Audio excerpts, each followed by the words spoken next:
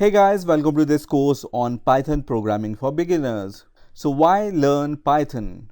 Because using Python, you can build almost anything. Python can be used for web development, game development, computer vision, robotics, graphical user interface development, and also Python is the #1 language of choice for machine learning, data science and artificial intelligence. So the goal of this course is to provide you the working knowledge of Python programming. We will start with the basics, starting from the installation of Python on your operating system, and then we will learn all the basic concepts in Python programming like variables, data types, operators, control statements, loops, strings, functions, and also Python collections like lists, tuples, sets and dictionaries.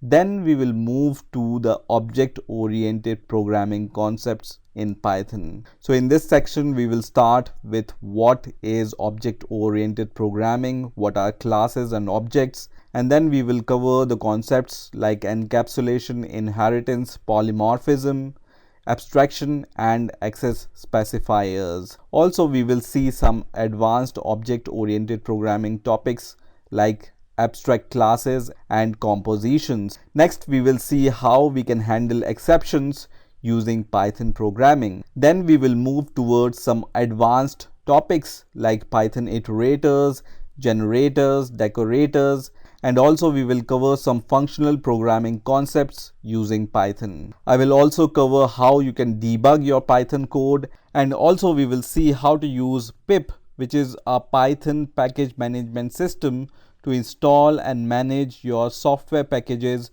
written in Python. Now, if you want to see the whole list of topics which will be covered in this video course, then you can see the description of this video and you will be able to see all the topics which will be covered in this video. So by the end of this course, you will be able to apply whatever you have learned in this course in your own projects or for applying for a Python programming job. So what are you waiting for? Let's get started. In this video, I'm going to give you a brief introduction about Python. So let's get started. So first of all, what is Python? So Python is a high-level dynamically typed programming language. Python supports multiple programming paradigms including object-oriented, imperative, functional, and procedural styles. Now Python is an interpreted language. So what do we mean by interpreted? To understand this, we need to understand the difference between the compiled languages and the interpreted languages. So some languages like C, C++, Java are all translated by running the source code through a tool called compiler. This compilation of source code results in a very efficient bytecode that can be executed any number of times. Now, interpreted languages like Python, in contrast, must be parsed, interpreted, and executed each time the program is run, thereby greatly adding the cost of running the program. So a compiled language takes the entire program as a single input and converts it into machine code or byte code, which is stored in a file called a binary file. On the other hand, interpreted languages like Python takes the single instruction as single input and execute that instruction. Now, compiled languages run faster because compilation is done before the execution. On the other hand, interpreted programs run slower because compilation and execution takes place simultaneously. In case of Python, even though it's an interpreted language, but it's really fast. Now, Python supports dynamic data types. And to understand this, we need to understand the difference between statically typed programming languages and dynamically typed programming languages. So, statically typed programming languages do the type checking at the compiled time as opposed to the real time. And dynamically typed programming languages do type checking at runtime as opposed to compile time. So let's say you declare a variable x is equal to 9 in Python. Python will do its type checking at runtime, whether it's an integer or a string or a double value. All will be done at the runtime. Now Python is independent from platforms. That means it's a cross-platform programming language. That means you can run your Python code on Windows, Linux, Mac, or on any other Unix operating system. Now Python focuses on faster development time. So Python code has a very natural style to it, which makes it easy to read and understand thanks to the lack of semicolons and braces. So we don't use semicolons or braces in Python. That means faster development time, especially when you are doing some prototyping work. Python is a highly readable language and has a clean visual layout. So if a developer writes a very efficient Python program, it's like reading English language. Now Python have high level internal object data types and have automatic memory management, and at last Python is free and open source. That means you don't need to pay anything to start learning Python. Now let's talk about some history about Python. So Python was conceived in late 1980s and its implementation began in December 1989 by a developer called Guido van Rossum in Netherlands as a successor of a programming language called ABC. Now Guido van Rossum worked at Google from 2005 to December 2012, where he spent half of his time in the development of Python programming language. And nowadays Van Rossum is working in a company called Dropbox. And from where this Python name come from? Rossum chose the name Python since he was a big fan of Monty Python's Flying Circus. So Python was first publicly released in February 1991, and python.org, which is the official website of Python, was released in the time period between 1996 and 1997. In the year 2001, Python Software Foundation was created and Van Rossum remained the principal author of Python. His continuing central role in Python development is reflected in the title given to him by Python community, which is Benevolent Director of Life. Now what is a Benevolent Director of Life? This is a title given to small number of open source software development leaders, typically the project founders, who retain the final say in the dispute or arguments within the community. So why learn Python? Because Python is fun to use scripting language. And as I said, Python is a multi-paradigm programming language which supports object-oriented,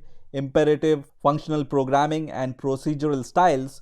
That means it's highly recommended for the educational purpose. So majority of educational institutes use Python as the first language which they teach to their students. And why it's the first choice of educational institutes? Because it's very easy to learn and it runs on any platform. Now Python is very powerful, scalable, and easy to maintain programming language which enables high productivity, and it has lots and lots of inbuilt libraries which a developer can use. Python is also used as a glue language which acts as an interactive front end for the languages like C and C++.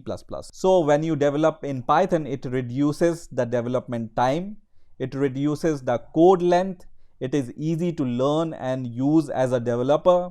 It is easy to understand codes, it is easy to do team projects in Python, and it's really easy to extend to other languages if you are using Python. So where can you use Python?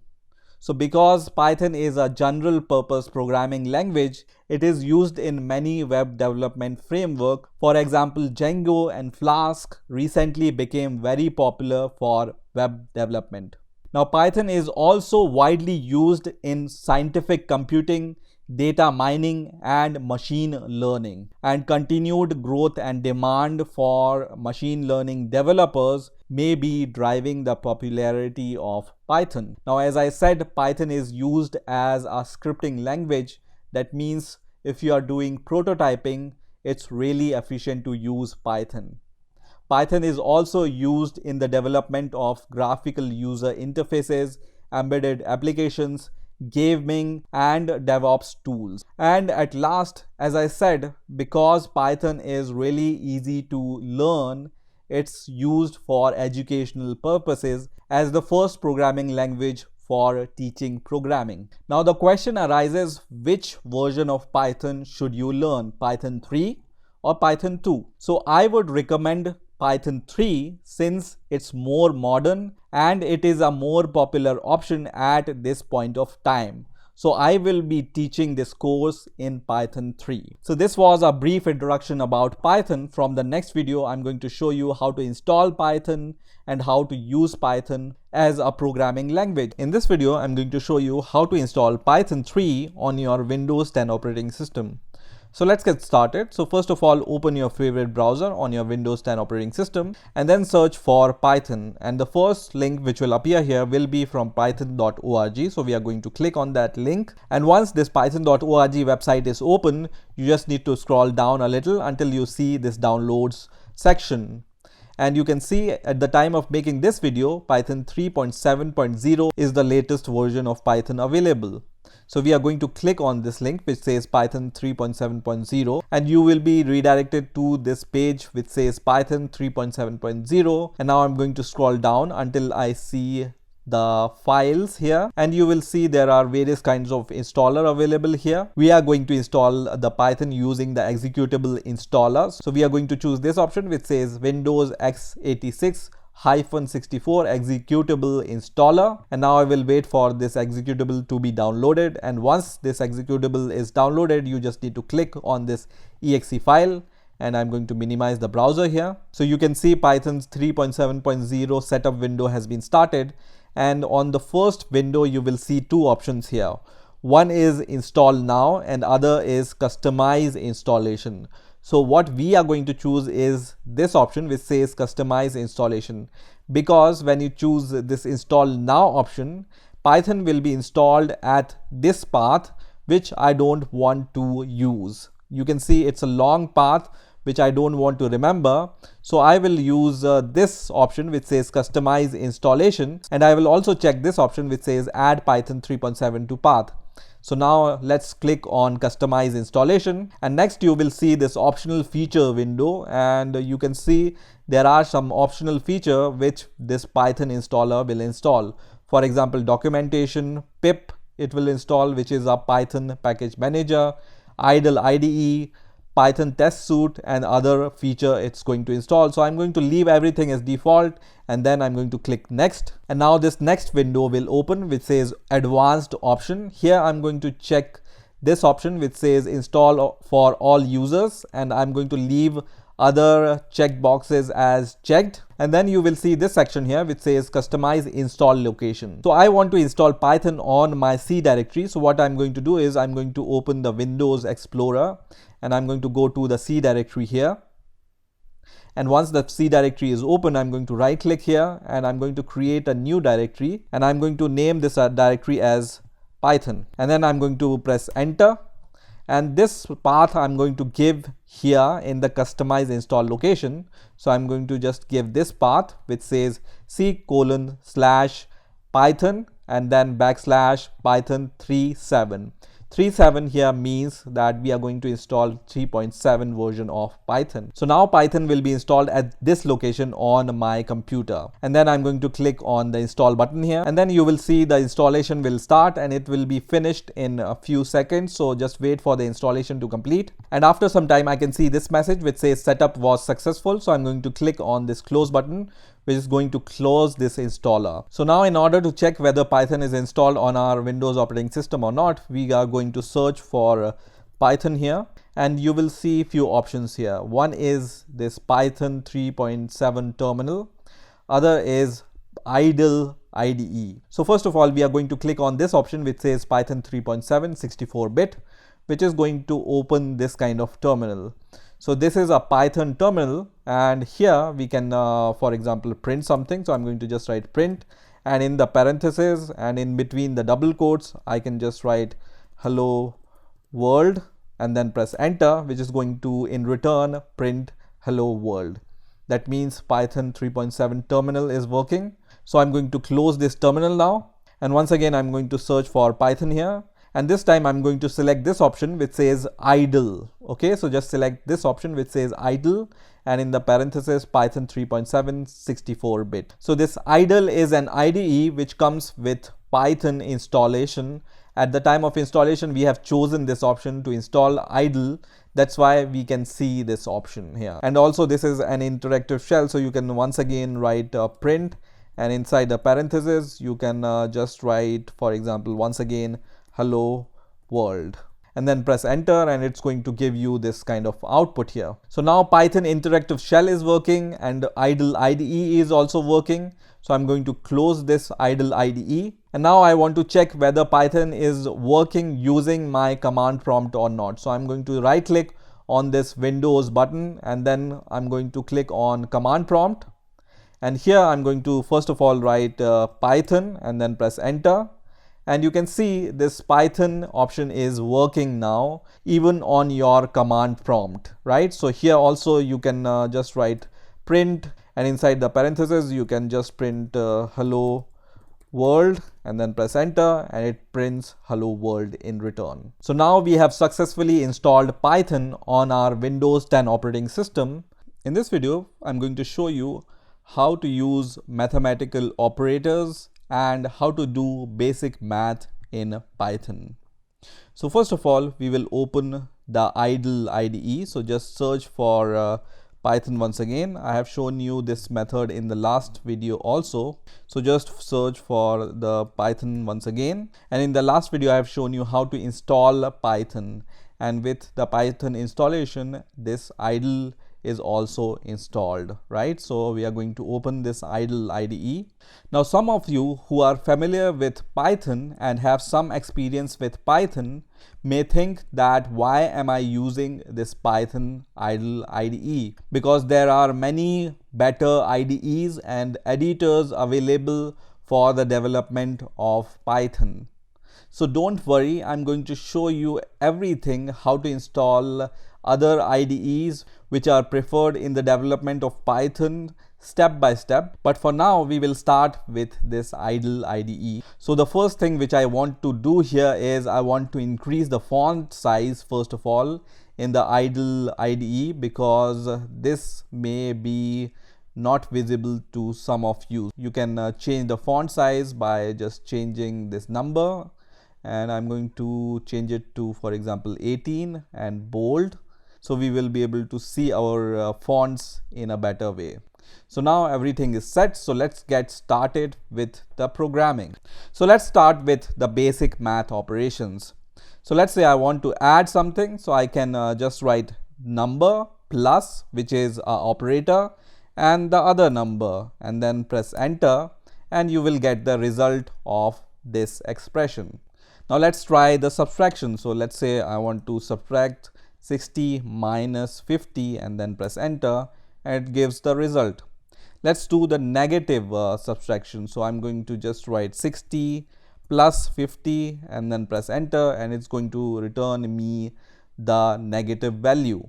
Now let's do the division. So for example, I want to divide 50 by 3. I'm going to press enter, and you can see it gives me a float value or a decimal value. And if you are familiar with other languages like Java or C++, this may appear a little bit strange to you, because when you do the same operation in Java or C++ with this division operator, you will get the different answer, which is 16 and not these decimal float value. So if you want to just get an integer value and not the decimal value out of the division, then you can write this expression, which is 50 /3, okay, and then press enter, and now you get 16, which is a whole number or an integer. This type of division is also called the floor division, in which you get the whole number as the answer and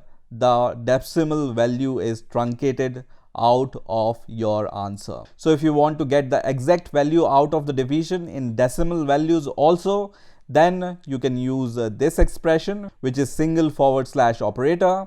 And if you want to do the floor division, then use these two forward slash symbols. Now it's also possible to divide two decimal values. So decimal values in Python and most of the other languages are called the float values. So here instead of 50, I can just write 50.0 divided by 3.0, which is also valid. Or I can write 50.0 divided by 10 and then press enter, which gives me 5.0. And when I write the integer, which is 50 divided by 10, it will also give me this value, which is 5.0. Now let's try some multiplication. So if you want to do multiplication in Python, you use a number and then this asterisk symbol and then second number and then press enter, and this is going to multiply these two numbers. So this is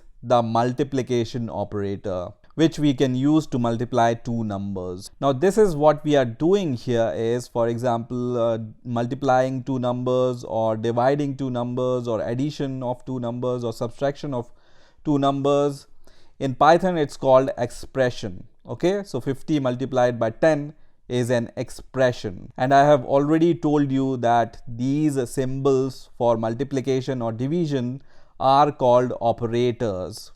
Now the number on which you are doing these mathematical operations are called operands. So 50 here is an operand, 10 here is an operand, or 3 here is operand, and 50 here is operand. Now here 50 and 10 are also called literals because they are constant values. So what we have learned till now, this is an expression, this is an expression, or 50 divided by 3 is an expression.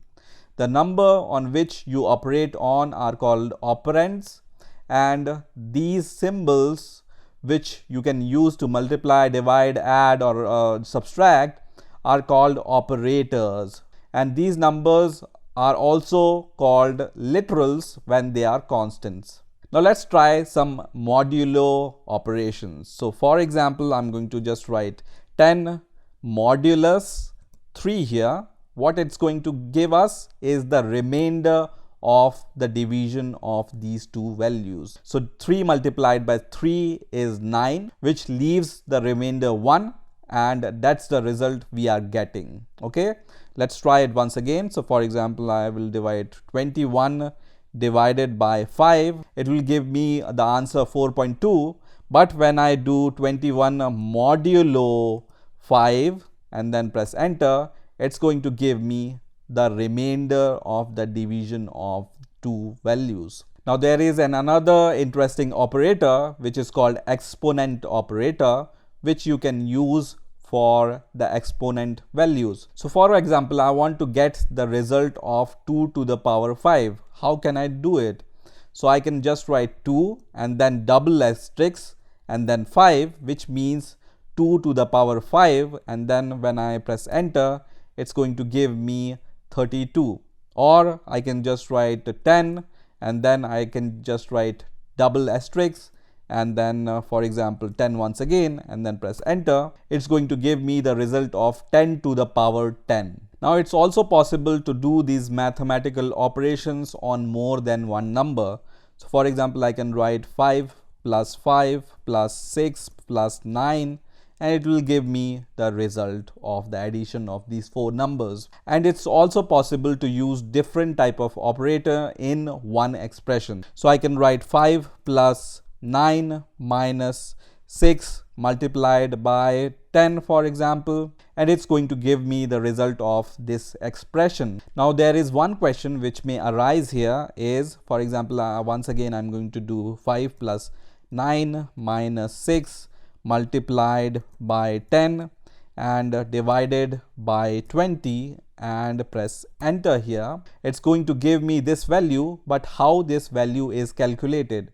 What operation is executed first? Is the multiplication is done first, or is the division done first, or the addition took place first, or the subtraction took place first? So I have this table, and here you can see the precedence of these operators. So in this table, highest precedence is at top and lowest is at bottom. That means parentheses have the highest priority, and then the exponents have the priority, and then the multiplication and division operators have the same priority here, and at last the subtraction and addition have the same priority. But whenever you use these operators which are in the same box in a same expression, then whatever operator you use on the left have the highest priority, and whatever operator you use on the right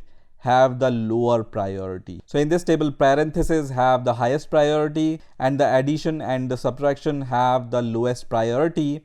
And for example, if you use multiplication and division in the same expression, then the priority is decided which operator is appearing on the left. So if the operator is appearing on the left, it has the highest priority than the operator which are on the right side. So let's take an example of that. So for example,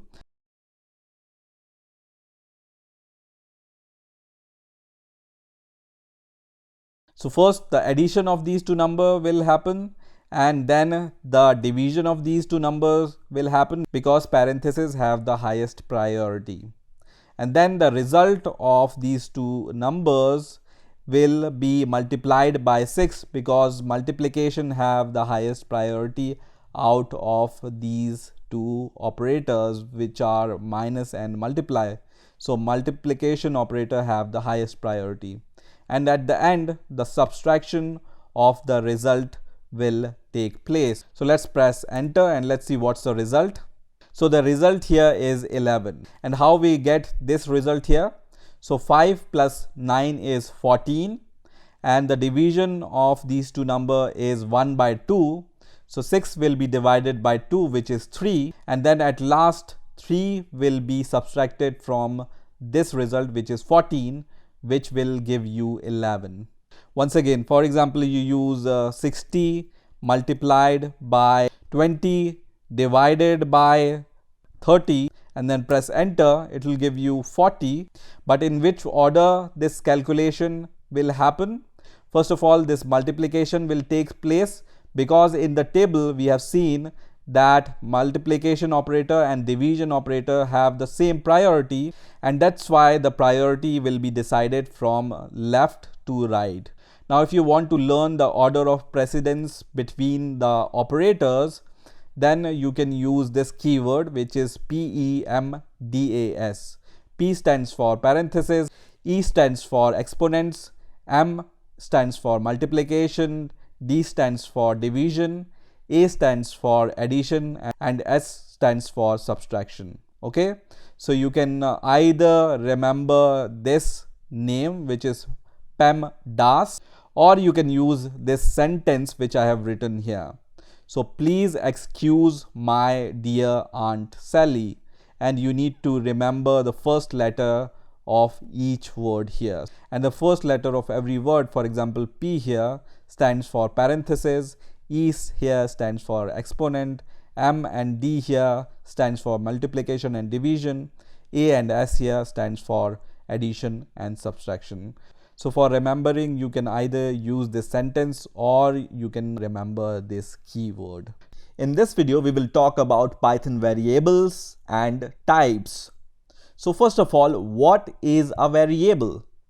So according to Wikipedia, in computer programming, a variable is a storage location paired with an associated symbolic name, also known as variable name or identifier, which contains some known or unknown quantity of information referred to as value.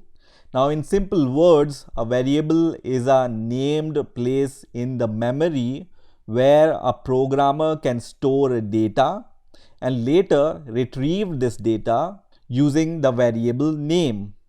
Now, the programmer gets to choose the name of this variable which is declared, and programmer can change the content of this variable in the later statements. So let's see how we can define a variable in Python. So you can define a variable using any name. For example, you can give my int as a name, and then using an assignment operator, which is this equal to symbol, you can assign some value to this variable, for example 9, and when I press enter, this value 9 is assigned to this variable, which is my int. And now on, I can just get the value of this variable using the variable name. So when I write my int and then press enter, it gives me the value which is assigned to this variable. Now, as I told you in the first introduction video of this course,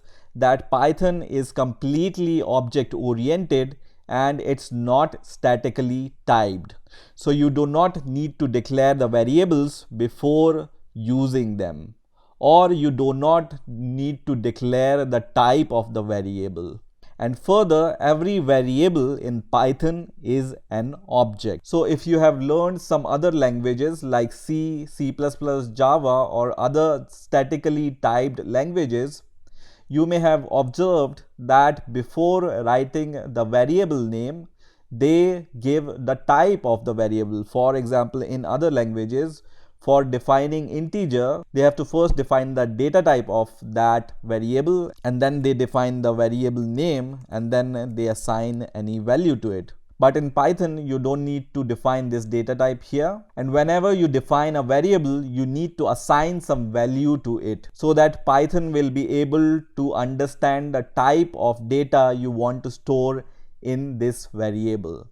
So this type of notation, when I press enter here, it's going to give me error which says invalid syntax, because this type of variable declaration is not allowed in Python. Now there are some rules which you need to follow in order to declare a variable in Python, and these rules are: a variable must start with a letter or underscore. Okay, so you cannot start the variable name with a number or some unknown symbol.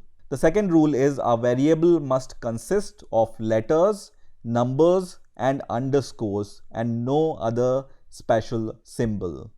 And the third rule is variables are case sensitive. So let me show you the demo of all the rules which are related to declaration of variables in Python. So let's say we have defined this variable my int. I cannot get the value of my int when I write, for example, my with capital letter and then int here. And it's going to give me an error because variables in Python are case sensitive. So this variable name is different from this variable name. Now, as I told you, you can define a variable starting with the letter. It's totally valid. So let's define this variable. Age is equal to 10. Which is valid. You can also define a variable with the combination of letters and numbers, and it's also totally valid.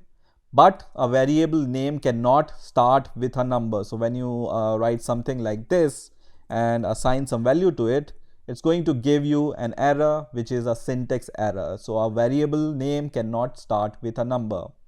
A variable name can start with underscore, and it's totally valid.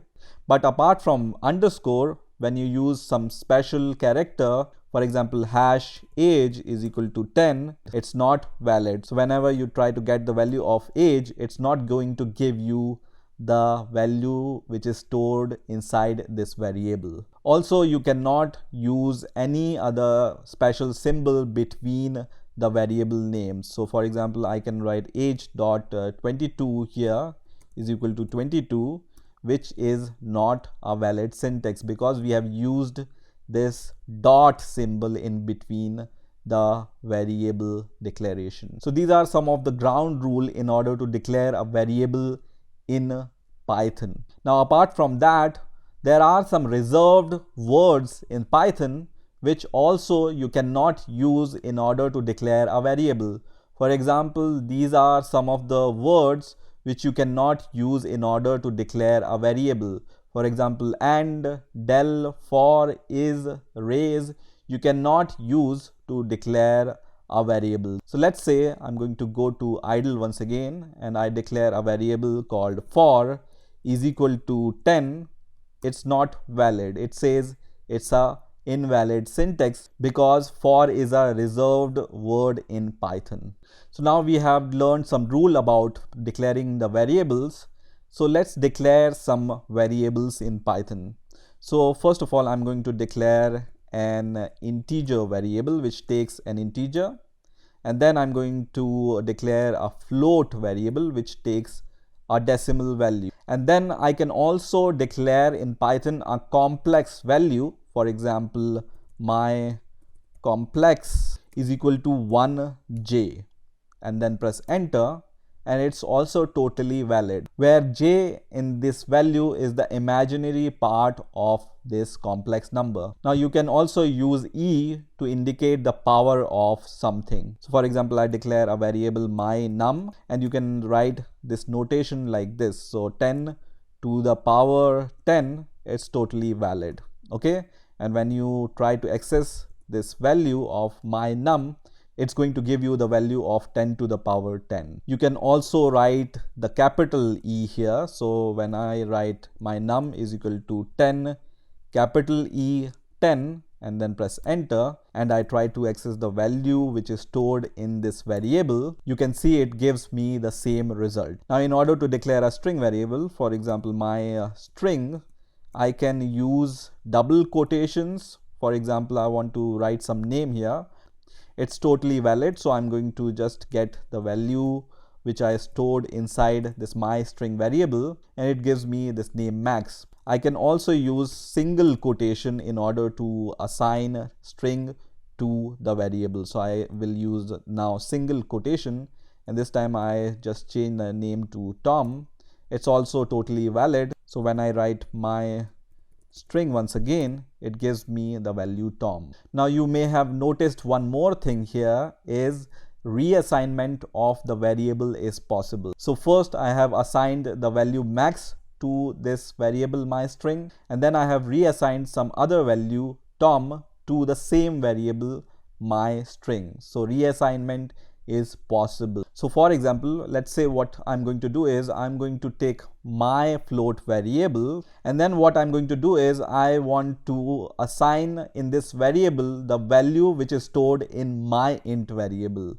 So I'm going to just write my int here and then press enter, and let's see what is the value inside my float now, and you can see it gives us the value 10. But you may ask that we have declared this variable name as my float, so we are expecting the float value inside this my float variable name, but it's giving me the value 10. So in order to convert an integer value into a float value, you can use typecasting. So I can just write my float here is equal to, then you write a keyword float here, and then inside the parentheses you can write the name of the variable which is my int. And then when I access the value of my float here, it's going to give me 10.0, which is a float value. So in order to convert integers into float, you can use this keyword float here. Now if you want to convert a float value into an integer, you can just write, for example, my int is equal to int, and then inside the parentheses you can write the variable name, for example my float here, and then press enter, and then I can see the value which is stored inside this my int variable, and it's an integer. Now let me show you one last thing, which is to find out the type of any variable. So you use a keyword called type, and in the parentheses you use the variable name, for example my int, and then press enter, and it will give me the type of the value which is stored inside this variable. So you can see integer is stored inside this variable my int. Once again, type and then parentheses, and now I want to know the type which is stored in the my float variable, and you can see it will give me float as an answer. So we know that in my float variable, float value is stored. Once again, we will see what value is stored in this my num, which is an exponent value, right? So I'm going to just write type, and then I'm going to just write my num now, and then press enter, and it gives me a float value. And at last, I want to see what type is stored in this my string variable. So I can just write my string here and then press enter, and you can see the value which we get here is str, which stands for string. That means in my string value is stored. Now it's totally possible to use the operators with variables. So I want to add the value stored in my int plus my float here, and this will give me 20 because my int have the value 10 and my float have the value 10.10, so the result is 20.0 here. So this is how you can use variables and types in Python. In this video, we will see how to use print function in order to print output on the console in various different ways, and I'm also going to show you how to take user input using Python. So we have already seen that in Python we can use this print function in order to print something, and we have already printed hello world at the time of installation, right? And when I press enter, it's going to print hello world on the console. Now some of you might wonder, what is this print? So print is our inbuilt function in Python. So Python has a number of inbuilt functions, and print is one of them. So here print is a function, and then inside the parenthesis what you give here is called a parameter or an argument. Okay, so hello world is an argument, which is a string argument, right? So let's try to give in this print an integer argument. Let's say I just provide 25 here, and it will print this number once again. Let's say I'm going to write print, and then I want to execute some expression 50 multiplied by 60, and then press enter. Print function is also able to do this. Now let's say I want to output some more complex formatted string. So let's say I want to print on the console 50 multiplied by 10 is equal to 60. How can I do this? So let's see how we can do it. So I can write print here, and then inside these double quotes you can write your string, for example 50 multiplied by 10, and then in print function you can give multiple arguments using this comma separator. So here I can just write 50 multiplied by 10, and let me put equals symbol here inside this string, and then press enter, and now it prints 50 multiplied by 10 equals 500. And you can also provide more than one argument to this print function. So for example, I can just write hello here, and then in the second argument I will just provide the space between hello and world, and in the third argument I will just say world here. And this print function will concatenate all these string values and give you the output in this format. Now let's say you want to also provide this value here, which is 50 and 10. Instead of string, you want to provide some value which you take from a variable. So for example, you declare a variable x is equal to 50 here, and then y is equal to 10, and you want to use these two variables instead of this static string. So how you can achieve this? You can achieve this in various different ways. So let me show you the first way. So I can write print, and then in the double quotes this is your string.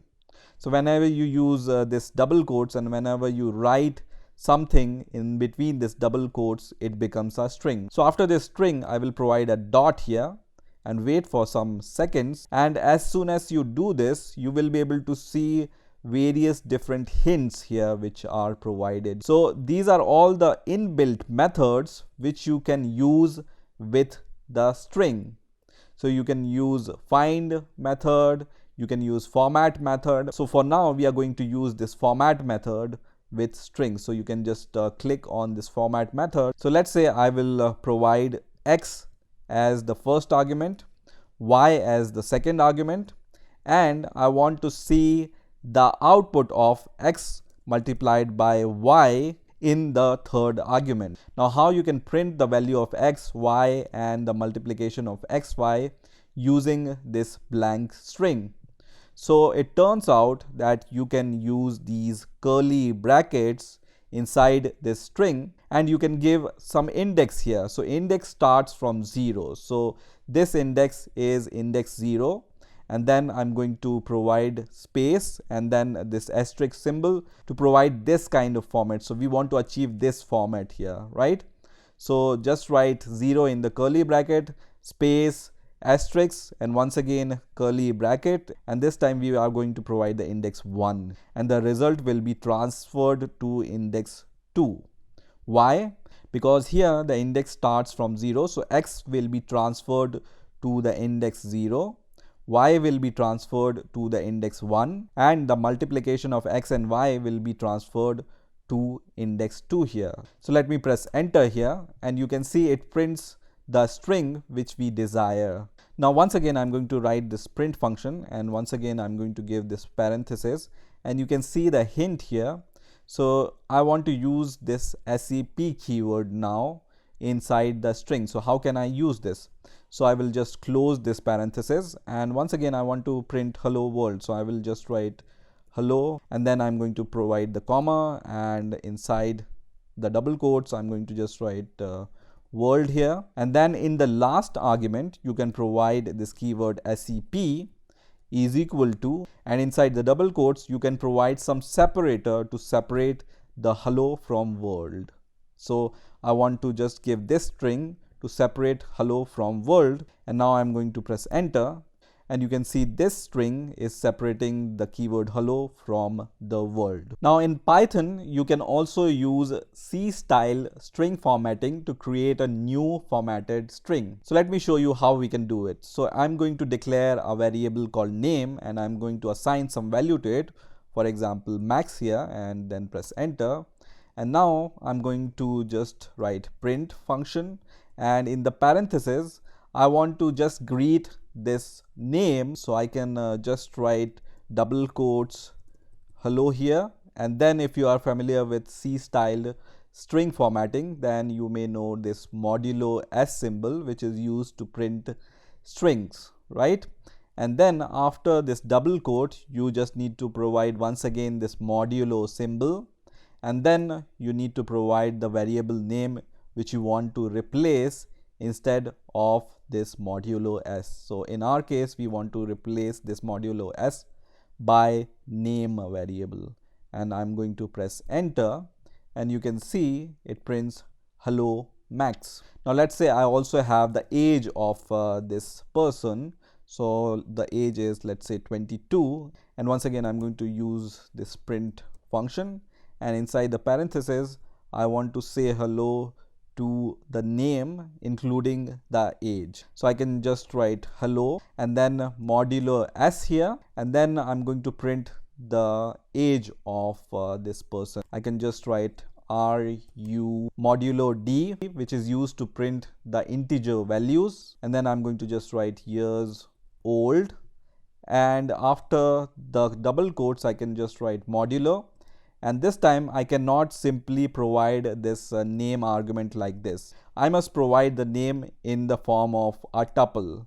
And what is a tuple? A tuple is a fixed sized list. And we are going to see in the future videos how to use tuples. But for now, just remember that a tuple is a fixed size list. Okay.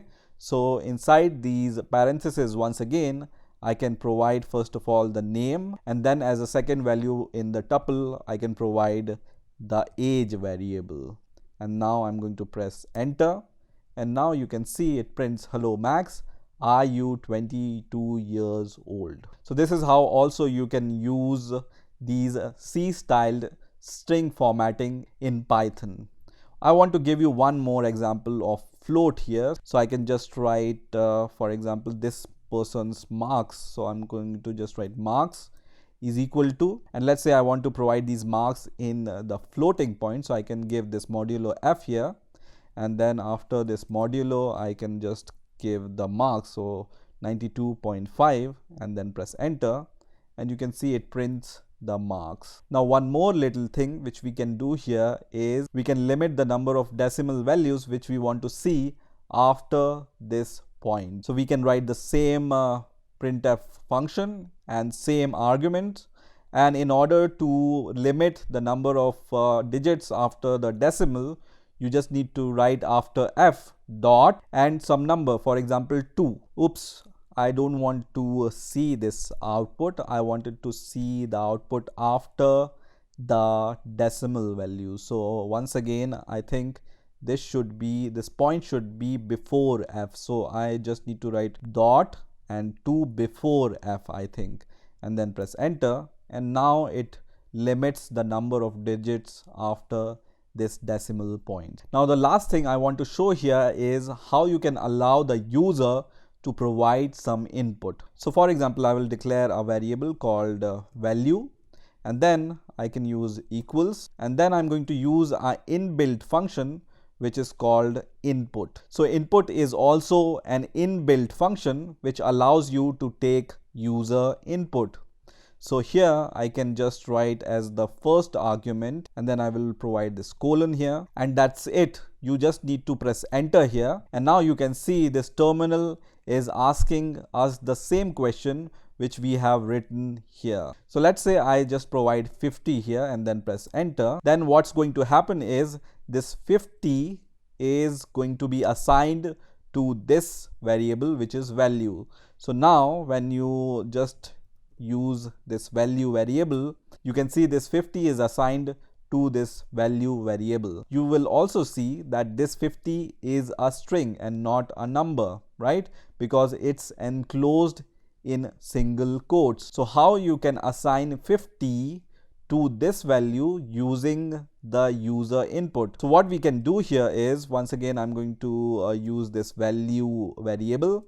And what we can do here is we can typecast the output of input. So you can just write int, and then here inside the parenthesis you can just write, and now when I press enter and provide 50 and then press enter and see the value, now it's an integer, right? So you can typecast the output of this input function which provides us the string, and this int method is going to convert this string into an integer and then give us the result. Instead of this int, you can also use a float keyword here. So let me show you this example also. So I'm going to just copy this and paste it here, and instead of using the int, I'm going to just write float here, okay, and then press enter, and I'm going to provide this time 100 here and then press enter, and then I'm going to just print the value of the value variable,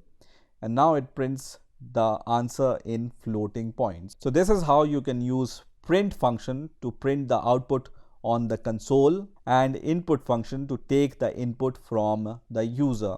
In this video, we will discuss about built-in functions and modules in Python.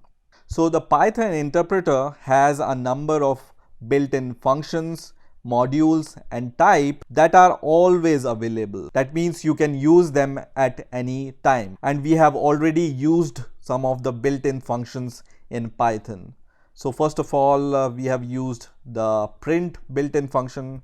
We have already used the input built-in function. We have already used the int, which is used to typecast a float or a string into an integer, right?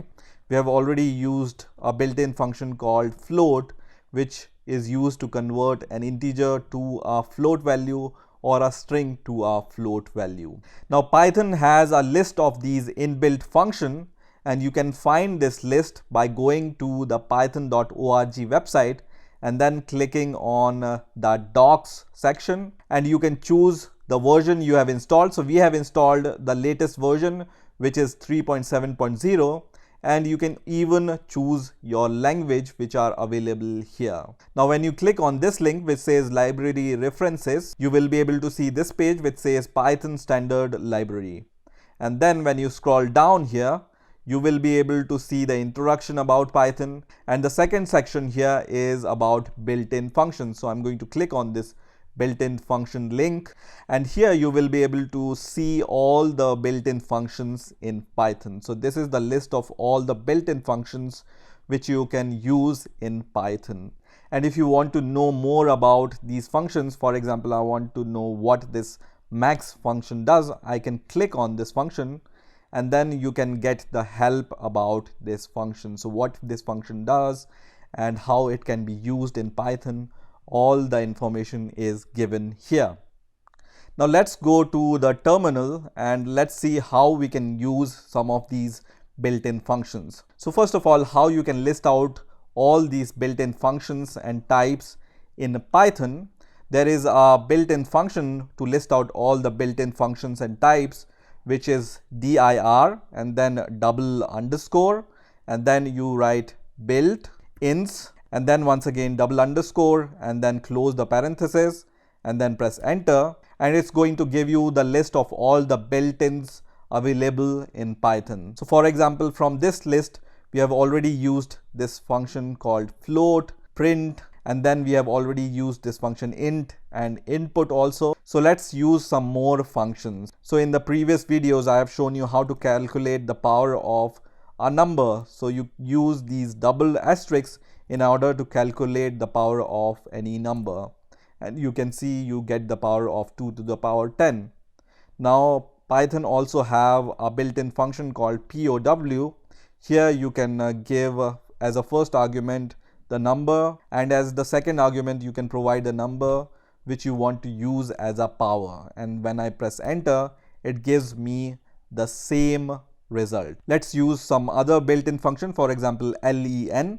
Len you can use to find out the length of any string. So I can write len, and inside the parentheses I can just write any string here, for example hello, and it will give me the length of the string. So this string hello have 5 letters inside it, that's why it's giving me length 5. Now there is a built-in function called help, using which you can get some help about any function. So I can write help here, and inside the parenthesis I can just write the function name.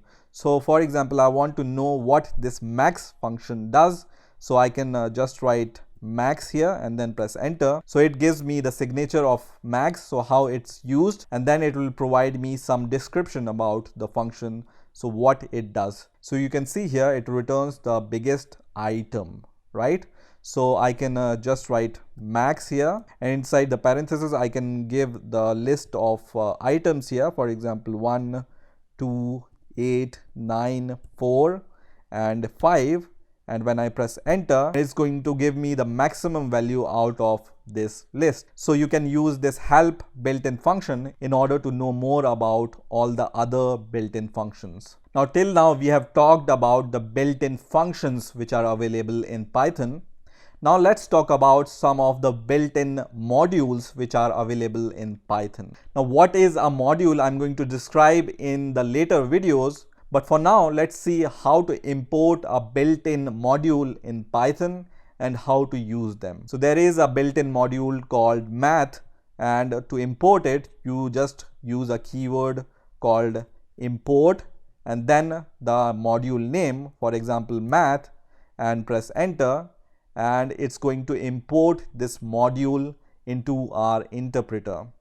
Now you can use this math keyword and then you can write dot and wait for some seconds, and you can see it gives me all the list which are available inside this math module. So let's say I want to find out the square root of any number. I can use a function called sqrt here, and then this gives me the square root of a number. So for example, I want to find out the square root of 100 and then press enter.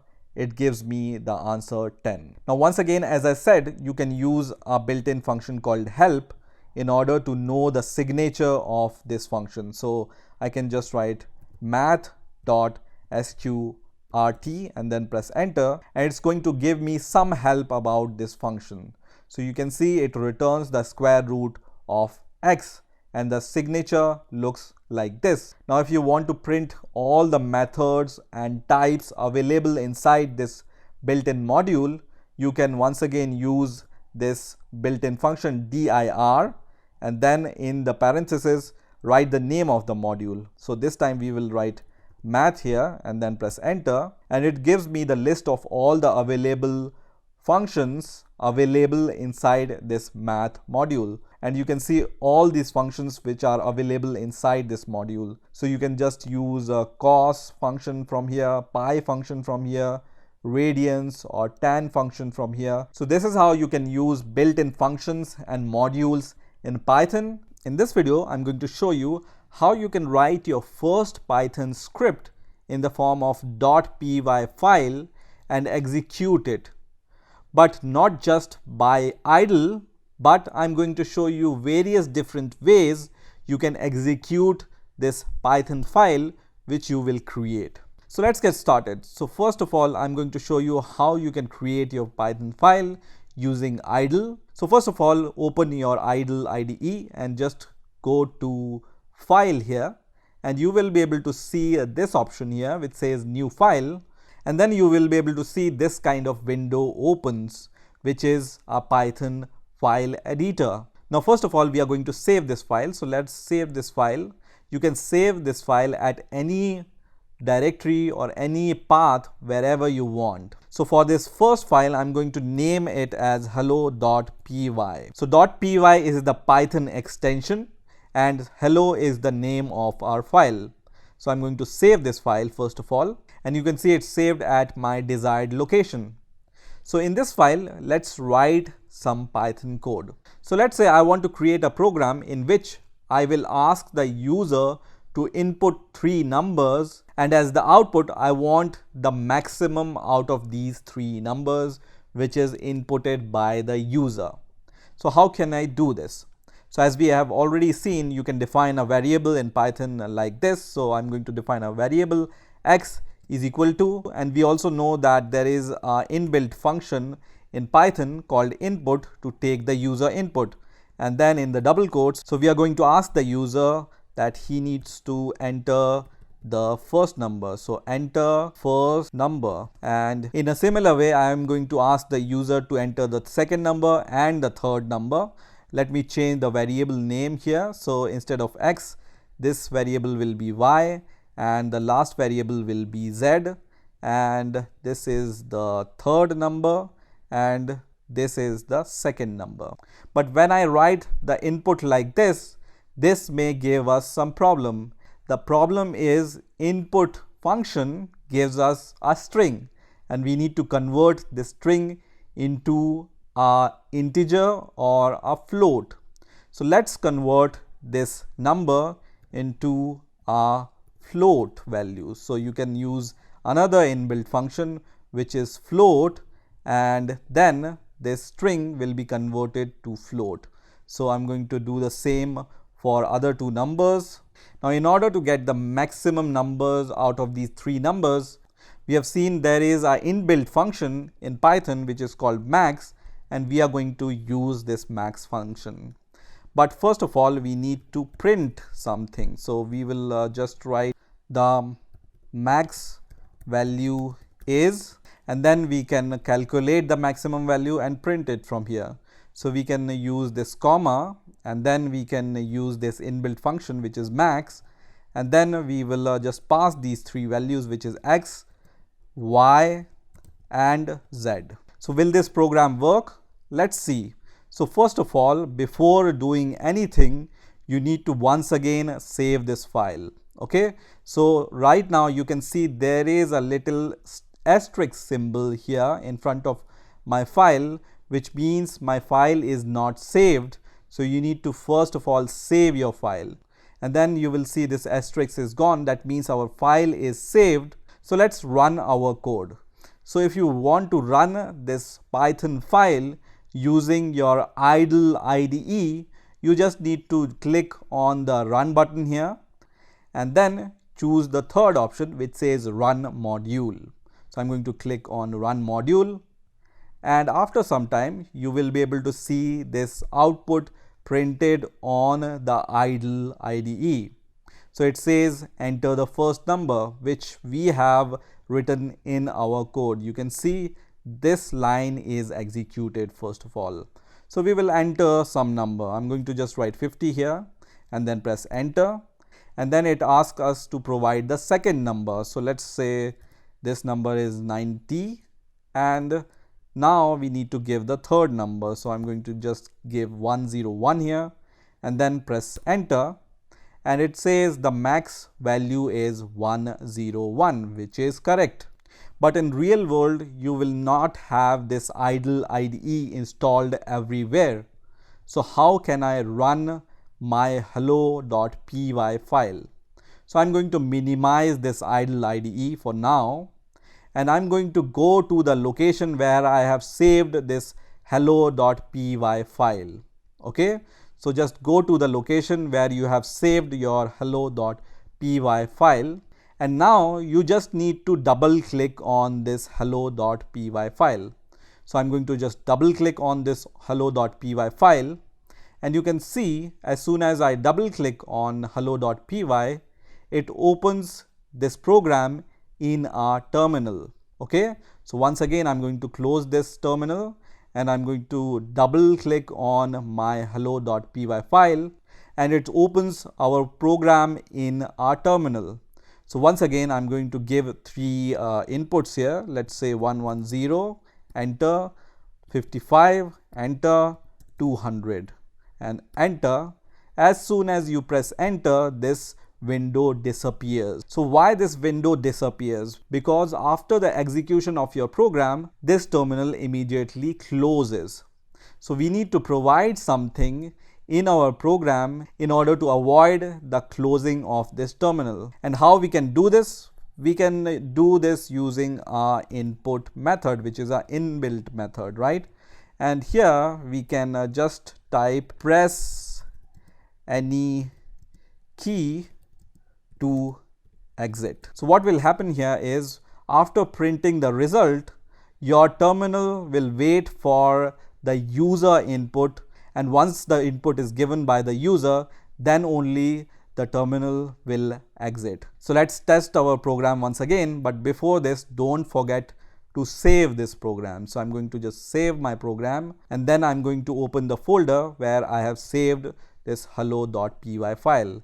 And once again, I'm going to double click on this hello.py and I'm going to give three numbers here. And then I'm going to press enter and it prints 99, which is the maximum out of three numbers.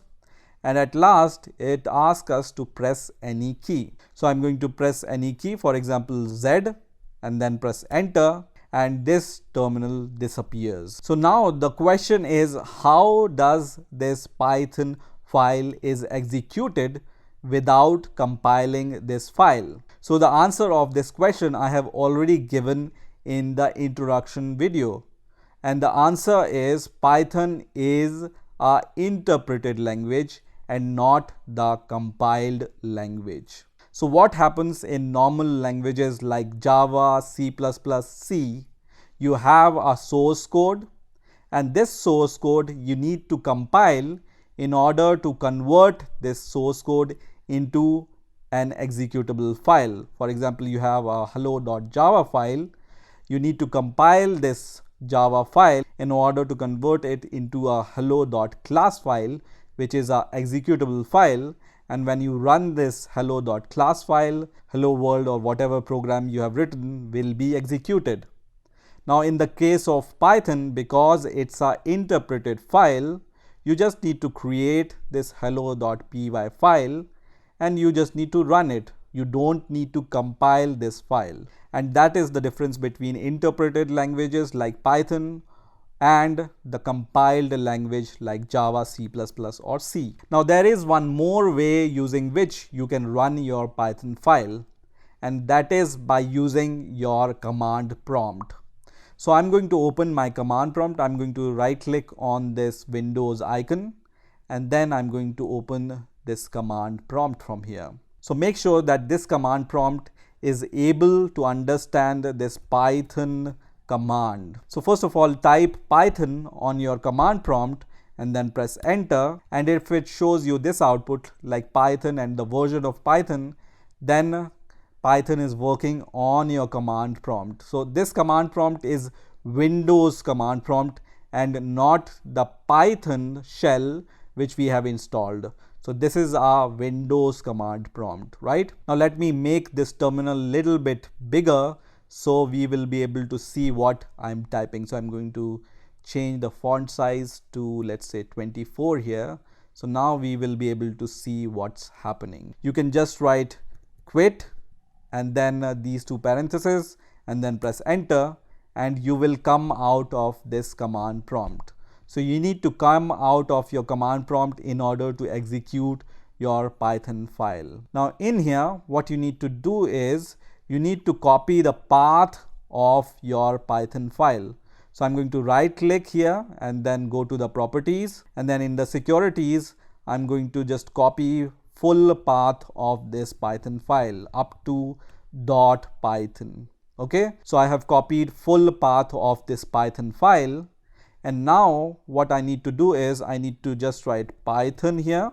Okay, so just write Python and then paste the path which you have copied. So I'm going to just paste the path which I have copied and then press enter, and you can see our program is executed. So I'm going to just give quickly 3 numbers and it gives us the maximum of these 3 numbers.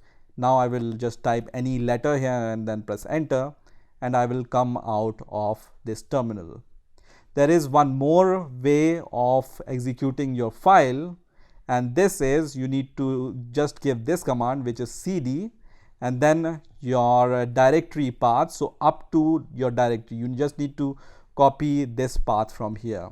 Okay, so you just need to copy this path, and then after cd you just need to give space and then paste this path without your hello.py file. Okay, so I haven't given the hello.py file name here, and now press enter, which will change your directory to your Python directory. So now we are inside our Python directory. From here you can directly give Python and the name of your file, which is hello.py, and then press enter, and once again the program opens. So we can just give 3 inputs here and the result is shown. Once again I'm going to just type any key or any letter here, with for example R, and then press enter, and now I'm out of this program. So this is how you can run your Python script on any terminal. You don't need any IDE or any other special software in order to run your Python script. You can run it on your terminal or directly click on the Python file. Till now we have been using idle IDE in order to develop our Python code. Now the reason behind why I was showing to code in Python using idle in the first few videos, because I wanted that you get familiar first with Python interpreter. So now whenever you want to test some functionality in Python, you don't need to open any IDE or any editor. You can just open your terminal and then test that functionality. Until you wanted to test something, terminal or Python interpreter was okay. But when you want to develop a big project using Python, we need to use some kind of IDE. IDE stands for Integrated Development Environment, in order to develop such kind of projects. So in this video, I'm going to show you how to install PyCharm on your Windows 10 operating system, which is the most popular IDE today used by developers to develop Python code. So let's get started and let's see how we can install PyCharm on our Windows 10 operating system. So open your favorite browser and search for PyCharm, and the first link which will appear here will be from jetbrains.com/PyCharm. So JetBrains is the company behind this IDE, and this company, which is JetBrains, is famous for making very good IDEs. So JetBrains has also created some other IDEs like Android Studio, IntelliJ IDEA, WebStorm, and many other IDEs which are popular between developers nowadays. So we are going to just click on this link. So now we are inside this jetbrains.com website, and here you will be able to see this logo PyCharm, and you will be able to see this download button here. So I'm going to click on this button which says download now, and then you will be redirected to this page which is for downloading PyCharm. So here you can select your platform, whether you are working on Windows or Mac or Linux. And what we want to download is we want to download the community version of PyCharm. This community version you can see is free and open source, so you can download and install it with no cost. If you want to download the professional version, then you need to pay some money to JetBrains in order to use it. And as soon as you click on download button, this download of PyCharm community version .exe file will start. So I will wait for this file to be downloaded. So now this exe file is downloaded on my Windows operating system. So I'm going to double click on this exe file, and I'm going to minimize the browser. And now you can see PyCharm setup wizard has been started. So here you just need to click next. And this is the location where PyCharm will be installed on your system. So it will be installed inside your C directory, then program files, JetBrains, and then there will be a directory created which will be called PyCharm Community Edition, whatever version you have downloaded. So I'm going to click next. Now on this next window you will see two options. One is to create a shortcut. So we are going to choose this option which says 64-bit launcher. Now the second option here is create associations, and I'm not going to check this checkbox because I don't want that on my computer every .py file to be associated with the PyCharm. So I will leave this unchecked. And the next option here is download and install the JRE x86 by JetBrains. There is no harm in this. So I'm going to check this checkbox and I'm going to click next. And now I'm going to click on the install button. So this is going to start installing PyCharm on my Windows 10 operating system. So I need to wait for some time until this installation is finished. So now the installation of PyCharm Community Edition is finished on my Windows 10 operating system. And you can also see there is a PyCharm shortcut which is created on my desktop. Now I will check this checkbox which will start the PyCharm IDE, and I'm going to click finish, which is going to launch the PyCharm IDE. Now for the first time when PyCharm starts, it will ask you this question, whether you want to import any settings from the previous installation of PyCharm. We don't have any previously installed PyCharm, so we are going to just leave this as default, which says do not import setting, and then click OK. And then you will see this license terms and conditions window. If you agree with all these license terms and conditions, then just click accept. And one more window appears here which is for data sharing. So I'm going to just say don't send. And now you can see PyCharm IDE has been launched. So for the first time it will ask you which UI theme you want to use. You want to use the Darkula, which is the dark theme, or the IntelliJ theme, which is the light theme. So I'm going to choose this light theme, which is IntelliJ theme, and then I'm going to just click on next. And on this next window you will see some featured plugin. So for now I'm not going to install any of the plugin. I'm going to just say start using PyCharm, which is going to start the PyCharm. So now PyCharm IDE has been started. So let's create a new project here. So I'm going to click on new project, and now we need to give the title of this project, and PyCharm will ask you where you want to save this project.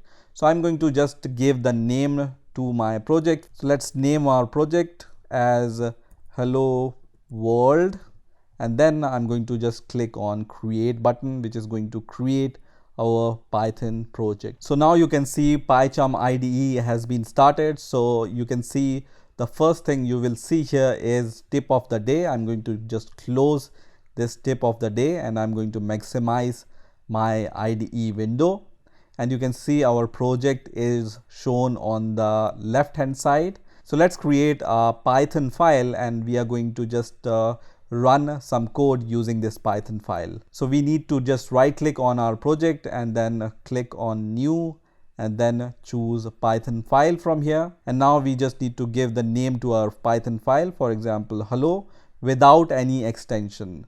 So you don't need to provide any extension when you choose this option which says Python file, and now click OK. And now you can see on the left hand side that this file is created, which is hello.py. This .py extension is added by PyCharm for us. And now on this editor, for example, let's print hello world once again. So I'm going to just print the hello world. You already know how to print hello world, right? And once you have written your code, you just need to save your code by pressing Ctrl S. And now you can just right click on your file and choose this option which says run hello. So I'm going to just click on this option which says run hello, and you can see this output is printed on this run window. So this is how you can install PyCharm on your Windows 10 operating system.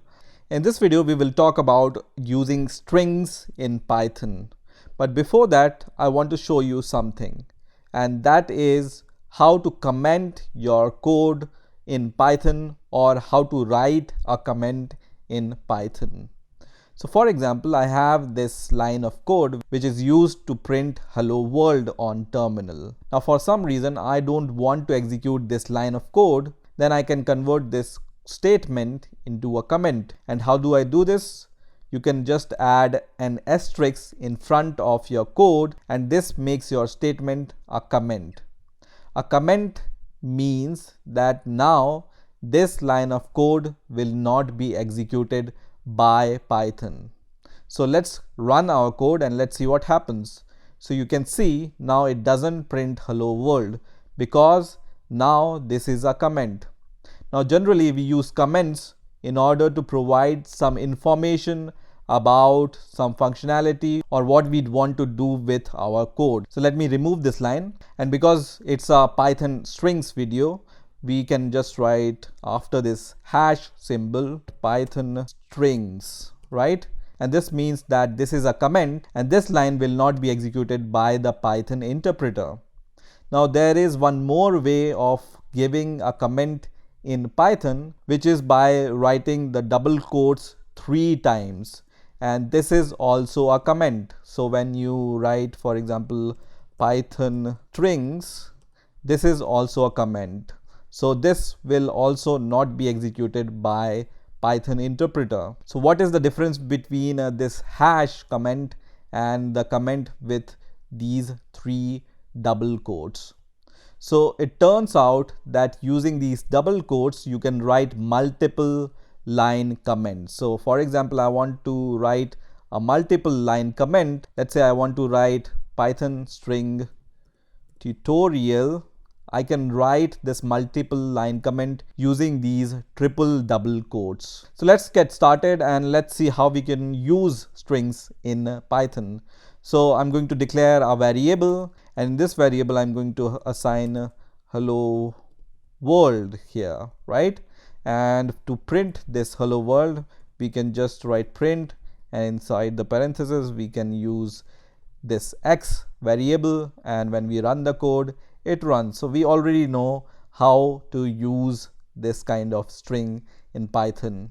The second way of creating a string is you can use the single quotes instead of double quotes, and this is also a valid string. So this will also work. So let me just print this also, which is hello world using single quotes, and when I am going to run this, it's going to give me the result.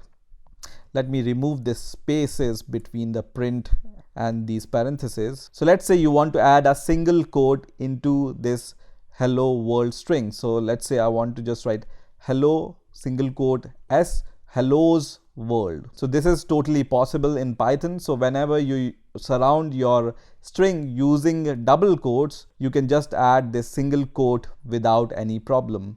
But when you do the same with this string, this will give you a problem, because now Python thinks that your string starts from here and ends at this place just after hello. And this will be seen as some kind of garbage by Python. So in order to use these single quotes inside the string which uses single quote, you use a escape character.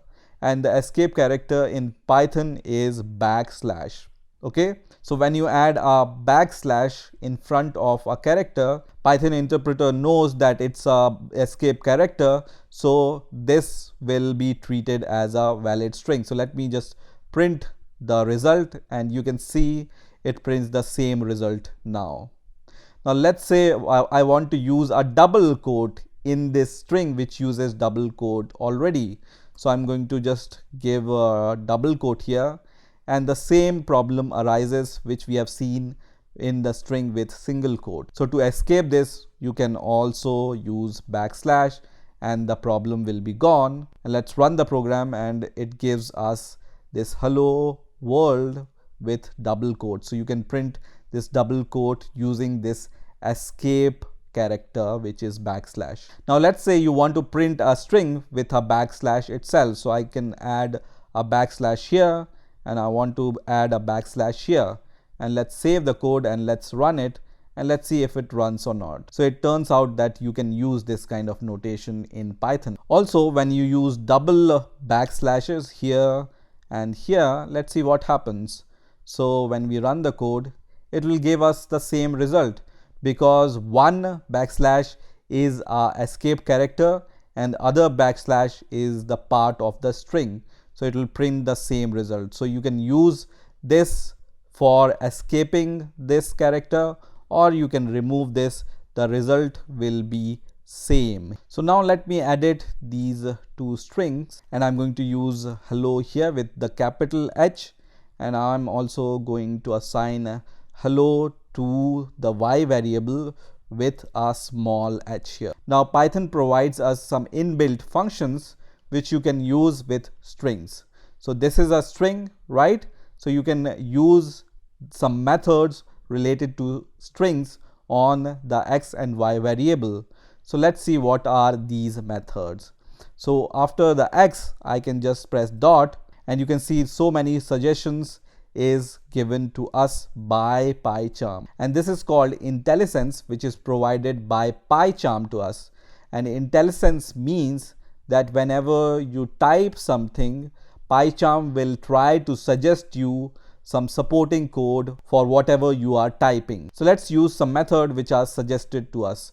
So I'm going to use this capitalize method. So let's use this capitalize method with the x and y variable, and let's see what happens. So I'm going to run the code, and you can see now the upper string is printed same, but the lower string is printed with a capital H in front of it. So this capitalize method capitalizes the first letter of the string.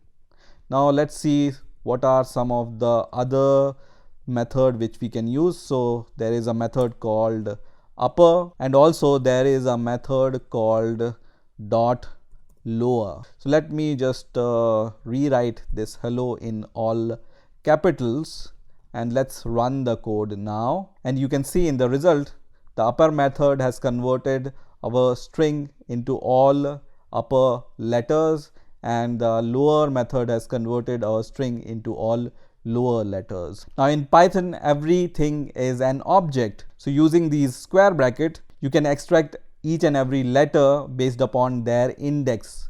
So for example, I write index 0 here, and in the y, I'm going to use the same square bracket, and I'm going to write 1 here, which is the index 1, and let me run the code, and it prints the first character of the string because it's at index 0, and here you can see the second character of the string which is at index 1. So always remember, indexes starts from 0, not from 1. Now in Python, you can also get the substring out of a string. So here inside these square brackets, I can just write that I want a substring out of this complete string first 3 letters of this string. So I can just start from 0 and I can just say I just want to stop at 3. That means we will get, I think, the first 3 characters of the string. Also, let me add some spaces into the second string here. And in Python, there is a method called strip. So I'm going to just use this strip method, and let's run the code first of all, and let's see what happens. So you can see, first of all, this print has printed first 3 letters of this string. So you can see this notation means that we are telling Python to give a substring starting from 0 until 2, until the index 2. Okay, and we are saying that we want to stop at index 2. That's why we write 3 here. Now if you want to just print HELL, we can write here 0 to 4, and then we can run the code, and then we get HELL. If you want to get only ELL, you can write 1 to 4 here, and then it will give you ELL out of this string. And this is how you can strip your string. So strip means the spaces from the start and end will be stripped of this string. Now let me show some other method related to the strings. So first method I want to show here is, there is a method called isLower, and then there is a method called isUpper, and then there is a method called dot replace, which is used to replace some character inside the string. So let's say I want to replace capital H by, let's say, J. And the last method I want to show is how to split the string, but that we will see in a moment. So let's run this code, and the first result says false because this string is not lower. When we write all letters in lowercase, then only it will give us true. Otherwise, this method isLower will give us false. Now let's rerun the code, and now it gives us true because now every letter in this string is lower. Second method gave us true because we were checking whether every letter in this string is capital or not. The next method replace is used to replace the character if it's there in your string, and replace it with this character if this character is found in your string. So this capital H is not present in our string, right? So let's just add this capital H into our string, and let's see what's the result. So now the capital H is replaced by capital J here in the result. The next method which you can use with the string is a split method. So you can write y.split, and this is used to split your string using any character. So I'm going to once again write hello, comma, world here, and I want to split this string using this character which is comma. So I can just write using single quote these comma, and once I run the code, you can see it gives us an array of 2 members. One is hello and other is world with a space, right?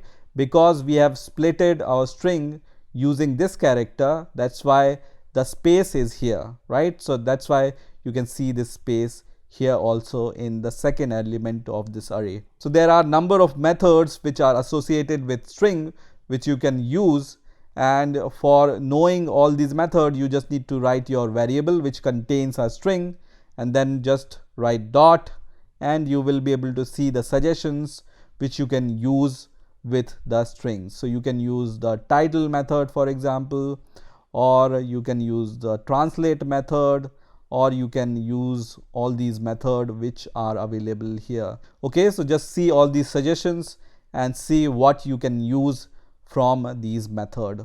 Also, if you don't have any variable in which you have assigned your string, you can directly take your string, for example hello, and then you can just write dot after this hello, and once again you will see all these suggestions because this hello is also a string.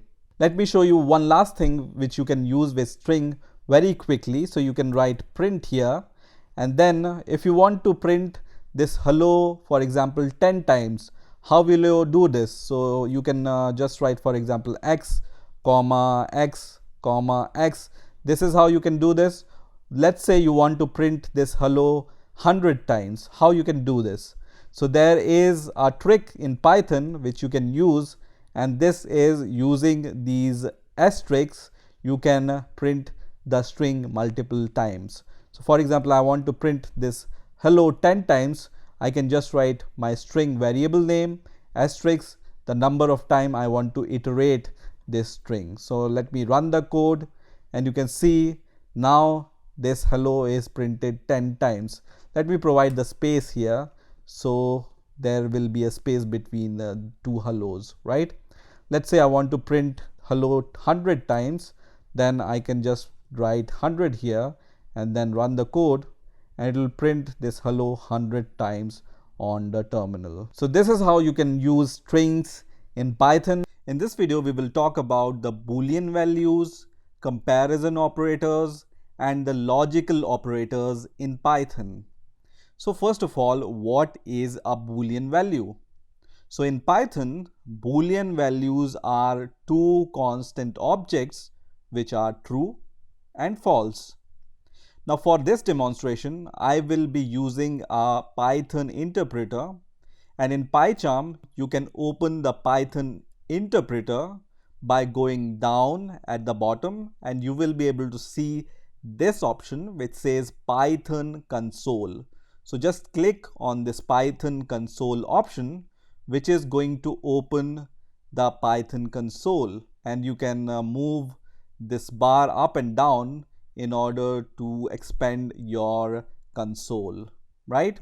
So let me just clear this console. So we will start from the top. So in order to clear this console, you can right click and then just say clear all, and it's going to clear the console. And let me resize this console up to the top, and let me just minimize this section also. So as I said, Boolean in Python are two constant objects which are true and false. So how you write true and false in Python? You write true with a capital T and press enter. This is a true value. And false you write with a capital false. This is a false value. Now if you write true with small t, this is not recognized by Python.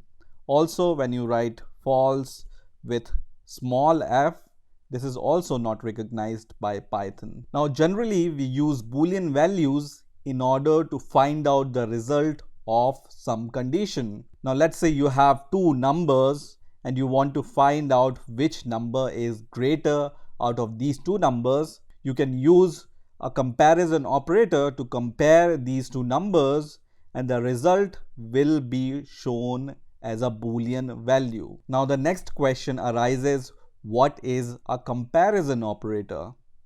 So in Python, these are some of the comparison operators you can use. So you can use this double equals to check the equality between two values.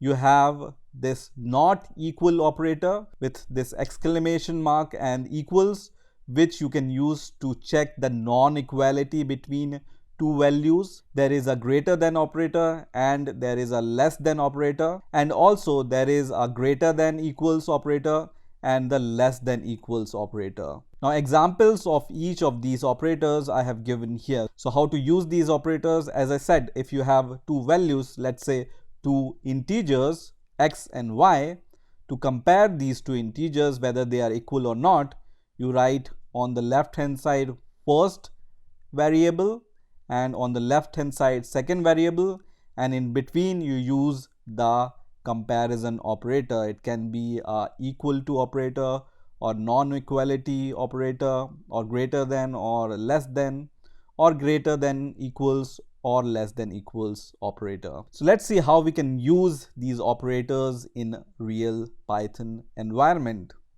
So let's say I want to check whether 10 is greater than 9 or not, and when I press enter, it's going to give me true because 10 is greater than 9. Now once again, let's check if 10 is less than 9 or not, and it will give me a false value, which is also a Boolean result. Also, we can check equality between two values. So we can just write 100 is equal to 100 or not, and it will give us true. Once again, we can check if 100 is equal to 99, it will give us false. In the same way, you can also check for the non-equality. So for non-equality, you use this exclamation mark equals and then press enter. It will say true because 100 is not equal to 99. The same operation you can also perform with some variable.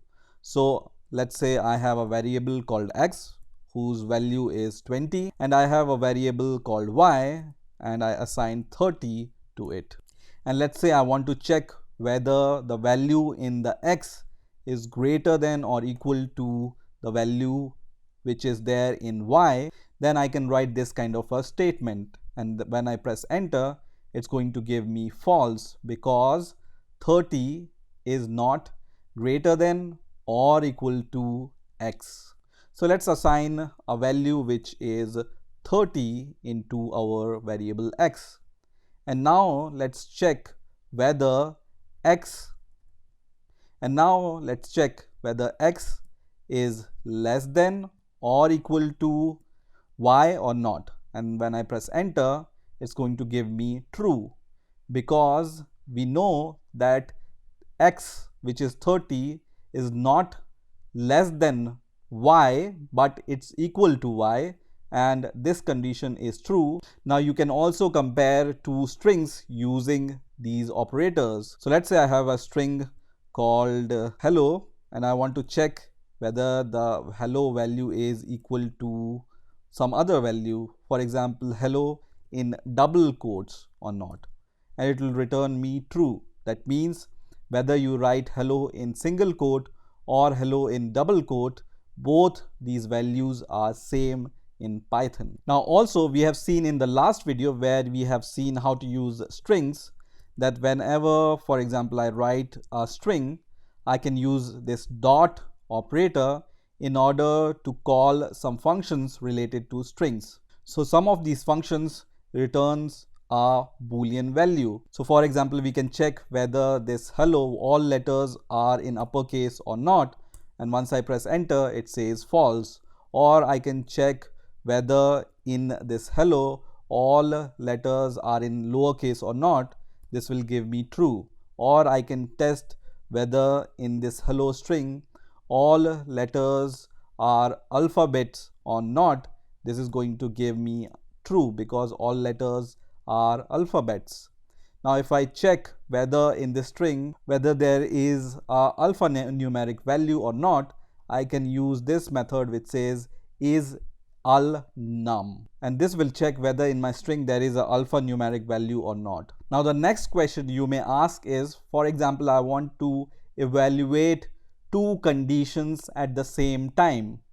Let's say I want to evaluate whether 10 is greater than 9, and I want to evaluate whether 20 is less than 15 or not.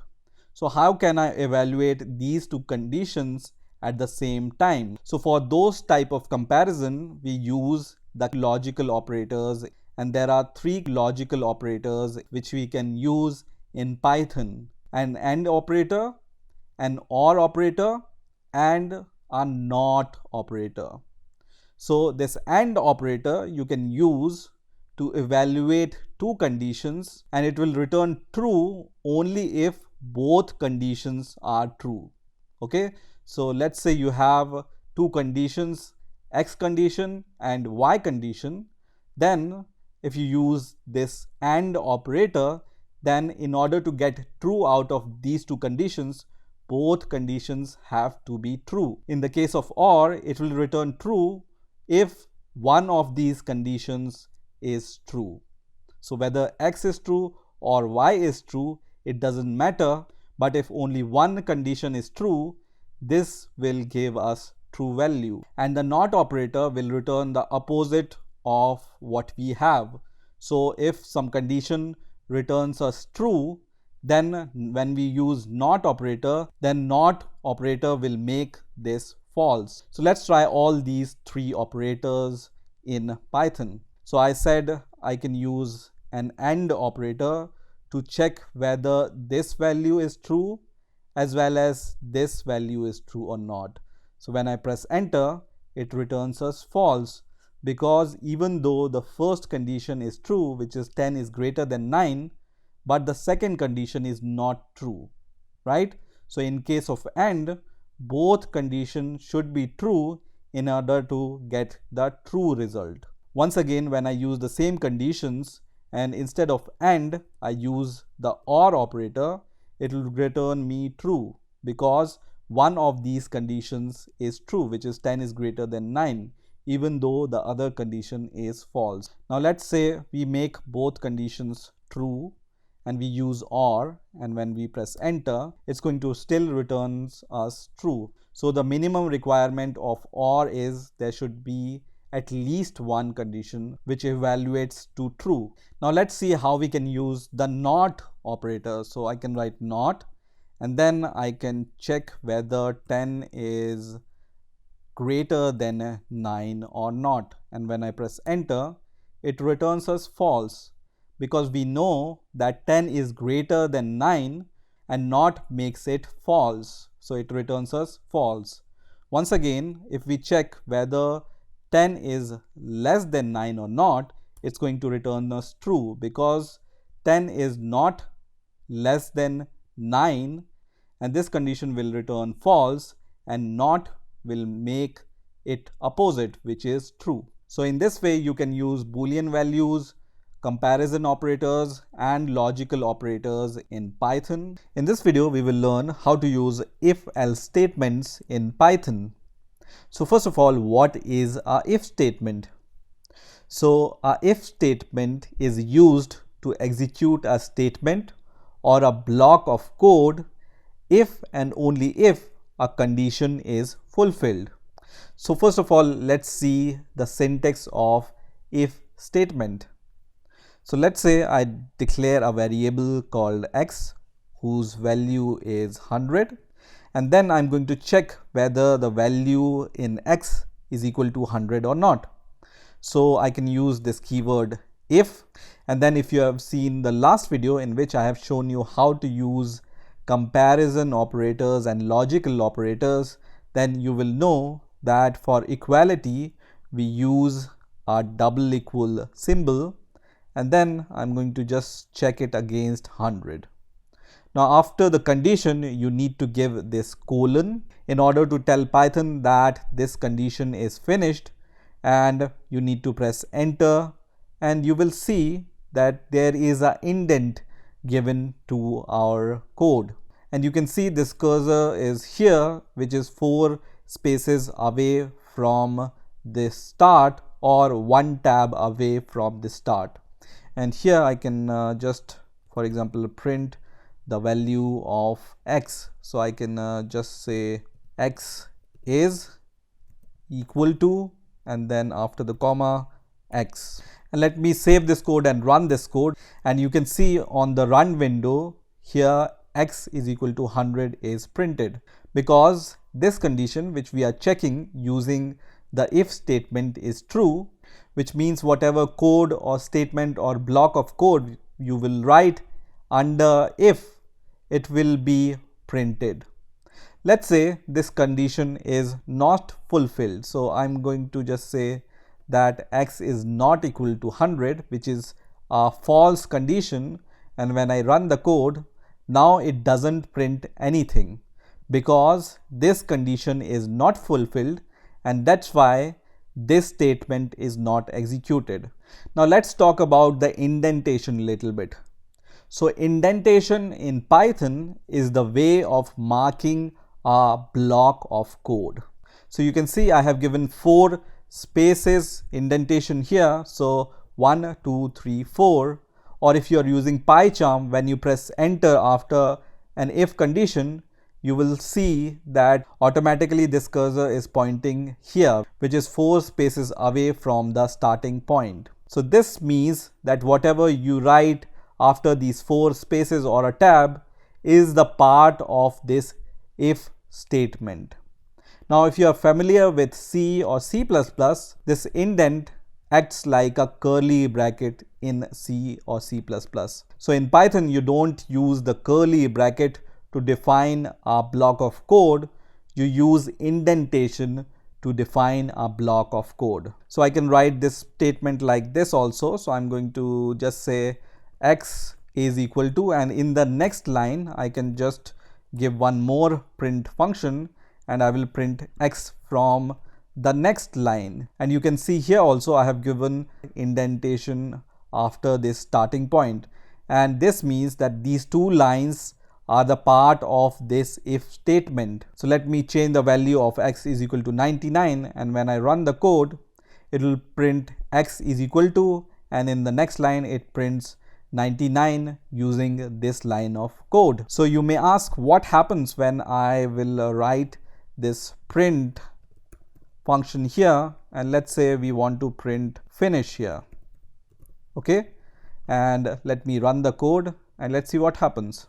So it prints finish. Now let me just change this condition, and I'm going to just say 100 here, and let's see what happens now.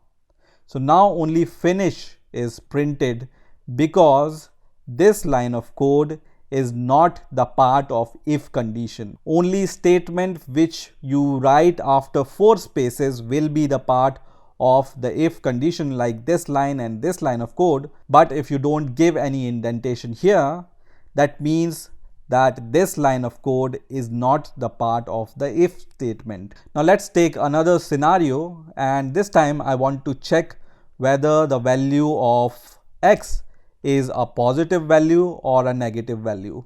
So I will start from here, and I will give one more if statement here, and I will just check whether x is greater than 0 or not, and then give this colon to indicate Python that I have finished this condition. And then if it's greater than 0, then I'm going to print that x is positive. Now if x is not positive, and if it has a negative value, I need to somehow print that x is a negative value. And for this you use a else statement. So here you can write else, and once again you need to give the colon here, and then under this else statement, once again you provide 4 spaces or a tab indent, and you can once again write print, and this time we can write x is negative. This means whenever this condition is false, and if and only if this condition is false, then only the else part will be executed. So whatever code or block of code you write under else, that will be executed if and only if the condition here is false. So saying the value of x, which is 100, which is obviously greater than 0, it's going to print that x is a positive value. Now when I change the value of x is equal to minus 100 here, and once again I execute the code, first of all it prints that x is minus 100 here, because first of all this condition is checked, and obviously minus 100 is not equal to 100. So this condition is true. So these 2 lines of code are executed because this condition is true. And here, because this condition is false, that's why this statement is not printed, and the execution of code goes to the else condition, and then this line of code will be executed, which is x is negative, and you can see here. And this line of code is independent of both these if statements, and that's why it will be printed always. Now, as we have seen from our last video, that we can provide multiple conditions using a logical operators.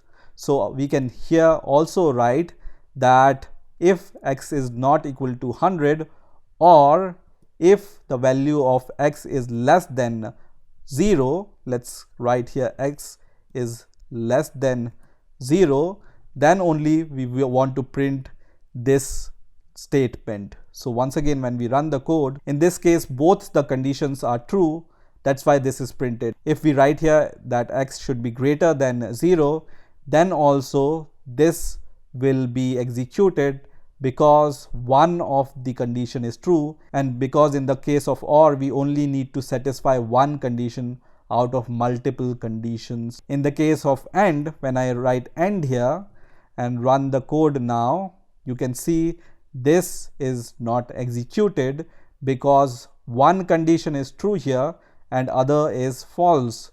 And in the case of AND, we need to satisfy both the conditions, and then only these two statements will be executed, or this block of code will be executed. So this is how you can use if else statements in Python. Now in this video, I'm going to show you how to use elif statement with if else statements and how to use nested if statements in Python. So let's get started. So what I'm going to do is I'm going to declare a variable and I'm going to ask the user to enter some name.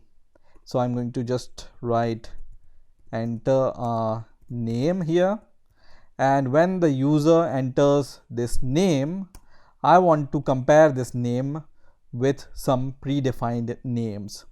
So in the last video we have already seen how to use if statement, so I can just write name is equal to, and I can compare it with some names. So let's compare it with a name called Max here, and I will give this colon here, and once the name matches this name, I'm going to print the name. So I'm going to just write name entered is and whatever the name provided by the user. So I will just use this name variable here.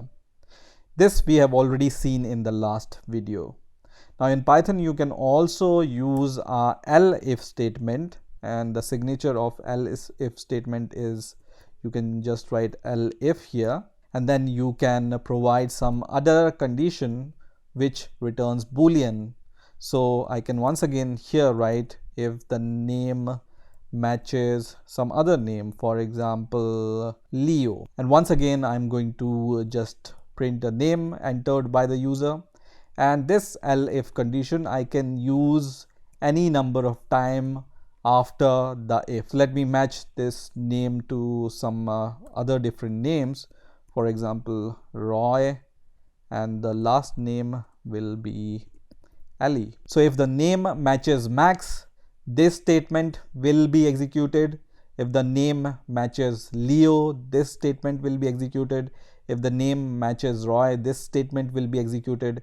And if the name matches Ali, this statement will be executed. Now if the name entered by the user does not matches any of these names, then we can use a else statement. So we can just write else here, and we can just print a message here. So the name entered is invalid. So this message will be printed when the name entered by the user does not match any of the name I am checking here. So let's run the code and let's see what happens. So now my code is running and I'm going to give the name Max here, for example, and then press enter, and it prints this message which says the name entered is Max using this statement. Now once again when I run the program and this name matches, let's say some other name Ali, and then when I press enter, it prints the name entered is Ali, which means this statement is executed. And let me run the program once again, and when I give some random string here, it prints the name entered is invalid. Now let's say the name entered by the user is Max and this condition evaluates to true, then this statement will be executed, and the other conditions which we have given using elif statement will not be evaluated. So let's say we will write Max here also. So this condition and this condition is same, right? Checking for the same name, and when I run the program and when I write Max here, only one statement is printed, which is this one. So we can see when this condition returns true, only one statement is executed and none of the other conditions are even evaluated. Now the important thing to note here is you cannot start with a elif statement. You need to start with the if statement. So you need to write a if statement and check the condition first, and then only you will be able to write elif condition. Now it's possible to use multiple if condition, and then this elif will become the part of this if condition, and this will be the separate if condition. So when I run the code once again, and when I write max here, it's going to print two statements.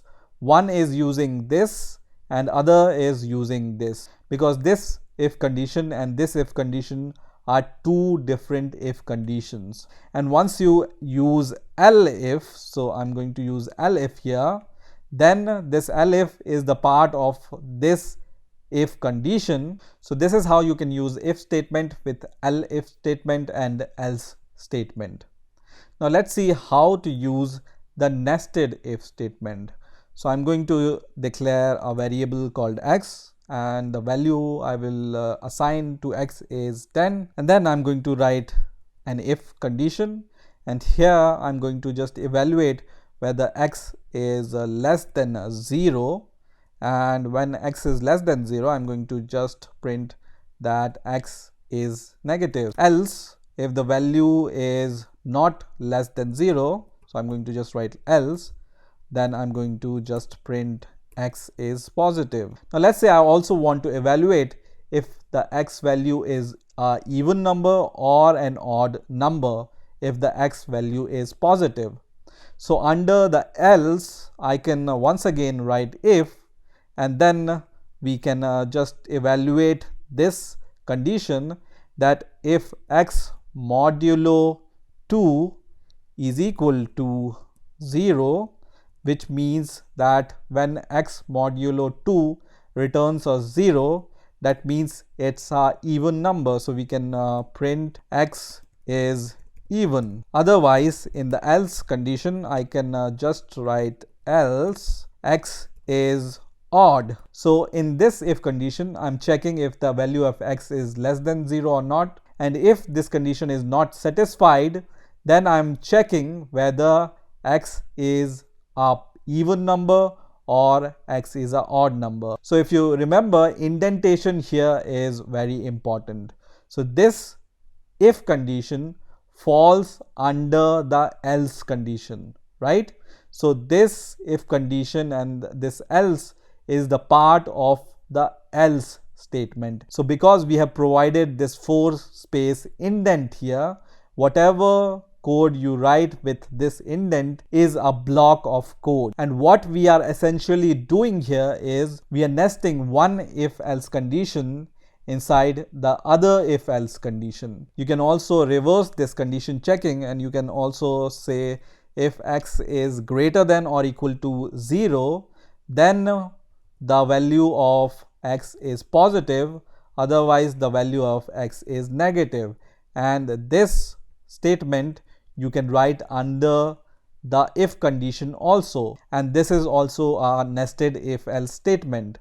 And let me run this program, and you can see x is a positive value because x is equal to 10, and x is a even value. So once this condition is true, this statement will be printed, and whatever if condition is there inside the parent if statement, that will also be executed.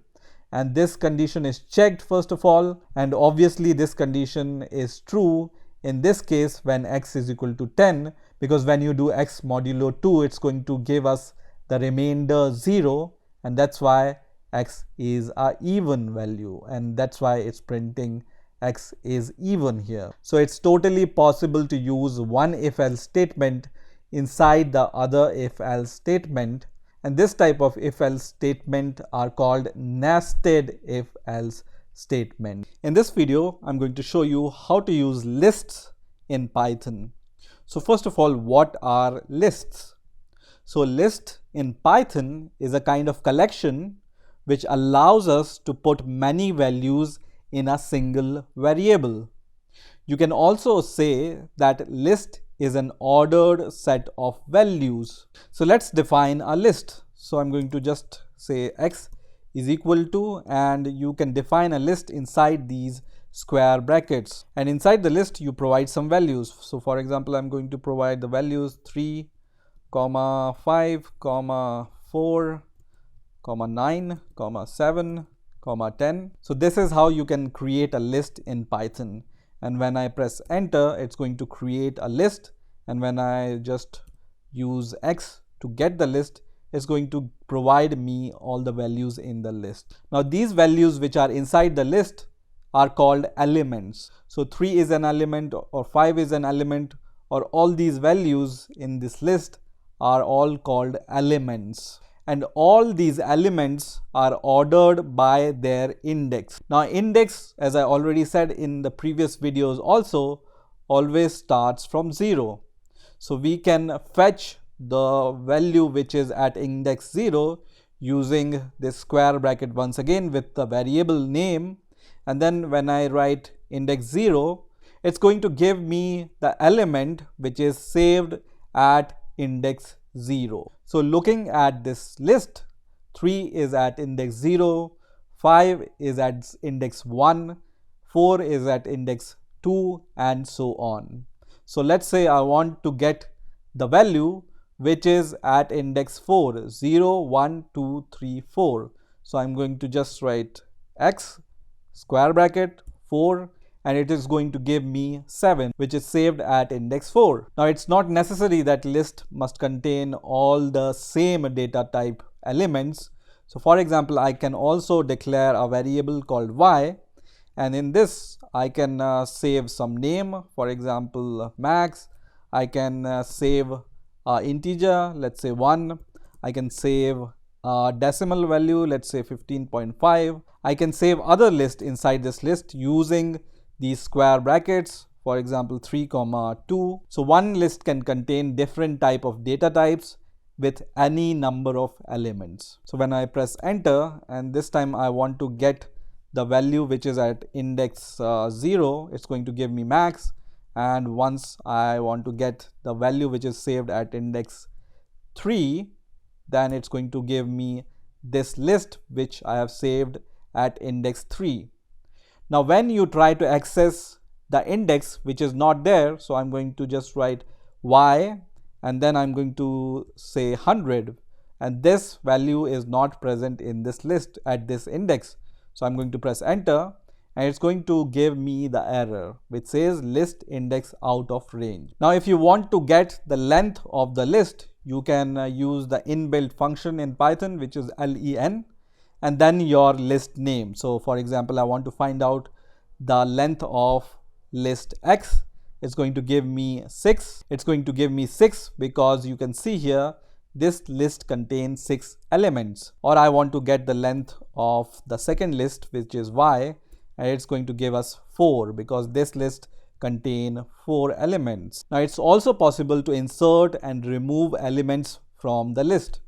So for example, I'm going to use x which has 6 elements till now, and I'm going to insert the 7th element. So I can use a method called insert, and you can see this method takes an index and the object name. So I'm going to choose this, and the index at which I want to insert the value is at index 2, and the value I want to insert is some string, for example Tom, and I'm going to press enter, and I'm going to print the values inside the x list. Then you can see now this list has 7 elements, and Tom is inserted at the index 2 because we have inserted this value at the index 2.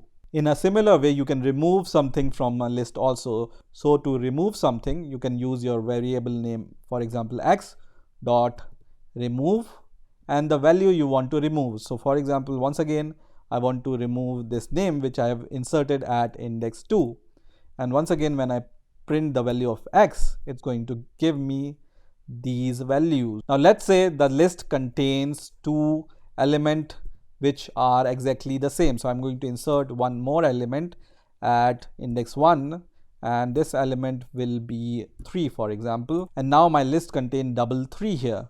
And if I want to remove this 3, so I'm going to just call this remove function once again, and I will say 3 here and then press enter. You can see only 1 3 is removed from this list. So you can see these 3 are at index 0 and index 1. So this value is removed, which is at index 0, and this will remain in this list. So if a list contains duplicate values, it's going to remove the value from the left, and also remove is going to remove only one object which is found first in the list. Now if you try to remove the element which is not there in the list, so I'm going to remove something which is not even there in this list, then it's going to give us this error which says that this is a value error and it cannot remove this value from the list. Now there is one more function with the list which is a pop method, and this we can use to remove the values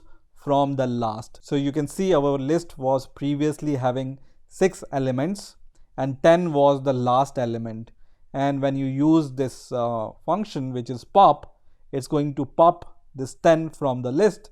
And now let's see the content of the list. So now this list contains only 5 elements and the last element is now removed. Once again, when you use this pop method, it's going to remove the 7, and now our list only contains 4 elements. Now let's say you want to delete the whole list. So I'm going to declare a list, and this list will contain a few values, and then I will press enter and you can see the values of list. And now I can use a function called del and then the name of the list, and this function is going to delete this list.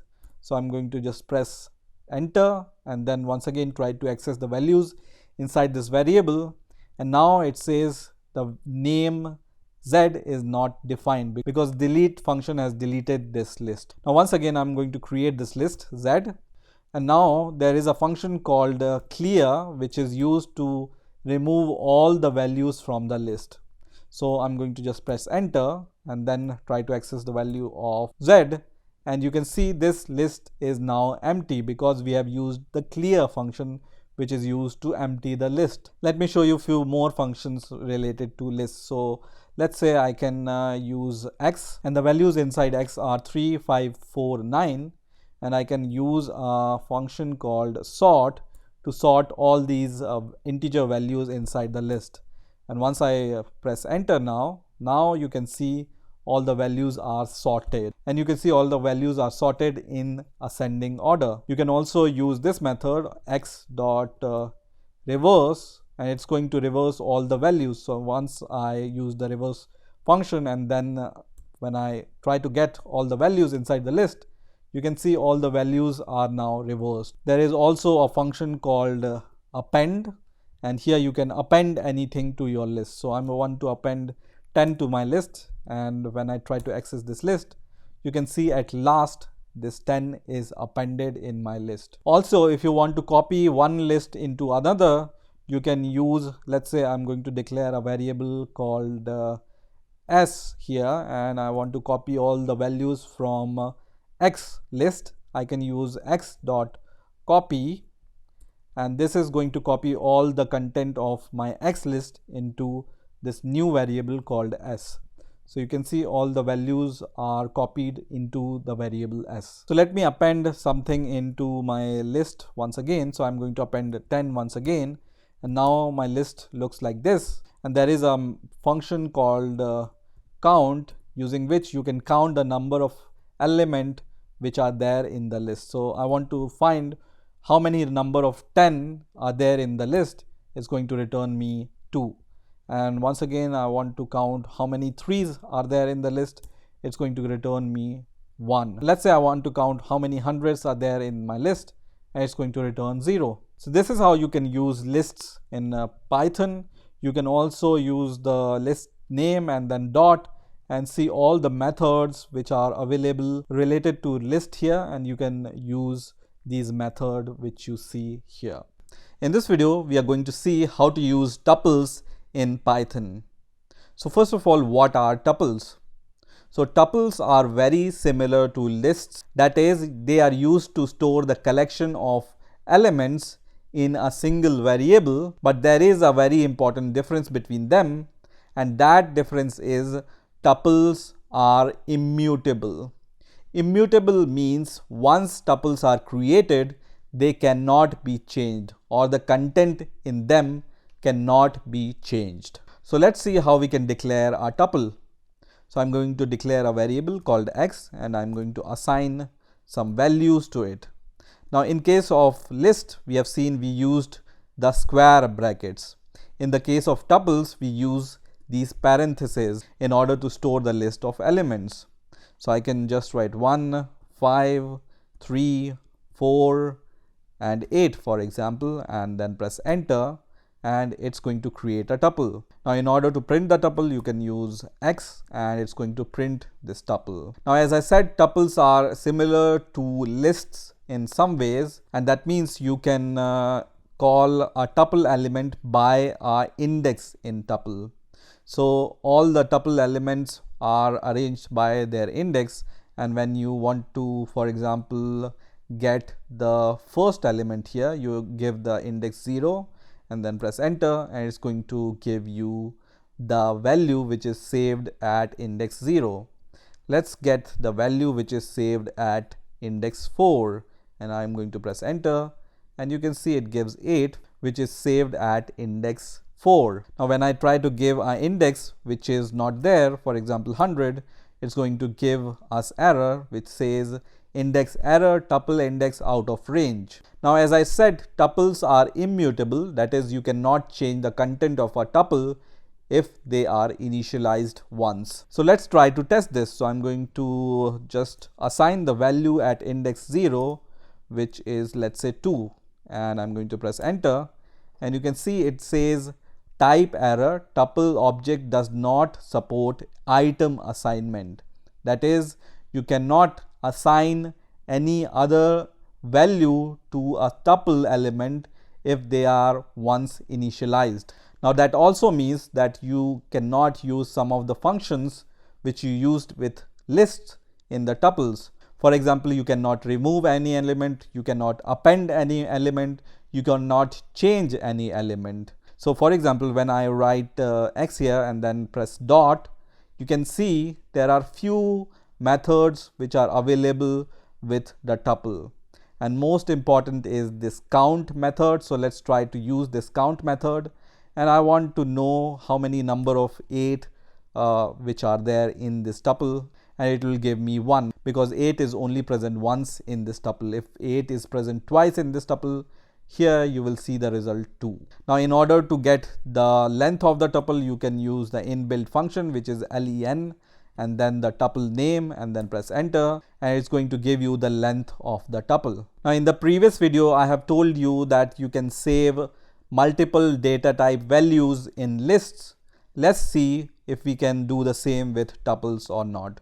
So I'm going to give the parenthesis, I'm going to give the first value as integer, second value as a string, third value as for example the decimal value, and I'm going to press enter, and I'm going to get the value of y, and you can see it's totally possible to save multiple data type values in a tuple. So now I have declared two tuples, one is x and other is y.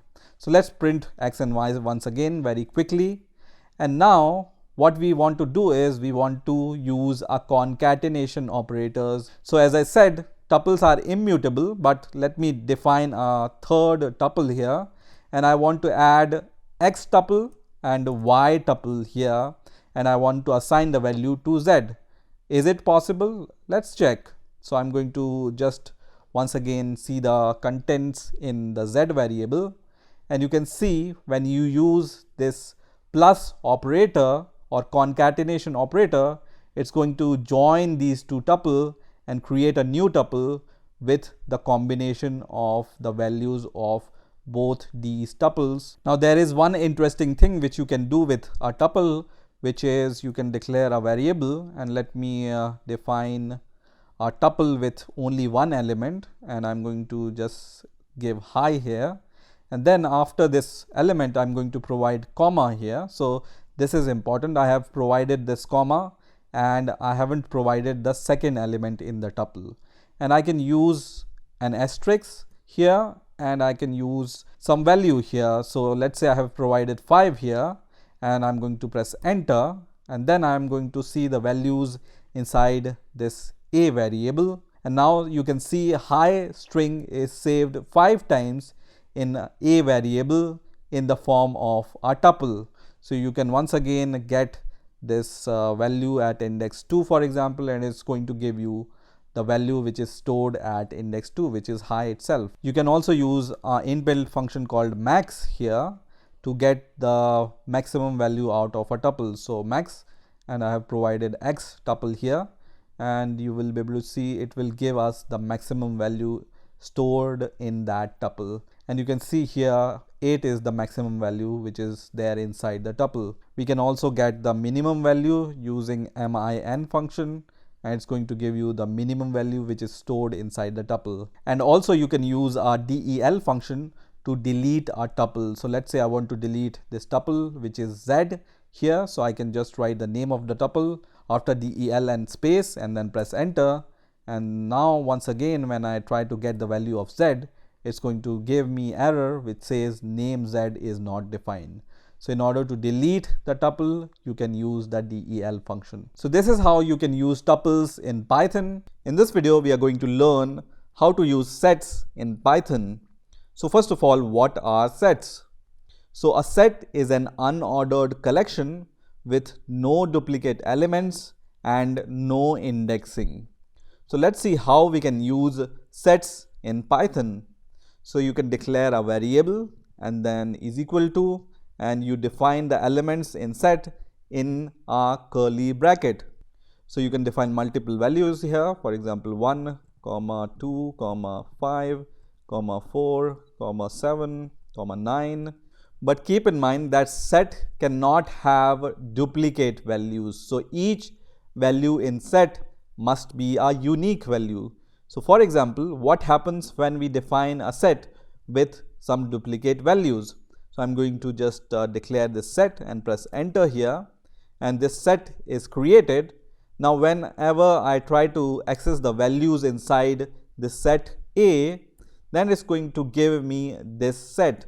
And you can see the 2, which was a duplicate which we have defined here, is removed from this set. So a set always have unique values, and if you define a set with duplicate values, it's going to remove the duplicate values and only save the unique values in the set. So let's see some of the methods related to sets.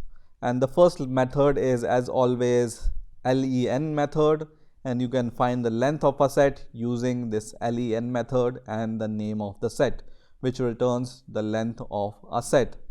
You can also use a add function, so a dot add, to add an element in a set. So I want to add 10, for example, into my set. I can use this and then press enter, and once again when I try to get the values inside this set A, you can see 10 is added to this set. But this 10 will only be added if it's already not there in the set. If it's already there in the set, nothing will happen. So let's try to add once again 10 to this set which already have a set, and once again you will see that nothing happens inside the set because 10 was already there. Now if you want to add multiple values in a set, you can use a update method. So you can call this method which is update, and then inside the curly brackets you need to provide these multiple values. So let's add some values into this set. So I'm going to add 15, 18, 17, let's say, and 14. Okay, and then press enter, and now I will see the values inside the set, and you can see all these values are added to the set. You can also remove the values from the set. So I can use a method called remove, and let's say I want to remove 18 from this set. I can just give the element and then press enter, and once again I will try to access the set, and you can see 18 is removed from this set. Now there is a method called discard also. So let's see how we can use this method. Discard works similar to remove method. So for example, I want to remove this 17 from my set. I can write 17 here and it works fine, right? So when I try to access the value of a, 17 is removed. So what is the difference between a discard method and a remove method? So a remove method, whenever you use a remove method and you try to remove an element which is not there in the set, for example, I will try to remove 100 which is not there in the set, it's going to throw an exception and it says key error 100. Now if you try to do the same thing using a discard method, so I'm going to use a.discard here and try to discard 100 from the set which is not there in the set, it's not going to give me any error. And that's the difference between discard and remove. So remove throws an error when an element is not there, but discard doesn't throw any error. It's not going to do anything if the value is not there in the set. Now there is a pop method also you can use with set. So I can use this pop method and then press enter, and what it's going to do is it's going to remove any random element from your set. So it's not necessary that it's going to remove the element from the left hand side or the right hand side. It will remove any random element from the set.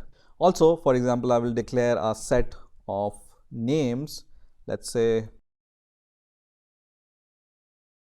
and if you want to clear the set, you can use a clear method. So I can use this clear method in order to empty this set. So now when I try to access the values inside the set, you can see it's an empty set with no values. If you want to delete a set, you can use a del function and then the name of your set and then press enter, and once you delete it, when you try to access it, it's going to give you an error that name is not defined. Now you can also create a set using a set constructor.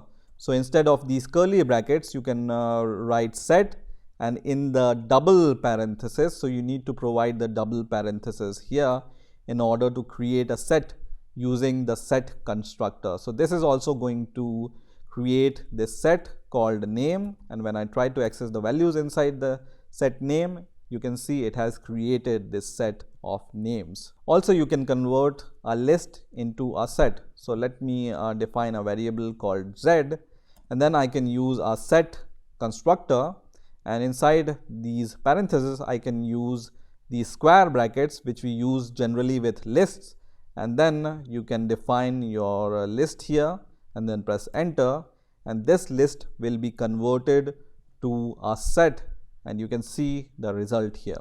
Now similar to the mathematical set operations like union, intersection, difference, symmetric difference, you can also use these mathematical operations related to set on the Python sets also. So let's see how we can use this mathematical set operations on our Python sets. So let me once again define a set. I have already one set which is A, which contains these values, for example, and I will define a set B with some other set of values. So I'm going to define a set with, for example, so that is the content of the set B. Okay, so now I have two sets, and on these two sets I want to perform some set operations which are also used in mathematics. So you can find out the union of two sets using an operator called OR. Okay, so when I write A and this pipe symbol which is called OR B, it's going to give me the union of these two sets. And what is the union? So union of two sets contain all the elements that are there in the set A or in the set B. So OR here is important, right? So I'm going to press enter, and you can see it's going to give me the union of A and B. That means this set contains all the elements that are there in set A or in set B. Also, I can use a method called union instead of this OR operator. So I can use a variable dot union. There is a method called union, and then you can write B here and then press enter, which is going to give you the same answer. Okay, so you can either use this union method or this OR operator. Now let's see how we can find out the intersection between two sets. So in order to find out the intersection, you use A and this operator AND, and then your next set, which is B here. So what is an intersection of two sets?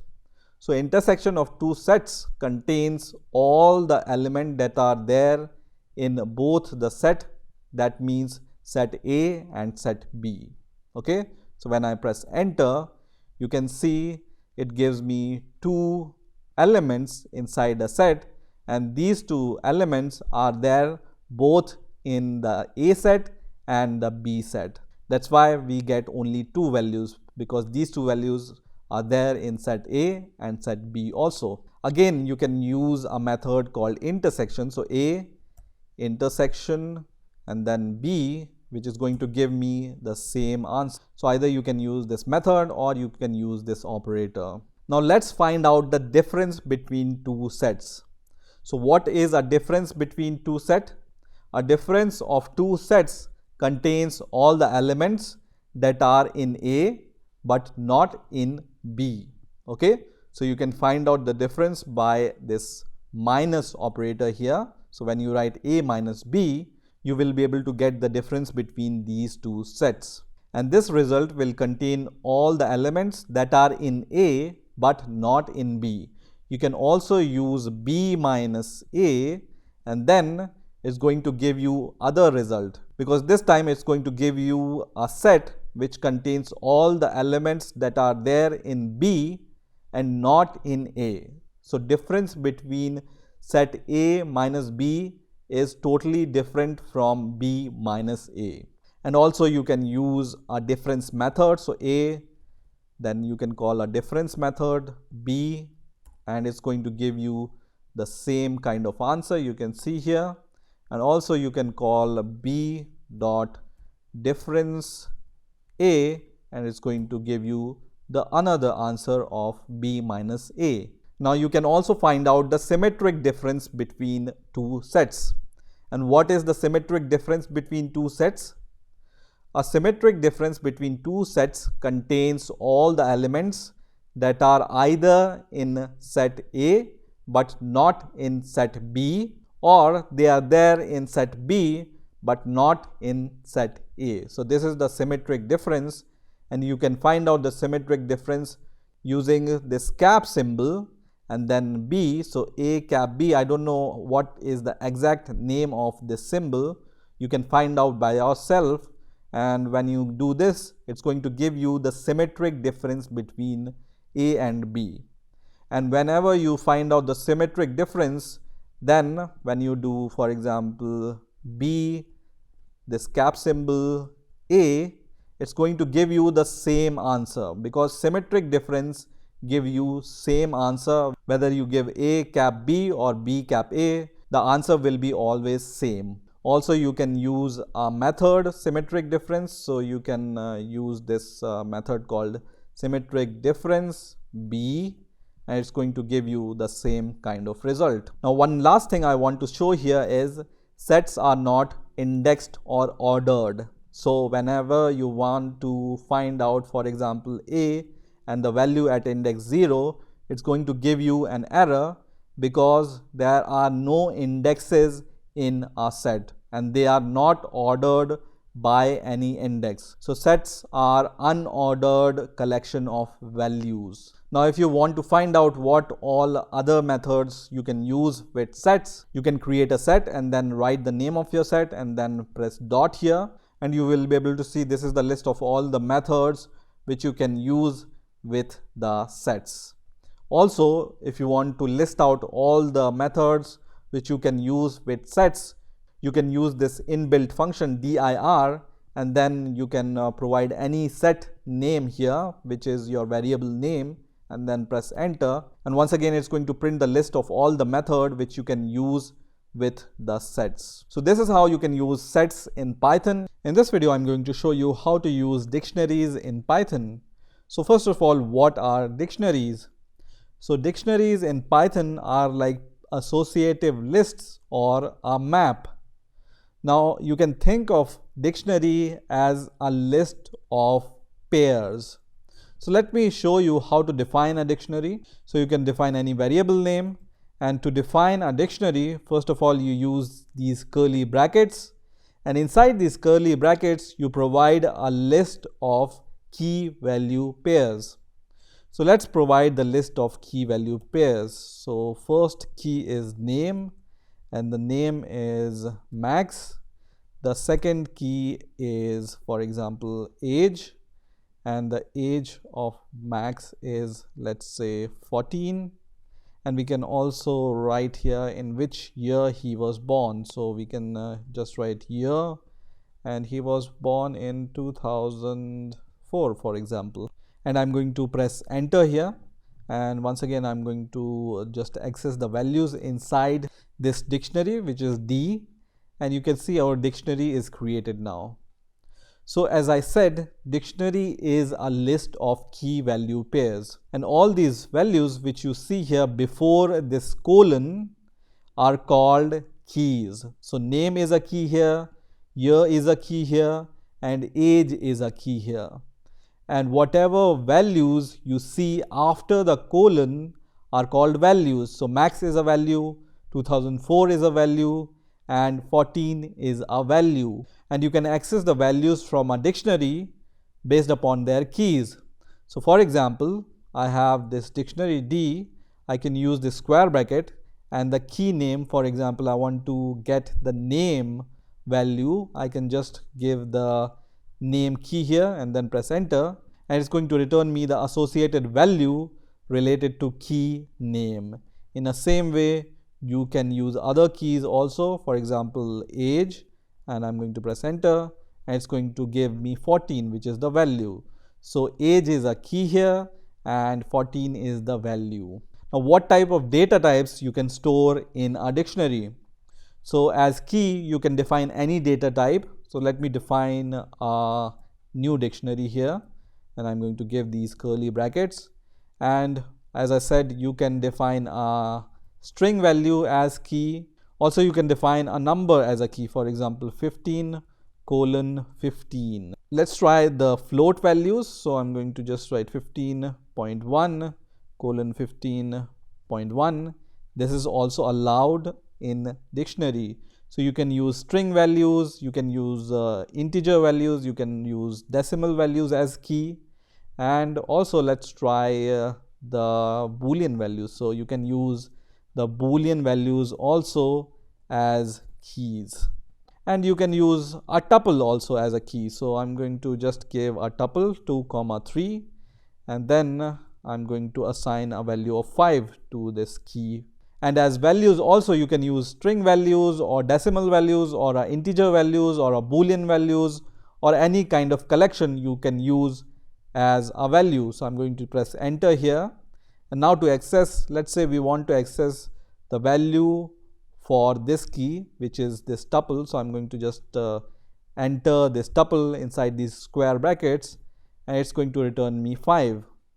Or I can just provide inside the square bracket true here and then press enter, and it's going to return me the value which is associated with it, which is true itself. Or I can just write here 15, and it's going to return me 15 in turn, because 15 is associated with this value, which is also 15. Now what happens when a key is not there and we try to access it? So I'm going to just access 100 from this E dictionary. It's going to give us error that this key is not present in the dictionary. You can also use the len method to find out the number of items in the dictionary, and you can see it says 5 items are there in the dictionary E, and we can count these items. So this is 1 item, 2 item, 3 item, 4 item, and the 5th item is here. Or in other words, you can also say that len function is going to return you the number of key value pairs which are stored in a dictionary. You can also use, for example, I'm going to use my D dictionary now, and you can also use a method called get, and then you can give the key name here in the parenthesis. So let's say I want to get the value associated with the name key. I can get it like this, and it's going to give me the value associated with the name key. You can also add a new key. So this D dictionary, you can see there are right now 3 key value pairs, and I can add one more key value pair. So to add a key value pair, you need to just write D, and in the square bracket you just need to give the name of the new key. So I'm going to just write surname here, which is the name of the new key in the dictionary D, and then you need to give the value associated with that key. So when I press enter, and once again when I try to access the values inside the dictionary, now you can see that surname is added to your dictionary. Now if you want to remove any key value pair from a list, then you can use d.pop method and then the name of the key which you want to remove. Let's say we want to remove the surname once again, which we have added, and you can just press enter, and now you can just print the values inside D. Now you can see the surname key value pair is removed. You can also use a clear function. So let's see what's there in the E dictionary. So these are the values inside E dictionary. I can use e.clear to clear the values inside the E dictionary. So once again when I try to access E, it will give me the empty dictionary.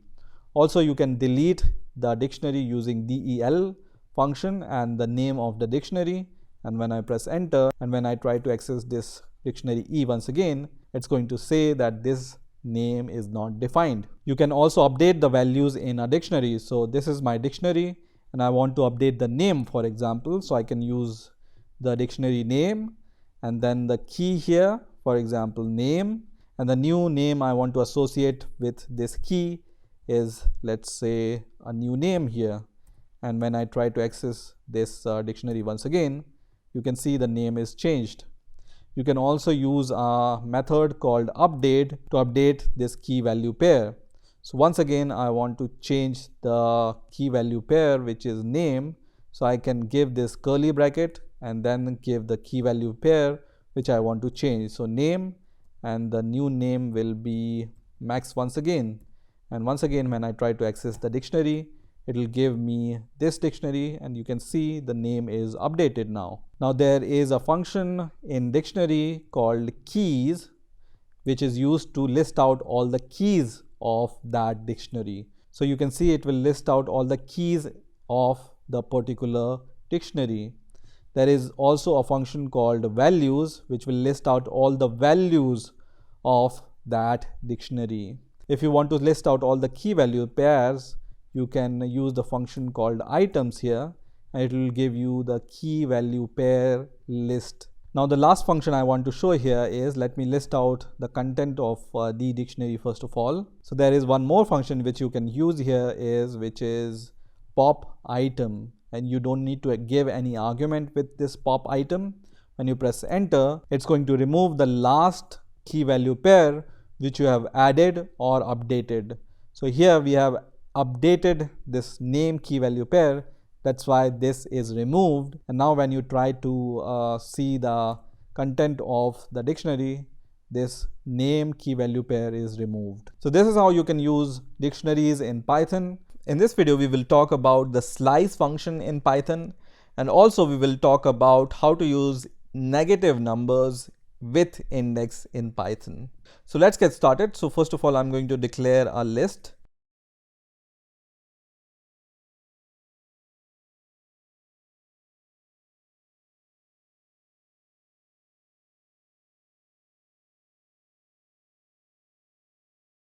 So now we have three variables. First is a list, second is a tuple, and third is a string.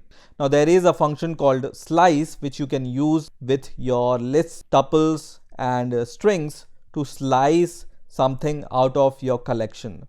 So to use this slice, I'm going to declare a variable and then I'm going to use this function which is slice, and you can provide some parameters in the parenthesis here. So the first parameter you can provide here is, for example, start. The second parameter you can provide here is the end, and the third parameter you can provide here is the step.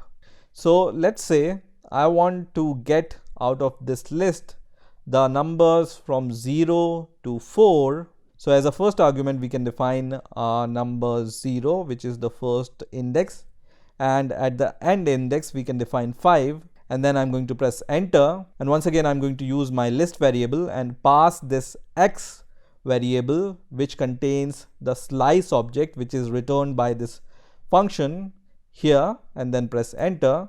And you can see here it gives me the values from 0 to 4. So the first argument in the slice function is the index from where you want to start. The next parameter is the index of the element before which you want to stop. Okay, so if you want to stop at 4, you provide the index 5. If you want to stop at index 5, you will provide the stop value as 6. Okay, so it will be always one more than what you want. Now there is a short notation for achieving the same also, and for that you can use your list, and inside the square bracket you can provide the start value and the end value, and then press enter, and it's going to give you the answer, but instead of comma I need to provide the colon here, and then it will give me the answer. Okay, so here you can use colon to give the start value and the end value, and also an optional value which you can give as a third parameter, which we will see in a moment.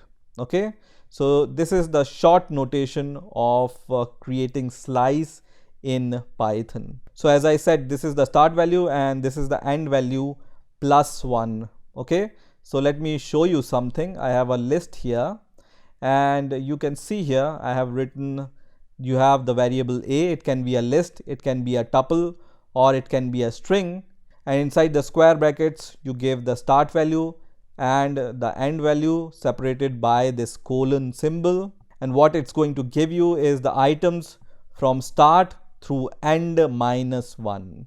Okay, so whatever end value you will give here, you will get the value end minus 1. You can also use this notation, so start colon and without giving the end value, and also reverse is possible, so you can give only the end value and not the start value, and also this notation is possible. So we will see one by one how to use all these notations. So first of all, I will give, once again I will use the tuple now, and this time I'm going to just give the start value. Let's say I want to start from 4 here, and then colon, and then press enter, and it's going to give me the result from index 4 until the end of this tuple. Once again, let me give the end value. So instead of using this value before colon, this time I will give the value after the colon, and I will leave the start value blank. And here let's say I just want to go before 6, so I'm going to press enter, and you can see it will give me the result from 0 to 5, that is end value minus 1, right? So until 5. And also you can give this kind of notation. So this time I'm going to use the string variable, and you can use colon without giving the start and end value, and when I press enter, it's going to give me the whole string. Let's say if with this string I want to provide the start and end value, let's say 0 to 5, and then press enter, it's going to give me a string from 0 to 4. So this slice functionality you can use with the tuples, lists, and also with the string, or essentially whatever collection which have the indexes, you can use this kind of slice notation with those kind of collections. Now in addition with the start and end value, you can also give the step values. So let me just print the value of a once again, and you can see the values inside the a. And let's say I want to get out of this list 0, 2, 4, 6, 8. Okay, so essentially I want the every second value from the list. So what I can do here is I can give the variable name and then start to end, so from 0 to index 9, and the third argument here you can give is the step. So let's say I want to get the every second value, so I can give 2 here and then press enter, and it returns me 0, 2, 4, 6, 8. Now let's say I want to get every third value, so I can write 3 here, and it's going to give me 0, 3, 6. Okay, in a similar manner, if I want to get the every fourth value, I can write 4 here and then press enter, and it gives me 0, 4, 8. Also, if you don't want to give this range from start to end, you can leave the start and end value as blank and then press enter, and it's going to give you the same result. Now in Python, you can use indexes with the negative numbers also. So let me explain what I mean by negative number index. So let's say I have a string called Python. It have these character PYTHON. You already know that you can access the P character or P letter using the index 0, and the Y letter using the index 1, and the T letter using the index 2. So this is the positive index, right? You can also use the negative index, which starts from the right hand side. So it starts from N, and the index you can give here is from -1. So the last index here will be -1, then -2, -3, -4, -5, and -6 here. So let's use these kind of indexes and let's see how we can use them. So we have this string here, and let's say I want to get this value, which is 9, which is the last letter of the string. So I can use C, and here inside the square bracket I can give -1 and then press enter, and it's going to give me the last letter of the string.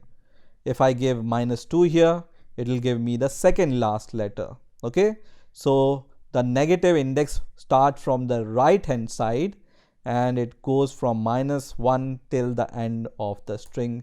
Now let's use this negative number index with the list which we have. So we have this A list, and we can use A, and then we can give a colon -1, which is going to give you all the numbers in the reverse order in the list. So our list was starting from 0 to 9.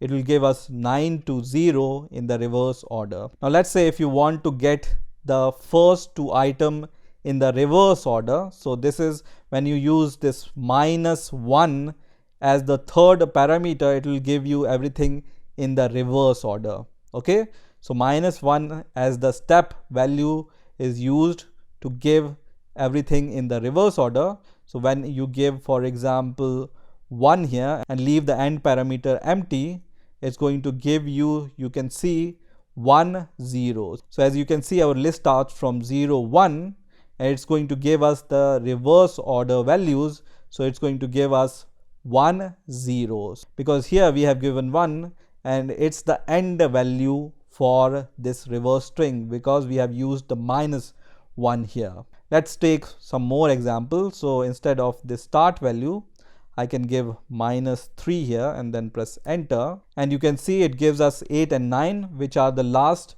2 items of the list in the reverse format. Okay, because our index in reverse starts from -1, -2, -3, and we are skipping the -3 option because we have seen that we just take the end -1, right? So -1, -2, and these will be given to us in the reverse order because we have used -1 here. Now you can also give, for example, -3 as the start value. So I'm going to give the -3 as the start value and then press enter, and it's going to give us 0 to 7, right? So 0 to 7 except 8 and 9 in the reverse order.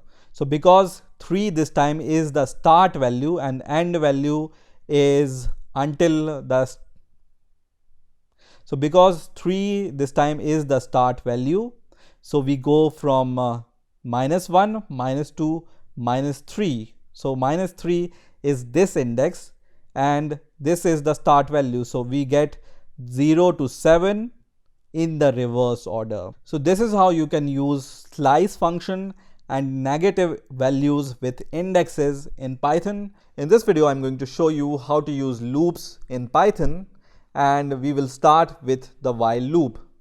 So first of all, what is a loop? So a loop allows us to repeat over some block of code again and again until and unless some condition is met. Now let's see how to use while loop in Python. So let's say I'm going to declare a variable called I, and I'm going to initialize it with the value 0. And to use a while loop, you use this keyword and then you provide some condition. So let's say I want to check whether the value inside the I variable is less than 5 or not. Okay, and as in the case of if also, we have seen we provide after the condition this colon symbol, and then in the next line we write the code which we want to perform again and again until this while loop condition is true. So let's say we want to just print something, and we will print that the value of I is, and then we will print the value of I like this. Also, I want to change the value of I with every step. So I will change the value of I using this expression, which is I plus equals 1. This essentially means that we want to just add 1 every time whenever this code is executed. Also, we can say that we want to perform this operation I is equal to I plus 1. So this statement is similar to this statement. Let me provide some spaces here. Now in here also you will observe that I have provided some indentation here, and indentation means that these two lines of code is the part of while loop. Okay, so when I want to write something outside the while loop, I will start from here with no indentation, and let's say I want to just print that we are finished. And now let me run the code and let's see what's the result. And you will see here, first of all, this string is executed, which is the value of I is, and then the value of I is printed, which is 0, 1, 2, 3 and 4. So as you can see here that we have initialized I is equal to 2. So the initial value of I is 0. Now when we come to this code and when this condition is checked, here the value of I is 0, which is less than 5. That means this condition is true, and that means that these two lines of code which are under while loop will be executed. So this line is executed where value of I is printed, which is I is equal to 0, and this line of code increments the value of I by 1. So when this line of code is executed, now the value of I becomes 1 because previously it was 0, and once again this program flow goes to the starting to evaluate this condition, and this time the value of I is 1, which is less than 5, and the condition is true once again, and again this line of code is executed, and this line of code is executed, and the value of I is incremented by 1 once again, and the value of I becomes 2 here, and this will happen again and again until the value of I becomes 5. And when the value of I becomes 5, this condition will be false, and that means this code will not be executed. This code will only be executed when the while loop condition is true, and then at last this line of code is printed, which is finished while loop. Now let me give you one more example of while loop, and I will start from the top once again, and this time I will declare a variable called num, and I will initialize this value by 0, and also I will declare a variable called sum, and initial value of sum is also 0. Now here first of all I will ask the user to enter a number, so I'm going to just write, and also I will ask the user if he or she wants to exit from the loop, he can enter zeros. And then in the next line I will start with my while loop, and I will give the condition if the number, so if the number, I'm going to write number, is not equals to 0, we want to perform some operations. And what operation we want to perform? We want to ask the user to provide any number, and we will transfer this number into the variable num. So here I will first of all write input, and then I will ask the user to provide the number. And when the user provides the number, I want to convert it to a float value. So I will just typecast this input to a float value, and then this number will be assigned to the variable num. Now here don't forget to give the colon, and in the next line what I will do is I will just use my sum variable, and I will just add the number value to the sum. So I can just write sum is equal to sum plus num, and this means that initially the value of sum will be 0, and then this number will be added to the sum, and until this loop runs, we will get the sum of all the numbers which is entered by the user. And at last I'm going to just print the value of sum. So now what do you think will happen? So in this condition we are evaluating that num should not be equal to 0, and then only this code will be executed, and we have provided the initial value of number is equal to 0. So this condition will never be met, and this statement will never be executed. So we need to provide the initial value of num is equal to 1, and then whenever the user provides the value, this 1 will be overwritten by the value which is provided by the user. So this time when we run the code, you can see first of all the program asks us to provide a number. So I will provide 100 here and then press enter, and you can see the sum is printed which is equal to 100. Once again we will provide some number and then press enter, and now you can see sum is equal to 150. Once again we will provide one number and then press enter, and now the sum is 1050. Now let's say we provide a number is equal to 0 and then press enter. You can see that our while loop is finished because 0 is not equal to 0, that means a false condition, and then the flow of program comes out of the loop, and then the other while loop will be executed, which is this while loop, and that's why this output is printed. We can also write that sum is equal to, so we know that this is the sum, so sum equals, and then after the comma we will print the value of sum. And once again when we execute the code, and once I want to exit from the code, I can use 0 to exit. So 0 and then press enter, and I come out of this loop. Now Python also supports the else statement to be associated with the loop statement. So what I mean by the else statement to be associated with the loop statement is that I can use after the end of this while loop condition, I can use here else, and after the colon I can provide some code which I want to execute once this loop is finished.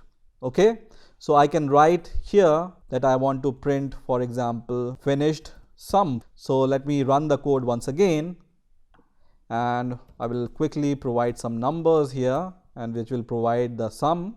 And when I provide 0 here, then we come out of the loop, and you can see this finished sum string is printed using this else. So once your program comes out of the loop, this else statement will be executed. Similarly, we can go down, and here also instead of writing this finished while loop, we can also give else statement here. So I'm going to just write else, and after the colon here I need to provide the indentation. So 4 space indentation, 1 2 3 4, and everything will be okay. And once I run the code, and first of all I will provide 0 here to see if this is executed, and you can see this else condition is called once your while loop is finished. Now also you can provide some condition here which is always true. So for example, I can write true here, and this means that while loop evaluates to true every time, and this means that this statement will be executed forever. So this is also possible, but you need to think carefully, what do you want to do? Do you want to execute this code infinitely, or do you want at some time that this condition will be false? So this is how you can use while loops in Python. In this video, we are going to see how to use for loops in Python. So first of all, what are for loops? So a for loop is used to iterate over a sequence, and that sequence can be a list or a tuple or a dictionary or a set or a string. So for that, I'm going to declare some variables, and the first variable is A, which is a list. Second variable is B, which is a tuple. Third is C, which is a set. Fourth is a string, and fifth variable is E, which is a dictionary. Now before seeing the syntax of for loop, I'm going to show you how to use in operator in Python because it's used in for loop. So I'm going to first of all use print, and then I'm going to use 0 and then use in operator, and then I'm going to use this first variable, which is A, which is a list, right? And let's see what happens when I try to run this code. So it prints true. So in operator will give you true or false depending upon whether this value is present in your sequence or not. So for example, when I write 100 here, which is not present in the list, it's going to return us false. So this you can use with the tuple also. Let me just use it with tuple, and let's use 1 here, and I'm going to run the program, and it prints true once again. Also we can use in operator with strings, so I can write D here, but for that I need to convert this 1 into a string. So now when I run the code, it will give me true. Now let's see how to use a for loop in Python. So for loop, as I said, we can use with some sequence. So let's use it with A, which is a list. So I can write X in A, and A is a list in this case, and then I can just print the value of X, and let's see what happens first of all when we just write this kind of a for loop. So we are going to run the program, and what it does is it prints the values from 0 to 5, which is the element present inside the list. So for loop is going to iterate over your list one by one, and this in operator is going to check whether this value is there in your sequence or not, in this case in our list or not. So first of all, when for loop start, it will transfer the first value, which is 0, into X, and then it checks whether X is in this list A or not, and then it's going to print the value of X, which is 0. And once again program's sequence goes here, and once again the next value is transferred to X, which is 1, and once again this condition is validated if 1 is in this list A or not, and then the value of X is printed, which is 1, and this iteration goes on and on until 5 is reached, which is the last value in the list. So 5 is printed, and after that there is nothing inside X, and then the program flow comes out of this loop. You can also use this for loop with the tuple also. So let's try it with tuple, and let's see what happens. And it's going to print the same values. Also with the set, let's see what happens. So I'm going to run the program once again, and it prints 0 to 5 once again because these are the content of the set also. Once again, let's try to use this for loop with the string, and let's see what happens. And it's going to print out the content of this string, which is 0, 1, 2, 3, 4, 5, and it prints them one by one. Now with the dictionary, we use this for loop in a little bit different way. So for example, I will write the variable name, which is a dictionary, and then let's say I want to just print all the keys inside this dictionary. Then I can write e.keys, and then we have all the keys using this function, and when I run the code, it's going to print all the keys inside your dictionary. Also, when you use the function called dot values, it's going to print out all the values inside your dictionary. You can see max and the age 20. Now let's say you want to print out all the key value pairs which are there in your dictionary. You can use a function called items, and this is going to give you keys and values, right? So I can just write key, comma, value here, and then I can print the value of key first of all, key, and let's provide some space here, and then let's print out the variable value here, okay? And when I run the code, it's going to give you first of all key and then the value, once again key and then the value. So in order to print out the keys and values from a dictionary, you can use this kind of notation. Now you can also use a function called range. So let me show you how to use this function, which is range, which returns us the values starting from 0. So there is a function called range here, and in here you can provide a number, and this range is going to return the number starting from 0 to 5. So whatever number you write here, the range will be returned from 0 until that number except whatever number you write here, okay? So let me just try to print out the values which is there in the X, and when I try to print this, it's going to return me from 0 to 5. And you can see here 6 is not printed because the range will give us the value except that value which you write here. You can also provide the start value here. So let's say I want to start from 2 and I want to go until 5. I can write something like this, and now you can see now it start printing from 2 to 5. Also you can give a third parameter here, which is a step parameter. So I can give 3 here, for example, and let's say I want to write 30 here, and let's run the code. And now what is going to return is it starts from 2 because we have given the start value 2 here, and it's going to go until 29 because we have given 30 value here, right? And this is the step. So every third value will be printed after 2 here. So 5 will be printed, then 8, then 11, 14, 17, 20, 23, 26 and 29. Every third value, right? If you write here 2, then we will increment in the step of 2. So this is how you can use range function with your for loop. Also, as I said in the last video, you can use else statement with your loops. So I can also write else here, and then after the colon in the next line I can print something, or I can execute some statement. So for now I will just print finished, and then I'm going to run the code, and once the loop is finished, you can see this else statement is executed, which prints finished. So else statement will be executed once your for loop is finished. So in this way you can use for loops in Python. In this video I'm going to show you how you can use break and continue keywords with your Python loops. So to start with, I have here 2 loops. One is a for loop and other is a while loop. Now this for loop takes a list and then print every element out of this list using this print function. In a similar way, while loop evaluates the value of I.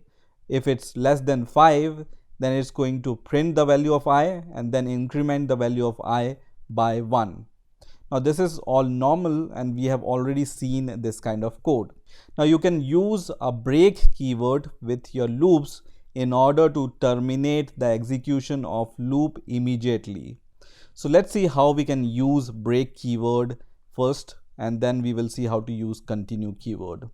So here I'm going to give a condition inside my for loop, and I'm going to just evaluate whether x is equal to 3 or not, and if x is equal to 3, I'm going to use this break keyword. In the same way, I'm going to use this if condition inside my while loop also, but instead this time I'm going to evaluate I is equal to 3, and if I is equal to 3, then I'm going to use this break inside this if condition. So let's run the code and let's see what happens. And you can see in the for loop it has only printed 0, 1, 2. Even though this for loop is supposed to print from 0 to 5, it has printed until 2 from 0, because as soon as this x value becomes 3 and we call break here, the loop is terminated immediately and our program will come out of the loop immediately as soon as this break keyword is called. In the case of this while loop also, as soon as this I value becomes 3, we are calling the break keyword, and as soon as this break keyword is called, our loop is broken and the execution of code will come out of this loop. So until 2 everything was okay, but as soon as the value becomes 3, this break is called and then we come out of the loop. Let me just print a line here in order to separate these two loops so we know that from where one is starting, right? So I'm going to once again run the code and you can see for loop prints from 0 to 2 and also while loop prints from 0 to 2. If you change the value here, for example here you want to evaluate x is equal to 2 or not, and here you want to evaluate if x is equal to 4 or not, and then you break out of the loop. And once again when I run the code, you can see the for loop runs only 2 iterations for 0 and 1, and as soon as the value of x becomes 2, we call the break keyword and we come out of this loop. And in the case of while loop, as soon as this value of I becomes 4, we come out of the loop. So the value from 0 to 3 is printed. Now let's see how we can use a continue keyword instead of this break keyword. So instead of this break keyword, I will use a keyword called continue here, and also in the while loop also I'm going to use this keyword called continue, and I'm going to run the program and let's see what happens.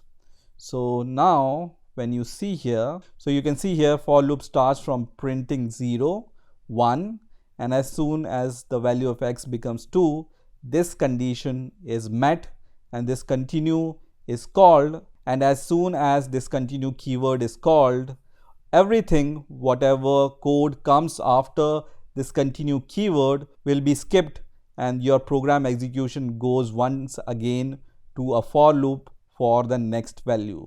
So you can see in case where x is equal to 2 and continue is called, this statement is not executed because as soon as we execute continue in our loop, then that iteration is skipped and all the code after the continue will not be executed.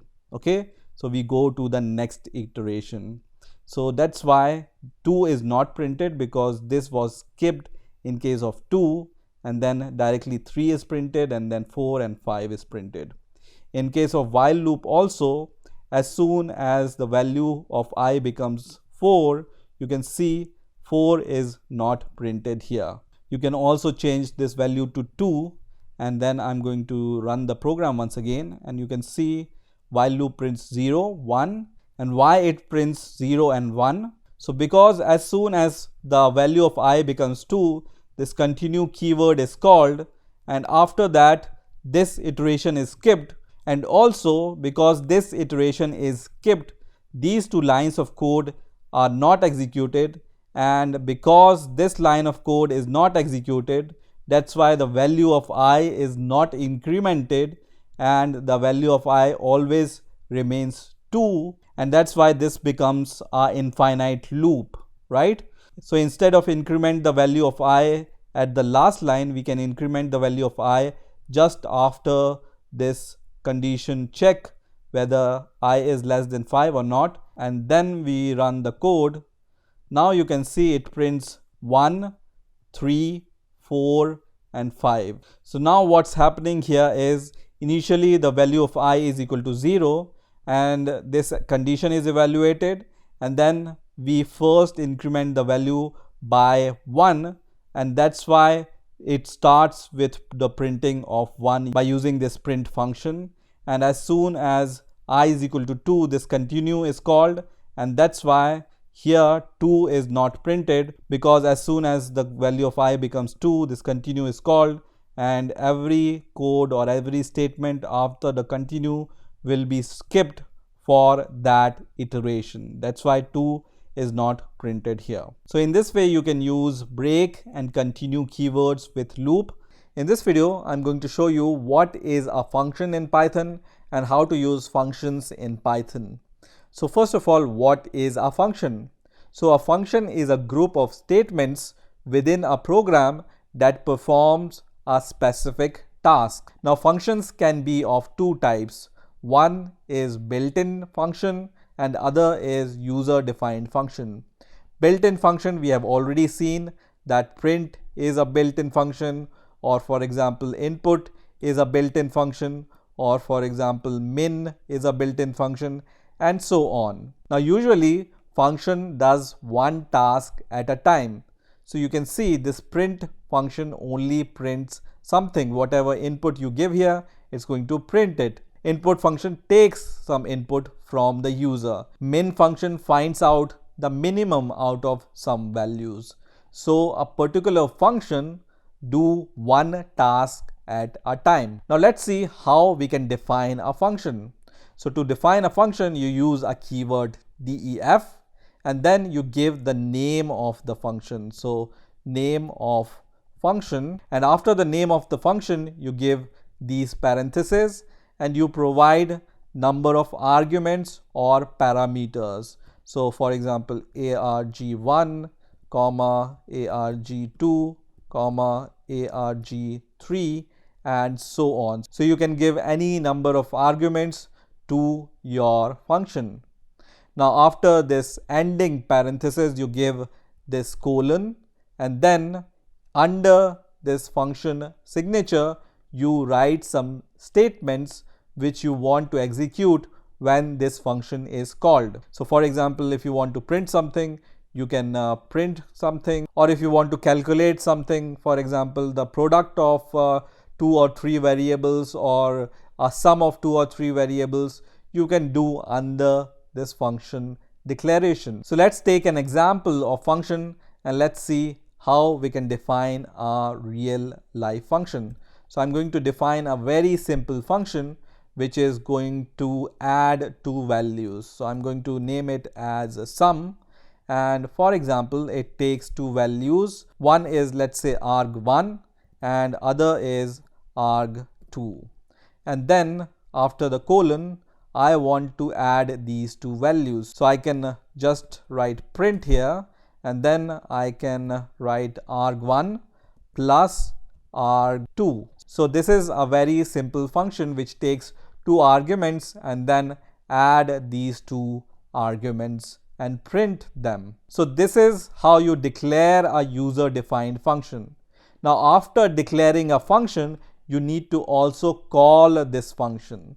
So in order to call the function, you just use the name of the function and then you provide the arguments which is required by the function. So our function requires two arguments right now, arg1 and arg2. So we are going to provide these two values. Let's say I want to provide 15 as the argument 1 and I will provide 60 as the second value. Now let's run the code and let's see what happens. So when we run the code, you can see our function prints 75, which is the sum of these two values which we have provided as an argument to this function. Now also, if you remember, this plus operator you can also use to concatenate two strings. So I can use this sum function, and this time I'm going to provide, for example, hello as the first parameter and then world as the second parameter, and then I'm going to run the program and it's going to print hello world. In addition, we can provide two float numbers here. For example, I will provide 15.647 and the second argument I'm going to provide is 80.258, and this is also allowed. So I'm going to just run this code and it gives us the sum of these two values. So this function sum is doing one single task, which is to add two values, whether it's a string or it's a number or it's a float value. Now you may also observe that when I provide, for example, as a first argument I will provide a string, and as a second argument I will provide a number here. Will this work? Let's see. So it's going to give us an error, and this error says can't convert int object to string implicitly. So this is a problem. So to solve this problem, we can provide here a simple condition, and we are going to check the type of both the arguments. So if type arg1 is not equal to type arg2, this should be arg1, not agr1. So let me just change this here. And if the type of arg1 is not equal to arg2, we are going to just use this keyword, which is return. So this return keyword is used to return something. So you can return, for example, 0 here or any string here. And when you write this return function without any value here, it's going to return nothing.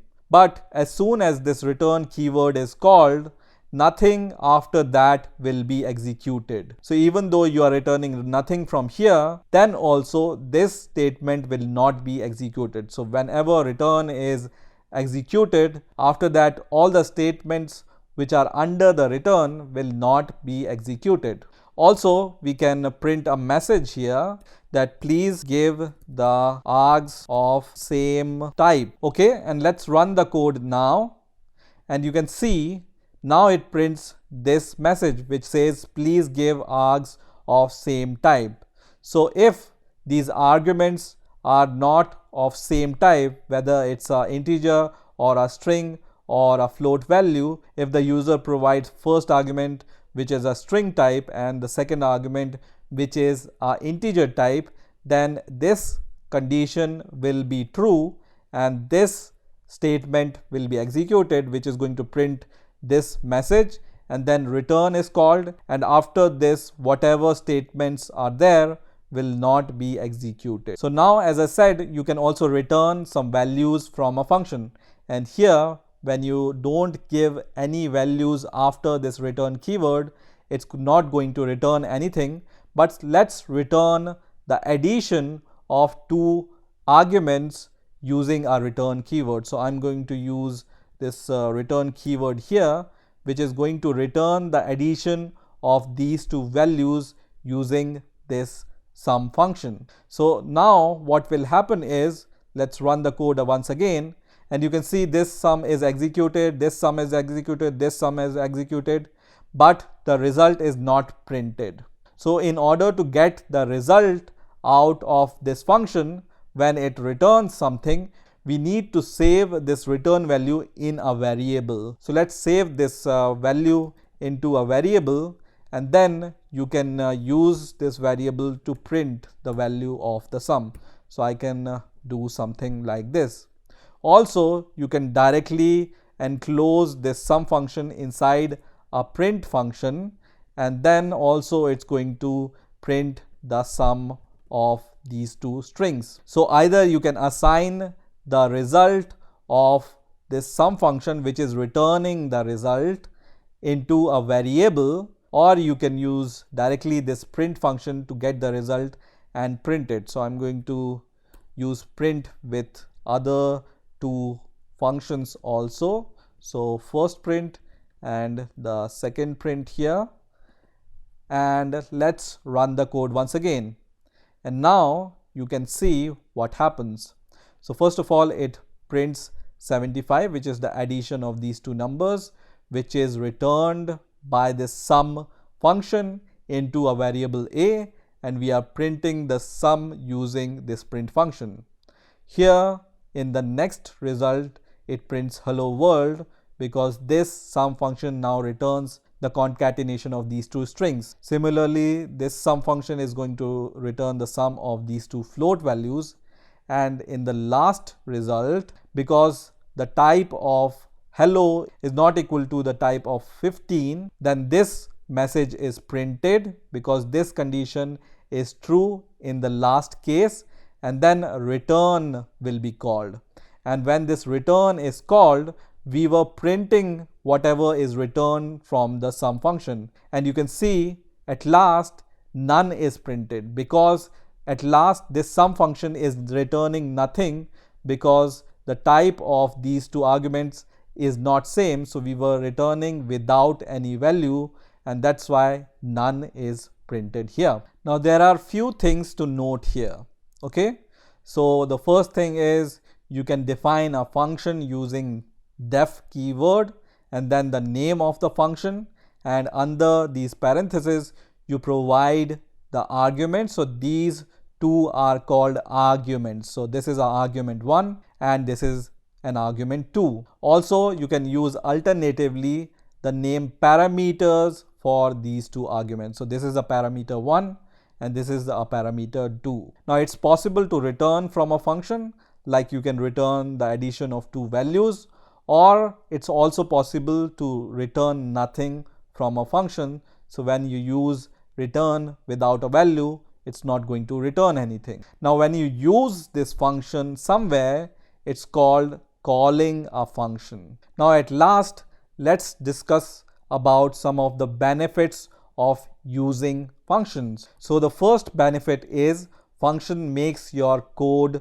simpler, because if you don't use function to execute this kind of code, then you need to write this code again and again whenever you want to use this functionality at different places. The second advantage is function makes your code reusable.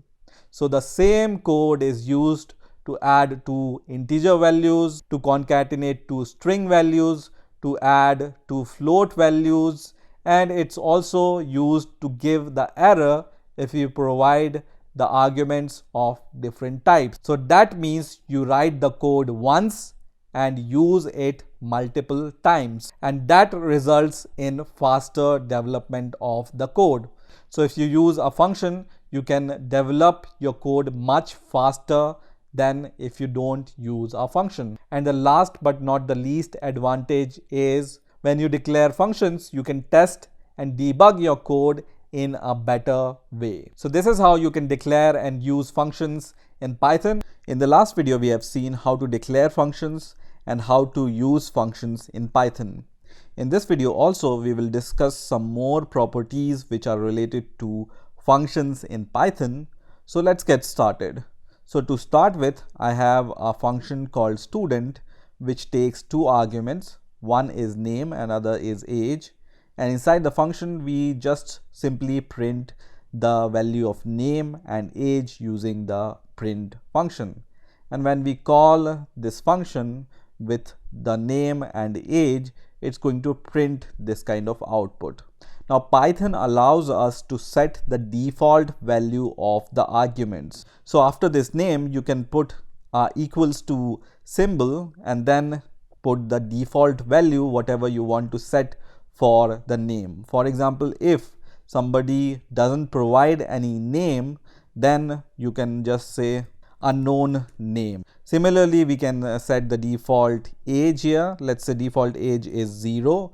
If somebody doesn't provide any age with the student function, then the default value will be 0.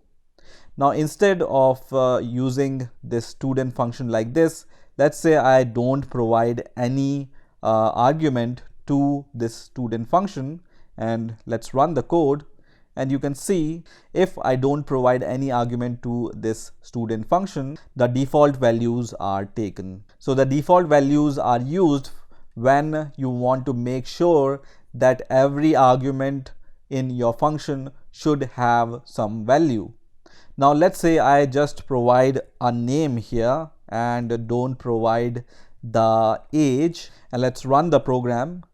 And now you can see the name is overwritten by the argument what we have provided here, right? So default value will be this one if no argument is provided. Similarly, if we give the value of age and now we run the program, the default age is replaced by the age which is provided using the arguments. So this is how you can use default values with the arguments of the function. So let me just remove these default values, and I'm going to give you the next example, which is variable length arguments. So let's say with the name and age, I want to provide the list of scores which this student has scored for different subjects. So as a third argument, I'm going to provide an argument called marks, and somehow I want to provide a list of marks which is scored by this student, and let me print the value of marks using this print function also. Now in Python, you can use asterisk in front of your argument, and this means that you can provide multiple arguments when you use this kind of notation. So let's just provide, for example, we already provided the name and age here, and let's provide different marks scored by this student. So I can provide 95 for first subject, then 70 for second subject, then 80 for next subject, then 50 for next subject. And let's say we don't know how many subjects the student has taken, we just have only the information about these 4 subjects which he has taken. So we can provide 4 values here, and then let's run the code.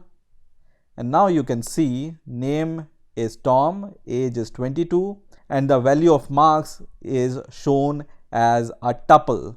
Okay, so whenever you provide this asterisk in front of an argument, you can provide the values for that argument using normal arguments as you provide for normal argument. So first 2 variables are associated with name and age, and all the other variables which you provide here will be assigned to this marks variable because it has this asterisk in front of it. So now you can also use a for loop in order to iterate over tuple. So x in marks, for example, and then you can print every value, or you can access every value inside this tuple. And let me comment this print function, and let's run the code once again. And you can see for loop has printed all these marks which are there inside the list. Now if you want to use this type of variable length argument, then I will suggest you to use this argument as the last argument of your function, so that it will be clearer to the reader of the function that whatever you provide at the end will be the part of this last argument. Now you may ask that we have provided these marks for this student, but for which subject these marks are given to the student? Now in Python, you can also use double asterisk in front of your function argument, and this means that now you can provide the key value pairs as a marks arguments. So instead of using 95, I can also say that 95 is scored in English, let's say, and then 70 is scored in math, and then let's say 80 is scored in physics, and the 50 marks is scored in biology. So now when you use these double asterisks in front of your function argument, you can provide these kind of key value pairs which are separated by this equal to symbol. And how you can access these values? So let's run the code and let's see what happens. And now you can see only keys are printed and not the values of these subjects are printed.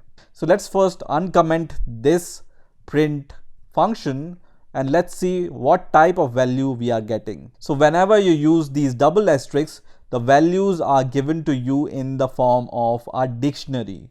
Okay, so if you use single asterisk, the values are given to you in the form of tuple.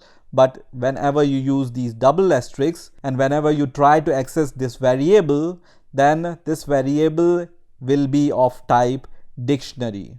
And you already know how to print the values of dictionary. So you can just write marks.items here, and then here you can just write key comma value, and then you can print the value of key and value. So I'm going to just print key first of all, and then I'm going to just give a space here, and then I'm going to print the value, right?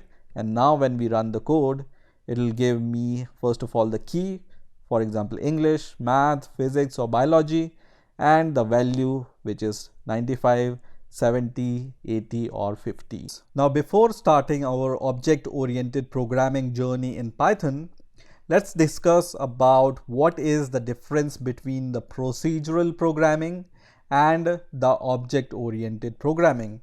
So you will have the better idea why we use object-oriented programming. Now traditional programming languages such as C or Pascal were called procedural programming languages or structural programming languages, where the basic unit was functions. Now programming in these type of procedural languages involves choosing a data structure and then designing the algorithm and then translating that algorithm into a code. So if this sounds a little bit confusing, let me try to explain it with an example. So let's say you have been given a task to create a program for a passenger who wants to travel from one place to the another place using a cab service. So if we think from the point of view of procedural programming, what we do in the procedural programming is we create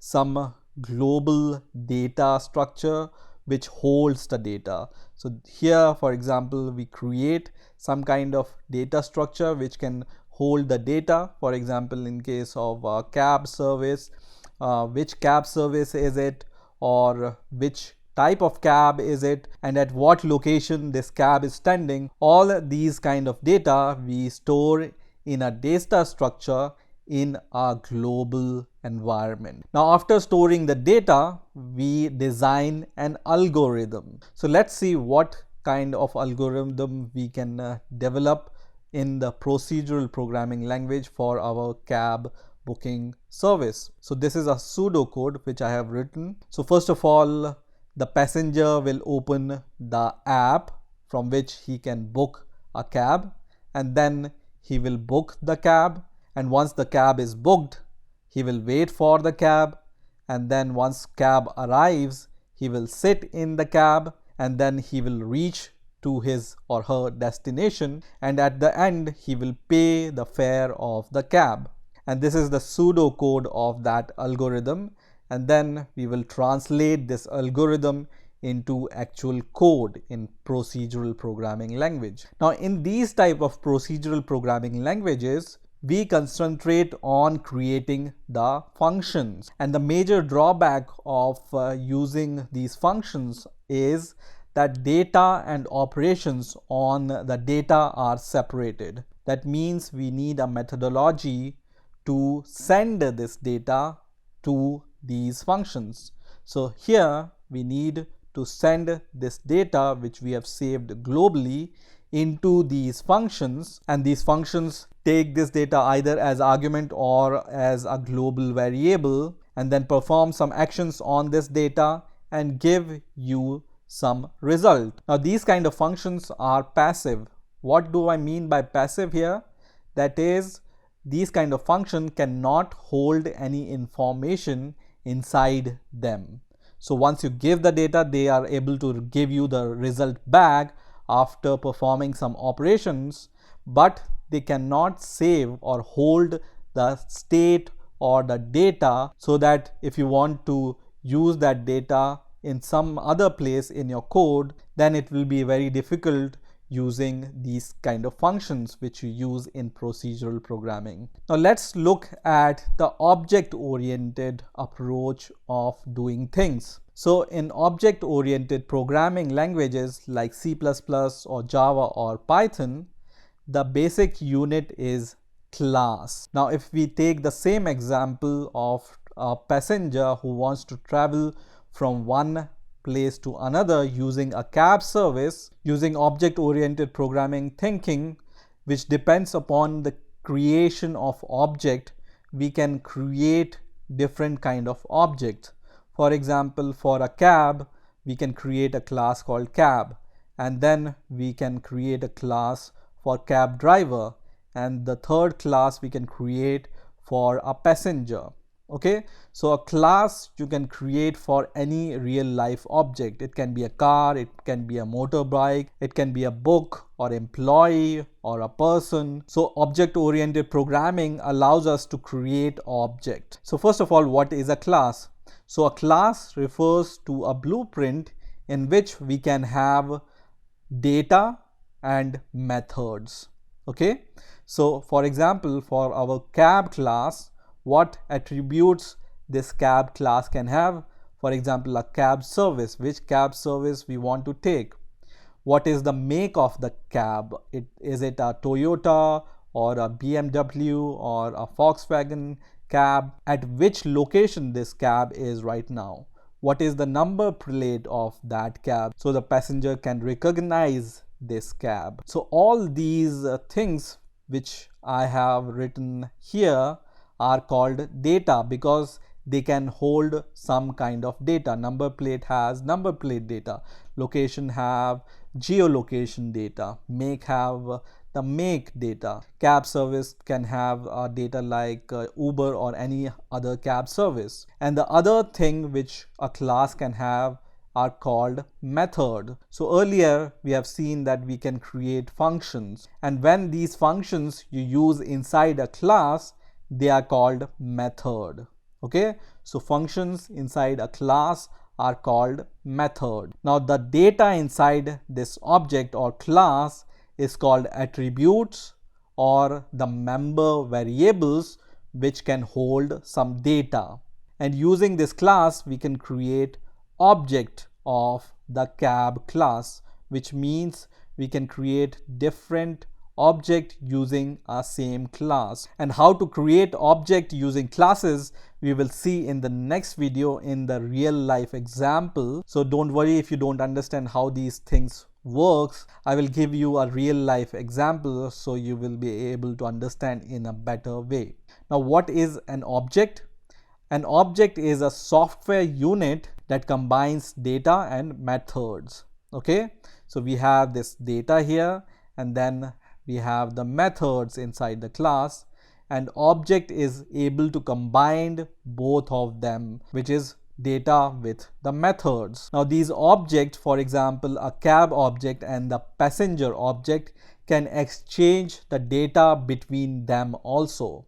So data is interchangeable between, for example, the passenger object and a cab object. So let's rewind once again what we have learned about object-oriented programming.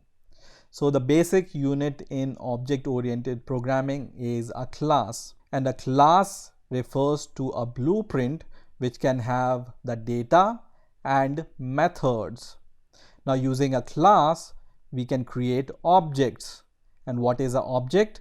Object is an instance of a class, and each object can have its own data and method, and an object is able to store the state of some kind. So at which location this cab is right now. So this is a state, and an object is able to store that state. Now in procedural programming, if you remember, there is no relation between the data and the method, right? We need to provide the data to the method, which are separate entities in the procedural programming language. Now these data members are called attributes or member variables, and these functions which you define inside a class are called methods. And what are some of the key differences between procedural programming language and object-oriented programming language? The first is the unit in procedural programming language is function, and on the other hand in object-oriented programming the unit is class. The second is the procedural programming concentrate on creating functions, while object-oriented programming starts from isolating classes and then they can have data and methods inside it. In procedural programming language, the data and the functions are separate, and in object-oriented programming language, data and methods are not separate. They are the part of a single object of a class. Now, if all this seems to be little confusing to you, don't worry, you are not alone, and I will try to solve this confusion in the next video, in which I will tell you how to create the classes and how to use classes in Python. In this video, I'm going to show you how you can create your first class in Python. Now, if you haven't seen my last video in which I have discussed what is object-oriented programming and what are classes, I will highly recommend you to watch that video because this will be a continuation of that video. So let's create a class in Python. So for that, I will create a new project. So let's create a new project in PyCharm. So just click on File here and then click on New Project. And then the project name I'm going to give here is Oops. And then I will just click on Create. And I will choose this option which says Open in Current Window. And also this option which is Add to Currently Opened Project, which is going to create this project in this window itself, which is already open. So now you can see we have an empty project here. And inside this project, let's create a Python file. So right click on the project and then New, and then we are going to create a new file. And let's create a class called car. So I'm going to name the file name as car because we are going to create the car class. Now, in order to create a class in Python, you use a keyword class and then you give the name to your class. So the class name in our case is car, and then you give this colon. And for example, I write here a keyword called pass. Now, when you write this keyword after the declaration of a class, this means that it is an empty class. You can also use this pass keyword to create an empty method. So this keyword pass is used to create an empty class or an empty method. Now here, after the class declaration, let's see how we can create an instance of a class. So it's really easy to create an instance of a class. So let's create a first object and I'm going to name it as Ford, which is a car brand. And then you use your car class name and use these parentheses here.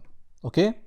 So this here, Ford, is an object, or you can also say it's an instance of the class car. In a similar way, we can create multiple objects. For example, Honda is another car brand, and you can create the Honda object using this class car. Once again, you can create a new object, for example, Audi, and then you can once again use this car class to create this object. So what we have done till now, we have created 3 objects from the class car. Now in the previous video, I told you that you can associate some data with your object. So let's associate some data. So for example, Ford, we can associate an attribute called speed, right? So we can assign the speed, for example, 200 here. For Honda, we can assign speed, let's say 220, and for Audi we can assign the speed, let's say 250. So speed here is called the attribute, and whenever you create an empty class using this pass keyword, you can add these attributes on the fly. So you can see we have added these attributes after the declaration of the class and after the creation of the objects. Let's add some more attribute to these instances or the objects. So a car can have the color. So I'm going to just write color, and the Ford has, let's say, the red color, and let me just copy and paste here, and let's say the Honda have the blue color, and we have the Audi of black color. So once again, color is an attribute here. Now if you want to print these attribute, you can use this print method, and then for example we want to print the speed of Ford and the color of Ford, then we can do it like this. And let's run the code. So in order to run this code, first of all, when you create a new project and a new Python file, you need to right click on this file and then click on run the file name, whatever is your file name. My file name was car. So you can see now the result is printed here. First is the speed and second is the color of an instance Ford. Similarly, you can print the color and speed of Honda and Audi objects also. Now if you want to change some attribute, it's also possible. So let's say I want to change the speed of Ford object. So I'm going to use Ford.speed once again, and this time I want to assign 300 speed to this attribute. Let's say we also want to change the color of the Ford object. So I'm going to just use Ford.color, and this time I want to use the color blue here. And let's once again we will try to print the color and speed of the object Ford, and now you can see this result. So before the speed was 200 and the new speed is 300 for the object Ford, and before the color was red and the new color is blue for this object Ford. Now if you have followed the last video, this speed and color is the data. So speed and color are the variables which holds some data inside them. But still we haven't added any behavior or methods to our class car, and that we will do in the next video. Now let's create a new class, because understanding classes in any language is difficult. So let me give you another example. So this time I'm going to create a new Python class, and I'm going to name this Python class as a rectangle, and then press OK, which is going to create this class. And to create a class, you already know, you use the keyword and the name of the class and then the colon, and we will also make this class an empty class using this parse keyword. And in order to create an instance, I'm going to just write rect1, which is the first object, using the rectangle class, and then I'm going to create rect2, which is the second object, using this rectangle class. And now what are the attributes which we can relate to the rectangle? A rectangle have a width and the height. So let's add the width and height.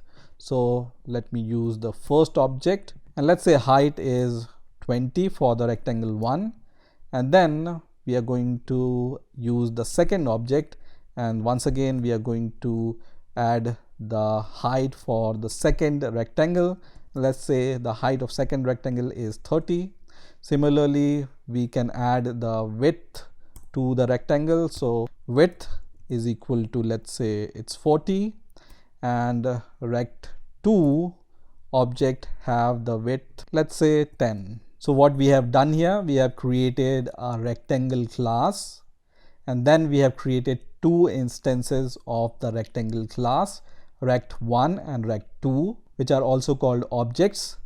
And then we have added some attributes to our objects, which are height and width. Now let's say you want to calculate the area of these two rectangles. I can use the print method, and then what is the area of the rectangle? It's the multiplication of the height and the width, right? So I can use this rectangle 1 object, and then I can call the height and width of this object, and this will give me the area of the rectangle 1 using this multiplication operator. Similarly, I will do the same for the object 2 here, and let's run the code. And if you remember what we need to do, if we create a new Python file, we need to right click on the file and then click on run, right? So once the file is running, you can choose from here which file you want to run, but at least once you need to right click on the file and just click on run whatever file name you have. So you can see the area of rectangle 1 is 800 and the area of rectangle 2 is 300. So this is how you can create a very simple class in Python. In this video, I'm going to show you how to use init method in Python and how to use a keyword called self in Python. So I will continue with the class which I have created in the last video, and this was the class which we have created, and we have used this special keyword pass there. And pass we were using to create an empty class. Now I'm going to remove this pass and I'm going to add a method called init here. So I'm going to just write def and then underscore underscore init and then press enter, and you can see this init method is created here. So this is like a normal method with double underscore in front and back of this init keyword, and you will also see the self keyword is already added as the first argument of this method.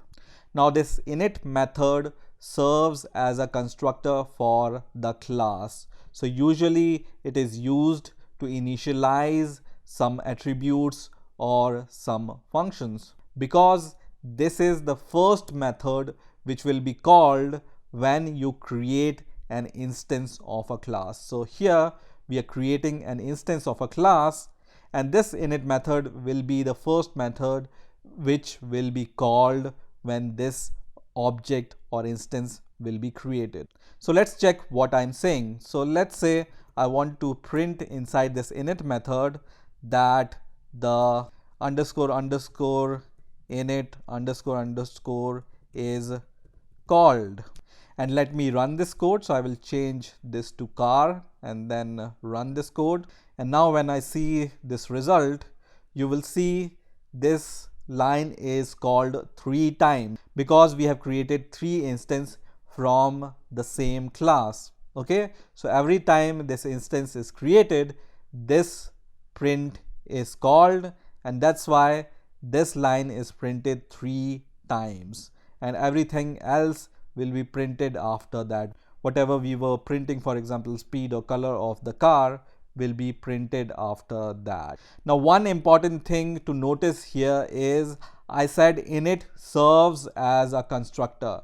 It's not a constructor. Although it would be tempting to call this init method as a constructor, actually it's not a constructor, but it behaves like a constructor because init is the closest thing we are going to get in Python to a constructor, because it is the first method which is called whenever an instance is created. Now if you are familiar with other object-oriented programming languages like Java and C++, there is a destructor also in those kind of languages with classes.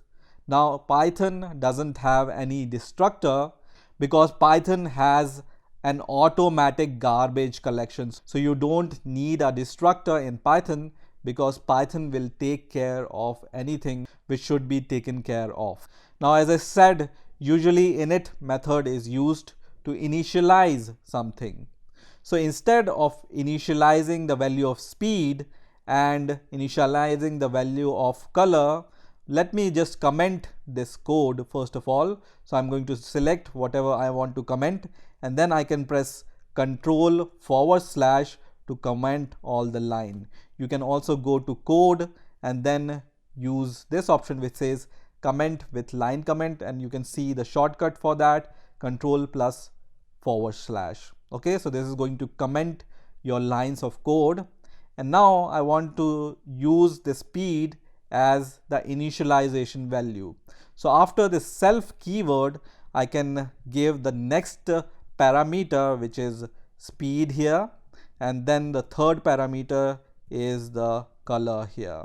And now to print the value of speed and color, I can use once again print, and then first of all I'm going to print the speed, and then I'm going to print the color attribute. And as soon as you do this, and when you try to run this program, it will give you an error. So let me run the program and it will give me the error. It says init missing 2 required positional argument, which is speed and color. Okay, so once you create an init method and provide any arguments other than self is automatically provided by Python whenever you create an instance of a class. But other than self, when you write for example speed and color arguments here, you need to provide those arguments at the initialization of your class.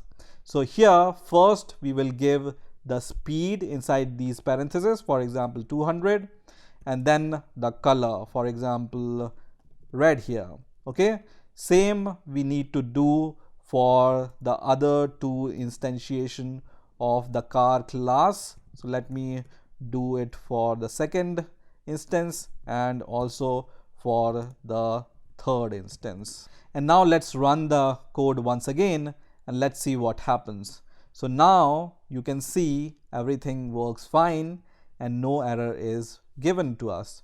And you will also see, because this print is called first, you can see the speed is printed first and then the color, and then this line is printed after that. And that means we will get the speed, color and this line 3 times for every instance with different values, whatever values you have provided for the instantiation of your car class. Now usually you provide these arguments because you want to initialize the value of speed. So let's try to access the value of the Ford object speed and color. So let me just uncomment this code and let's run this code, and it will give us an error. You can see this says that car object has no attribute called speed, right? So what is the error? Because we have provided these attributes speed and color, but we haven't assigned these values to any attribute inside this car class. Earlier what we have done is we have assigned the speed value to a speed attribute and the color value to the color attribute, but we have already commented those codes. So how can we assign the speed and color to the car object? So it turns out that you can use the self keyword, and then using the self keyword you can assign the value to the current object. So self is essentially the current object. Okay, it's similar to using this in C++ or Java if you are familiar with those 2 languages. So you use self dot and then the name of the attribute, for example speed in our case is equal to whatever argument you provide for speed. So we have provided the same argument, which is speed itself. Once again I can use self to set the value of color here. So self dot color is equal to color. Let me remove this semicolon because it's not required. And now when I run this code, you will see that there is no error now. So because we have now used the self keyword to set the attributes of speed and color, so we can easily access the values of the speed and color using any object of the car class. So let me once again minimize this. So now let's talk about the self keyword here. So whenever you create a class, the first argument of every method you need to provide this keyword self.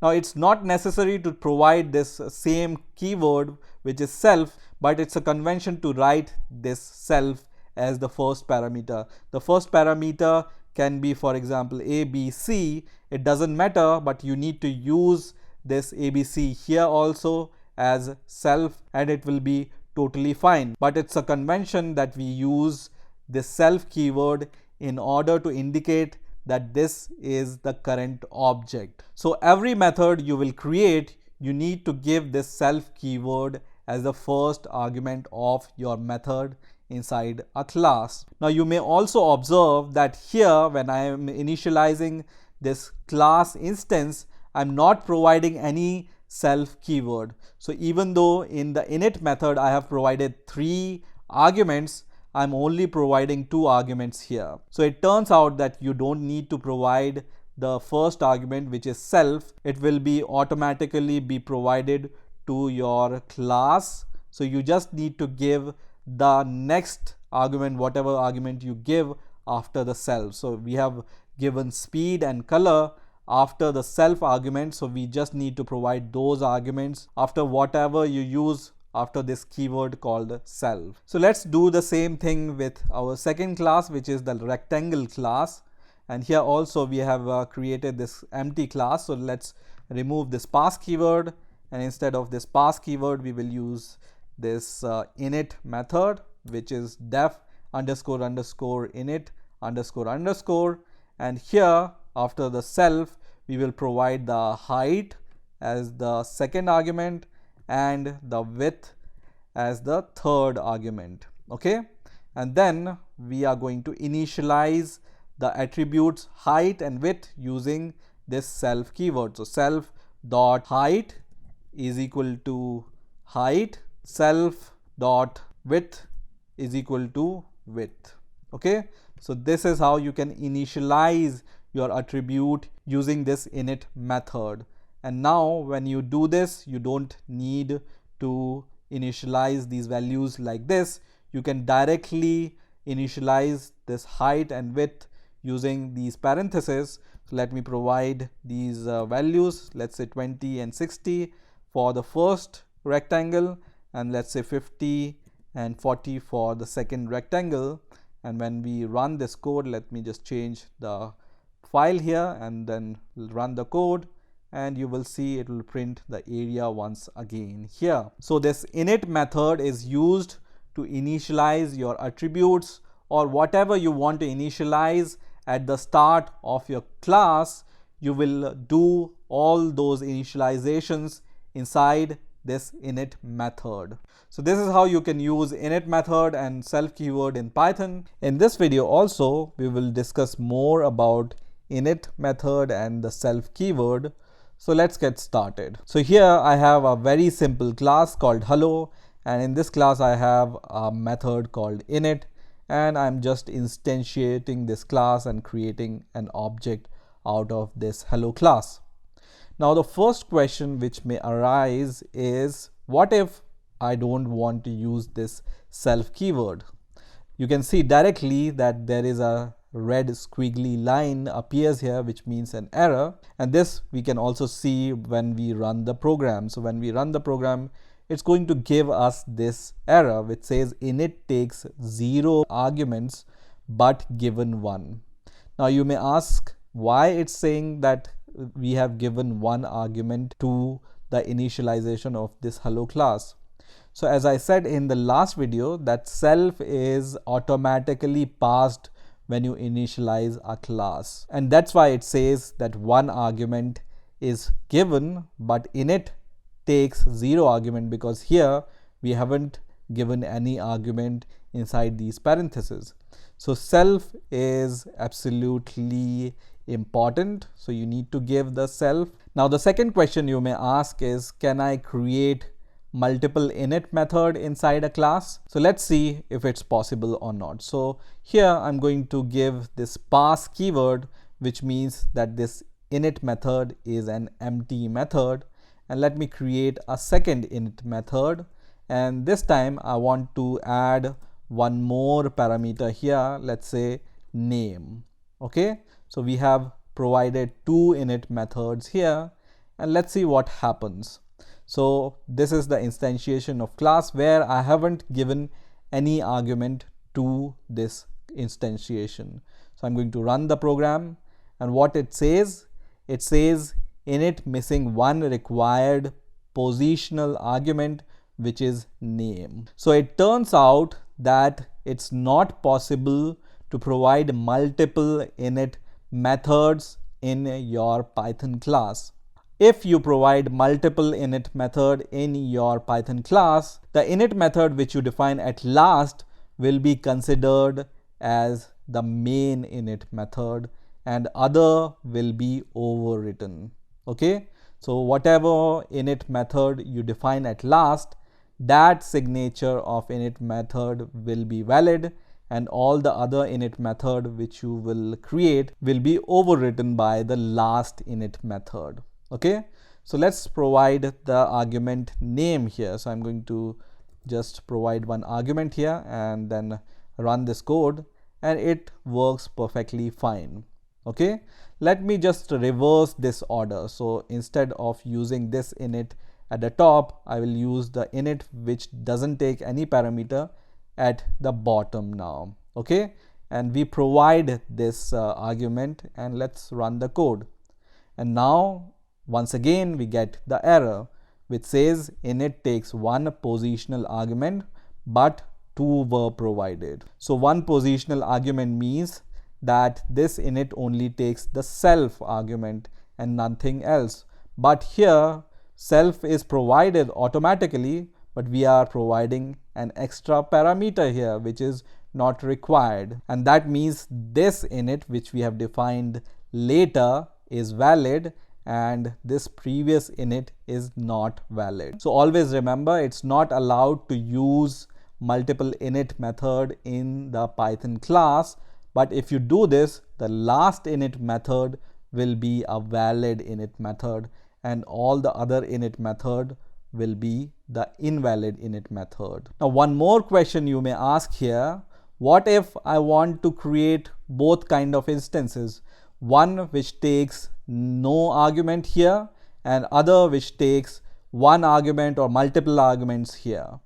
So the answer is in my previous video, in which I have shown you how to provide default value to your arguments. So let's say I provide a default value to my argument here. Now I will create two instances of the same class. One takes no argument and other takes one argument, and when I run this code, no error appears here. Okay, so if you want to create an init method with multiple parameters, you can either use this default value for your init method parameters, or what you can do here is you can use this parameter which takes a tuple. So in the previous video we have seen that we can provide an argument with asterisk in front of it, and this means that we can provide multiple parameters to our method here, and when we run the code, it's also valid. We can also provide multiple parameters here and it will also be totally valid. So I'm going to run the program once again and you can see it's totally valid. So if you want to provide multiple parameters to your init method, you can use this kind of notation, or you can provide the default value to your parameter, or the last thing you can use is you can use, for example, this type of argument which takes the keyword, so kwargs here. Okay, and this also we have seen whenever you use this kind of notation, that means you want to provide the dictionary, right, key value pair. So let me provide some kind of key value pair. Let's say name is equal to some kind of name here, and then let me run the code and it's totally valid. It doesn't give us any error. So even though multiple init methods are not allowed in Python, you can use these type of notations in order to give variable length argument in your init method. Now let me just remove all the parameters from here and this instantiation from here also, and let's take the next question. So let's say I want to remove this pass keyword from here, and here I want to initialize some values. So self dot name is equal to, let's say we will provide some name, so I'm going to provide a argument called name, and self dot name is equal to name here, and then let's say self dot age here, and we provide some value which is not taken from the argument, but we provide some static value here. Is it allowed? Yes, it's totally allowed, right? So if you want to provide some default value for your attribute, you can absolutely provide that without even passing it as an argument. So it's not necessary that all the attribute values you need to provide from this argument list. You can provide any default or static value here which is not coming as an argument. So I hope that clarifies some more details about this init method. In this video, we will learn how to use encapsulation in Python.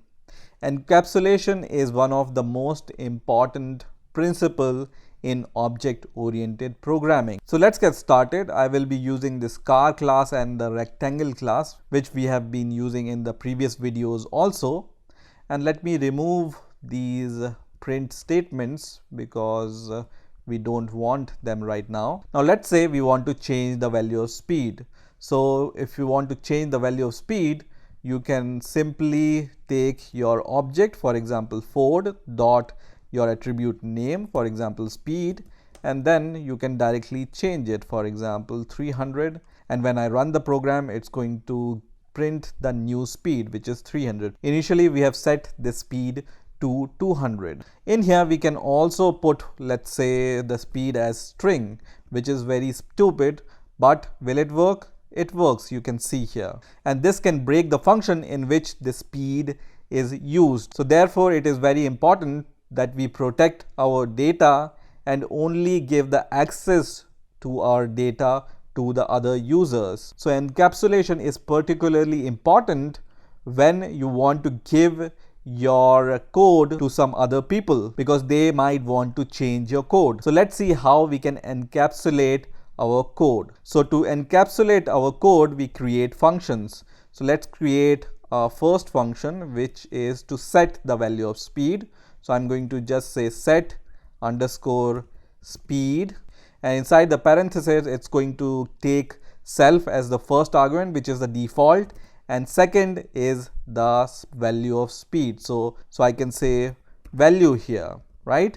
And then once we have the value of speed, we can just call self dot speed is equal to value. Similarly, we can create a get method for the speed. So right now we have created the set method to set the speed, and now we are going to create a get method to get the speed.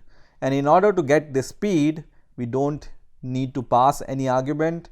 We just need to return this speed which is already set. So we can just write return and then self.speed. So we have created two functions, set and get. These are also called setter and getter for the attribute, which is speed in our case. So let's use these functions instead of this kind of setting of data. So first of all, I'm going to call this Ford object dot set speed method out of this object, and then I'm going to pass the new speed using this set method. Now in order to get this speed, I can write, instead of this Ford dot speed, I can just write Ford dot get speed, which is going to give me the speed of this Ford object. So I'm going to run the code, and you can see it prints the speed which we have set using the set method. But still, will this protect your data? Let's see. So I'm going to once again try to use Ford dot speed, and then I will try to set the new value of speed. Will it be a problem? No. So you can see when I try to get the speed, the new speed is set, and we want to prevent this kind of setting of data using this equals to symbol. So we need to somehow make our attribute private. Now if you are familiar with other object-oriented programming languages like Java or C++, they use the keywords like public, private or protected in order to mark their attributes or the member variables as the private or public or protected. But Python doesn't have any of these keywords. So how we can make our data private? So let me give you first of all an example. So I'm going to go to this class which is hello, and here I'm going to set some values. So first value is, for example, self dot a is equal to 10. Second value is self dot underscore b is equal to 20, and the third value is self dot underscore underscore c is equal to 30. So we have created 3 member variables in this hello class. One is a, second is underscore b, and c is with 2 underscores in front of it. And let's try to access all these 3 values. So I'm going to just use the print method and then the hello object dot a, and similarly I will use this print to get the value of dot underscore b and also dot underscore underscore c. And let's try to run this program and let's see what happens. And you can see here the first value which is printed here is 10, which is the value inside the a variable. So this code was executed successfully. Now we can see here that 20 is also printed. That means this code is also executed successfully. But at the time of underscore underscore c, when we want to use this underscore underscore c outside the class, it says hello object has no attribute called underscore underscore c. And this is the point. So underscore underscore you can use to make your attribute private. Okay, so this is a convention. There is no keywords like private in Python.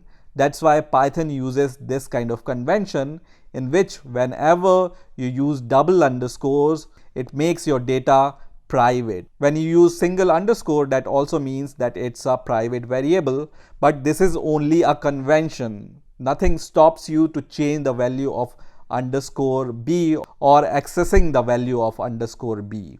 Okay, so if you truly want to make your data private, then use double underscore in front of your variable. When you use single underscore, that means it's a partially private variable and it's only a convention. Okay, so let's go to our car class once again. And now we know that we can add double underscore in front of our variable name. So we have 2 variables here. One is speed. So let's add double underscore in front of speed. And also let's add double underscore in front of this color variable to make both of them private. So I'm going to change this value of speed in getter and setter also. And now let's try to access this value using this Ford object, which is underscore underscore speed. Now let's try to run our program. So I'm going to change the file and then run our program, and you will see that it's going to give us an error. And this error says the car object has no attribute called color, because this variable color is private now. Also, you will observe that the value of the speed is 300, which is set by this set function. Even though we have set the speed again to 400 using this underscore underscore speed, but this speed is not changed, right? So we cannot change the speed using this underscore underscore variable, because now it's a private variable, and that means we cannot change the value using this variable. We need to use this set function in order to change the value of the speed. Also, if you want to use this underscore underscore color here, and let's run the code, this will also give you an error because this underscore underscore color is private. So either you can remove this code, or you can create the setter and getter method for the color also. So let's create the setter and getter method for the color. And now we can access the value of color using the get color method, right? So instead of this get speed, we can just write Ford.get color, and it's going to give us the value of color. And now you can see that there is no error, and the speed here is 300, which we have set using this set speed method, and the color is red, which is the color we have given using this argument in the constructor. And this type of restricting your data access using functions is called encapsulation. Let's do the same thing with our rectangle class also, and let's create the setter and getter method inside the rectangle class. So you already know we can use this define and then we can first of all set, for example, set the height first of all, and then we can give the value of height here, and then self dot height is equal to height, right? And don't forget, you need to give double underscore in front of your attributes in order to make them private. So I'm going to do just that, and let's create the get height method also. So now we have created the setter and getter for the height, and let's do the same for the width also. So now you have made the height and width as private, and we have created setter and getter for the height and width. And now in order to calculate the area, we can define one more method here, which is the area method. So let's create the area method here, and this area method is not going to take any argument. We are just going to return the multiplication of the height. So self dot height multiplied by self dot underscore underscore width, okay, which will give us the area of this rectangle. And we can call this area method instead of using this kind of notation. So rect1 dot area and rect2 dot area also. And let's run the code by changing the file name here and run this code, and you can see the area is printed now. So this is how you can use encapsulation in Python. In the last video, we have seen how to use encapsulation in Python. And we have also seen how we can declare private member variables in Python. To declare a private member variable, we use double underscore in front of your variable name, and this variable becomes private. But the question is, what exactly is a private member variable? So a private member variable is private to the class. That means you can use this private member variable inside the class, but as soon as you use it or access it outside the class, it will give you an error. So you cannot access a private member variable outside a class. And the example we have already seen. So here you can see I try to access this private member variable outside the class, and when I run the code, it says that there is no underscore underscore c attribute for this hello object. Why? Because whenever you create an instance, and if the member variable is private, this private member variable is invisible to your object. So you cannot access the private member variable outside the class. But can we use this private member variable inside the class? Let's see. So I'm going to declare one more method here, and I'm going to name it as public underscore method. And this doesn't take any argument, but what we have learned about the methods in a class, that even though you don't pass any argument to the method, you have to provide at least one argument, which is the self argument. And what is self? Self is the current object. So let me just print something here quickly. For example, public here.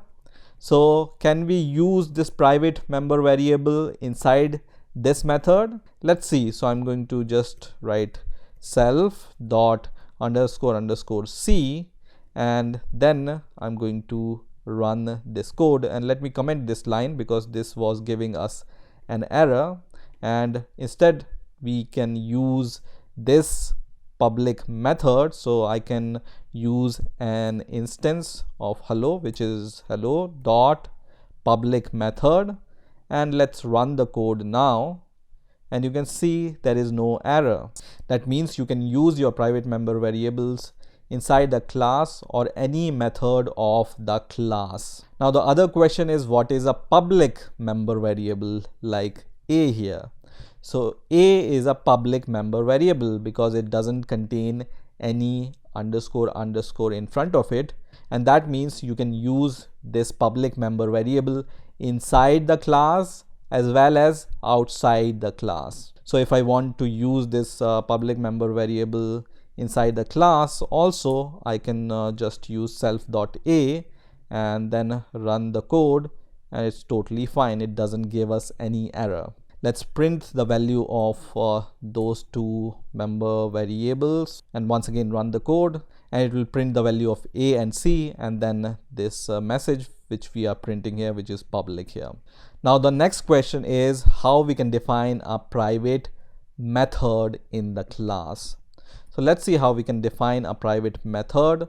You already know most probably, which is by using double underscore in front of your method name. So for example, underscore underscore private underscore method, and then I'm going to just print something inside this method. Let's say private.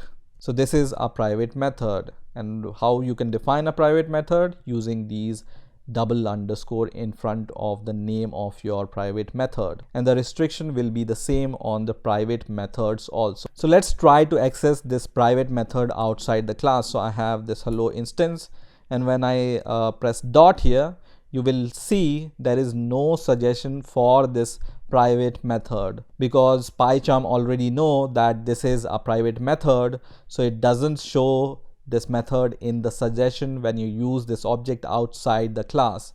But let's try the brute force, and let's try to use this method outside the class, and when I run this code, you will see once again you will get an error which says hello object has no attribute underscore underscore private method. So private methods also you cannot use outside the class, but inside the class absolutely you can use your private methods.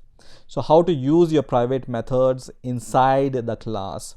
So you can use your private method inside the class using once again a self keyword. So you write self dot and then your method name, for example private method, and that's how you can call your private method inside the class using self. So any method you want to call inside a class, you do it once again using this self keyword as you do with your member variable.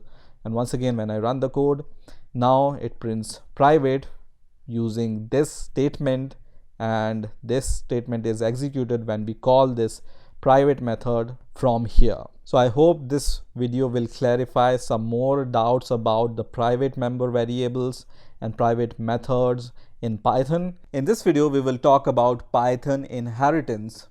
So first of all, what is inheritance in Python? So classes in Python can be extended, creating new classes which retains the characteristics of a base class.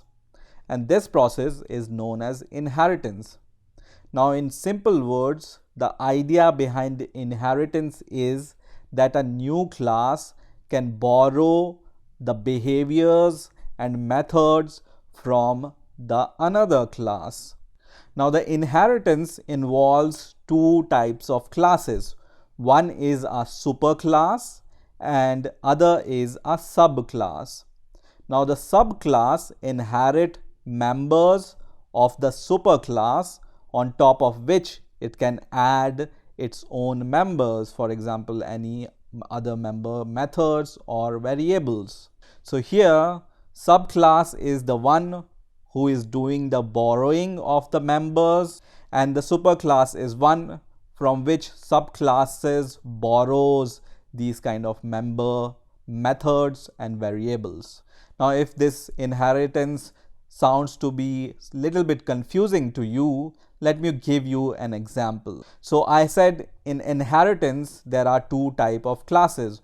One is a superclass and other is a subclass.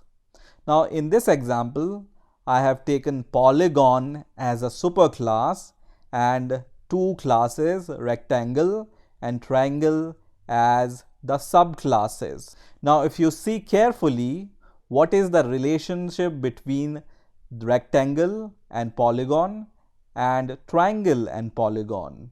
So rectangle is a polygon, right? and a triangle is also a polygon. That means the rectangle can inherit some properties from the polygon class. Also, triangle can inherit some properties from the polygon class. And the relationship between the superclass and the subclass is defined by a relationship called is-are relationship. So rectangle is a polygon and triangle is a polygon also. That means that rectangle and triangle can inherit from the polygon class. So in inheritance, the subclasses have a is-are relationship with the superclasses. So let me give you one more example. So as a superclass, you can take an animal class, and then as subclasses, you can create a dog class, cat class, rat class, because all of them are animals. So dog is an animal, cat is an animal, rat is an animal. So always remember, when you use inheritance, there is a is-are relationship between superclass and the subclass. Now let's take a real life example and let me try to explain you this concept with some code.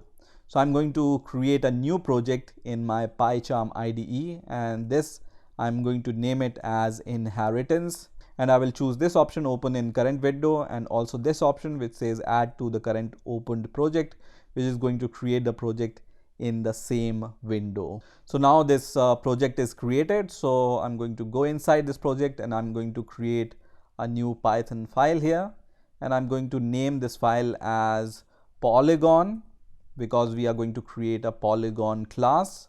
And inside this polygon.py file, let's first create a class called polygon, and inside this polygon class, what are the attributes which we want to add here?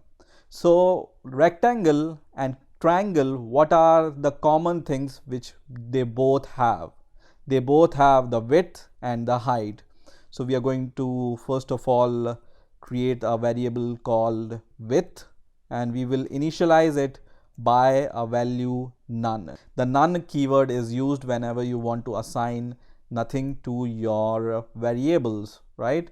In the same way, I'm going to use height and I'm going to assign none to that also. Now what I'm going to do is I'm going to create a method here. So let me define a method using def, and I'm going to use this method to set the values of width and heights. And this method is going to take two arguments. One is the width and the other is the height, right?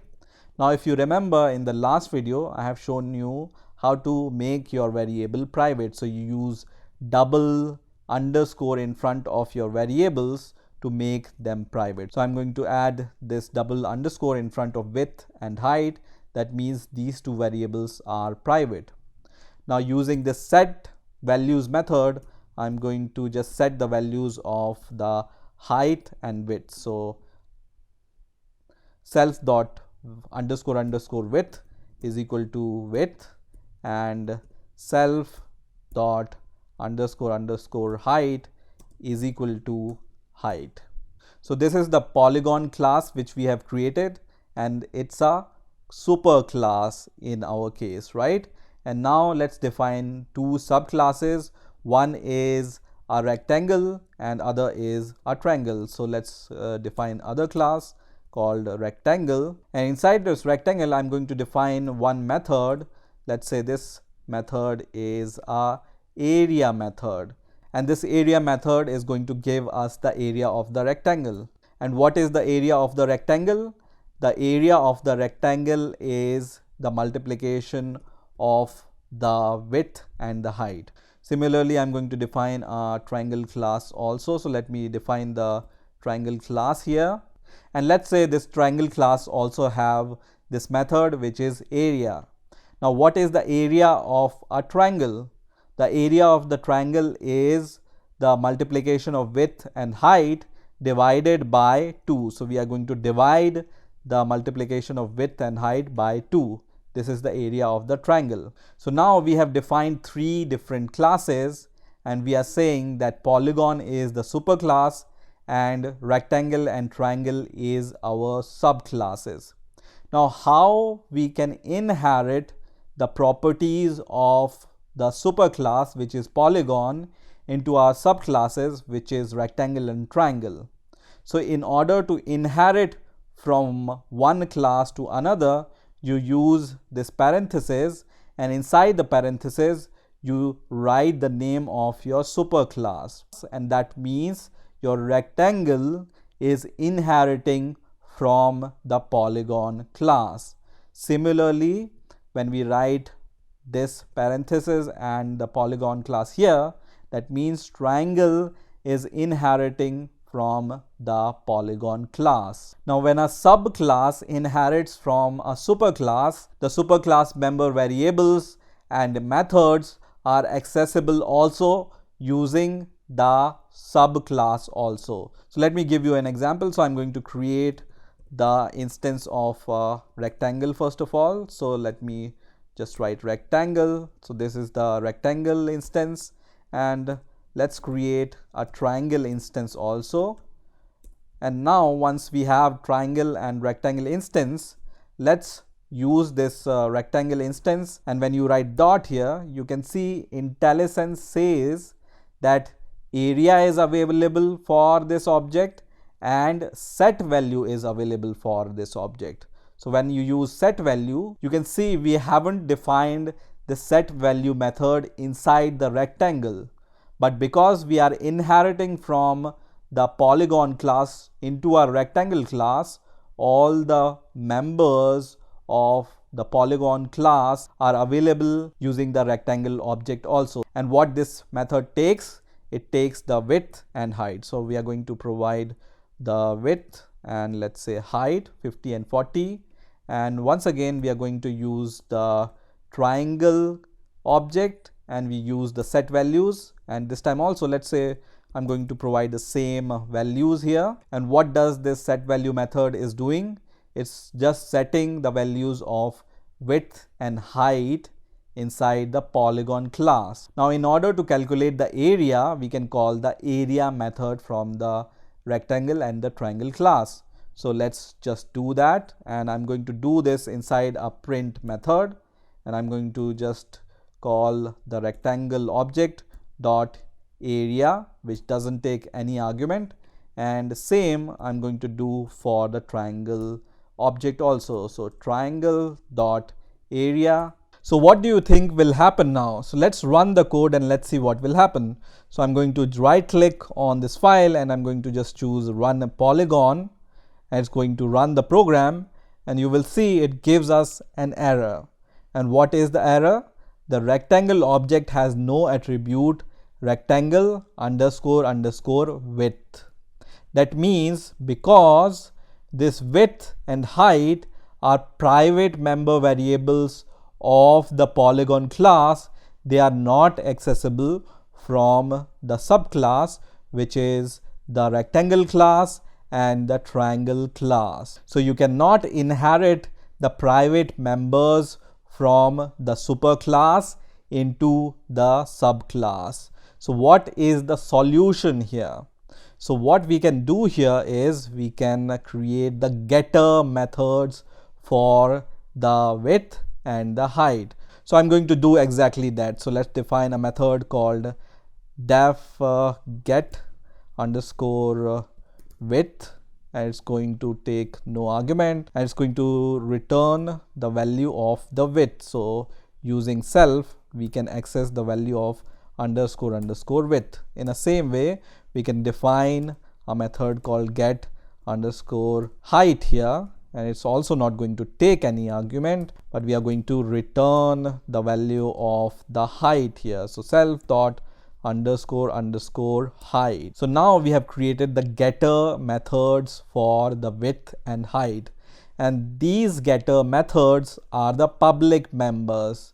Why they are public? Because we haven't used the double underscore in front of these two methods, and these two methods now we can use in place of these private member variables which we were trying to inherit in the subclass using the superclass. So instead of underscore underscore width, we can write self dot get width, and also here instead of underscore underscore height, we can use get height. Similarly, we will do the same for the triangle class. So get width and the get height dot get height.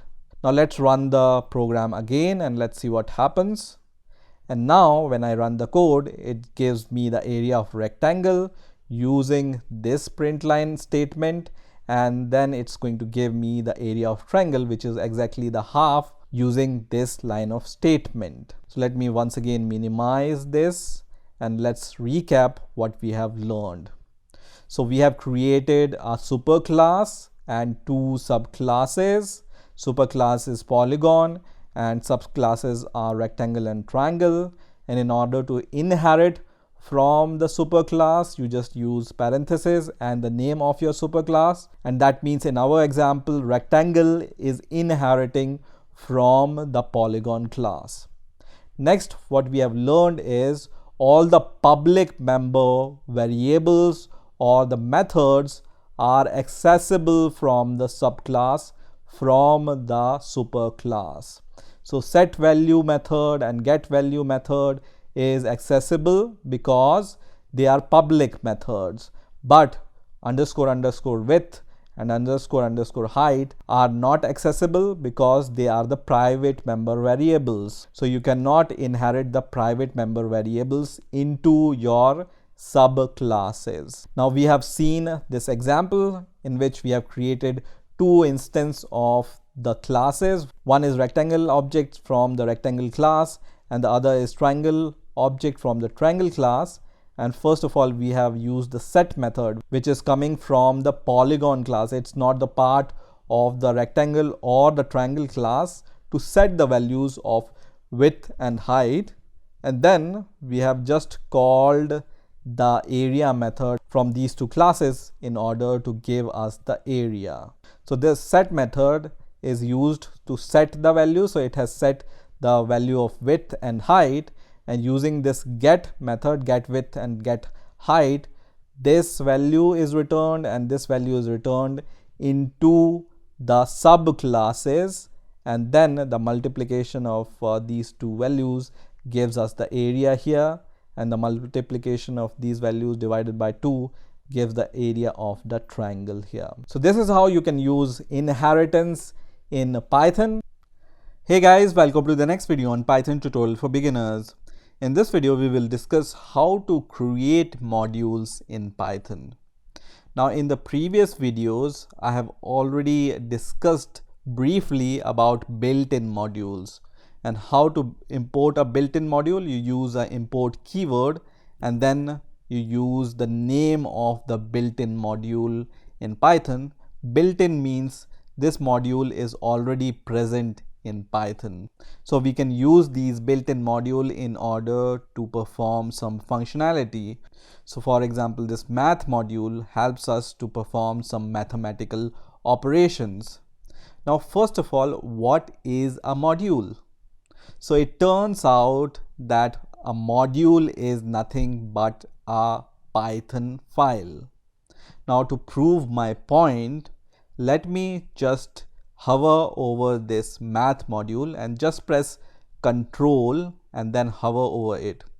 So right now I'm pressing Control and I'm hovering my mouse over this math on the PyCharm IDE, and now I'm going to click it.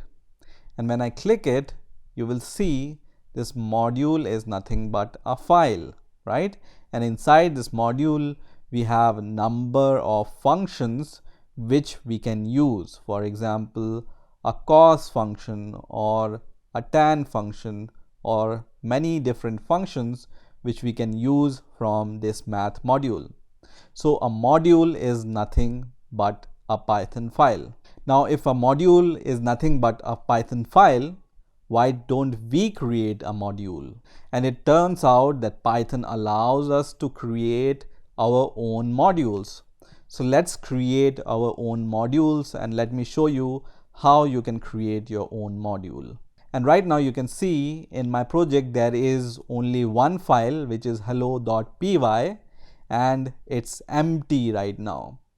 Now to create a module, I'm going to just create a new file. So right click and then new Python file, and this module I'm going to name it as my functions, and then press OK, and this file is created. So now I have two files in my project. One is my functions and other is hello.py. So let's say I want to create some functions inside this my functions.py file. So let's create some function. I'm going to very quickly create some very basic functions which you already know in Python. So let's say a add function which returns the addition of two numbers, and also let's create, let's say, a multiply function. So multiply, and this is going to just give the product of two numbers. So let's say this is our module and it has two functions. Now somehow I need to use these two functions from my functions.py file into this hello.py file. Now as you can see, these two files are in the same directory, right? So I can import this my functions file using import and then the name of the file, which is my functions, and that's it. So in order to import a module, you just write a keyword called import, and then you just write the name of the file without the extension py. Okay, so you don't need to provide any extension here, and then I can use this function. So let's say I want to print my function, which is the file name. So whatever file name you give here, you need to use the file name here. Dot, you will see all the functions in the file are now visible in the other file, which is hello.py. So let's use this add function, and I'm going to just give two parameters here. And also let's use the multiply function from the my functions file. So the file name and the method name or the function name, and let's give two parameters here also, and that's it. So it's that simple to create your own modules and import them into other files in Python. Now when I run this program, it's going to give me the addition and the product of these two arguments which I have provided here. Now let's say your my functions file is in some other directory. So let me create a directory. So I'm going to right click here, and then I'm going to create a directory, and I'm going to name it as dir, and then click OK. And now I'm going to move this my functions.py file into the new directory. So I'm going to just right click and cut from here this file, and I'm going to just paste this file into the dir directory. Okay, so let me just click OK here. And as soon as I do this, you will see here PyCharm is intelligent enough to refactor this code, and now it has given us the correct import. Okay, so if this my functions file is in some directory, then you use this type of notation. So you write from and then your directory name and then import keyword and then your file name. So you can see this is the directory name and this is the file name. So I use from directory name import file name, and when I run the code once again, it's going to give me the same answer. Now there is one more way of writing the same notation, and that is using the import. So use import keyword and then write the name of your directory dot the name of your file. So directory dot the file name, and then you use this name in place of your my function name. Okay, and once again when you run the code, it runs fine. Now sometimes you might feel that this is a long name, and Python have the solution for it also. So it turns out that you can rename your file using a keyword called as.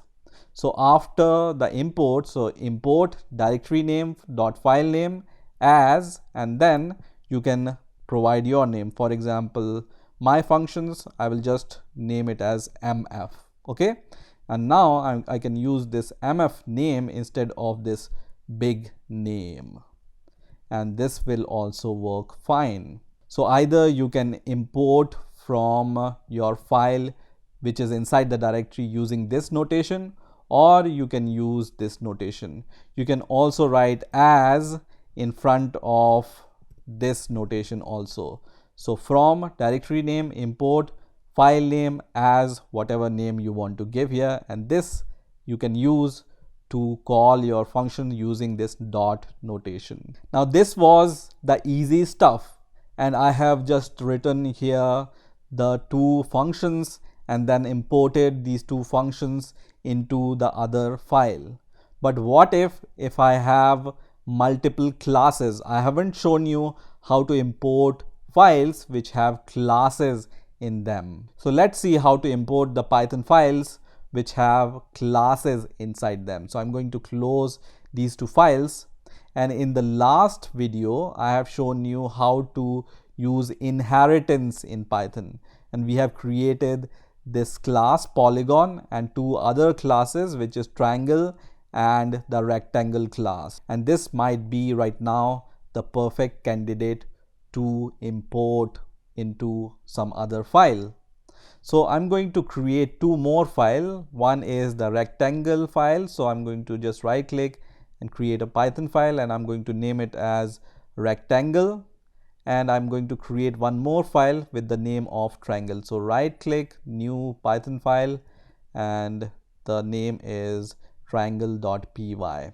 And let me create the fourth file, which I'm going to name it as main, and this will be our main file in which we will import all these classes. So in my polygon class, I will just leave this polygon class, and I will just transfer this rectangle class into the rectangle.py file, and this triangle class into triangle.py file.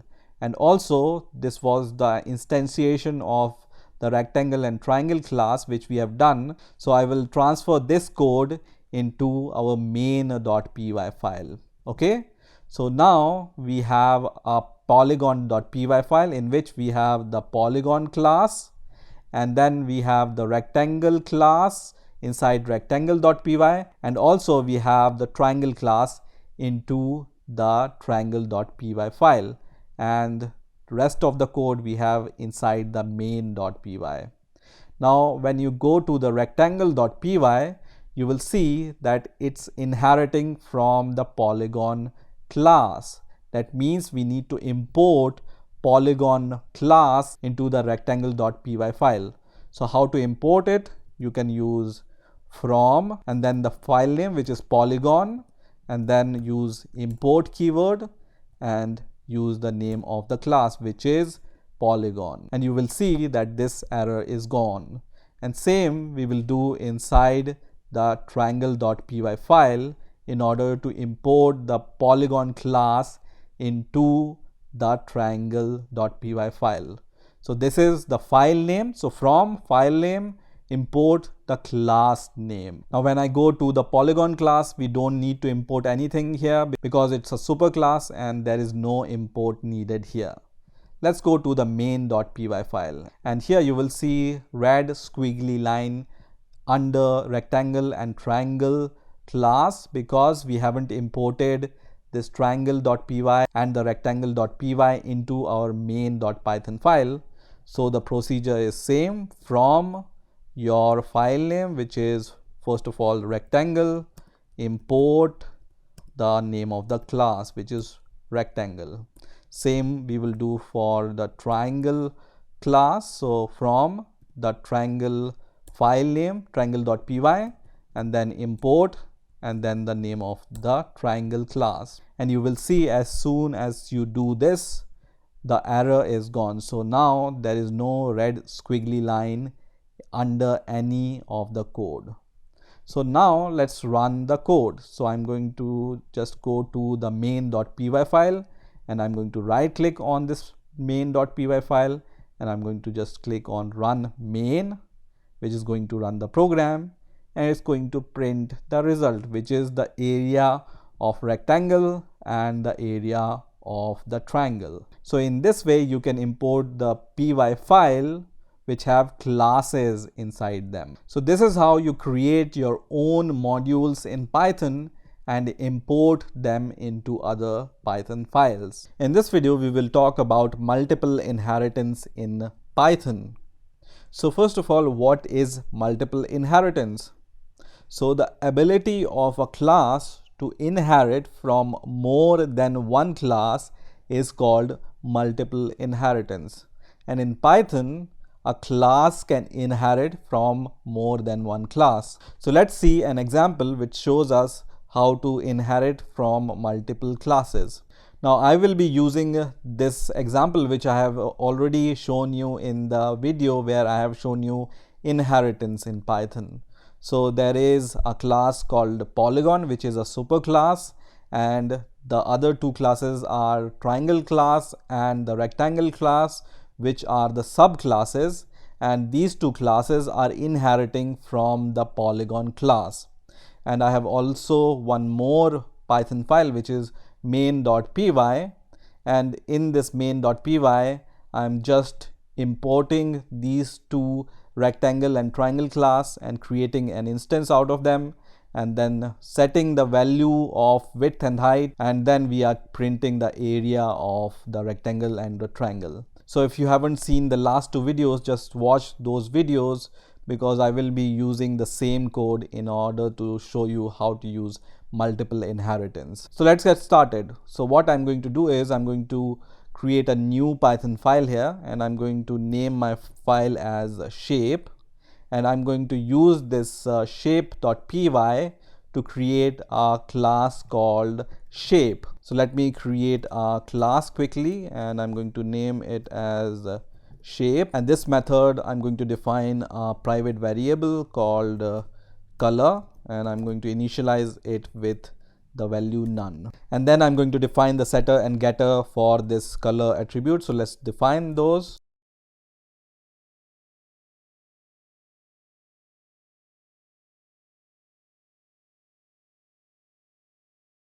So now we have defined the setter and getter for this color attribute. Now if you remember what I told you about inheritance, and that is whenever you want to do inheritance between a superclass and a subclass, there is a relationship between the subclass and the superclass. So rectangle is a shape and triangle is also a shape. So that means we can also use this shape class as the superclass in rectangle and the triangle classes. So let's use the shape class into the rectangle and triangle class as the superclass.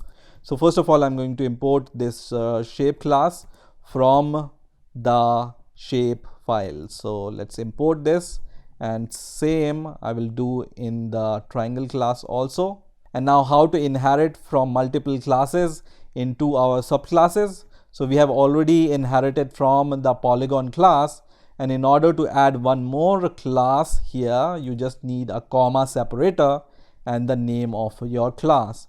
So this is how you inherit from multiple classes. You just use the parenthesis and then the name of your classes separated by the comma. That means the triangle class is inheriting from the polygon class as well as the shape class. The same we will do in the rectangle class. So I will just provide the comma here, and then I will just write shape here. And now I will go to the main.py file, and once you do the multiple inheritance, that means all the public methods of the shape class is available in the subclasses, which are triangle and the rectangle. So I can use this kind of notation. First of all, I'm going to use rectangle class to call the method called setColor. So I'm going to set color from here, and let's say the rectangle color is red, and Then I'm going to use the triangle object to call the setColor method once again, and the color I want to provide here is, let's say, blue. Okay, and in order to get those two color values, we can once again write print the instance name, which is rectangle dot get color, and same we will do for the triangle object also. So print triangle dot get color, and that's it. So now all the public method of the shape class is also available in our rectangle and the triangle classes, and we can use all the public methods of this shape class into the subclasses. And let's run the code and let's see what happens. So the code is running, and you can see it prints red and blue using these two statements. So this is how you can do multiple inheritance in Python. In this video, I'm going to show you how you can use a built-in function called super in your Python classes. So let's get started. So to start with, I have two classes here. One is the parent class and other is the child class. And here parent class acts like a super class and the child class acts like a subclass which is inheriting from the parent class. Now both these classes have this init function, and you already know what does this init function do. It is the first function which is called when an instance of a class is created. And here I'm just creating the object from the child class. Now what do you think will happen? Will this constructor will be called or this constructor will be called, because we are inheriting from the parent class into the child class? So let's find out. So I'm going to run this code and it prints child init. That means this statement under the child class init method is executed and this method is not executed. Now in some cases you might want to pass some parameters also into your super class. For example, I'm just going to give this example. Let's say I want to pass an argument called name here, and then I will just print the value of name. How can I call this init function using this child class instance? So it turns out that there is a function called super in Python that allows us to refer to the super class implicitly. Now this super function is a built-in function which returns a proxy object that allows you to refer to your super class. So let's try to use this super function. So you just use the keyword super and then give these parentheses because this is a function, and then this super function will return the proxy object of the super class. That means I can use this dot operator to call the init method from the super class. So this notation means super.init means we are calling the init method from the parent class, and that means we can pass the name from here. So let's just pass this name. I'm going to just write max here, and now I'm going to run this code. And now you will see that child init is printed using this statement first of all, and then using the super function the init method of the parent class is called, and then this name is passed here and it prints parent init and the name, whatever name we have provided here.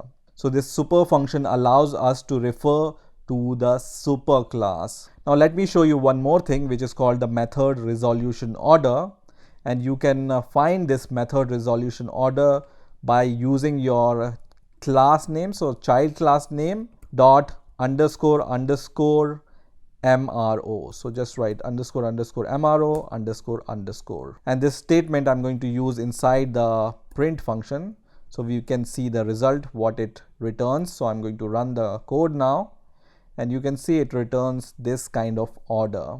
So as the name suggests, MRO stands for method resolution order, and this is the order in which the methods are called inside your child class or the parent class. And this order means that all the method in the child class will be executed first, and then all the method in the parent class will be executed.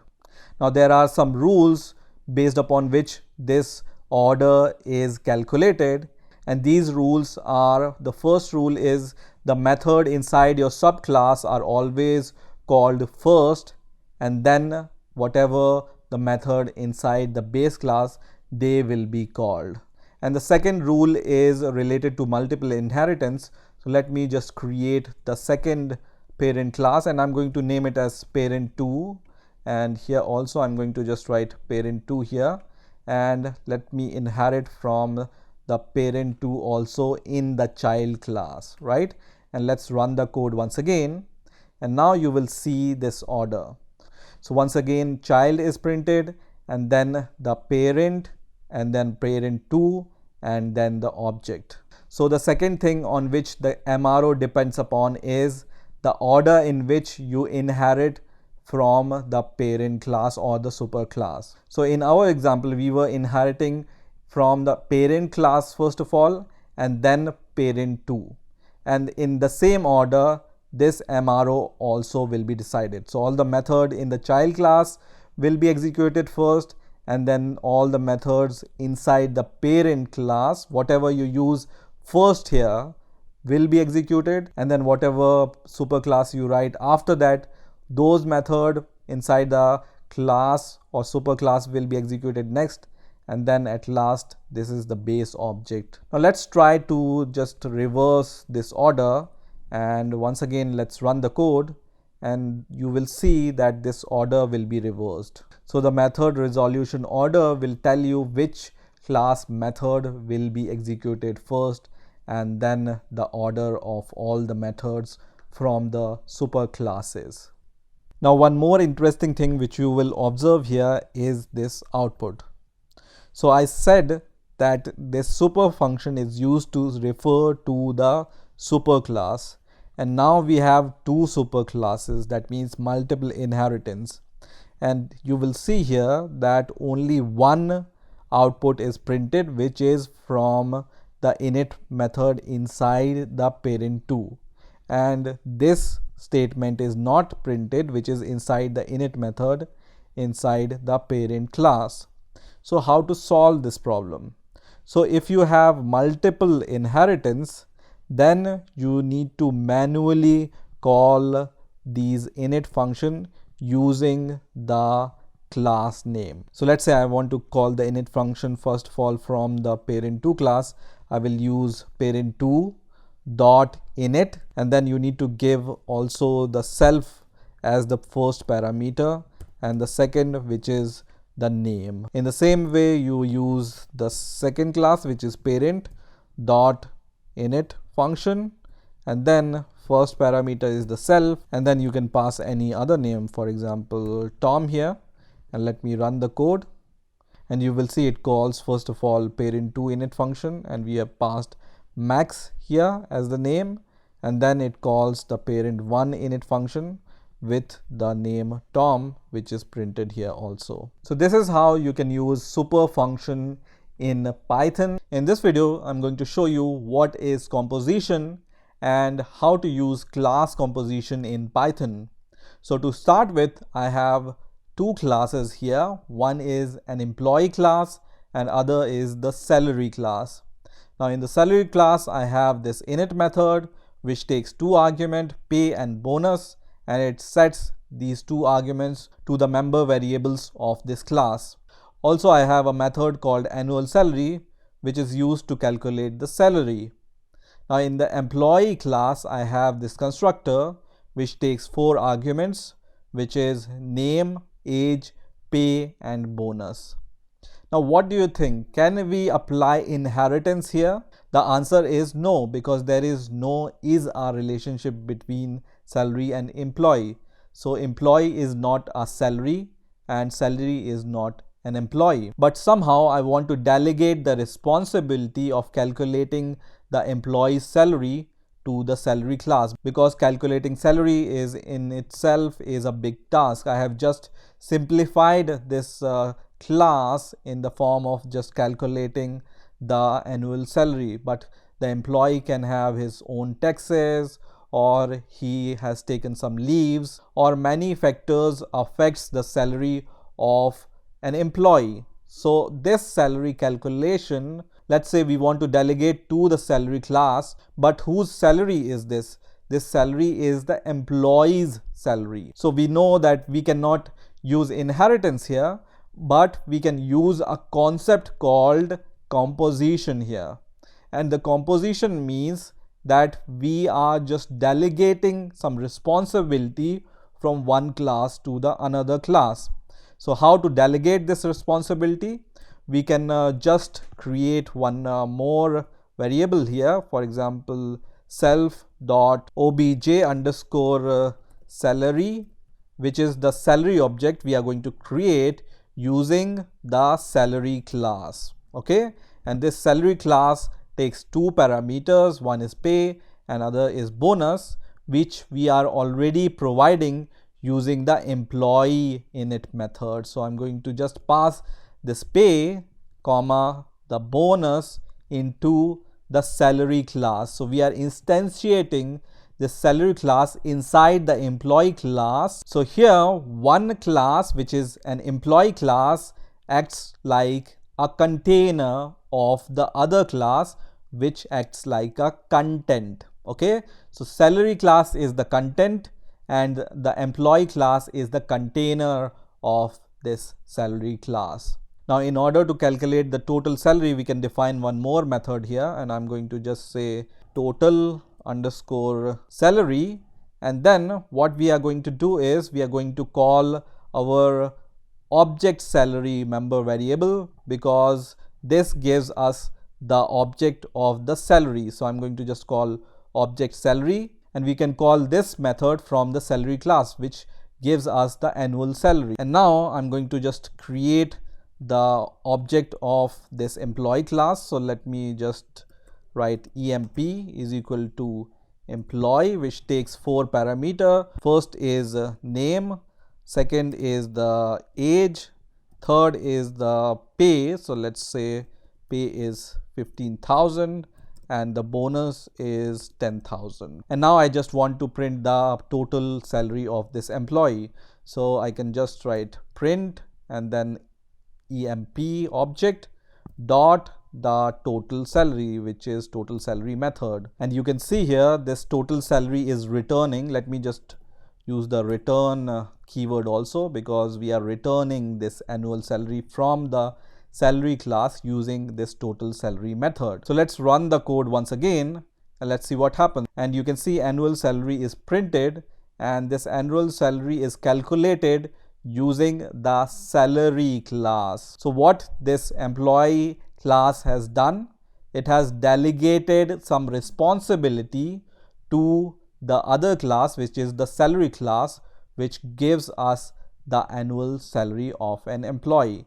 And this here is called composition. Now one interesting thing which you will notice here is we are not instantiating salary here. We are just instantiating the salary inside an employee class. So as soon as you delete an instance of an employee, the salary class instance will be automatically deleted. So whenever you want to delegate some responsibility of one class to the another class, it's called composition. One more example of composition can be a book class and a chapter class. So a chapter is not a book and book is not a chapter, but we can delegate some responsibility from a book class to the chapter class. So this is how you can use composition in Python. In the last video, we have seen how to use composition between classes in Python. In this video, I'm going to show you how to use class aggregation between classes in Python. Now, if you haven't watched my last video in which I have shown you how to use class composition in Python, I will highly recommend you to watch that video, because I will be using the same code to demonstrate how aggregation works in Python. So in the last video, we have created two classes. One is an employee class and the other is the salary class. and then we have used the salary class inside the employee class, and we have seen how composition works in Python. So employee class is delegating some part of its responsibility to the salary class, and that is called the composition. Now in composition, the relationship between the classes which have some association is represented by a keyword part of. So salary is the part of employee. So the keyword we use in composition is part of.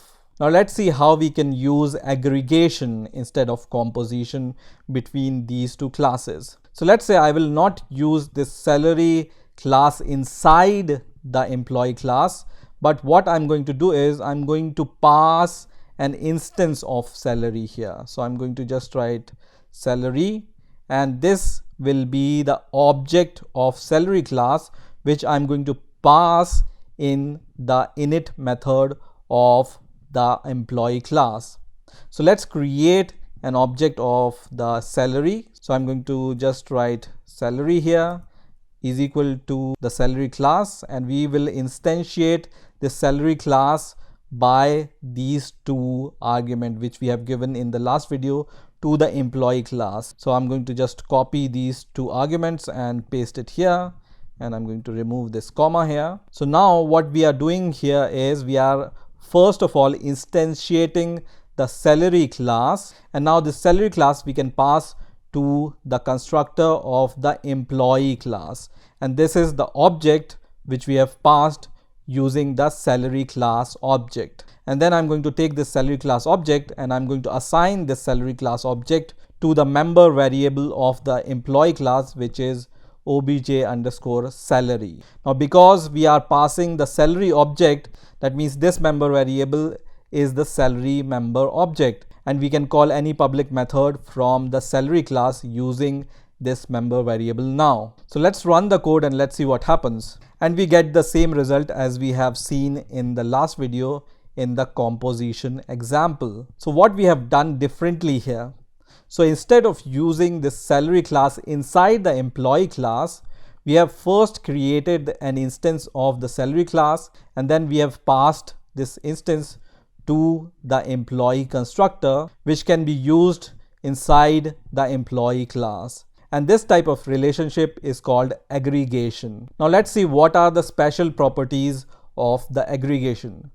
The first property is the relationship between the associated classes in aggregation is defined by the keyword has a. So employee has a salary, because now we are first of all creating the salary object and then passing it to the employee. So now we are not directly using salary inside the employee class. The second property of aggregation is the associated classes have unidirectional association. So we are just passing salary object to the employee class. We are not passing employee object to the salary class. So it's a unidirectional association. Only salary can be passed to employee, not the other way around. And the third property of aggregation is we have created the salary object and the employee object. So both these objects are independent of each other. So if one object dies, the other survives. So both the objects are able to survive individually. So these are the three properties of aggregation. Now let's see the difference between the composition and the aggregation. So I'm going to split the screen. So I'm going to just right click on this tab and I will say split vertically. And here I'm going to open the example of the composition. So on the right hand side I have the example of composition, and on the left hand side I have the example of aggregation. Let me just maximize this so you can see it. And now let's discuss about the differences between the composition and aggregation. So the relationship in composition is defined by a keyword called part of. So salary is the part of employee.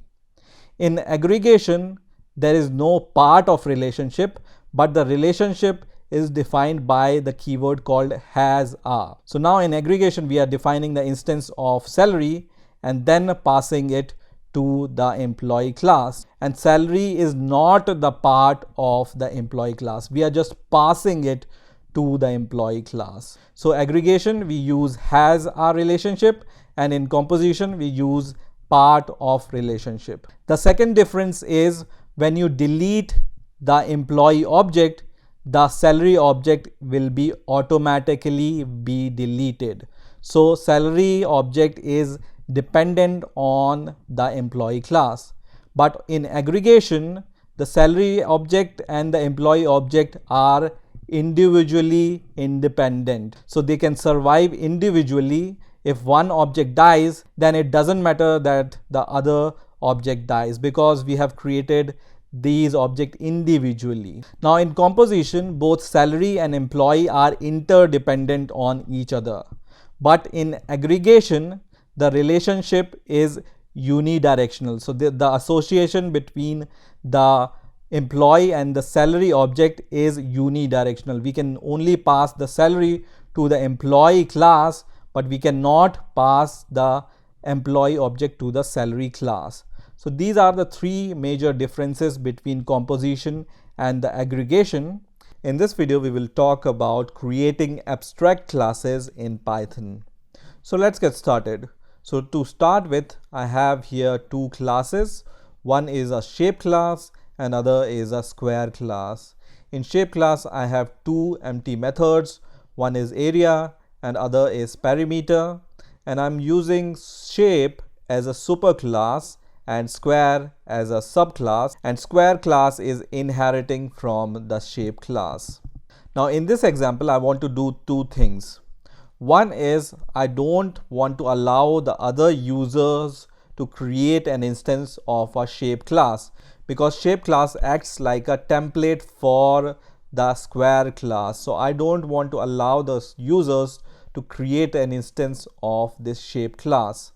So let's see right now if we can create an instance of this shape class or not. So I'm going to just write shape is equal to shape, and when I run the code, my code runs fine. That means right now I'm able to create an instance of the shape class, which I don't want.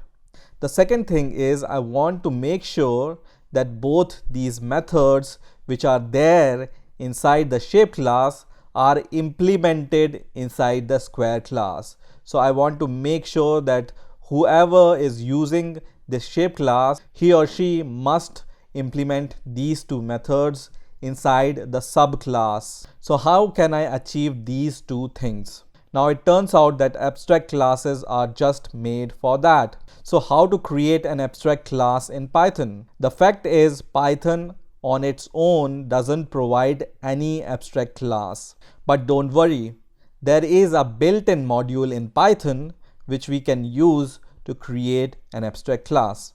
So let's import this built-in module first. So I'm going to just write from ABC import capital ABC, comma, abstract method. So these are the two things we need to import from this module.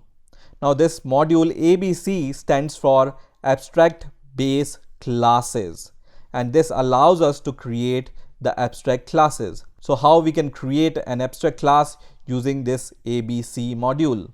So what we need to do here is we need to inherit from the ABC module into the shape class. Okay, so shape class is inheriting from the ABC module. Now once this shape class inherit from the ABC module, the second thing what we need to do here is we need to add a decorator here. And how to add a decorator? We just need to use @ and then the name of this abstract method, which is like this. And let me use this abstract method decorator on top of this perimeter method also. So what this abstract method decorator does is it makes these two methods abstract. And what is an abstract method? An abstract method is a method which you must implement in the subclass. So when you run the code now, it will give us this error which says can't instantiate abstract class shape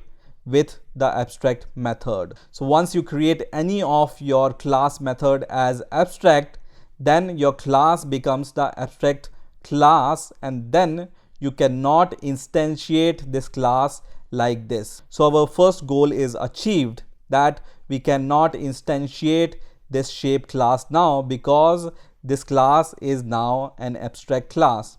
And how to create an abstract class? You just need to import the ABC module, and then you just need to add this decorator on top of your method. And if you do this even with one method in your class, then your class becomes abstract. So now we have removed the instantiation of this shape class, but now when I try to instantiate this square object from the square class, let's see what happens. So this square class takes one argument, which is the side of the square, and let me run this code, and once again it gives us an error, and this error says can't instantiate abstract class square with abstract methods. So that means that whenever you inherit from a class which is an abstract class, and if this class contain any abstract methods, then the subclass have to implement the methods which are abstract. So this method area is an abstract method, and this method parameter is also an abstract method. That means we have to provide the implementation of these two methods inside our subclass. So I'm going to provide the implementation of area first of all into the subclass, and area I'm going to just return as the multiplication of the sides, right? So self dot underscore underscore side multiplied by itself, so self dot underscore underscore side. And let's say for now I will remove this abstract decorator from the parameter method, and let's run the code once again, and you can see it runs fine. So there is no error when we instantiate this class when we implement all the abstract method into your subclass. So right now there is only one abstract method, which is area into the shape class, which we need to implement in the subclass, and that we have done, so we see no error here. Now let's add this decorator abstract method on top of this parameter method also, and once again when I run the code, it will give me once again this error, and it's going to give me the same error which says can't instantiate the abstract class square with the abstract method parameter. So we also need now to implement this method also. So let's just implement this parameter method inside the subclass once again. And what is the parameter? It's 4 times the size of your square, so self dot underscore underscore size, and now we have implemented both of them, and once again when we run the code, it runs fine. Let's also try to print the area and parameter of the square. So I'm going to just use this object to call the area method, and in the next line I'm going to just use print to once again call this object, and this time I will call the parameter method. And let's run the code once again, and it prints the area of the square and the parameter of this square. So let's rewind what we have learned till now. So in Python, you can define an abstract class by importing this module and this abstract method, and this ABC stands for abstract base classes, and you need to inherit from this ABC into the class which you want to make abstract. The second thing which you need to do is you need to provide this decorator at the rate abstract method on top of at least one of the methods inside your abstract class that makes your class abstract. And what are the properties of the abstract class? You cannot instantiate an abstract class, so you cannot create an object of this abstract class, and you need to implement all the abstract method into the subclass which is inheriting the abstract class. So this abstract class acts like just a template for other classes which wants to inherit from this shape class. So this is how you can use abstract classes in Python. In this video, we will learn how to use exception handling in Python. So first of all, what are exceptions? So an exception is an event which occurs during the execution of a program that disrupts the normal flow of the program. So basically, exception is an unexpected event which disrupts the normal flow of the program. So let me show you some examples of exceptions which may occur during the execution of a program. So to start with, I'm going to open the PyCharm Python console, and then I'm going to maximize this PyCharm Python control. And let me also just clear this terminal. So we will start from the top. So let's say we have a number and we divide this number by 0. And when we press enter, it's going to give us this exception which says 0 division error. So this 0 division error is an exception when you divide anything by 0 in Python.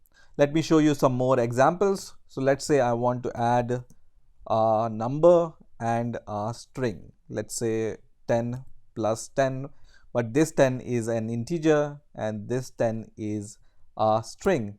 And when I run the command, it says type error, unsupported operand types for int and string. So we cannot add a number and a string in Python. So this type error is another kind of exception. Let's say I'm going to just use a variable name ABC which I haven't declared till now. And when I press enter, it's going to once again give me this exception which says name errors. Name ABC is not defined, which is true because we haven't defined the name ABC, but we are calling this variable which we haven't defined. So we get this exception which says name error. Next, let me define a variable and I'm going to assign some tuple values here, 1 and 2. And now what I want to do is I want to call some methods. So you can see some methods are available for this tuple. Now let's call some random method using this tuple variable. It will give us an error which says attribute error. Tuple object has no attribute, whatever attribute I have provided here. So this attribute is not present in the tuple object. Also, when you call our method, let me call some other method which is not there, and once again when I press enter, once again I get this error which says attribute error because this function is not present in the tuple object. So these are all exceptions in Python. Attribute error or name error or type error or 0 division error, all are exceptions in Python. Now if you want to see more exceptions, you can use the help inbuilt method and then you can write built-ins and then press enter. It gives me the name error once again because I need to first of all import this built-in module. So import built-ins and I'm going to once again use help and inside the parenthesis built-in and then press enter, which is going to give me this kind of output. And when I go at the top of this output, so let me just scroll at the top, and here you will see under the classes there is an object class, and under the object class there is a base exception class, and under the base exception comes the exception class, and under the exception there is a big list of exceptions which you can see here. So 0 division error we have already seen, or when you scroll down, name error we have already seen. So all the exceptions which Python may throw are all listed here. So if you want to see the list of all the exceptions, you can just give this method which is help built-in, but before that you need to import this built-in module, and then it's going to show you this kind of output, and you will also be able to see all these exceptions in Python. Now let me show you a real life example of exceptions in Python. So what I'm going to do is I'm going to define some variables here. So first variable is result, and I'm going to initialize it with the value none, and then I'm going to declare two variables. Let's say a, which takes an input, and we want to ask the user to provide some numbers. So let's say number 1 using the variable a, and in the same way I'm going to declare a variable b which also asks the user to provide a second number, but you already know that this input will return the string, so we can just convert this string into a float, let's say. So I'm going to just cast the output of this input string to a float value, and then what I want to do is I want to save the division of the two numbers a and b into the result. So a divided by b, I want to save it into the result, and then at last I would just want to print the value of the result. Now let's run this program. So right click, run the file name, and then let me provide some numbers here. So 5 and 6, and press enter. It's going to give me the result, which is the division of these two numbers.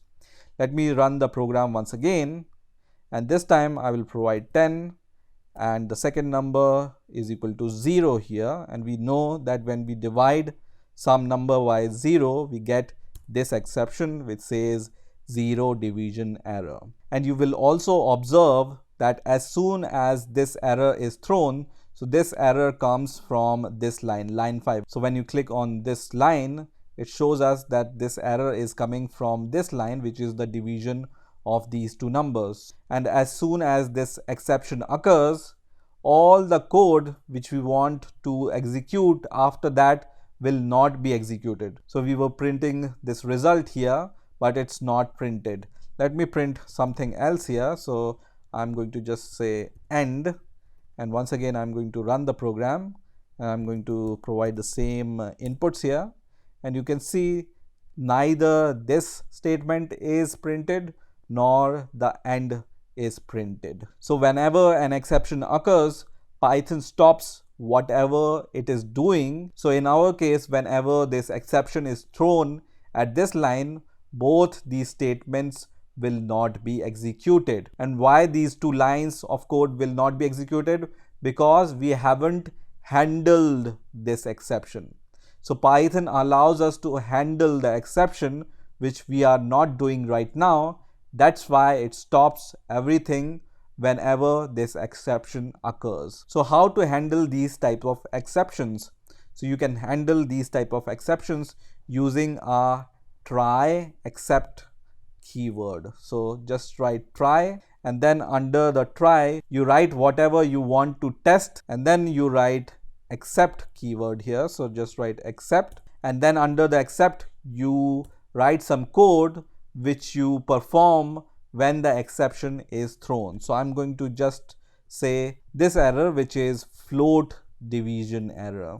Okay, so this is what I'm going to print, and don't forget to put colon in front of except and try. So let me run the code, and let me give the same condition. So 10 and second is 0, and this time you will see that this exception is not thrown, and the result is also printed, and the end line is also printed, you can see here.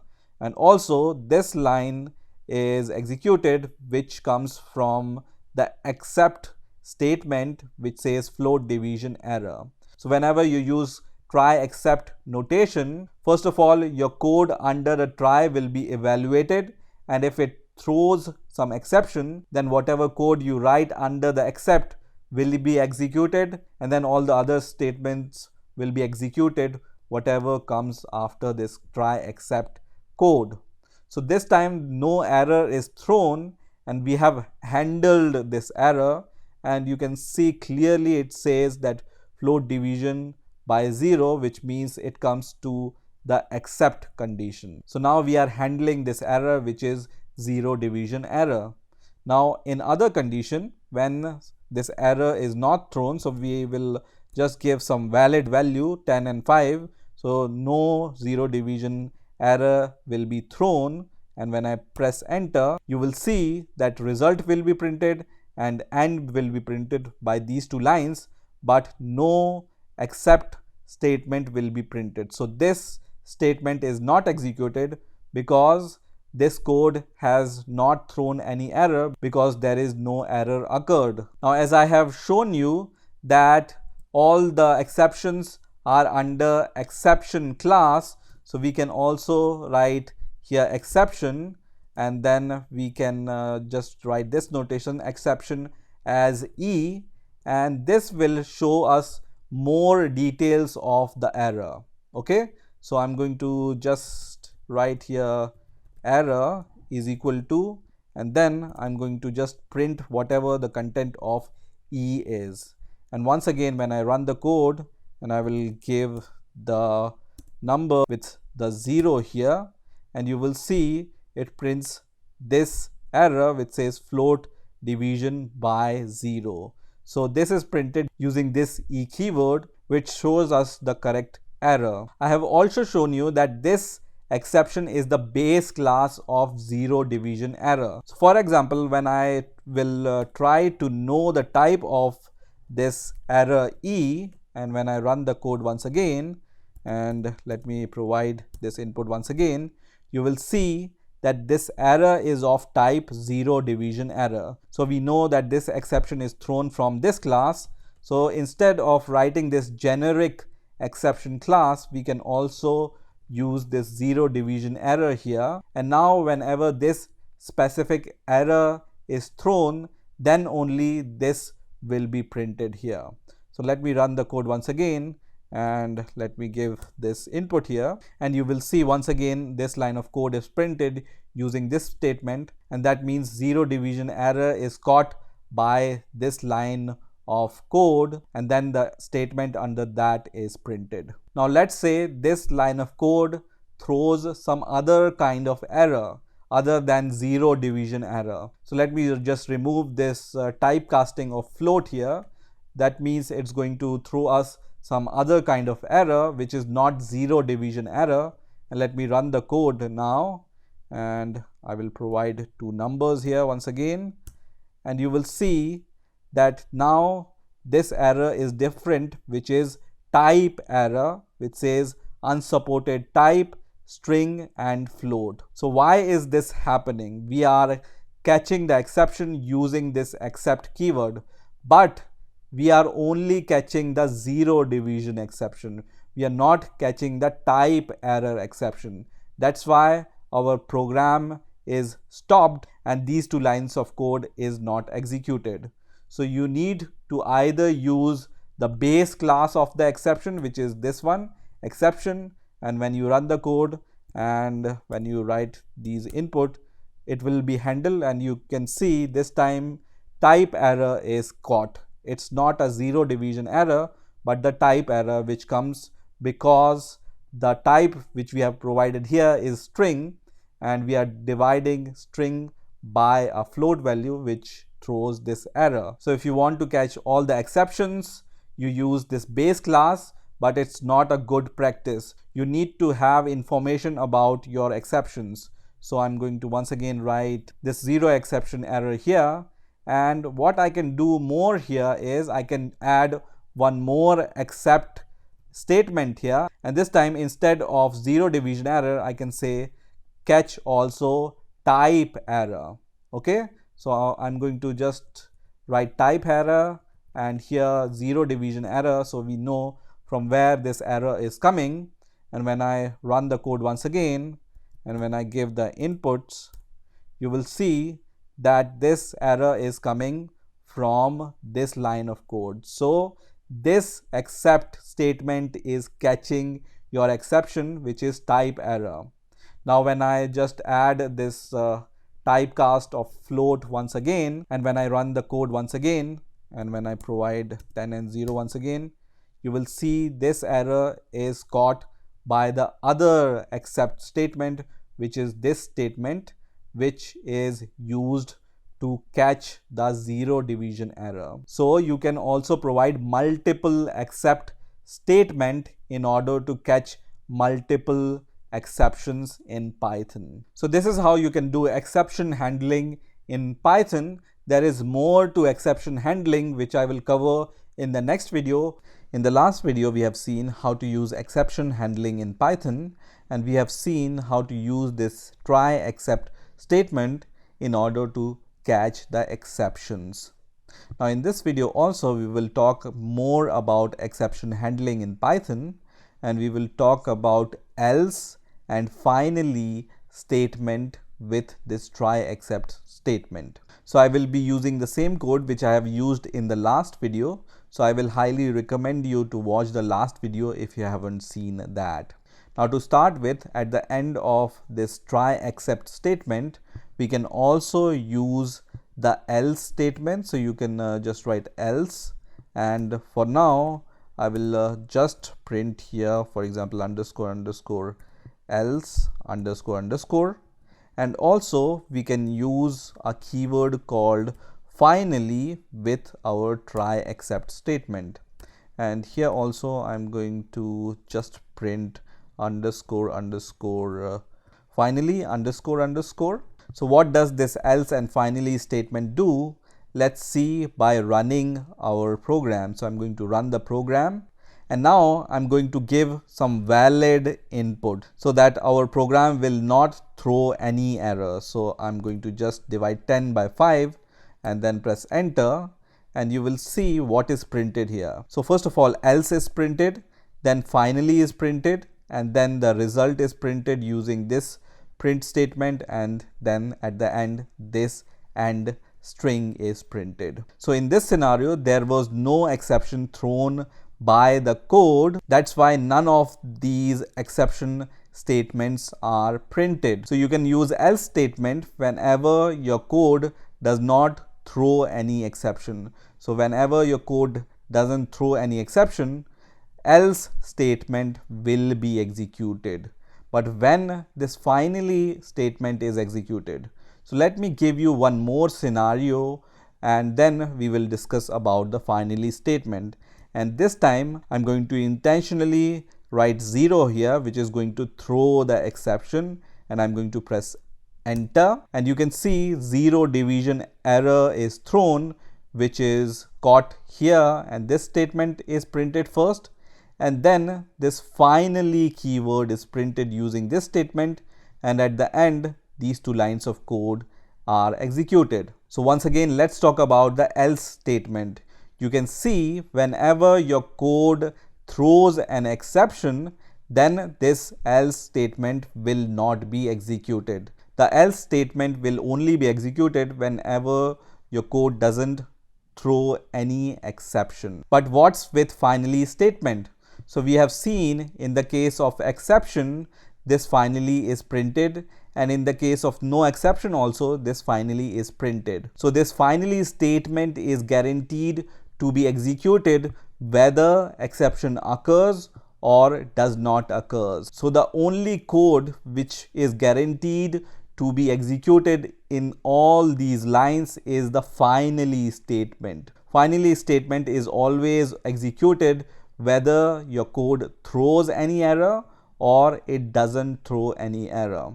Now in which cases you might want to use this finally statement?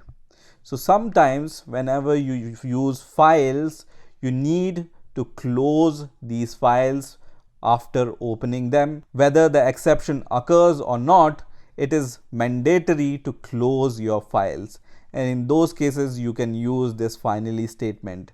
The next example is, for example, you are using any database and you are opening that database, right? And for some reason your connection is lost with your database, then the exception is thrown, and in the finally statement you can reconnect to your database using the reconnect code of the database. So in finally statement you would want to execute that code which you think that have to be executed whether error happens or does not happens. So in all those scenarios you can use the finally statement. Now the next question arises is whether we can use this else and the finally statement without the except statement.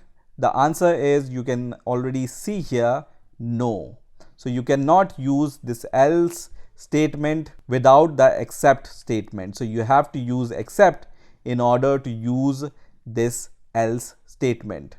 But when I remove the except and the else statements, you can see there is no error now. So you can use the try and finally without the use of except or the else statement, because the code under finally will always be executed whether your code throws any error or not. So it's independent of this except statement or the else statement. So this is how you can use else and finally statements with the try and except keywords.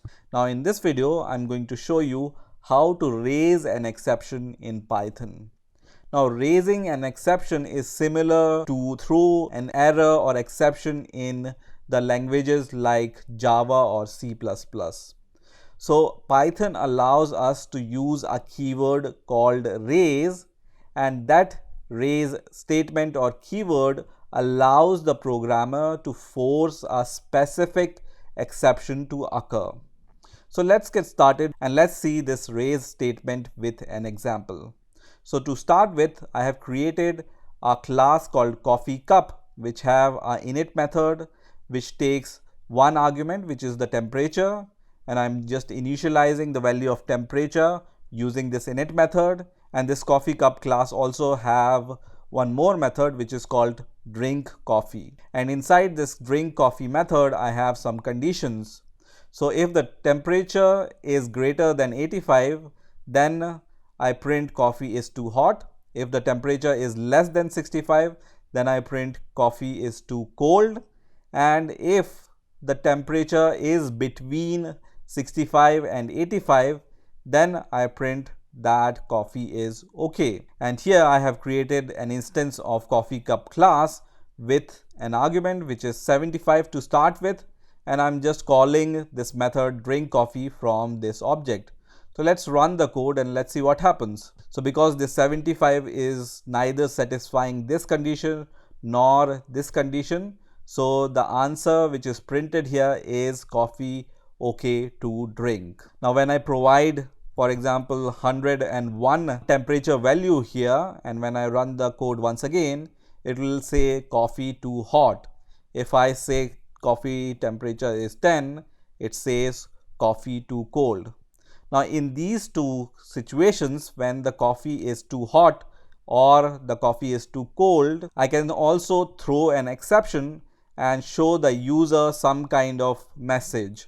So instead of printing that coffee is too hot, I can use a keyword called raise, and then I can use any class of exception. So we can use the exception class or any subclass of exception. And you can see this exception class comes in this built-in module. So I'm going to just use this exception, which is the base class, and same I'm going to do here when the coffee is cold, and I'm going to comment these two print statements. And now when I run the code, it throws an exception without any error. So it throws an exception, and after that the execution of program stops. So right now temperature is 10, which satisfies this condition. So this exception is thrown, and that's why we see this exception. So in Python, we can throw an exception using this keyword raise and this exception class or any subclass of this exception class. Now in the last video also I have shown you how to see all the subclasses which are under the exception class. To see them, you can just open your Python console, and in the Python console you just need to import built-ins and then press enter, and now you use a method called help, and inside the help method you use this keyword built-ins and then press enter, which is going to give you a big list here. And when you scroll up at the top, you will see classes here, and under the classes you will see base exception, and we have used this class which is exception, you can see here. So to raise an exception, you can use this exception class or any subclass under this exception. So you can use arithmetic error, or you can use zero division error, buffer error, whatever error is appropriate for your exception, you can use from this list. So right now I have just used the exception class, which is the base class, to throw an exception. Here, instead of exception, I can also use, for example, exception called value error, which is also the subclass of this exception class. And now when I run the code, it will show me the value error. So this is the one way of throwing an exception in Python. Now with these exceptions, you can also pass an argument inside the parentheses. So you can write exception, and then in the parentheses you can write the message whatever you want to show when this exception is thrown. So here I can just write coffee is too hot, and for the another exception I'm going to just say coffee too cold.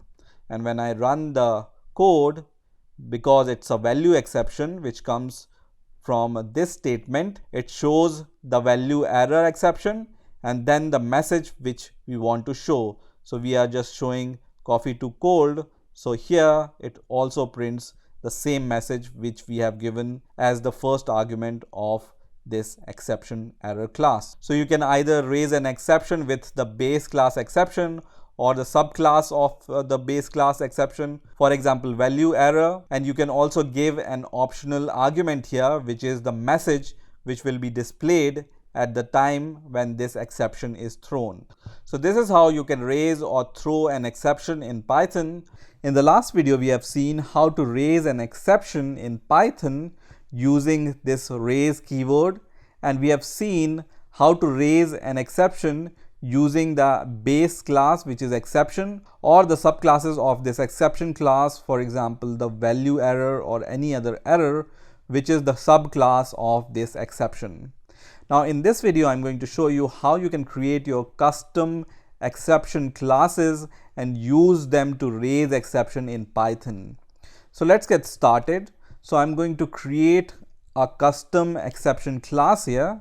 So let me create a class and I'm going to name it as coffee too hot exception. And to create your own custom exception class, you need to inherit from the exception class. So you just need to provide exception as the super class here inside the parentheses, and then after the colon you can just define the init method to provide the message. So it takes one argument, for example msg, which stands for message. And now what we need to do is we need to pass this message to the constructor of this exception class. And how to do that? You can do that using the super function. So you can use super and then call the init function here, which means we are calling the init method of this exception class using this super function. And we just need to pass the message which comes as an argument of your custom exception class to the super class, which is the exception class. And that's your custom exception class. Now I can pass this class instead of this base exception class. Similarly, to create the coffee too cold class, I can once again write coffee too cold here, and instead of using this subclass of exception, I can give here my own custom exception class. So let's run this program and let's see what happens. So because right now the temperature which we have provided here is 10, which means this falls in this condition which says coffee too cold. So we are seeing this exception which says coffee too cold, and then it's going to show us this message which says coffee too cold. Now we have made this exception class explanatory enough so that we don't require this coffee too cold message. Instead of this coffee too cold message, we can give some more information for the user. For example, we can write here coffee temperature, and then we can provide the information of the coffee temperature which the user has provided. So self dot underscore underscore temperature, and same we can provide in the coffee too hot exception message. One more thing which we need to do here is we need to convert this temperature into a string. So we can use this method str to convert from the integer or the float value to the string value. So this is just the typecasting from the integer to the string. And now we are going to run our program and see what's the result here. So you can see now the result says coffee to cold exception, and then it shows the temperature which is provided by the user. Let's say this temperature we change from 10 to 100, and once again run the code.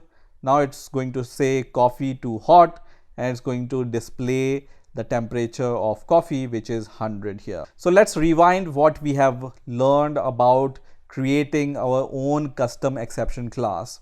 So in order to create your own custom exception class, you need to inherit from this exception base class or the super class, and then you can create any custom class with any name. And for passing the message which you provide as the first argument of your exception, you can just create an init method which takes this message and pass it to the init method of your super class, which is the exception class. So this is how you can create your own custom exception classes and use them to raise the exception in Python.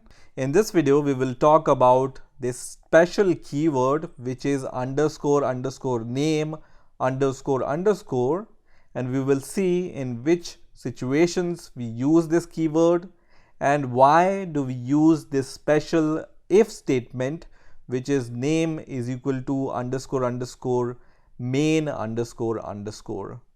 So let's get started. So to start with, you can see I have two files here. One is mymath.py and other is test.py.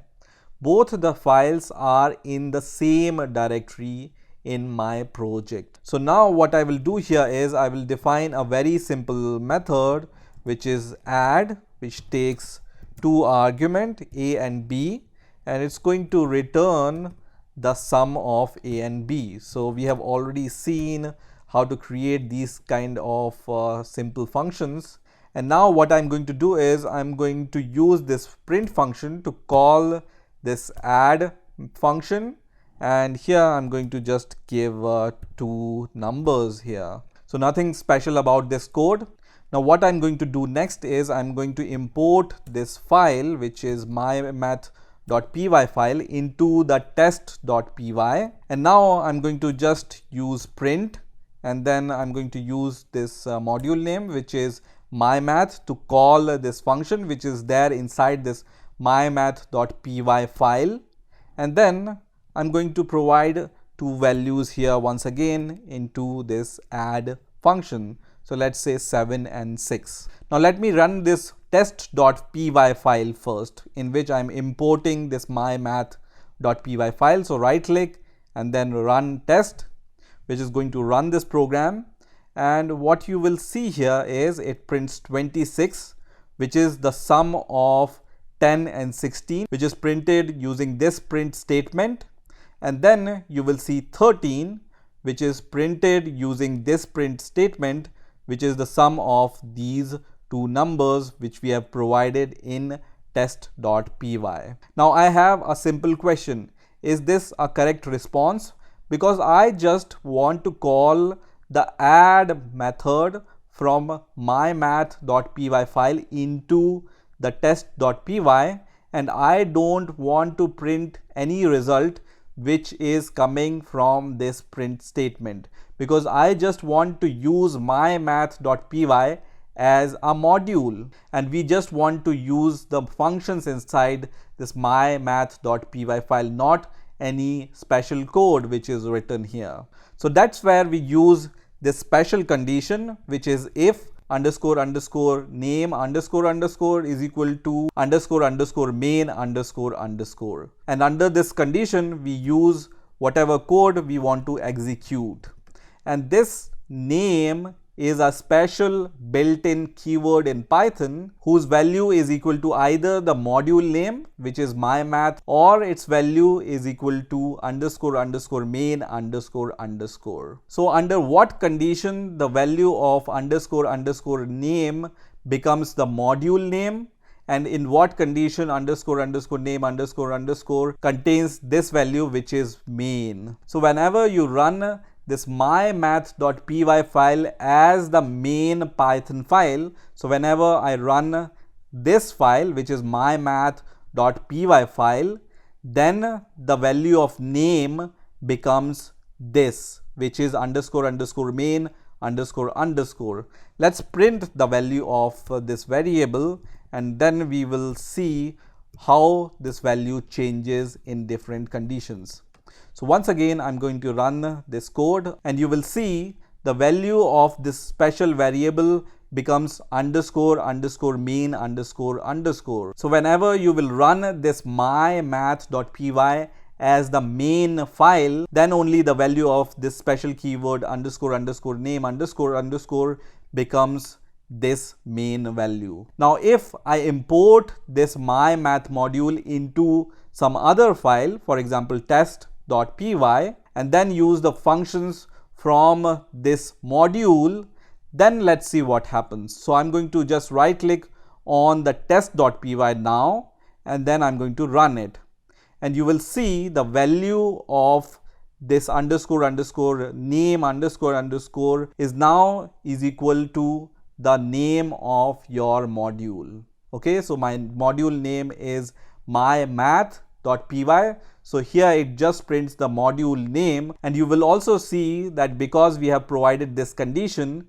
this statement is not executed, and only the statement which we have written here is executed, because this condition checks for the name value, which checks whether we are running this mymath.py file as the main file, or we are importing this file into the other file and we are just using the functions inside that module. So this condition is similar to, for example, main method in the C++ or the Java programming language. And what does the main method do in those two languages? The main function is the main entry point of your program. So this condition is performing the same operation. We can run these two files using the terminal also. So in PyCharm, you can just click on this option which says terminal, which opens the terminal in your PyCharm IDE in the same folder in which you are currently working in. And then I can use this Python command to call this mymath.py file first of all. So I'm going to just use mymath.py, which is going to run this mymath.py, and you can see if we run this mymath.py as the main file, then the value of this special keyword name becomes main. Otherwise, when we are going to run this test.py file, in which we are just importing this mymath.py file, and then when I press enter, you will see that now the value of this name variable becomes the name of your module, which is mymath. So in this way, you can use this special condition in Python. In this video, I'm going to show you how you can create a text file in Python and write in it. So let's get started. So to start with, we use a built-in function which is open, and it takes two arguments. First is the name of the file which we want to create or read. So let's say I want to just create a file which is demo.txt in the same folder in which I am working in. So you can see I'm working in my file handling project, and there is only one file there which is test.py, and this demo.txt file will be created in the same folder. Now the second argument which we want to give here is the mode. So there are several types of modes which we can use with this open function to work with the files. So let me show you the list of some of these modes. So you can see on the left hand side I have listed the modes. So you can use the R or R plus or W or W plus or A or B. Now R is used to read from the file, and if you don't provide any mode to this function, then the default mode is the read mode. Now if you want to write to a file, you use this write mode with a keyword W. So we are going to use this W keyword in order to write to the file. So let's use this W keyword here, and then this open function returns a file object. So let's store this file object into a variable. Now generally we call this file object a file handler, and using this file handler we can work with the file on which we are working on. So this file handler will be used to work on this file which we want to create. Now in the next line I will just use this file handler, and then I can call some methods here. You can see there is a list of methods I can call on this file handler which is returned by this open function.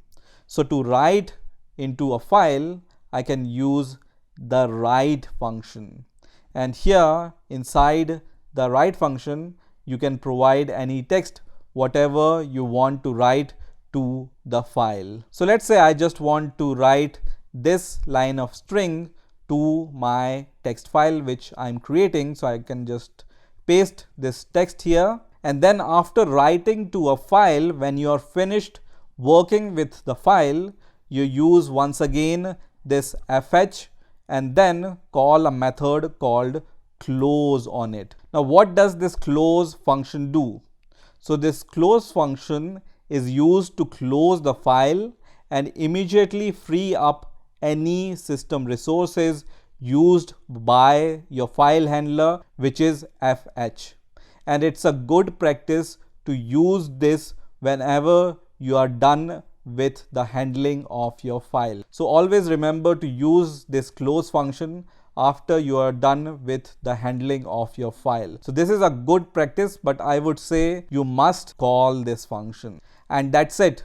So this W mode, if the file demo.txt doesn't exist, it's going to create the file and then it's going to write this text into the file. So W mode is responsible for creating the file also, and if the file already exists, it will overwrite the previous string by the string which you are writing using this write function. So let me just run this code and you will keep eye on this project because this file will be created inside this project. So I'm going to right click and then run this test file, and you will see as soon as I run this test file, there is one more file created here which is demo.txt, and when I click on this file you can see the same text appears here which we have written using the write function. Now if you want to provide the line breaks, you can provide them using \n, and I'm going to once again run the code. So remember, when the file doesn't exist, the W mode is going to create the file, and if the file already exists, which it does now, then it's going to overwrite it. So I'm going to run the program once again and see the content of this demo.txt, and you can see this string is split into 2 lines, which is done by this \n. So let me just split the screen so you will see the demo in the real time. So on the right hand side I have my demo.txt file, and on the left hand side I have this code on which I'm working on. So let's write something else in this file. So instead of writing this big line of text into the file, what I want to do now is I want to use a for loop to print 10 lines into this demo.txt file. So I'm going to use a for loop for that, and I'm going to just write for I in range, and let's say the range is 10, and then we will call our write function using this fh file handler. And then what I want to write here is, let's say this is line number modulus d, and I will just replace this mod d with the line number, and then I will just provide the line break after that. And in the previous videos we have already seen that when you use this modulo symbol, and then give some value here, for example I, then this mod d will be replaced by this I, right?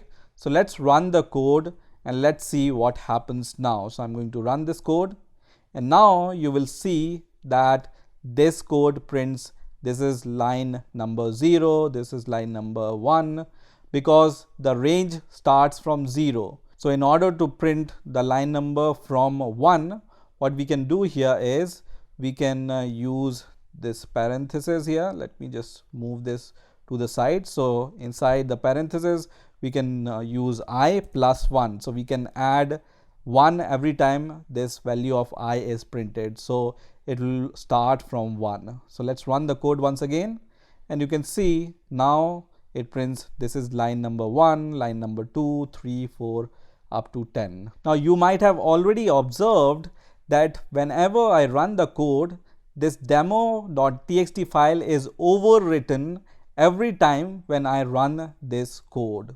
So the old text is overwritten by the new text. Now in order to avoid the overwriting of the text, what we can do is we can use a special mode which is A here, and A stands for append, and this append mode is used to append the text to the file. So let's replace this W mode with the A mode now, okay?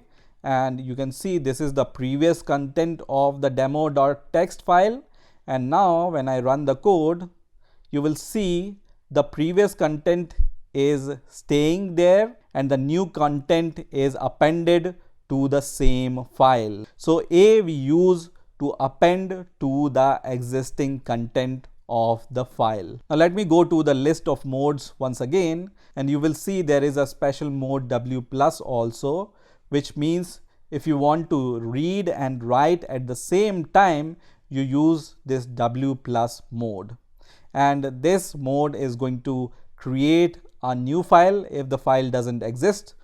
Otherwise, if file already exists, it's going to overwrite to the file which already exists. Also, you will see a special mode B here, which is used for the binary files such as images or other binary files. This R and R plus mode we will see in the next video, and I'm going to show you how to read from the file using these modes in Python in the next video. So let's go to our code once again. And in the videos in which I have shown you how to use exception handling, I told you we can use try with the finally keyword. So try, and we can enclose this for loop inside the try block, and let's do this. And then in the finally we can add the closing of this file. And what does this finally do? If you remember, this finally block is always called in the case exception is thrown by this code or if exception is not thrown. So this fh.close is definitely will be called whenever we use this finally keyword in order to call the fh.close function. So you can either use this kind of code in order to work with your file handler and then use this close function with this file handler at the end of the handling of the file.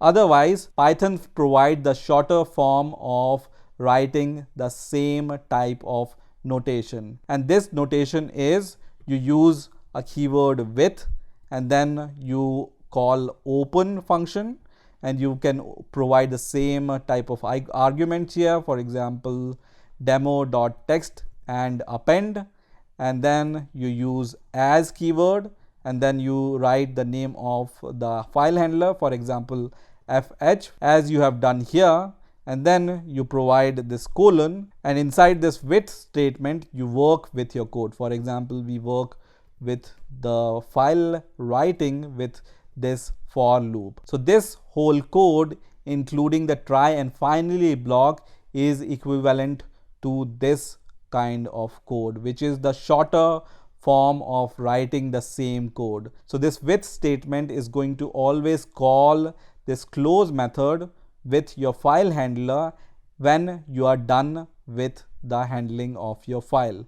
So you don't need to explicitly call this try finally block in order to work with your file. This is enough to work with the file. So either use this notation or this notation. Both are equivalent to each other. Now the last thing which I want to show here is, let me just use the with statement in order to work with this demo.txt file is, for example, you don't want to create this demo.txt file into the current project. Instead, you want to create this file into some folder on your computer. So let's say I want to create this file inside this folder, which is inside my C directory. So I can just copy this whole path from here, and then I can just paste this path with the backslash here. And the important thing to note here is, on Windows, you always need to use the double backslashes in order to provide the file path. Okay, so use these double backslashes to provide the file path. So C, inside the C directory, I have this files folder, and inside the file folder right now you can see this is empty. And now when I run this code, let me just change the mode to W, which is for write mode, and I'm going to run the code. And as soon as I run the code, this demo.txt file is created here, and you can also see the content of the file on the right side, which is, this is line 1 up to this is line number 10. So this is how you can create a text file and write into it using Python. In the last video, we have seen how to create a file in Python and how to write content in that file in Python. Now in this video, I'm going to show you how you can read the content of a text file using Python.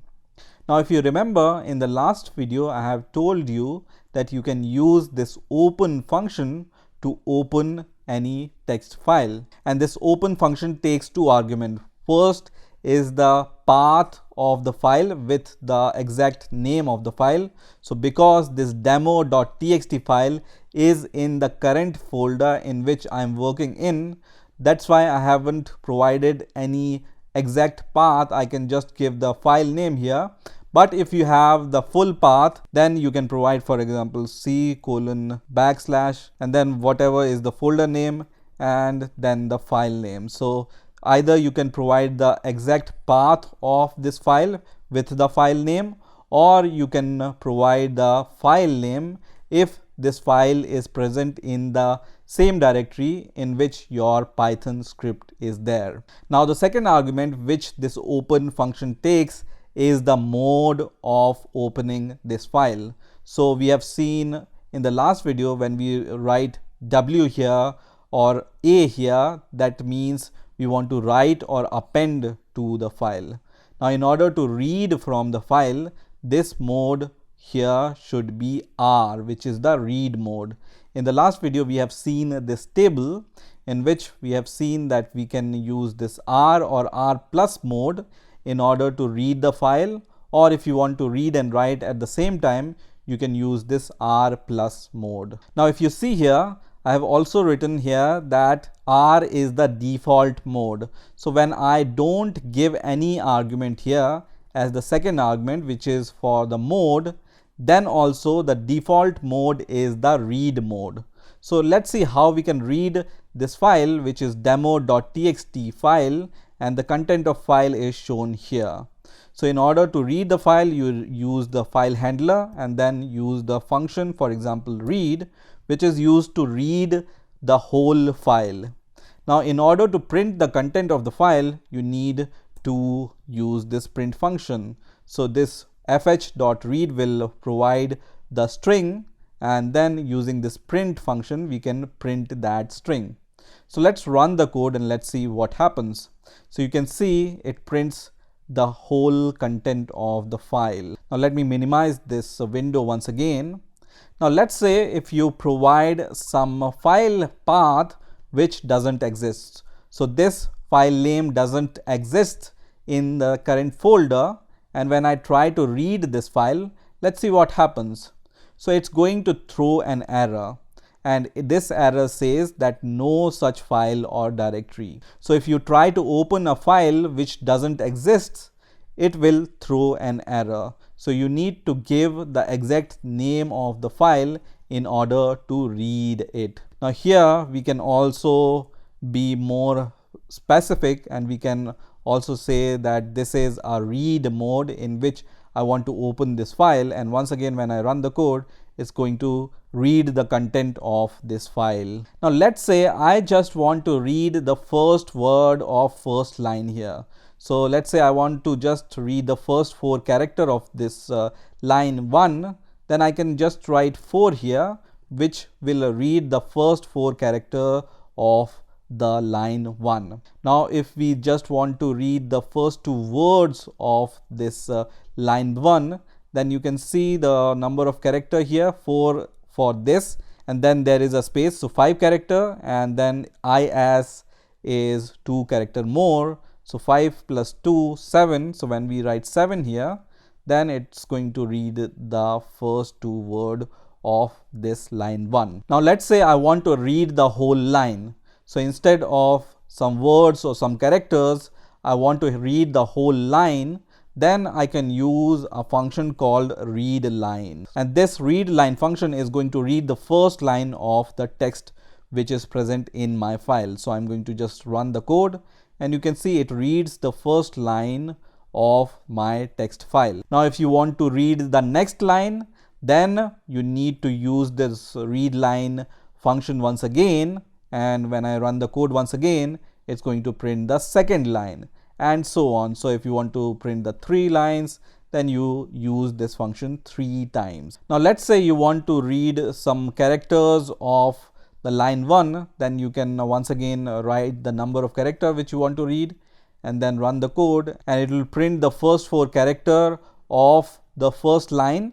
And you will observe that when I use this readLine function once again, the string starts from the ending of the first line. So in the first line, we have just used the first 4 characters of the first line.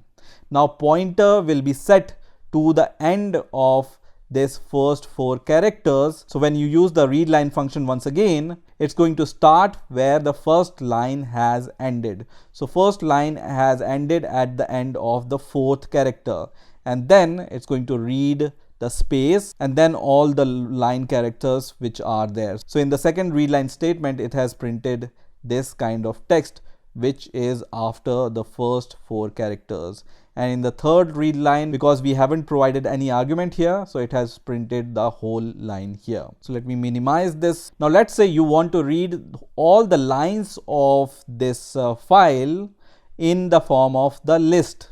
So you want to read the 10 lines of this file in the form of list.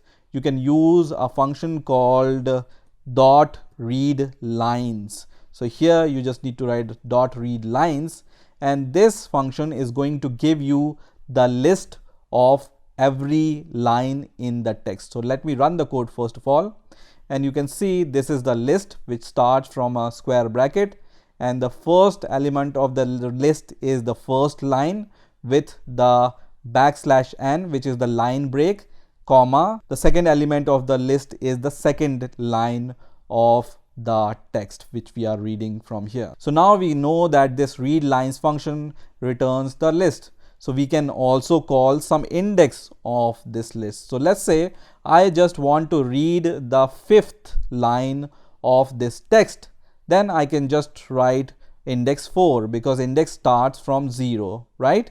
So let me run the code once again, and it prints this line which is at the line 5. Now let's say I want to read the last line. I can just say 9, and it's going to print the line number 10 of your text file. Let me minimize this once again.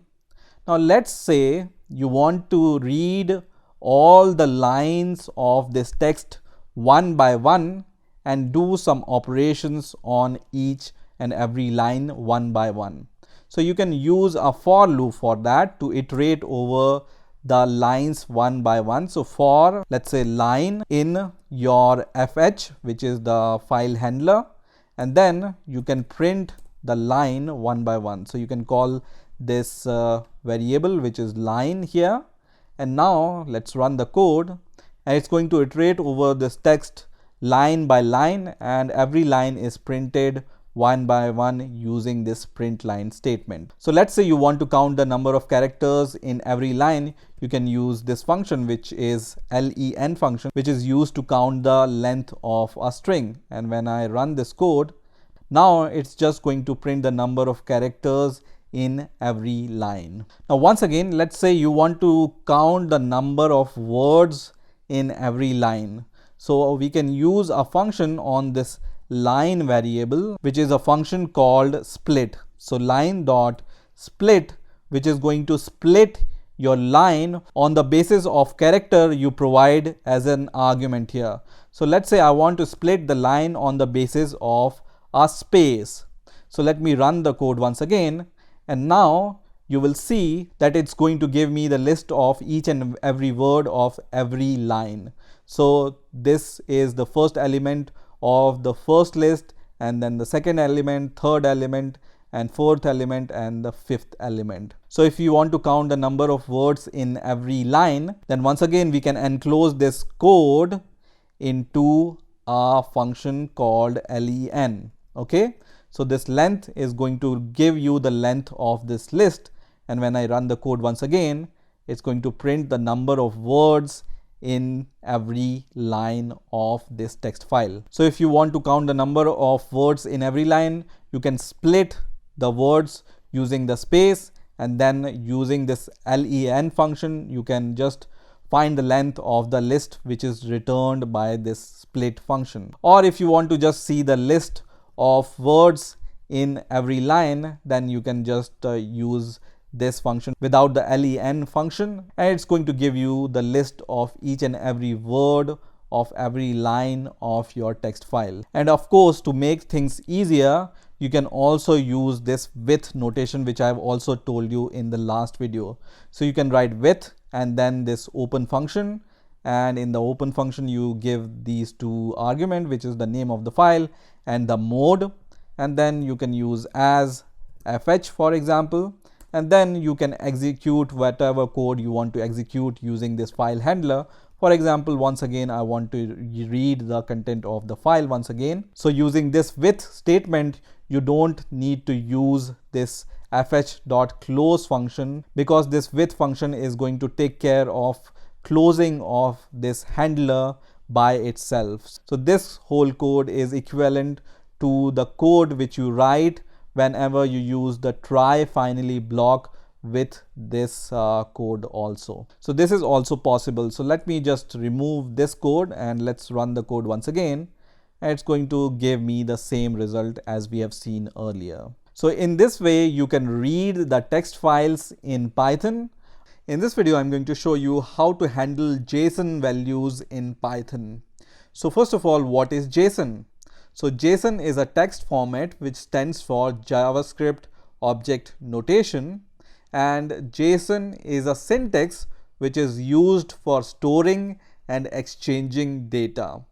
Now if you want to know more about JSON, what is JSON and how to create JSONs and what value you can store in JSON, then I have created a whole video about that, so you can watch that video and understand more about JSON. So let's get started with this tutorial and let's see how we can use JSON in Python.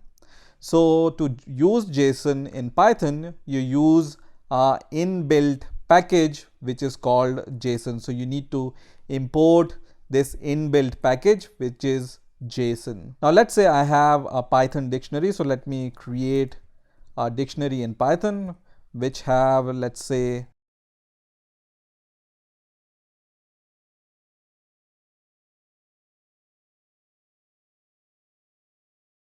so this is our dictionary in Python. So in order to convert this dictionary into JSON, you use this JSON keyword which we have imported here, and then call a method called dumps. So this dumps method we can call here to convert some Python values to a JSON value.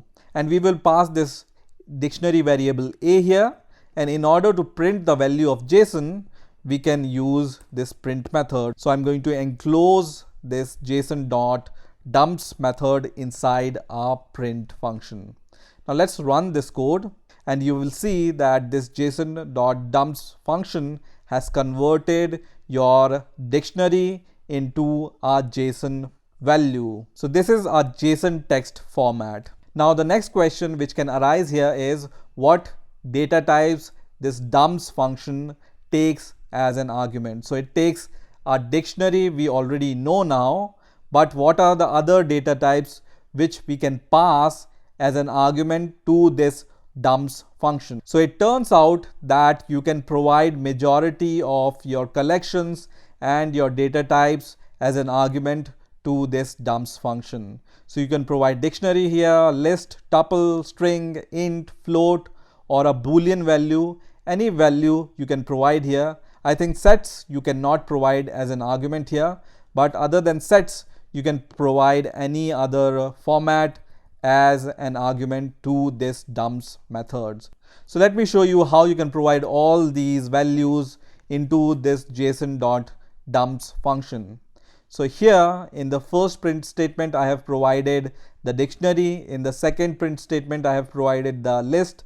In the third, we have provided tuple. In the fourth statement, we have provided the string, and then the integer, and then float values. And then we have provided the two Boolean values, false and true. And at last, we have provided this none keyword to this dumps function. So let's run the code and let's see what happens. So everything runs fine. So that means you can convert from this JSON.dumps function a dictionary or a list or a tuple or a string or a decimal or a float or a Boolean value into a JSON value. And all these are valid JSON values. Now let me go once again to this dictionary method, and here also as the JSON values, you can provide any type of values which I have shown here. So you can use inside this dictionary, for example, another dictionary. So I can just write so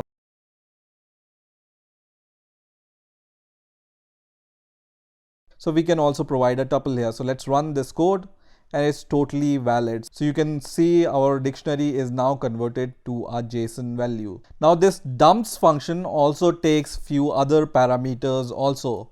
So we can also provide a parameter called indent here. So you need to write indent is equal to, and then after that you can write some number here. So if you want to give the indent of 4 to each and every element of your JSON, then you can write indent is equal to 4. And let me run the code once again. And now you can see this JSON is printed into a pretty format.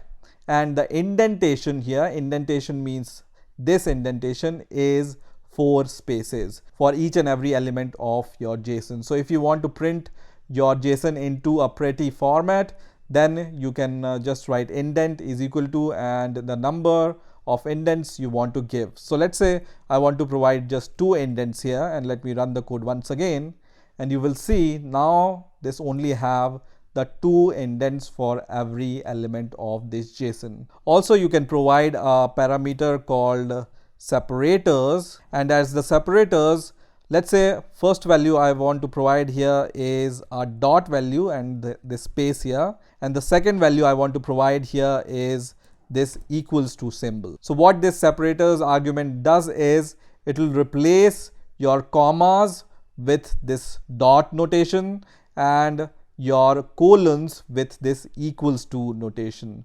And when I run the code, you can see now the colon is replaced by the equals to symbol and the comma is replaced by this dot symbol. So you can use separators like this also, but I will not prefer to use these kind of notation. The original notation is the one which I prefer to use, which is with commas and these colons. One more thing you can use here is the sort keys. So you can just write sort keys here, and whenever you write true here, it's going to sort your JSON according to their alphabetical order. So you can see right now your keys are assembled in non-alphabetical order. So they are assembled in a random manner, but when you give sort keys is equal to true here, and I'm going to run the code, you can see age comes first, then the marks, and then the name, and then the object. So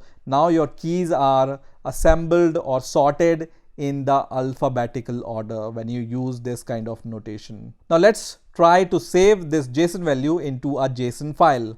So in the last video, I have shown you can use this with statement, and then you can use open function, and we can provide a file name here, for example demo.json. So JSON file always have the extension .json, and the second value we will provide here is the mode. So we want to write to the file, so that's why we have used w here as fh, and then using this fh we can write to this file which we have created. So we can pass this json.dumps function here, and now your dictionary A will be converted into a JSON, and then this JSON will be saved into this demo.json file.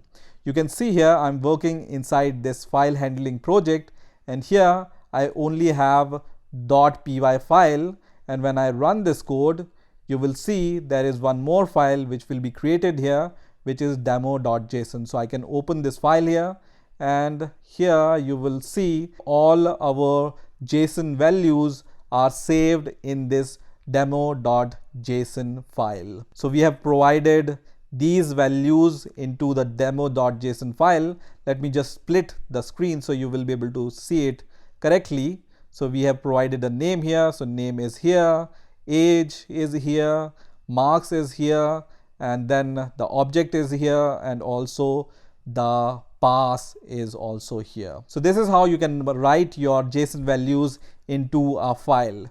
Now let's see how we can read the JSON values from a file. So I'm going to remove this dictionary from here, and instead of using this write mode, I'm going to just use read mode, which we use to read from the file. And the file we already have. So let's say we want to read all this data which we have written into this file, and now instead of using this line, I need to use fh.read function here, and to print the content what we have read from this file, we can use the print function. So I'm going to enclose this fh.read into the print function, and let's run the code first of all. And when I run this code, you can see it prints all the content of this JSON. Now one thing which you need to observe here is this fh.read function is going to give you a string value. So to confirm that, we can just write type here, and we will just see the type of this fh.read function, and I'm going to run the code. Let's see what's the answer. So you can see this read replies you in the form of string. So in order to convert this string into some parsable format, you use a function called json.loads. So I'm going to save this string into let's say a variable json_str. This is the variable name, and we will assign whatever we read from the file into this variable. And now what we can do here is we can convert this string into a JSON value using a method called json.loads. So let me create a variable once again. So JSON value is the variable name, and then I can use this JSON keyword which we have imported .loads function. So just use the loads function and then pass this string as an argument of this loads function. So this loads function takes a string and converts it into a JSON value. So now let's print the type of the JSON value. So I'm going to just write print type, and then we use the JSON value argument here, and then once again run the code, and you will see now the JSON value data type is the dictionary. So because now it's a dictionary, we can parse some values from it. So let's say from this JSON value dictionary, we want to get the name. So name here we have stored is Max. So we can just give the key here name, and then run the code. It's going to give us the value associated with the name, which is Max. So this json.loads function we use to convert from a JSON or a string value into a Python dictionary. So this is how you can handle JSON values in Python. In this video, I'm going to show you what are iterators in Python and how to use iterators in Python. And at the end, I'm also going to show you how you can create your custom iterator class in Python. So let's get started and let's see first of all what is an iterator. But before that, we need to understand what is iteration. So what is iteration? An act of going over a collection is called iteration. Now, what kind of collections we are talking about? We have already seen some kind of collections like lists, tuples, dictionaries, sets, and other kind of collections. And till now, what we have seen is we can use a for loop to iterate over a collection. So till now, what we have learned is, for example, I'm going to declare a collection, which is list in this case, and I'm going to just add some values inside the list.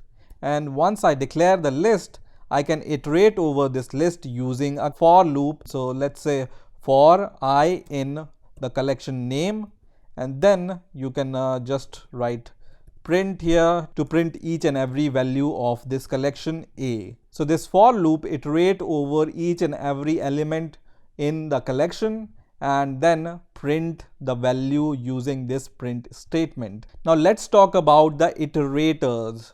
So what is an iterator? Iterator is an object which can be used to iterate over a collection. Now this iterator object has two special methods.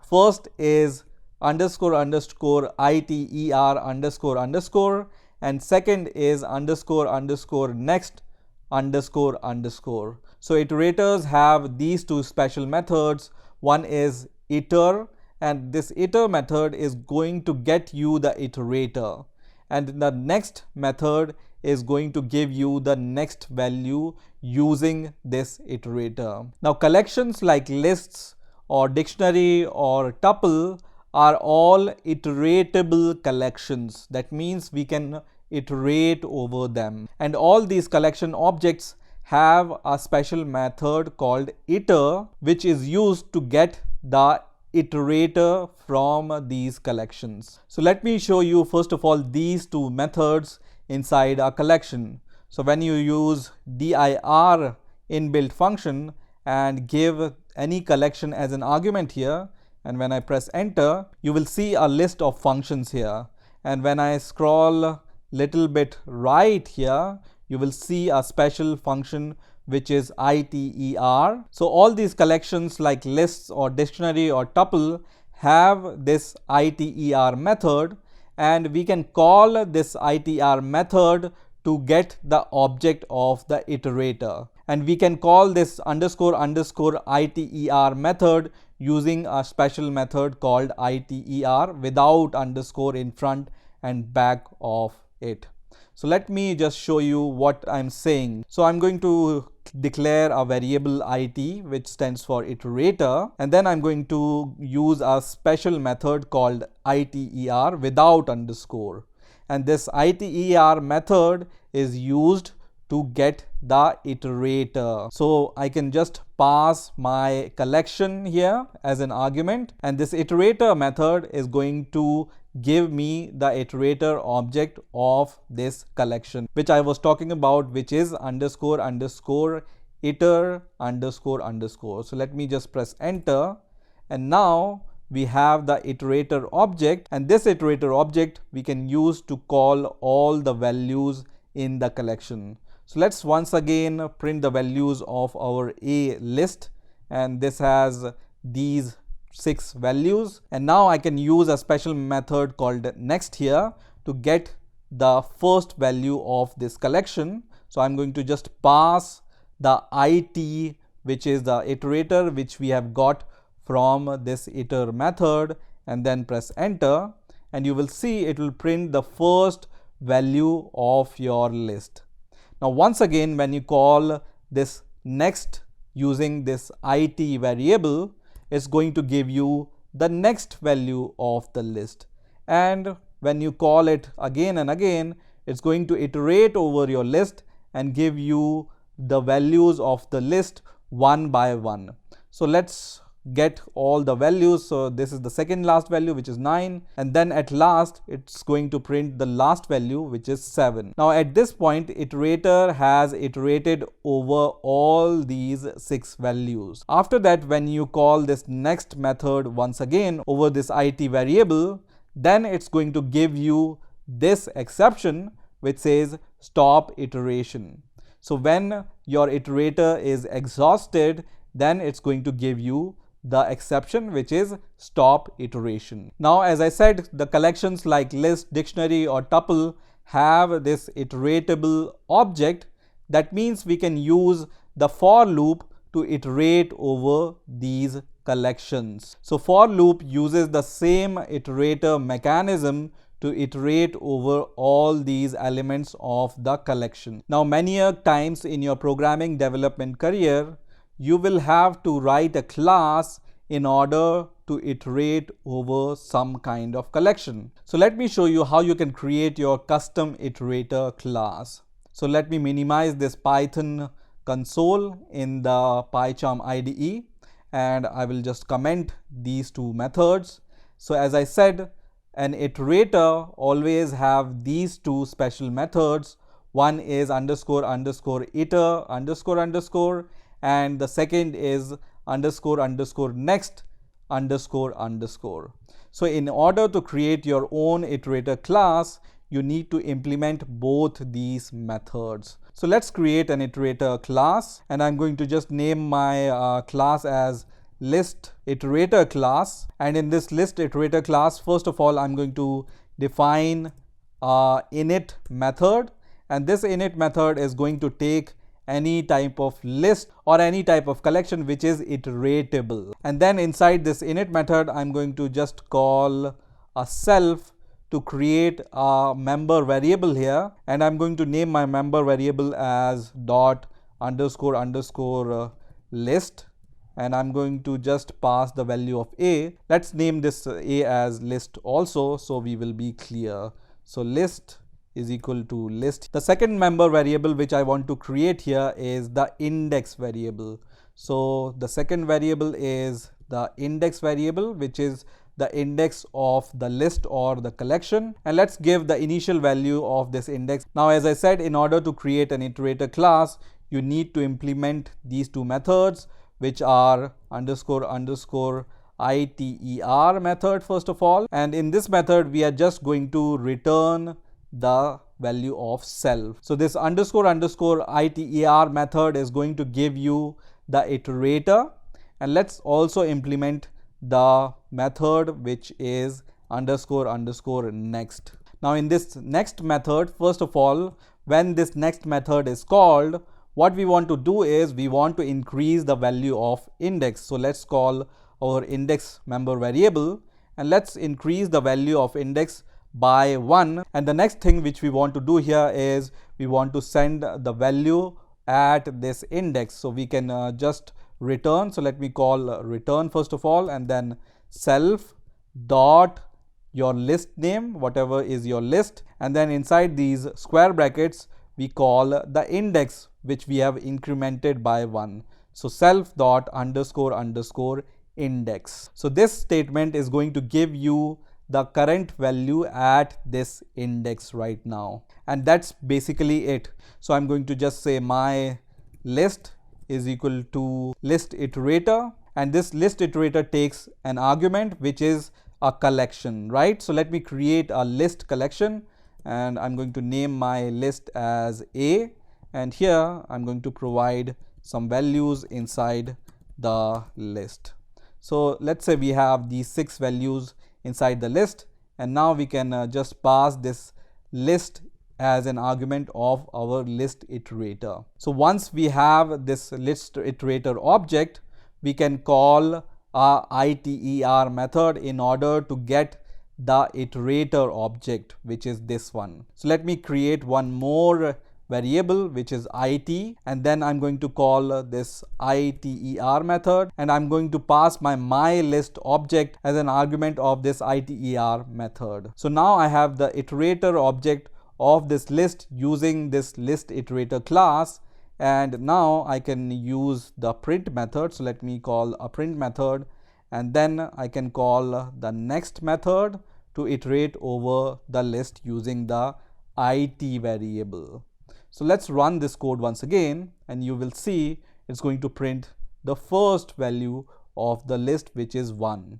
Let's print it 2 more times, and let's run the code once again, and you can see it's going to give you the next 2 values of the list. So now we know that this next is going to call every time the next value from this list. So let's print all the values of the list using this next method, and you can see it prints all the values of this list. Now when I want to go beyond this after the list iterator is exhausted, and let's run the code, you will see it's going to give me this error which says list index out of range. But this is not the problem of the iterator, it's the problem of the list. Now what I have shown you when I have shown you the example of this list iterator in the Python console, whenever your iterator is exhausted, it throws the stop iteration error or exception. So let's raise the same kind of stop iteration exception using our class also. So I will go to the next method of my class, and here I can give a condition, and this condition checks whether the value of index, so self dot underscore underscore index, is greater than or equal to the length of your list. So length, and the list name is self dot underscore underscore list, and when this condition is true, we are going to raise an exception. So let's use the raise keyword, and the exception which we want to raise here is the stop iteration exception. So let's throw this exception or raise this exception, and what this condition is basically going to do is until the last index, which is, for example, in this list, the last index is 5. So until the last index, everything will be okay. But as soon as this index becomes 6, which is the length of your list also, so the length of the list which have 6 element is 6, but index will go up to 5 because the index starts from 0.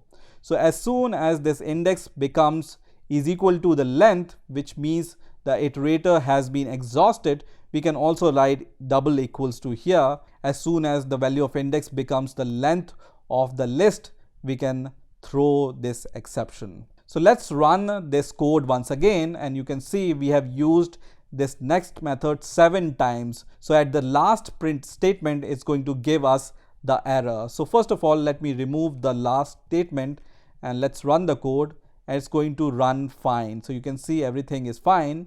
But as soon as I call this last next method, and I know that my iterator is exhausted, and when I run the code once again, it's going to raise an exception which is stop iteration. Now one more thing which I said which you can use with your iterators is the for loop. So let's try to use this for loop, and I'm going to just write for I in your iterator, which is it, which we have got using this iter method, and let me comment this code also, and now I can print each and every element inside the list A. So I'm going to just write print I here, and let me remove this code from here so you can see the list also and this for loop also, and I'm going to run this code once again, and you can see this for loop has iterated over our list which we have provided as an argument of this list iterator class,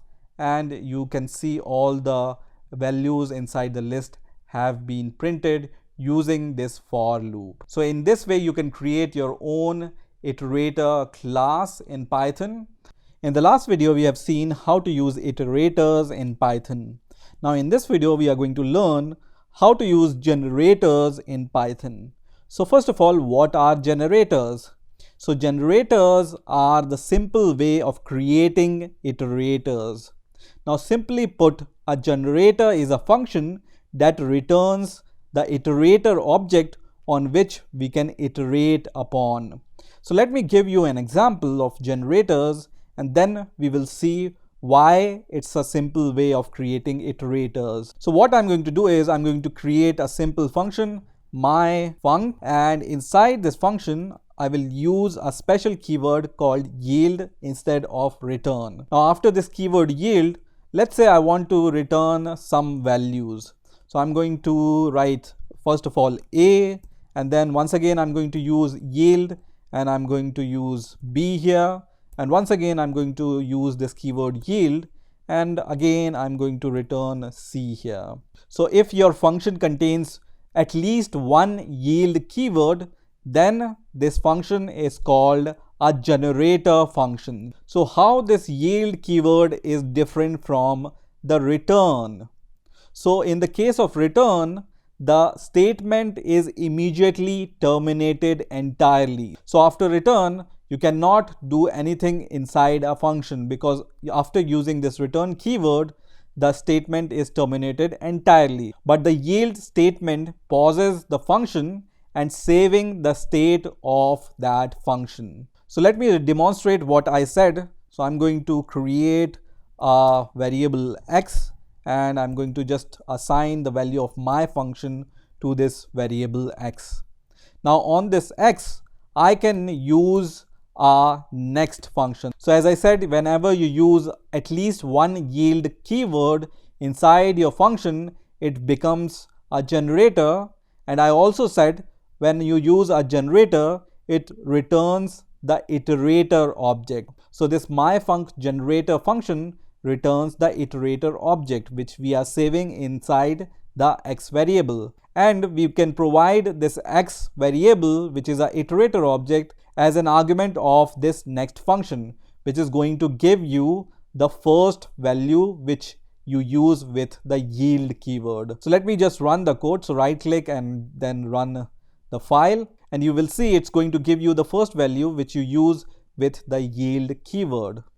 Now after that, let's say we use this next function 2 more times, then it's going to give you the next value, and once again when you use the next function, it's going to give you the next value. So it's like using the iterator on which you can use the next function, but it's much simpler to use because you just need to use this yield keyword instead of implementing the iter method and the next method inside your class, which we have done in the last video. Now after using next 3 times, because we only have used this yield 3 times, let's use the next function 4th time, because now in the 4th time your iterator is already exhausted, and let's see what happens.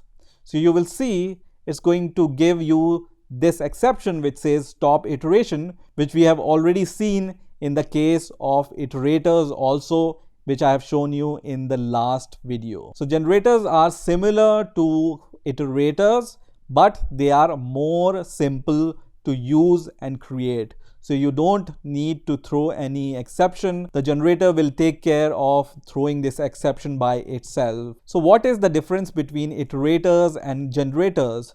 So as we have seen in the last video, that in order to create an iterator class, we need to implement 2 methods, which are iter method and the next method. So if you haven't seen the last video, I will recommend you to watch that last video in which I have shown you how to create the iterator class. So whenever you need to implement the iterators, they are more lengthy and sometimes counterintuitive. Now in the case of generators, the methods like iter and next are automatically implemented. So this generator which we have implemented here will return the iterator object on which we can iterate upon. So now what's the role of this yield keyword? So whatever value you will write after the yield keyword, it's going to return that value, and immediately after that it's going to save the status of your function.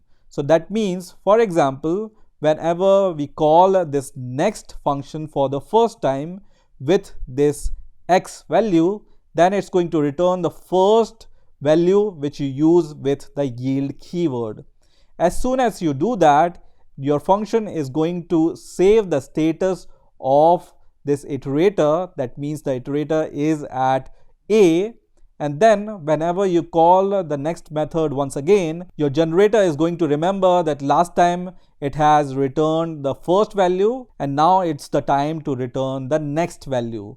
And this will go on and on until you use this yield keyword. So let me give you one more example. Let's say I will declare a variable n and the initial value of n is 1, and then I'm going to just yield this value n for the first time. And also above the yield keyword, I'm going to print the value of n. So I'm going to just give this string, and after this string I'm going to just print the value of n. Same print statement I'm going to use before the other yield keywords also, and before using this n keyword with other yields statements, I'm going to increase the value of n by 1 every time. So before the next yield, I'm going to increase the value of 1 once again, and before the last yield also, I'm going to increase the value of n once again. So we have used yield 3 times, and every time we are increasing the value of n. And let's use the same initialization of my func, and also I will use this print statement 3 times. And when I will do this, I'm going to run the program and you will see what happens. So let me use this next function only once, and when I run the code, it prints the print statement using this print statement and then gives you the value of n, which is 1 at the first yield. Then we have increased the value of n by 1, so now the value becomes 2. So when we call the next method once again, it's going to give you the value of n, and also it's going to print the next print statement. So let me just move this below this expression so we will see the increment here also. And similar we will do with the third yield statement. So when I use this next third time, is going to print the third value. So basically your yield keyword is saving the status after it returns the value associated with it, and it resumes the status whenever you use the next function. Now let me show you one more thing, and that is how you can use this yield keyword with the for loop. So let's say I will create a for loop and I will say for I in some range, and let's say this range is up to 5, and after this I want to print the value of I, for example. So here I will print the value of I, and then what I'm going to do is inside this for loop I'm going to return the value of I. So now we don't need this n variable. So every time from the for loop I'm just returning the value of I in each iteration, and let's see what happens.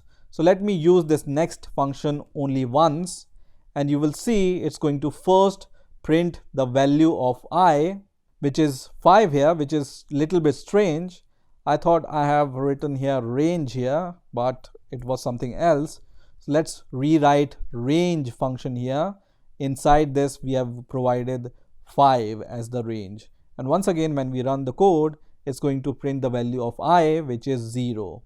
Now every time you use this next function, it's going to give you the next value of I, which is 0, 1, 2 until the 5. So let me just run this code once again, and you will see it's going to give you the value until this for loop is valid, and as soon as you go outside the range, it's going to give you this exception, which is stop iteration exception. So everything in generator is working similar to the iterators which we have seen in the last video.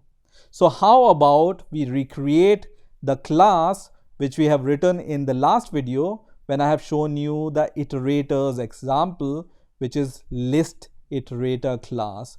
So I'm going to write a similar code to iterate over this list of numbers. So what I want to do is I want to rewrite this code using the generators. So let me just split this editor so you will see iterators and generators side by side. So I'm going to close this from here.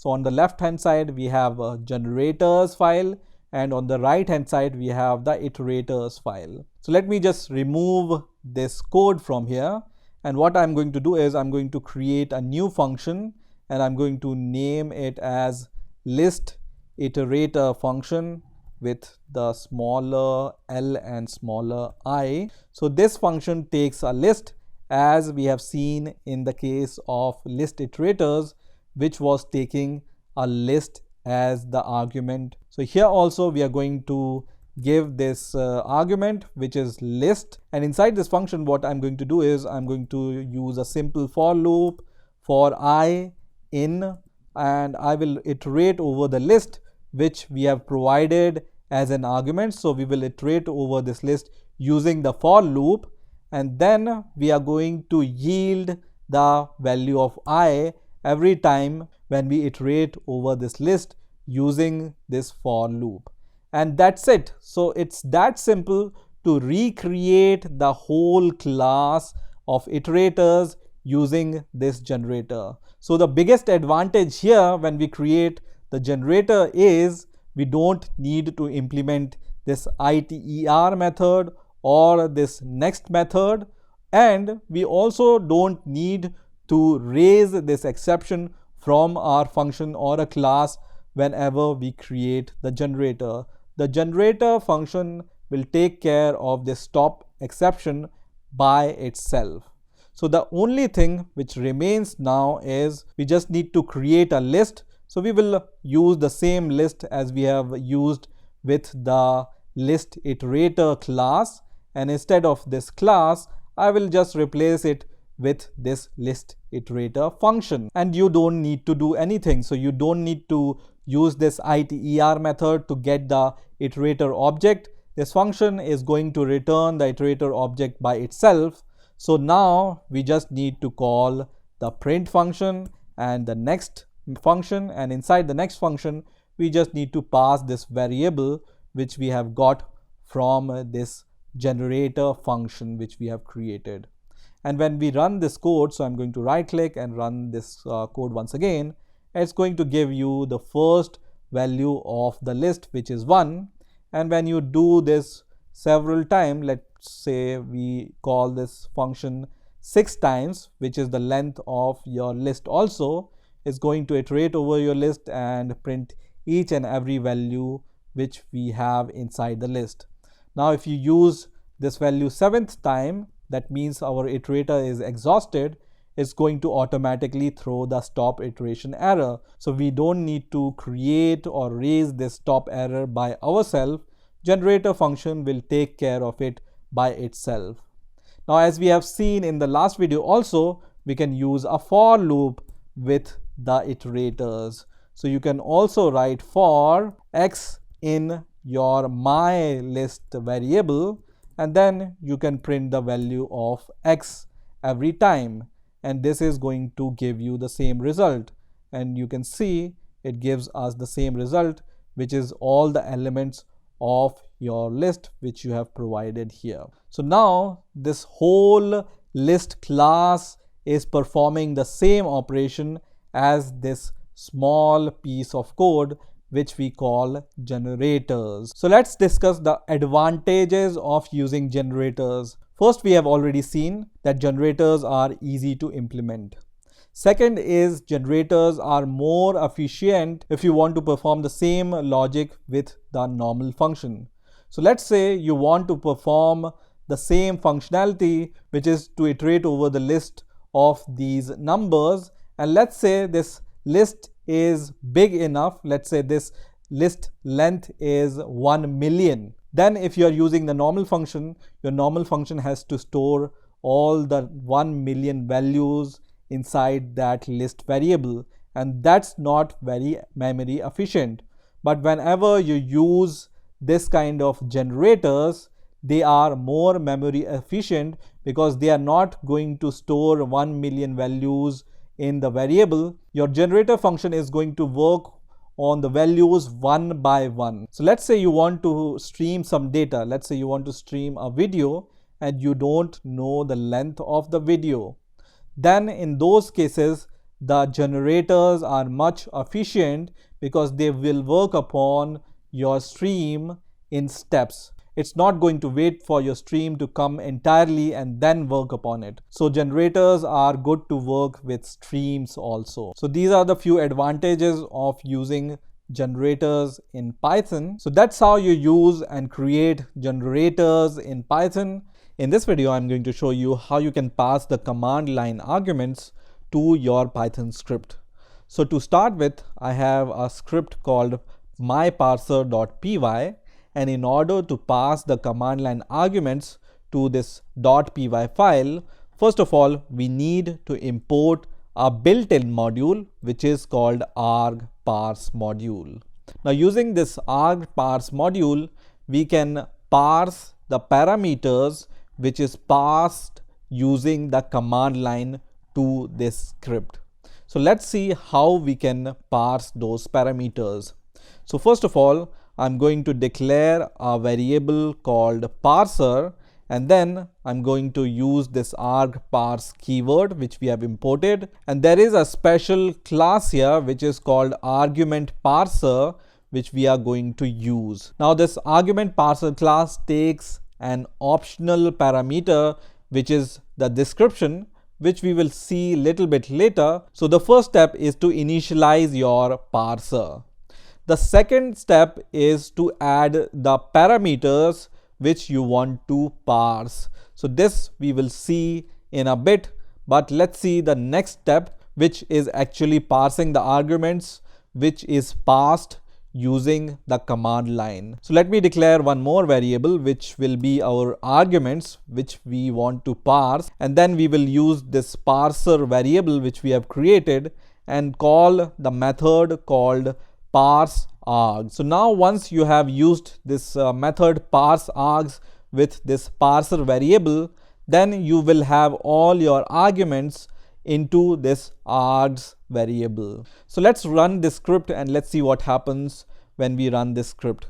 So in order to open the terminal in PyCharm, you can just click on this option which says terminal, and this is going to open the terminal in the PyCharm IDE. Now it depends in which project you are working in. So if you see some other location which is opened using this terminal, you just need to provide the path where your project is. So I'm going to right click on my file, and then I'm going to copy the path of this file. So right click and copy path, and I will just do cd and I will paste this path which I have copied, and I will remove the name of the file because I just want to cd to the directory in which I'm working in. So now I'm in the directory in which this myparser.py file is present. Now in order to run this Python script, I can use this Python keyword and then the name of my file, which is myparser.py file. Now whenever you import the argparse module and you initialize this module, there is a special help parameter which is available. So you can write -h here and then press enter, and you will see that this help parameter is automatically present whenever you import this argparse module and initialize it. So this is one way of running your script. You can also run your script on your Windows or Linux terminal. The process is same. So you need to cd to the directory in which you are working in. So I'm going to once again copy the path and paste it here. And once I'm in this directory, I will just write Python and the name of the script, which is myparser, and then -h, which is for help, and it's going to give me the same kind of result. So you can run your Python script either on the Windows command prompt or in the PyCharm. The choice is totally yours. So I'm going to use this PyCharm terminal. So let me minimize this terminal for now. Now, as I said, you can pass some argument here in the argument parser class. So the argument which you can provide here is the description, which is the description you want to give whenever somebody runs this script. So this is going to be the description whenever you run your file on the terminal. So I'm going to once again run this Python file, and you can see the description is printed here now. Now how to pass the command line arguments. So you can pass two kinds of arguments as the command line arguments. One are called positional arguments and other are called optional arguments. So first of all, we will see how to pass the positional arguments. So in order to pass the positional argument, you use your parser variable and then call a method called add argument here. And first of all, inside the add argument, you give the name of your argument. For example, I want the user to provide two numbers and I want to perform some mathematical operations on these two numbers. So I can store these two numbers into some variables, and these variables I can define here. So the first variable name I want to provide here is num1, and then as the second argument you provide the help parameter.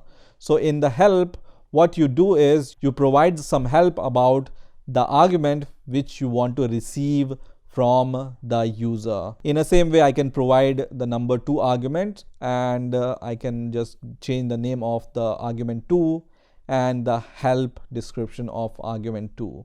Now the third parameter or argument which I want to provide using command line is the operation. So let's say we want that user should provide some kind of mathematical operations to work with. So in the help, I can just write provide operator. So these are the three arguments which I want the user to provide. Now once these three arguments are provided by the users, these three arguments will be parsed using this function, and then all these three argument list will be assigned to this args variable. So we can just print the value of this arg variable and let's see what is the content inside the args. So I'm going to open the terminal once again. So after the Python keyword and the name of your script, you provide the first number, which is, let's say, 84, the second number, let's say it's 41, and the operator. So let's say I want to provide the operator plus to add these two numbers, and then I'm going to press enter,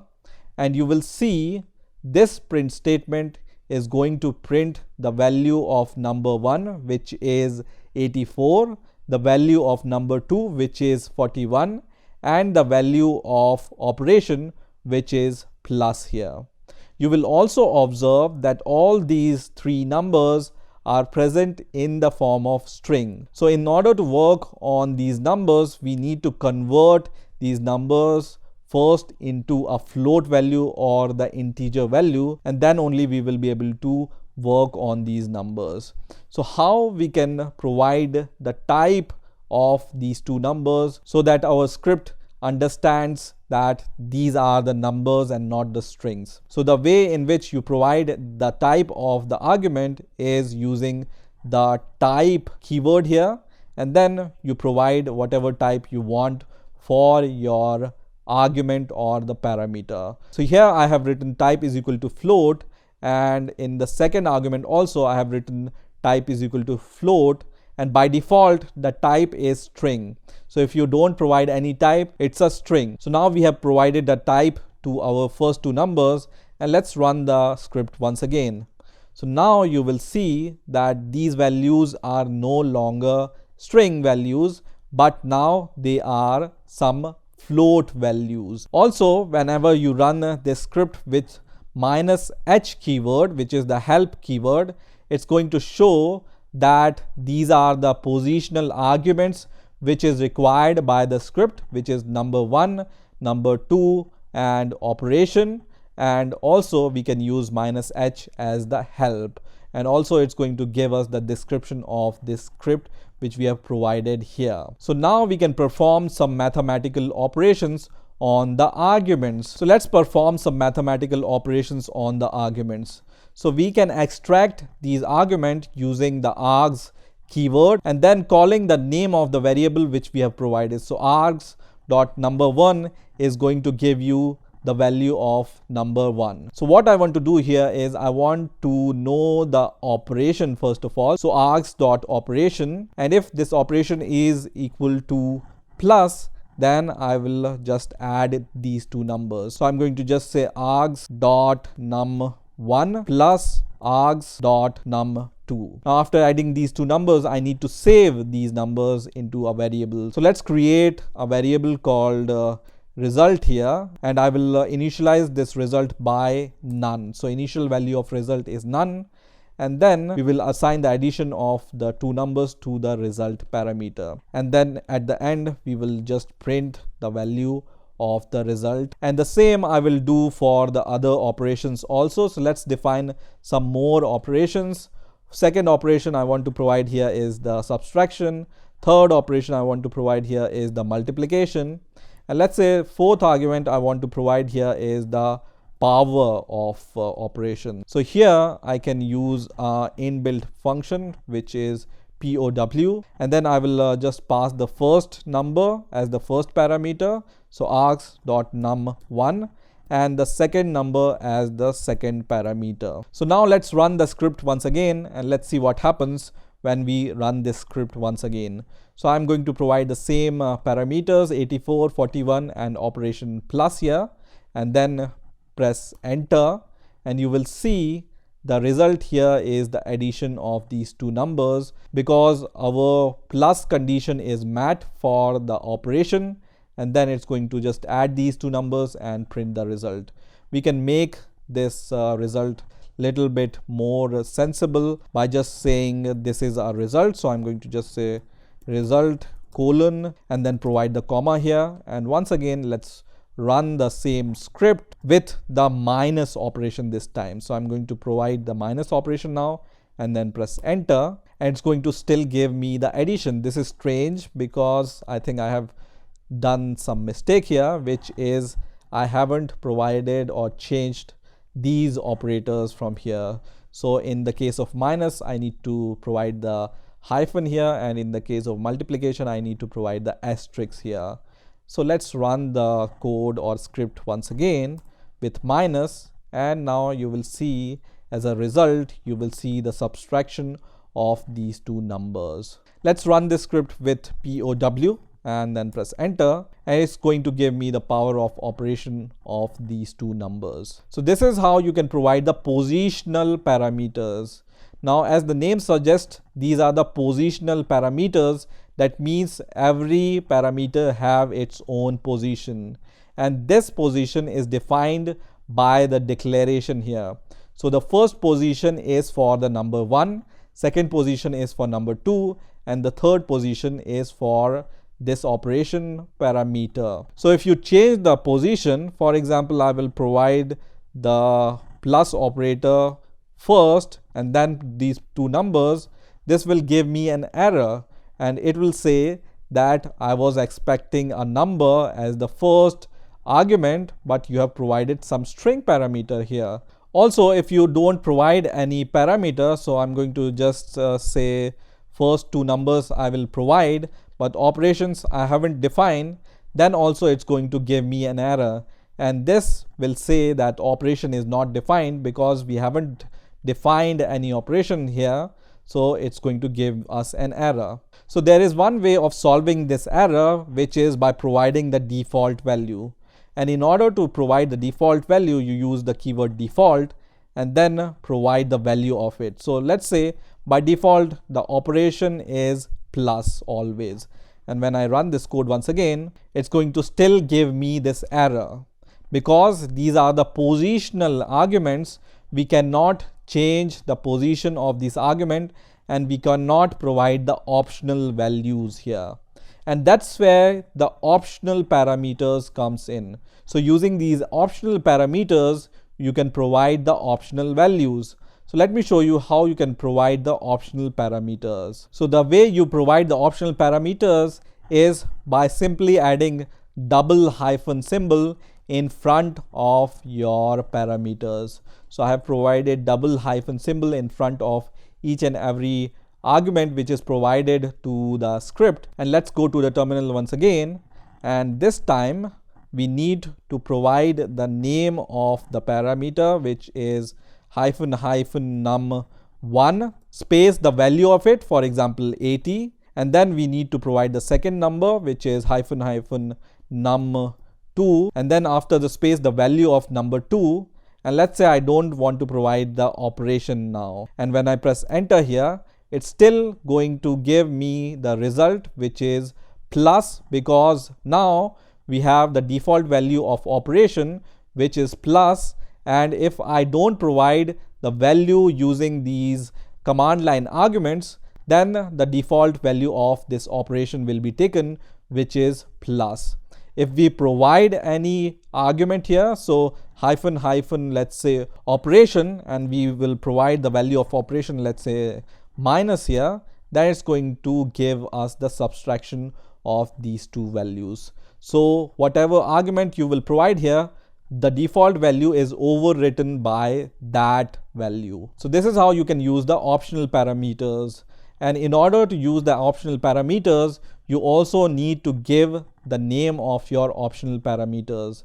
Now, whenever you use the optional parameters, it depends upon you at which position you want to use these optional parameters. So I can use, for example, num1 at first position, operation at the second position, let's say operation is multiply now, and then I will provide the num2 at the third position. It doesn't matter now because the position is irrelevant here, because we are providing the name of the variable and then the value. So value will be parsed using the name variable and not by the position. Now there is one more notation which you can use with these optional parameters, and this is the short form of whatever parameter name you want to give. So let's say I want to give n as the number 1, and let's say I want to give I as number 2, and for operation I want to provide this letter O. So this is the short form of these three values. So n is for number 1, I is for number 2, and O is for operation. And also in front of each and every letter here, we need to provide a single hyphen. So either you can provide this kind of notation with explanatory keyword and double hyphen, or a single letter and single hyphen in front of it. So now in order to use this kind of notation, what I can do here is, first of all, let me call Python and the name of my script, and let's say first of all we call the help, and you will see this help shows this letter also, which is -h or help. And for our parameters, we have -n or the number 1, -i or number 2, or -o or operation. So the way we provide these shorthand notation is we just need to write the name of the notation, which is -n for number 1. Let's provide the value of number 1, and -i for number 2. So you use this equal to symbol in between the value and your shorthand notation, not the space. So this time I'm using the equals to symbol. So I equals 70, and the value of -o is equal to, let's say, plus this time, and then press enter, and it's going to give you the addition of these two numbers. So for this shorthand notation, you use the equal to symbol, not the space in between the name and the value. So this is how you can provide the command line arguments to your Python script. In this video, I'm going to show you how to use Lambda functions in Python. In addition, I'm going to show you how to use Lambda functions with functions like map, reduce, and filter. So let's get started. So as we all know that Python is a multi-paradigm language, and it also supports functional programming. And the Lambda functions falls into functional programming paradigm. So what are Lambda functions and how to use Lambda functions? So Lambda functions in Python are also called anonymous functions because they don't have any name. Sometimes they are also called one-line functions because they can be written in a single line of code. So let's see how we can define a Lambda function. So as you can see here, I have three normal functions defined here.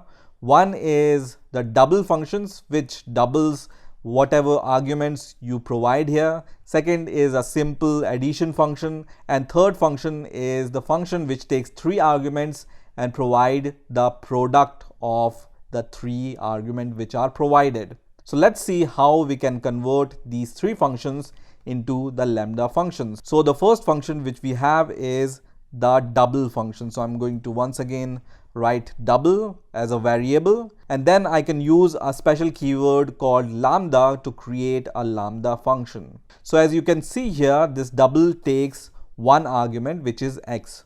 So to provide an argument in the lambda function, you just write the name of the argument, and then after the colon you write the body of the function. So in our case, this double function have this body which is return x multiplied by 2. So in lambda function, if you want to return some value, you don't need to use this return keyword. You can directly write x multiplied by 2 here. So this lambda function is equivalent to this double function which is a normal function. So this double function takes 1 argument which is x, which we are providing here, and it returns the multiplication of x by 2, which we are writing after the colon. Now let's write the add function using lambda function. So I'm going to once again declare a variable called add and once again use lambda, and this time this add takes 2 arguments. So I can provide multiple arguments in lambda functions by comma as you do with the normal functions. So I will provide 2 arguments, and then after the colon you just write whatever you want to return. So we want to return x plus y, so we can simply write x plus y here, and that's it. So in a single line we can define the lambda function. Now the third function we want to provide here is the product function. So I will declare a variable product, and this time I just need to provide 3 arguments using the comma separator, and after the colon I just provide the multiplication of these 3 values, which is x multiplied by y multiplied by z. So all these 3 normal functions is equivalent to these lambda functions. So I'm going to just comment these 3 functions out by pressing Ctrl and /. And now let's see how to use these lambda functions.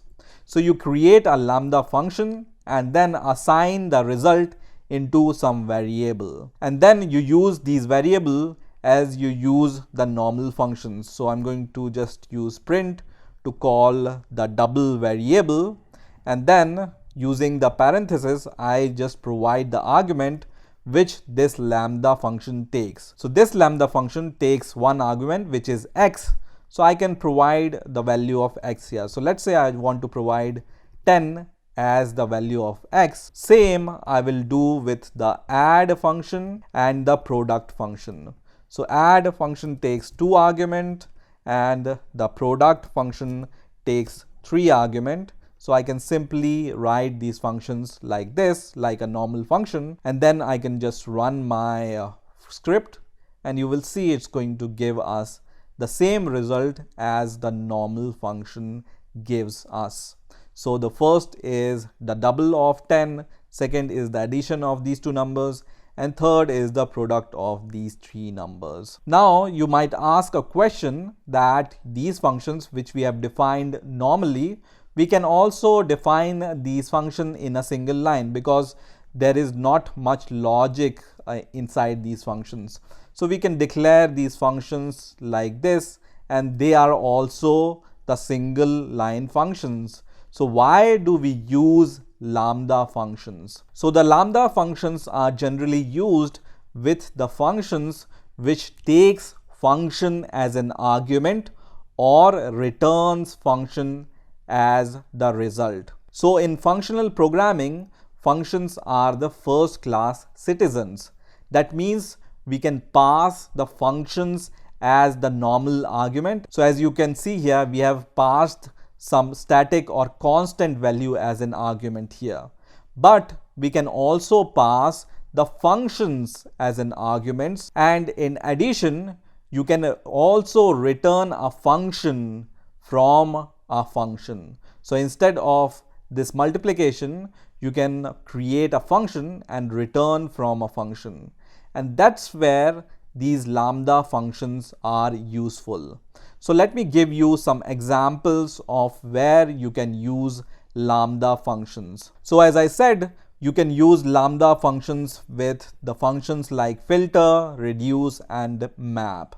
So let me illustrate how these functions work. So I'm going to declare a list of some numbers. So now I have created a list which have these 6 elements. Now let's see how to use a map function with a lambda function. So there is an inbuilt function called map in Python which takes 2 arguments. One is a function and second is an iteratable variable, and we all know that collections like lists or tuples or the dictionaries are all iteratable collections. So we can use map keyword, and then here we can define a lambda function. So let's say I want to double each and every element of this list.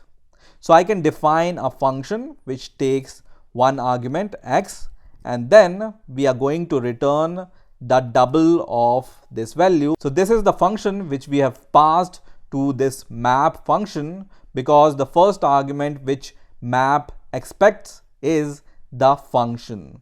The second is the iteratable collection, so we are going to pass this list as the second value. Let me define, let's say, my list here, so it will be more clearer. So I'm going to just pass this my list as the second variable. So what this map function is going to do is, it's going to apply this lambda function to each and every element of this list, which is basically going to double the value of each and every element of the list. Now let's assign the result of this map function into a variable. So I'm going to assign the result into some variable, and then I'm going to print the result first of all. So this variable contains the map function. So let's see first of all what is the result, and then I'm going to show you how to get the result which we are expecting. So you can see here, whenever you want to print the value of map, it's going to just give you this kind of result. So how we can get the list out of this map value? In order to get the list out of this map value, you need to cast this value into a list. And how to convert this value into a list? You use a list function and then pass the result of the map function as an argument of this list function. Let's run the program once again, and you will see now that the result is a list, and in the result every element of the list is doubled. So basically what this map function has done is, it has applied this function to each and every value of the list, and this function just doubles each and every value of the list. Now you might say that this is a very simple function which we are applying to the list. So let's make things little bit complex, and let's say now I have 2 lists. One is my list 1 and other is my list 2, and this other list contains some other set of elements. So let me just change the values which this second list contains, and let's say using this map function I want to add each and every element of these 2 lists and create a third list with the addition of, let's say, 2 and 1 and 5 and 4, 8 and 7, 10 and 8, like this. So how can I create a map function to achieve this? So let's say this is a variable b, and here inside the lambda function we give the second argument which is y, so it takes 2 arguments, and then it adds the value of x and y. So we can do like this, and then as the second argument we are passing the first list, And also as the third argument, you can pass the second list here. So now what this map function is going to do is it's going to take the first element of the first list and the first element of the second list, and then it's going to apply this function to the first elements of both these lists, which is to add these two numbers. So let's see what is the result which we get using this map function. So I'm going to just convert the answer or the result into a list, and then I'm going to just pass this b variable as an argument of this list, and then we are just printing the result. So let's run the code and let's see what happens. So you can see we get the list which adds the value of these two lists and creates a new list. So you can see 2 plus 1 is 3 here, 5 plus 4 is 9, then 8 plus 7 is 15, and so on. So this is how you can use Lambda functions with map function. Now let's see how to use a filter function. So I'm going to use this special function which is called filter, and this filter functions takes two arguments. But what is special about this filter function is it takes a function as the first argument which gives us a Boolean result. So instead of adding two numbers and returning, this filter function is expecting a function which gives us the Boolean result. So let me minimize this. So let's say we want to filter the even values from this list. So how we can achieve this using the filter function? So as I said, this takes a function as the first argument, so you can use lambda. And how to find out the even values? You pass an argument and then you return x modulo 2 is equal to 0. So this x modulo 2 is going to give us 0 whenever the number is even, otherwise it's going to give us 1. So this is the first argument, and the second argument we can pass here is, for example, the first list here. And now I'm going to assign the result into a variable, and let's print the value of c now using the list function. So list, and as an argument I'm going to pass c here. Let's run the code and let's see what's the result. And you can see you just get the even values filtered out from this first list, which is 2, 8 and 10. Now let me give you one more example of filter. So let's say you want to filter out from the second list which values are greater than 5. So all the values which are greater than 5 we want to filter out. So we will pass x as an argument, and let's say this is the d variable. So this lambda function takes x as an argument and it's going to return true. So let me just write the syntax here. So it's going to return true if the value of x is greater than 5. Else it's going to return the false. So else we can just write false here. So if you want to write if and else condition inside a lambda function, you write something like this. So this is the syntax of if and else. So if the value of x is greater than 5, it's going to return true, otherwise it's going to return false. So let's run this code and let's see what happens. Let me just replace this c by d, and I'm going to run this file, and you will see the result here. So in this list you will see 8, 10 and 9 are greater than 5. That's why we got this result. If we write here greater than and equal to, and once again run the code, it's going to give us 4 values including 5 here. So this is how you can use filter function with the lambda functions. Now let's see how we can use one more function which is called the reduce function. So in order to use the reduce function, we need to import a special module which is functool.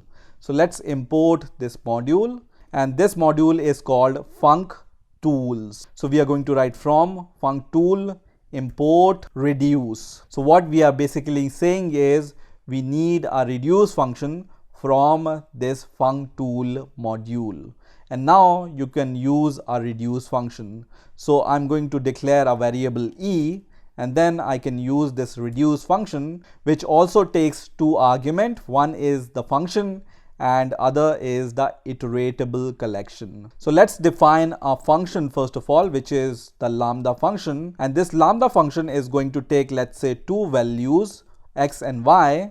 And what it's going to return is the sum of x plus y here. Now, as the second argument, I'm going to pass my list variable here. So what a reduce function does is it takes first two element of the list and then apply the function which you have written here, which is going to add first two element, and then it's going to store the result in x variable and take next element into the y variable. So 7 plus y is going to give us whatever result, and once again it's going to apply the result and then going to add the next number to the result. So let's see what result we get using this reduce function. So I'm going to once again use print, and then we can directly print the value of the reduce function, which is e. So let's run this code once again, and you will see this result, which is 37. Now 37 is the sum of all these elements inside this my list. So let me explain you once again what this reduce function is doing. So first of all, because we are passing two arguments here in the lambda function, it's going to take first two element of your collection, which is 2 and 5, and then apply this code or statement to these two elements, which is 2 plus 5, and we will get 7 as the result. Now once again, it's going to take 7 as the first argument, which is the sum of these two numbers, and 8 as the second argument, which is y here, and then apply this logic once again to 7 and 8, which gives us 15. And once again, this 15 will be passed as x and 10 will be passed as y. And once again, the addition of 15 and 10 will happen, which will make it 25, and so on. So this is how you can use lambda functions in Python, and this is how you can use lambda functions with map, filter, and reduce functions. In this video, I'm going to show you how to use nested functions and closures in Python. So let's get started. So we will start with the nested functions. So in Python, we can define the nested function. That means we can define a function inside a function. So let me give you this example. And in this example, this function, which is an outer function, takes some text or message as the argument, and I have defined one more function inside the outer function, and I named it as inner function, which prints the value of the text which we have passed in the outer function. And we are just calling the inner function in the outer function scope. So this function is declared locally inside the outer function, and we are just calling this inner function inside this outer function. Now, in other words, we can also say that this outer function is an enclosing function, and this inner function is the local function of this outer function. And now when I call this outer function and let me run the code, it's going to just print the value which we have passed as an argument. So we have just passed this text argument, which is once again passed to print statement of inner function, and because we are calling this inner function inside this enclosing function, it prints the value using this statement. So when you declare one function inside the another function, it's called the nesting of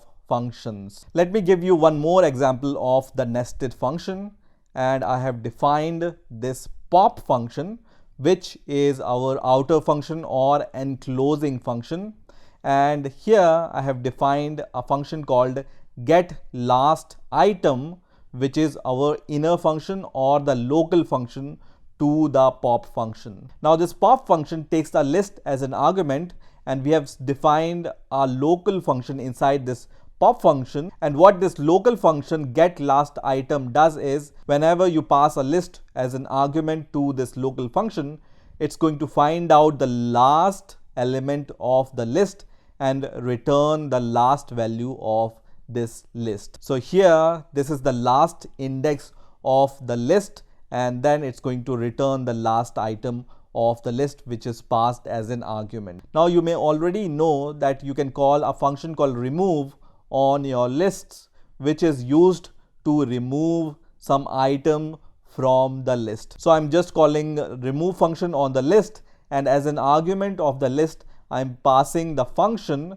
which finds out the last element of the list. So this is going to give us the last element of the list, and this last element will be removed from the list. And at last I'm simply returning the list which is passed as an argument to the pop function. So let's say this is the list on which we are working on, which have 5 elements, and we are calling pop function on this list again and again 3 times.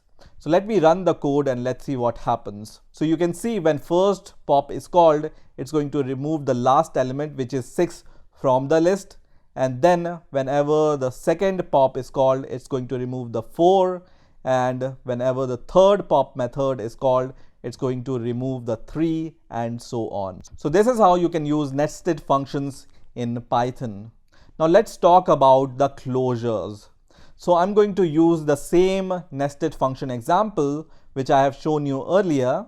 So this is the nested function. Now in order to convert this nested function into a closure, what we need to do here is we need to return the inner function without the parentheses.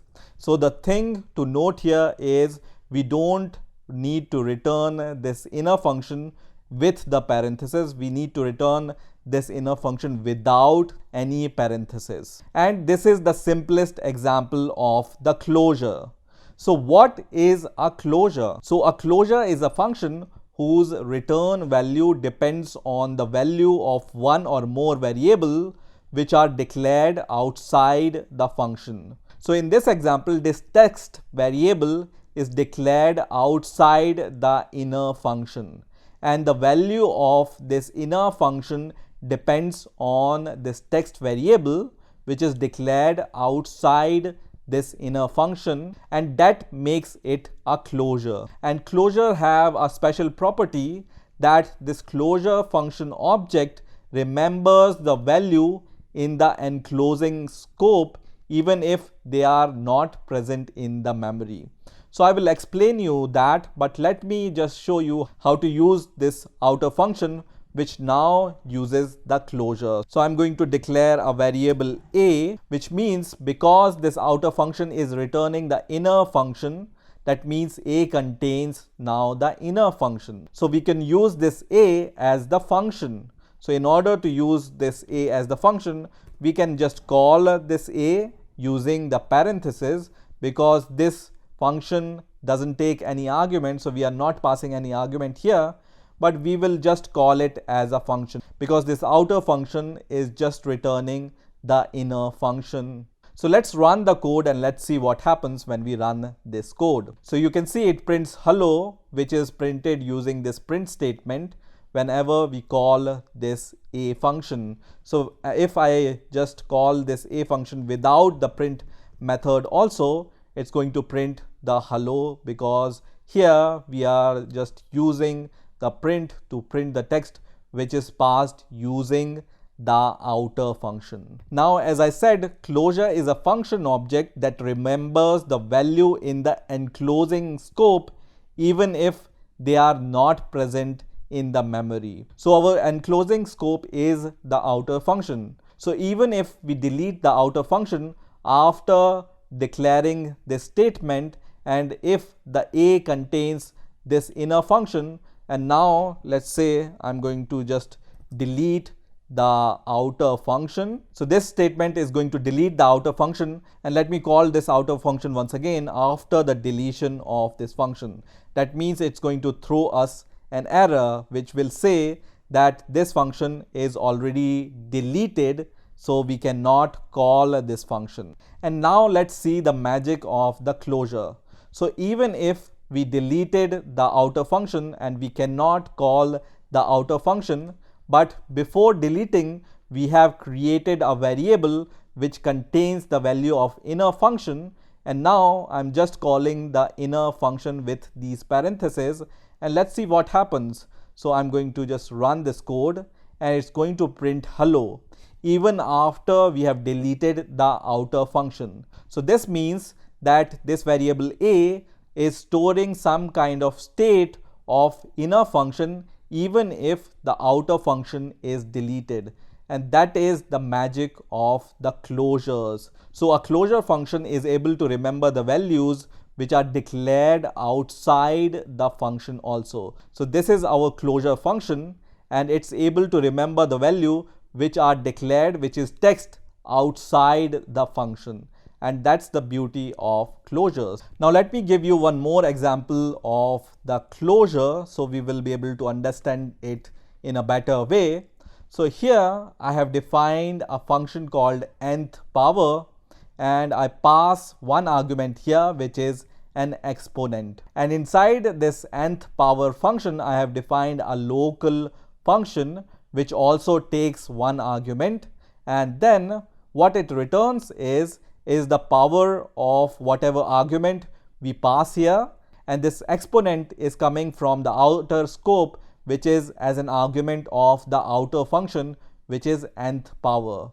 So base is coming from the inner local function and the exponent is coming from the outer scope, and we are just returning this power of which is a local function without any parenthesis once again. So this is very important, you return the function without the parenthesis. Now I can declare some variable. First of all, I'm going to declare a variable called square, and then we will call this nth power function, and we will just pass the value 2. So now this exponent becomes 2 here, which is also passed to the inner function or the local function.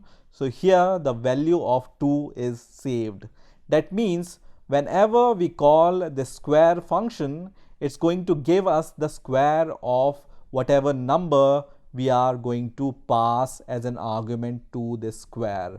So let's try it once and let's see what happens. So I'm going to just print and then call this square function which takes an argument, and I'm going to first of all find out the square of 2, and I'm going to run this program, and you can see it's going to give us the square of this 2, because now the square function is going to give us the square of the number which we will pass as an argument here. So this 2 is passed to the inner function because this nth power gives us the inner function because it returns the inner function. So now this 2 which we are passing in the square is passed as the base of this inner function, and that's why we are getting the square of the number which we pass here. So let's find out the square of some more numbers. So I'm going to just pass 3, 4 and 5 here, and I'm going to run the code once again, and you will see that it's going to give us the square of 2, 3, 4 and 5. So once again we have seen that the closure function is remembering the value which is declared outside the scope, which is exponent. Now whenever I use this function once again, so let me declare one more variable, and this time I want to declare a cube here, and once again I'm going to use the nth power to find out the cube of numbers. So now this 3 is passed as an exponent here, and this exponent is going to be passed inside the inner function. So exponent value is 3 here. That's why we are going to get the cube of the number which we are passing as the base argument of this inner function. So now this is the inner function, and we can once again call the print to call the cube method. This should be cube, not cure. So cube, and then we can find out the cube of 2, and let's find out the cube of 3, 4 and 5 also. So let's run the code once again, and now you will see here the cube of the numbers are printed, whatever numbers we are passing as an argument of this cube function. So in a way, this cube or this square variable is holding the status of the inner function. And that's something we have also seen in the case of classes. The classes are able to remember the state of the variables and the methods which are declared inside the classes. So closures are sometimes used in place of the classes which only have usually one method inside them, because this one method we can already define in the closure also, and it's able to remember the state. So closures can be used in place of the classes which have fewer method, generally one method inside them. The closures are also used heavily in the case of decorators in Python. So decorators we are going to learn in the next video, and I'm going to show you why decorator use closures and how to use closures with the decorators. And the third advantage of closures are they are sometimes more efficient than the normal functions. So the closures are sometimes also used for the code efficiency and the faster working of code. So this is how you can use closures in Python. In this video, I'm going to show you what are decorators in Python, and also I'm going to show you how to use decorators in Python. But before starting with this video, I will suggest you to watch the last two videos in which I have talked about the basics of functional programming in Python. So let's get started with the decorators. So first of all, what are decorators? So decorators wraps a function and modify its behavior in one way or the another without changing the source code of the actual function. So let's see in practice how to declare and use decorators. So first of all, what I'm going to do is I'm going to define a very simple method, and I'm going to name it as say hello, for example, which doesn't take any argument and it just prints hello world, let's say. Now let's say I want to decorate this function say hello, and I want to print some kind of string before and after the printing of hello world without changing the code of the function. So here we can declare the decorators. So I'm going to declare a decorator function for this, and I'm going to name it as decorator underscore func. And this decorator function is going to take one argument, and this argument will be a function. Now we have seen in the last video that we can return a function from a function, or we can pass the function as an argument of another function. So inside this function, I'm going to declare one more function, and I'm going to name it as wrapper function, which takes no argument. And inside this wrapper function, what I want to do is I want to call a function which is passed as an argument of the decorator function, and then at last I just want to return this function. So I'm going to just call return, and I'm going to return the wrapper function without the parentheses. So in the case of closures, we have seen that we can return the inner function without the parentheses, and that makes them the closures. Now let's say we are going to pass this say hello function as an argument of this decorator function, and this function will be called here. So in order to print something before and after this string hello world, we can print something here also. So here we can just write, let's say we want to print x, and we want to print this x 20 times, let's say. So we can just write this kind of notation, and after the execution of function, I want to print, let's say, y 20 times. So this is the simplest form of decorator, which takes function as an argument. Now in order to call this say hello function with the decorator, I'm going to declare one variable, and I'm going to name it as hello, and then I'm going to call the decorator function. And I told you that this decorator function takes the function as an argument, so we can pass the say hello function as an argument to this decorator function, which will be passed here, and it will be called here. Now in the last video, in case of closures, we have seen that because this decorator function is returning the inner function, that means this variable will contain the inner function. So we can call this hello with these parentheses, and because this wrapper function doesn't take any argument, so we can call it like this. And let's run the code and let's see what happens. So when we run the code, you can see before the hello world string, we have printed x 20 times, and after the hello world, we have printed y 20 times. So this is a simple form of decorator, and this is how you can use decorators in Python. But Python also provides the simple way of declaring this kind of notation.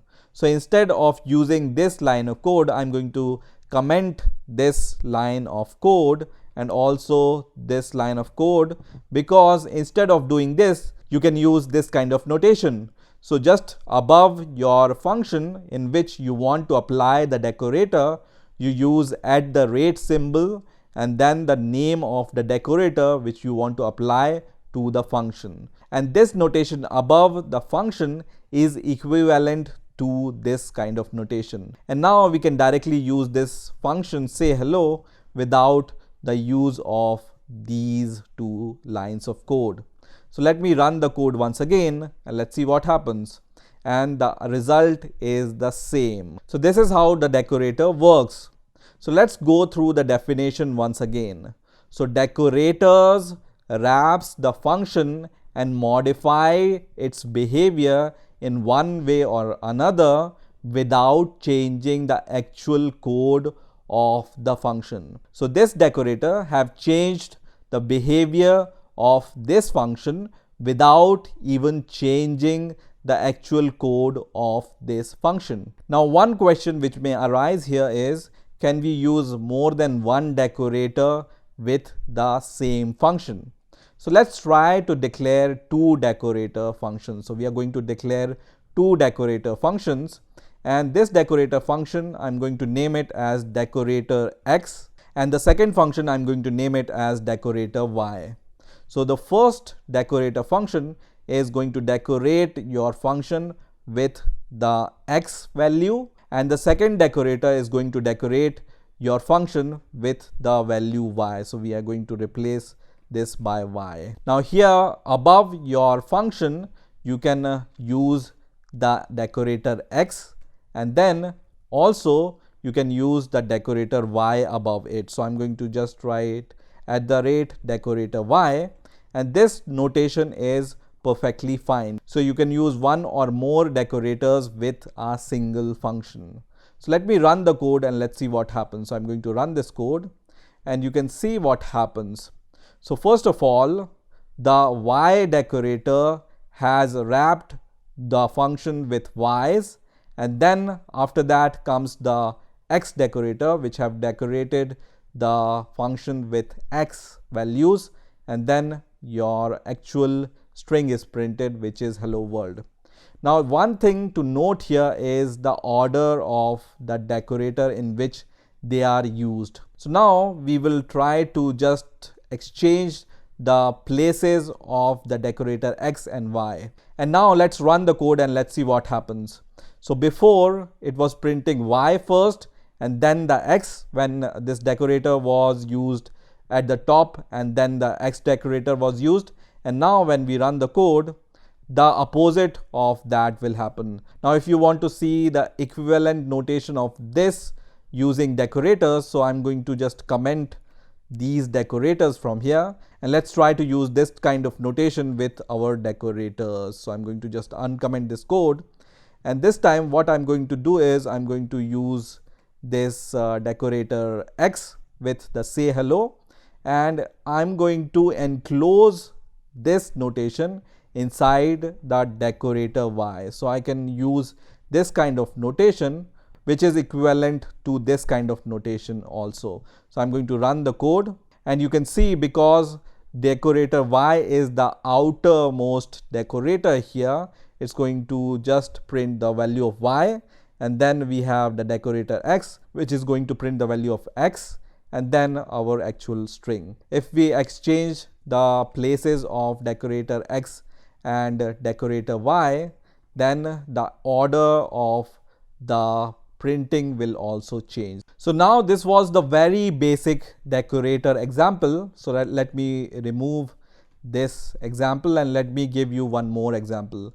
So instead of using this function, let me give you one more example. So I'm going to declare a function called divide, which is going to take two arguments, let's say x and y, and what it's going to do is it's going to return the value of the division of x divided by y. And let me remove these decorators from here. So in the last say hello example, our say hello function was not taking any argument, and now we are giving our divide function two arguments. That means we need to change the wrapper function here also. So I'm going to name my decorator as decorator divide, which takes a function, and I'm going to change the wrapper function, and now this wrapper function is going to take two values, which is the value of x and y. You can also write a and b, it doesn't matter, it just takes two values. And instead of this kind of notation, let me print the values of a and b first of all. So inside this print function, I'm going to just write divide, and then we are going to pass the value of a, comma, and comma b. So we are going to print the value of a and b, and then we are going to check if the value of b is 0 or not. So I'm going to just say if b is equal to 0, then we are going to print the message that division with 0 is not allowed, and also we are going to return immediately from this function. Otherwise, if the value of b is not equal to 0, then we are going to return the division of a by b. So once again, without changing the actual function, which is divide, we have changed the behavior of this function, which is divide, using this decorator function. And the last thing which we need to do here is to call our decorator function above our normal divide function. And now I can use this divide function normally. So I am going to just use this divide function inside the print, and I'm going to pass two values here, let's say 15 and 5, and let's run the code. And it's going to print first of all this line, which is printed using this statement, which says divide a and b, which is divide 15 and 5.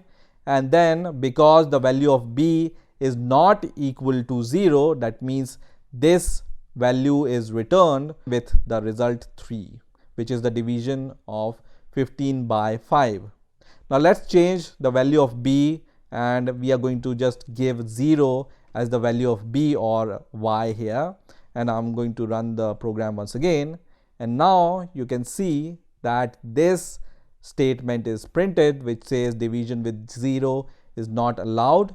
And because this function is not returning anything, or you can return 0 from here, it doesn't matter. And I'm going to run the code, it prints 0 here. So this is how you can use decorators with the function which takes some arguments and return some values. Now let me give you one more real world example which we can use with decorators.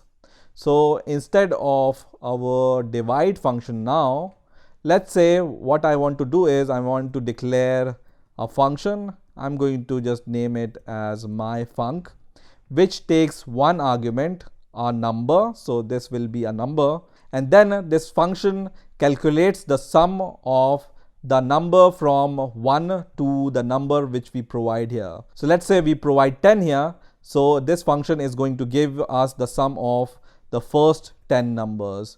And now I'm going to declare a variable called sum, which I initialize it with 0. And in the next line, I'm going to use for I in some range.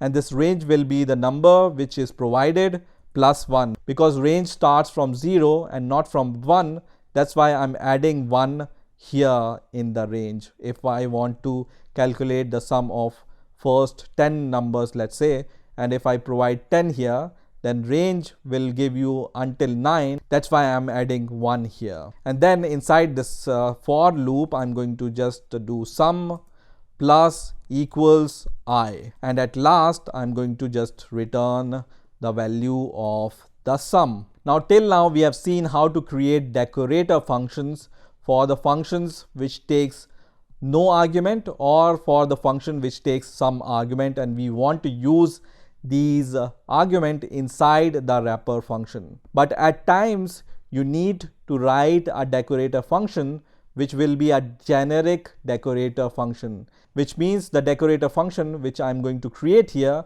will be used with not only this function but the other function which can take this argument or multiple number of argument or no argument. So let's see how we can write a generic decorator function. So let's say I want to measure the timing of this function, how much time this function takes in order to execute this code. And timings we can measure with any function, so it doesn't matter that we need to use this function to calculate the timing. You can also use the decorator function which I'm going to create with the other functions also to measure the timing of those functions. So because it's a timing decorator, so I'm going to name it as timing, and it takes once again the function as an argument. And because we don't know which argument the function is going to take, right now this function takes one argument, but it doesn't matter. You need to measure the time of the function which takes one argument or two argument or three argument or no argument. So that's why in that case we can use this kind of notation, asterisk args here, and then comma double asterisk kw args here. And these two arguments makes your wrapper function independent of the number of argument which will be provided with this function. And in order to calculate the timing of the function, we need to import a module. So let's import a module. So I'm going to just write from time import time. So there is an inbuilt time function which we can use to get the time. And now under this wrapper, what I'm going to do is I'm going to just declare a variable called start, and I'm going to save the value of current time here. So whenever you call this time with the parenthesis, it's going to give you the current time. Now in the next line, what I want to do is I want to just create a new variable which I will call it as result, and I am going to assign the result of this function. So let's call this function with the variables which we have provided into the wrapper function. So because we don't know which argument comes with this function, so we are going to just pass these argument as it is into the function argument which is passed as an argument of your decorator. Let's provide the indent here, so this will be satisfied. And then in the next line we are going to just print the time elapsed. So I'm going to just say elapsed time and then this curly bracket, and you already know we can call a format method on the string, and here as an argument we just want to give the result of the start time and the end time. So let's declare the end time also. After the function execution is completed, we are going to measure the current time once again, and then we are going to just say end time, which is stored in the end variable, minus the start time, and it's going to give us the time elapsed in the execution of this function. And at last, because this function or the other function can also return some value, at last we are going to return the result which we have calculated. So I'm going to just write return this result. So this is the generic timing function which you can use with any function whichever you like. So I'm going to just decorate my function using the timing decorator, and then I'm going to call this my function inside the print method. So print my function, and let's say I want to calculate the sum of first 20,000 values, and I'm going to run the code, and here in the result you will see 0.0 in the elapsed time, because this value is very small and elapsed time is approximately equal to 0 for the smaller values, because we are just iterating over the smaller value, but the sum is the exact sum. So let's increase this value by 2 zeros, and let's also print the value of start time and end time here. So I'm going to just print the value of the end time and the start time, so we know that what is the starting time and what is the ending time. And I'm going to run the program once again, and now you will be able to see that this is the starting time and this is the ending time, and you will be able to see some time elapsed in the execution of this function. And when I increase 1 0 here, so you will be able to see 2 seconds is taken now for the calculation of the sum of this number. So you can use this timing decorator in order to calculate the time of execution of any other function other than this also. So this is how you can use decorators in Python. In this video, we will talk about operator overloading in Python. Now you might already know that everything is an object in Python. So when I want to know the type of this number 2, it's going to show this kind of output, and this means that 2 is an object of the class int. Now when I once again want to know the type of, let's say, 2.0, it's an object of class float. When I want to do the same operation with the string, this string is an object of class string. So everything is an object in Python. Now have you ever wondered that when you do 2 plus 2, it's going to give us the addition of two numbers, and when I add two strings, let's say 2, and then I'm going to use the same operator, which is plus operator, with the other string, it's going to give me the concatenation of these two string values. So the same operator plus is working differently with different type of objects. The same you might have observed with the multiplication operator, which is this asterisk. So when I use this asterisk or multiplication operator with a string, and let's say I write 3 here, it's going to print this given string 3 times. But the same operator, when I will use with the two numbers, it's going to give me the different behavior, which is the multiplication of these two numbers. So the same operator asterisk is functioning differently with different kind of data. Or in other words, we can say that this asterisk operator or this plus operator are overloaded for different kind of objects. So whenever this plus operator is used with two numbers, it's going to give us the sum of these two numbers, and whenever this operator is used with the string, it's going to give us the concatenation of these two strings. So both these operators are overloaded for handling different kind of data. So this is the overloading of the built-in operators. Now we might also think that if this is possible, can we overload the operators by our custom classes? So let me create a class, and I'm going to name it as the number class, which is going to take one argument. So let me define a constructor here. So underscore underscore init underscore underscore, and this is going to take one argument, which is the number, and I'm going to just write self.num is equal to num. So this is the simple class which we have created, and now I'm going to create two instances of this same class. So number, and I'm going to give the number 1, let's say here, and then I'm going to create a second object of this class, and this time I'm going to give the number 2 here. So is it possible that we can use, let's say, n1 plus n2? So let's try this, and it's going to give us this error which says unsupported operand type for plus number and number. So because Python doesn't know how to use this plus operator with your class objects, it's going to give us this error, which is unsupported operand type and whatever is the operator you are using. So it turns out that we can overload these kind of operators in Python by implementing some inbuilt methods in our class.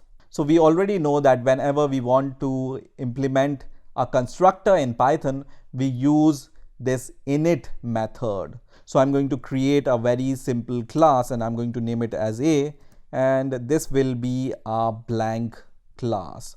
So this is a very simple class in Python, and when I use a dir function, which is a built-in function with this class, let's see what happens. So I'm going to just press enter, and it's going to print some methods here which are inbuilt method. So here not all methods are visible, so I'm going to assign this value of dir a to a variable a, and then we will see in the right hand side in this inspector here, and this is the a variable, and you will see the list of all the inbuilt methods which are associated or which you can implement them. So for example, we have implemented the init method in order to have the functionality similar to constructor, but there are other methods here too. So there is a str method or le method, which is less than method, or ne method, which is not equal to method, and many other methods which we can implement here in our class. So now I have given enough theory to you, and let's try to see with an example how to overload an operator in Python. So here I have created a class which I call circle, and this takes one argument, which is the radius of the circle. And I have created the setter and getter method for this radius variable, and in the third method I'm just calculating the area of the circle using the radius, and I have also used an inbuilt module which is math in order to get the value of pi. So using this expression, I'm just calculating the area of the circle. Now I have created two objects of this class with two different radiuses. So in the first object I have given the radius 2, and in the second object I have given the radius 3. And from the theory which we have learned till now, we already know that this expression will not work with these two objects. So when I run this code, it's going to give me the error which says unsupported operand error. So now we are going to overload this plus operator in this circle class. Now in order to overload a particular operator, let's say plus, you need to implement an associated method in your class. So with this plus operator, there is a special method which we need to implement in our class, and I have given the list of all the methods which is associated with the operators. So with the plus operator, you need to implement this special method which is underscore underscore add underscore underscore. In order to overload minus, you use this method. In order to overload the multiplication, you use this method. So here is the operator which we want to overload, and here I have given the method name which you need to implement in your class in order to overload this operator in Python. So there is this list which you can use with all these operators. So you can overload the mathematical operators in Python. You can also overload the bitwise operators in Python like and, or bitwise right shift or bitwise left shift.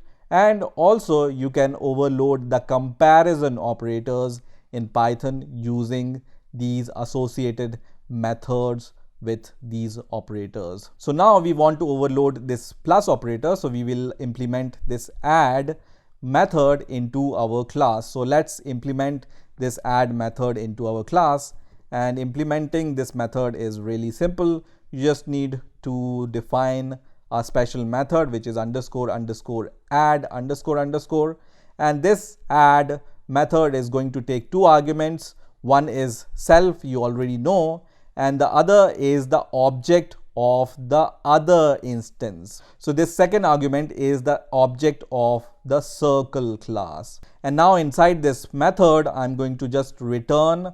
First of all, I will just use this circle as the constructor. And what I want to do, I want to add, let's say, the radius of the two objects which are provided. One is the self object and other is the object which is provided using this argument. So I'm going to just say self dot underscore underscore radius plus the circle object radius. So let's use this circle object and then dot and then underscore underscore radius. So basically I'm adding the radius of the two objects. One is this circle object and other is the radius of the self, which is the current class. So as soon as you implement this method add using these two arguments, then this operation is going to work in Python. So because we have overloaded the plus operator using this add method, now this operation is going to work. So let me just assign the addition of these two objects into a third variable, and this variable I'm going to name it as C3. And using this C3, let's say I want to print the radius of the circle. So I'm going to just use the print method and then I'm going to use the C3 object and I'm going to call a get radius method from this object. And let's print the radius of C1 and C2 also. So here I'm going to just write C1 and here I'm going to just write C2. So we are printing the radius of all these three objects. And I'm going to run the program now. And you can see here the radius of the first object is 2 because we have provided 2 as an argument here. The second is 3 because we have provided 3 as an argument here. And because we have created this third object using the overloading of this plus operator where we were just adding the radius of both the objects, that's why we got 5 here. So 2 plus 3 is equal to 5. And this addition we have done using this expression. So we have added the radius of the current class and the object which is passed using this argument. So this is how you can overload the operators in Python by implementing the associated methods which are available in Python. So let's say now we want to overload the less than and the greater than operator. So for the less than operator, we use this LT method, and for the greater than operator, we use this method called GT. So let's implement these two methods inside our classes. So I'm going to just copy this add method 2 times. And first of all, I'm going to replace this by LT, which is less than. And the second method I'm going to replace by GT, which is greater than. And we want to see if the radius of the circle is greater than the second radius which is provided using this object or not. So first is less than, so we are going to provide this operator, and second is greater than, so we are going to provide the other operator which is greater than operator. And now this less than and greater than function is going to give us the Boolean value. If this radius is less than this radius, then it's going to return us true, otherwise it's going to return us the false. So I already have the two instances of two classes, and if I want to compare these two classes, I can just write C1 and I will use the less than operator here, and then C2, and also I'm going to use the greater than operator here. And let's run the code and let's see what happens. So now it's going to give us this value, which is the constructor of the circle. So how can we get the Boolean value? You just need to remove this constructor from here. So you just need to remove the name of the class. And now I'm going to run the code once again. And now you will see true and false. So we were checking if C1 radius is less than C2 and it gives us true. And once again, we were checking if C1 radius is greater than C2 and it has given false to us. Also, we can check the third object. for example, C3 here, if C3 is greater than C2 or not, and most probably it's going to give us true, and it's correct here. So you can see it's that simple to overload any operator in Python using these built-in methods. So you just need to find out the associated method related to that operator, and then you just need to implement that method related to that operator. In addition, you can also implement some other methods which are available with the class. So once again, when I'm going to print the dir with any of the object, let's say C1, and I'm going to run this program, and you can see the list of the functions which you can implement inside your class. So add is already there, but you can also implement this dict method or dir method or any of these methods which are available here. So repr method or str method, any method you can implement inside your class in order to avail the functionality associated with that method. So at last, let's try to implement one of the method which are associated with the class. So let's say we want to implement this method, which is the str method. So I'm going to just minimize this, and I'm going to just copy this function and once again paste here, and instead of greater than, I'm going to just implement now the str method. Now this str method only takes one argument, which is self, so I'm going to just remove the second argument, and here in the return value I can just return some string, for example. So I can just say circle area, and I'm going to return the area of the circle. So I'm going to use this concatenation operator, and then I'm going to convert the area into the string, and then I'm going to just use self dot area, which is going to give us the area of that circle. So once you have implemented this str method in your class, you can simply use it like this dir method. So I can just write str and then the name of your object which you have created, and let's run the code and let's see what happens. So I'm going to just see the result now, and it prints circle area, and it's going to print the area of the circle. I just need to provide equals to symbol here, so we will be able to see it in a prettier way. So you can see the area of the circle is printed. Similarly, you can print the area of the other two circle, which is circle 2 and circle 3, and let's run the code once again. It's going to print us the area of all these circles. So this is how you can use operator overloading in Python. In this video, we will talk about a command line tool which is called pdb, which we use to debug our Python script. Now pdb stands for Python Debugger, and it is already installed whenever you install Python on your operating system. So you don't need to install pdb separately. If you have Python installed, it will work on your terminal. Now you might wonder why I'm using pdb if I already have the PyCharm IDE and I can debug my code on the PyCharm IDE. Now in real life situations, most probably you will run your Python script on some kind of a server. Now generally on these servers, you don't have the luxury of using an IDE. You will have to use the terminal in order to debug your Python script.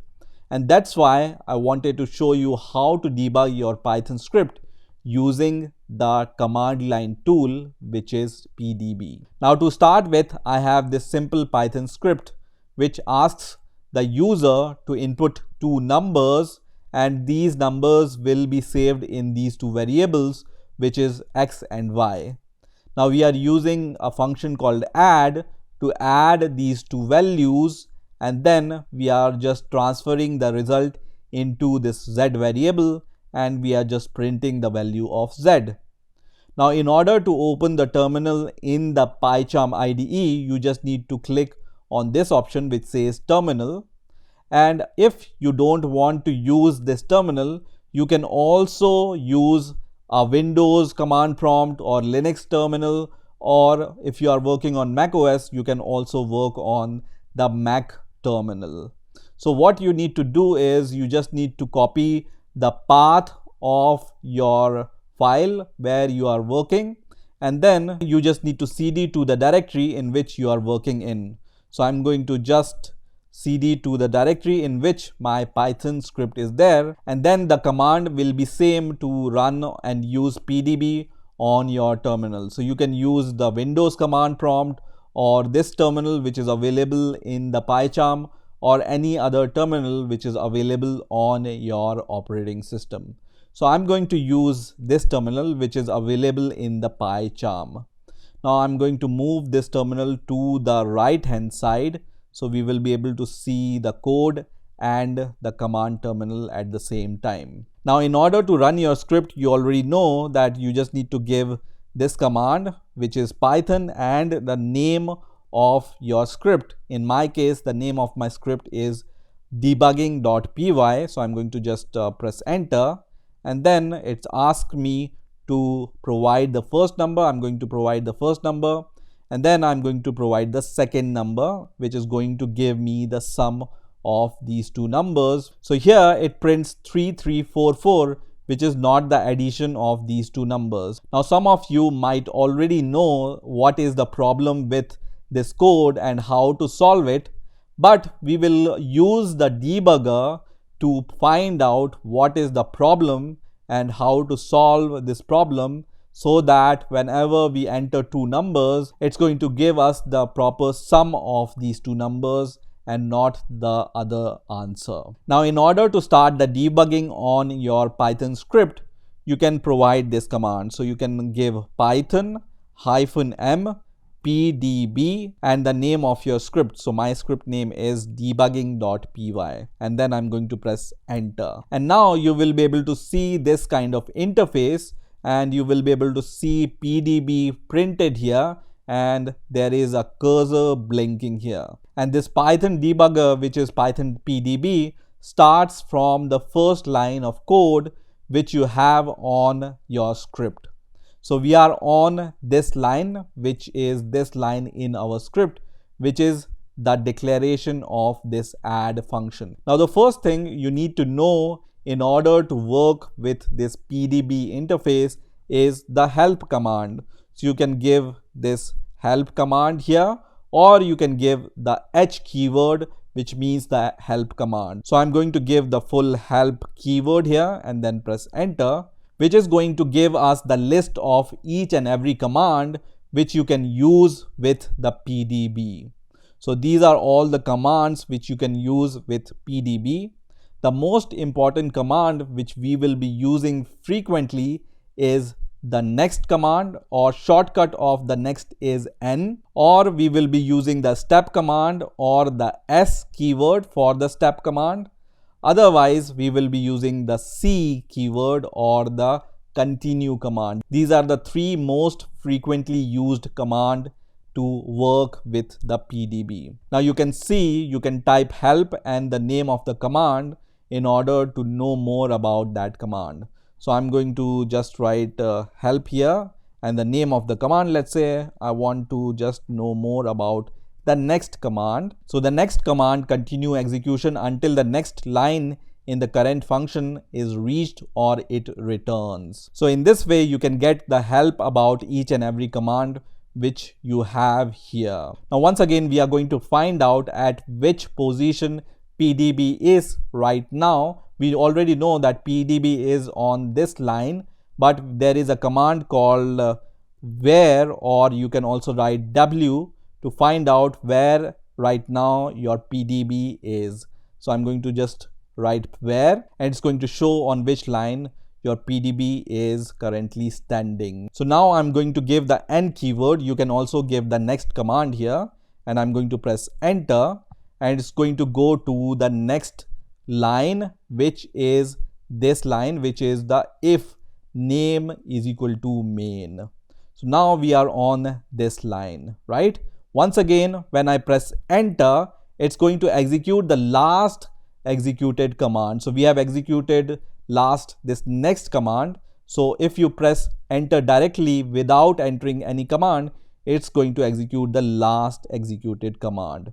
So now we are on this line, which is this one, which takes the input from the user, and you will also be able to see on which line this code is. So this line is at the 7th line. Now once again, I'm going to press help here and then press enter, and now I want to use this continue command. So this continue command is used to continue the execution of your script from the point where you are right now. So we are right now at this line, which is line number 7, and if I press C or if I type continue, which is this keyword, and I press enter, then my program is going to execute and it will ask me the first number. So I'm going to provide the first number, let's say 2, and then I'm going to provide the second number, which is 3, and then when I press enter, it's going to execute the program and it's going to print the result, which is 23 in this case, which is wrong. And after the script is finished, the PDB is going to restart the execution from the top.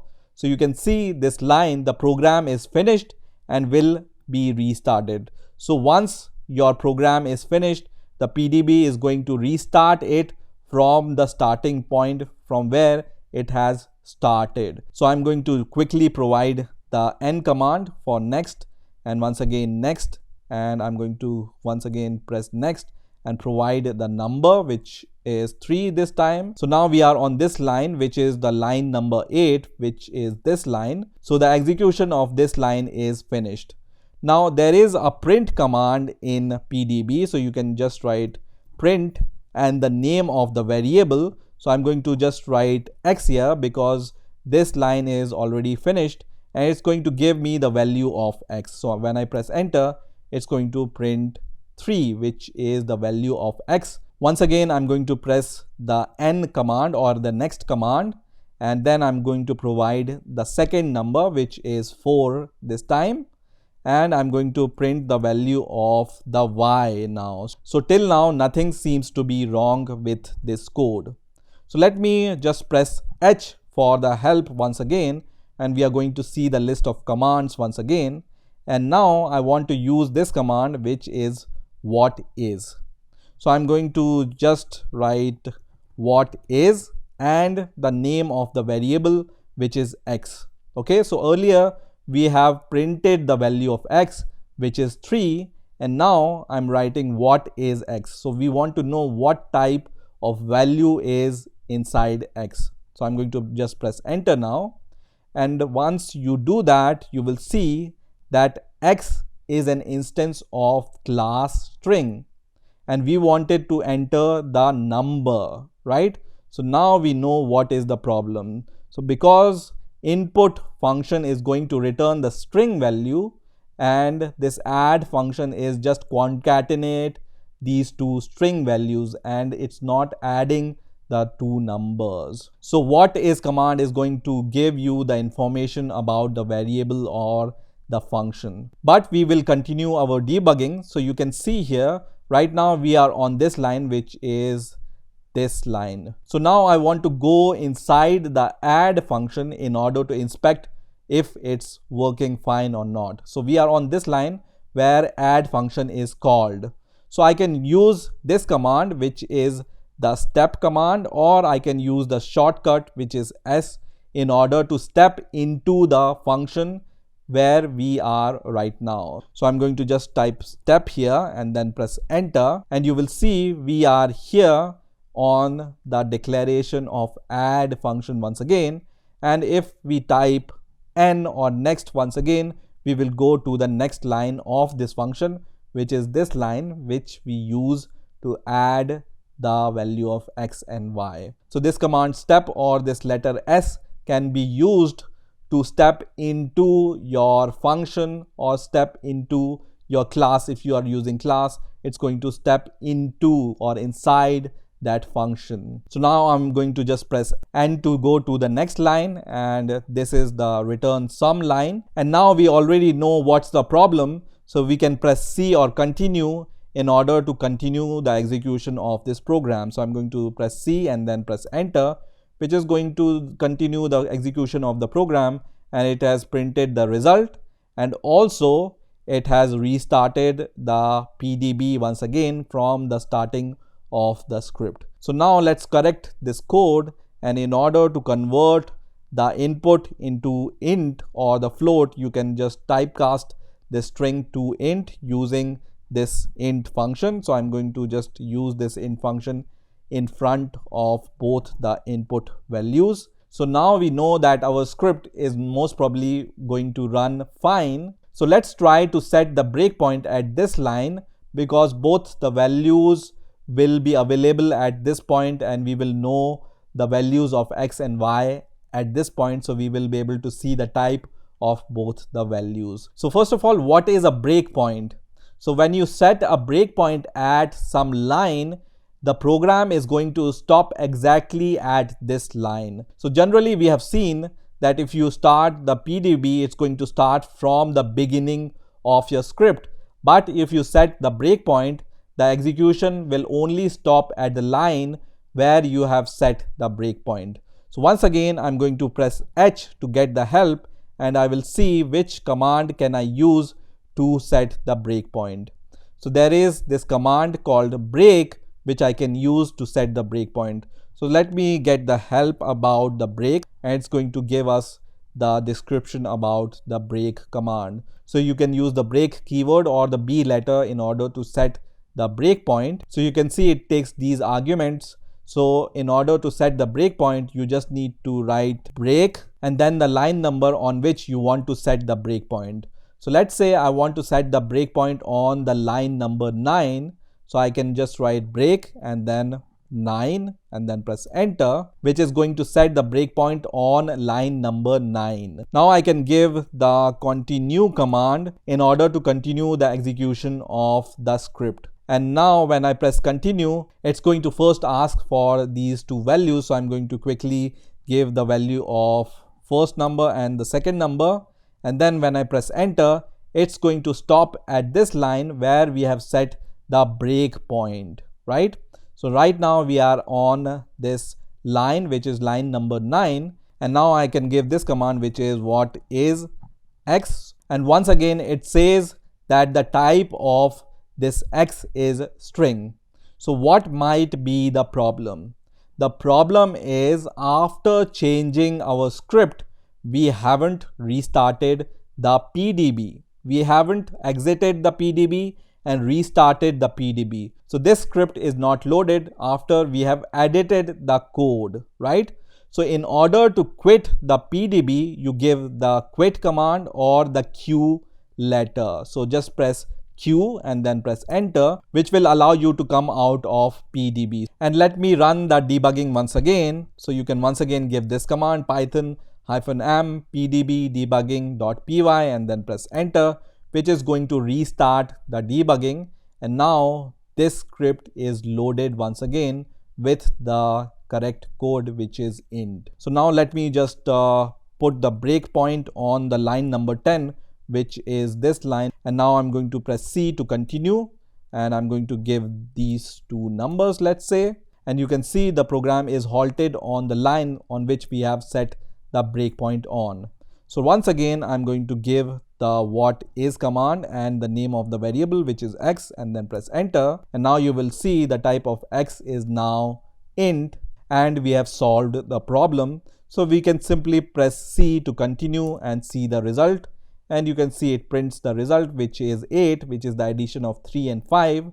So our debugging was successful, and we are now seeing the expected result which we wanted to see. So this is how you can use PDB to debug your Python script. Now there are few more ways of using PDB with your Python script. So let's see those other ways in which we can use the command PDB with our Python script. So I'm going to press Q in order to exit out of the debugging. So the second way of using PDB is to import the PDB inside your script. So I can just import the PDB library inside our script, and then in order to set the breakpoint, I can use PDB dot set trace. So this will set the breakpoint on the next line after this line. So I'm going to just clear the terminal by right clicking and then pressing clear buffer. And once again, to start the debugging, I just need to give this Python command and the name of my script. So once you have this import inside your script and you have this code inside your script, you don't need to give the pdb command. You just need to run your script normally with the Python command. So my program execution is here, which is running the program normally. So I'm going to just give the value of x and y, which is 3 and 4. And it's going to stop the execution at this line, which is just after the set trace code. Okay. So because we have set the breakpoint on this line using this line of code, it's going to stop at this point. And once again, I'm going to use, for example, what is command, and I want to see the value of x, and it's going to show us the type of x, which is int. So this is the other way of using pdb in your script. Some people also like to use pdb directly at the point where they want to set the breakpoint. And the benefit of using this type of code is, if you are using any linting tool, it's going to warn you on the same line, so the developer will know that he needs to remove this line because linting will fail because there is a semicolon here and we are using 2 lines of code in the same line. So it's going to give us the warning, and that's how the developer will know that he needs to remove this line. So he is going to remove this line after the script is working fine. So this was the second way. I'm going to quit out of the pdb once again, and let me show you the last way of debugging your code with the pdb command. So I'm going to clear the terminal, and now I'm going to just give this Python command, which is going to open the Python shell. And here you just need to import the script which you are working with. So I'm working with the debugging script, and then import the pdb. And once you have imported your script and the pdb module, you can just use pdb in order to start the debugging of your script. So pdb.run, and under the brackets or under these parentheses, you just need to give the name of your script. So my script name is debugging, and then you need to provide at which point you need to start the debugging. So let me enclose this code inside a new function.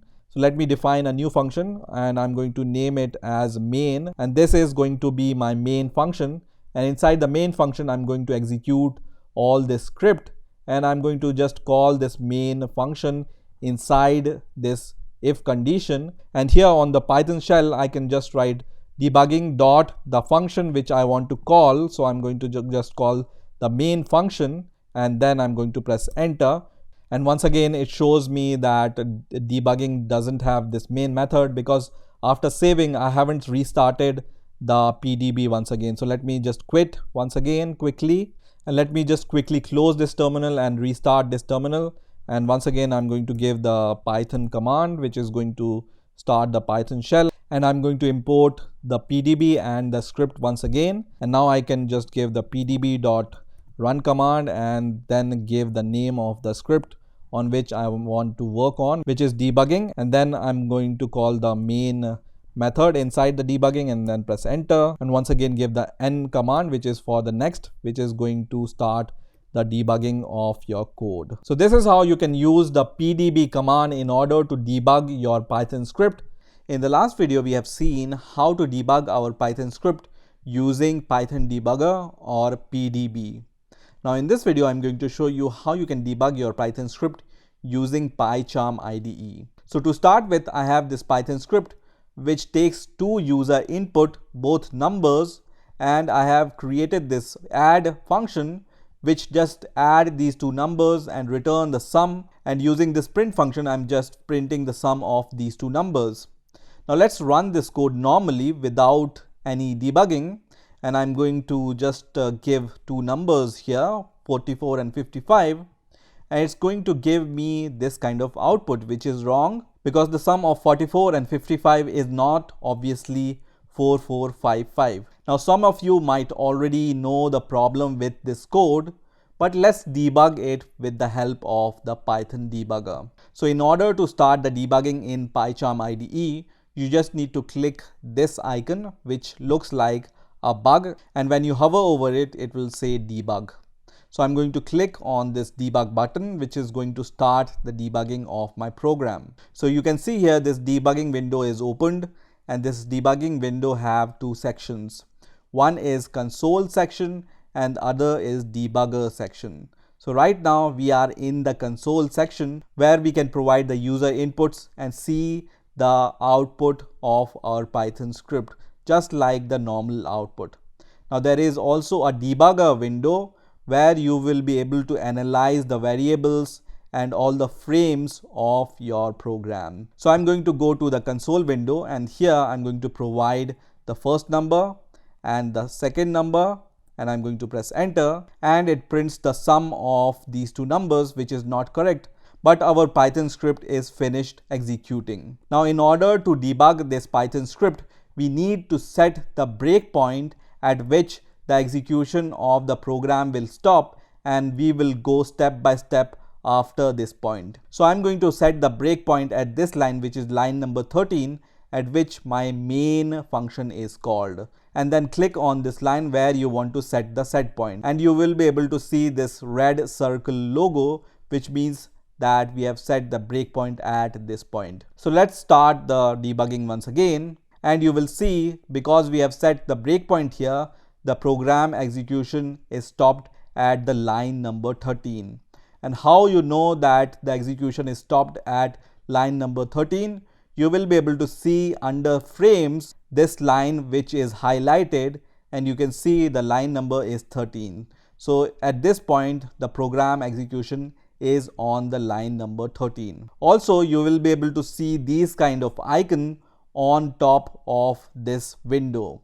So the first icon here is the step over icon, which you can click to step over your code. The second icon is step into icon, using which you can step inside your function or a class on which you are currently on. The third icon is step into my code. So generally, if you use this option, which is step into, and your program contains some inbuilt or built-in functions, then it's going to go into those built-in function. And this other option, which says step into my code, is going to only step inside your code and not into the built-in functions or the classes. There are few more icons here. One is for step into, and other is step out, which we are going to see later. Also, under this variables section, you will be able to see the values of your variables. So first of all, I'm going to click this button which says step over. You can also press F8 to step over. So I'm going to click this button,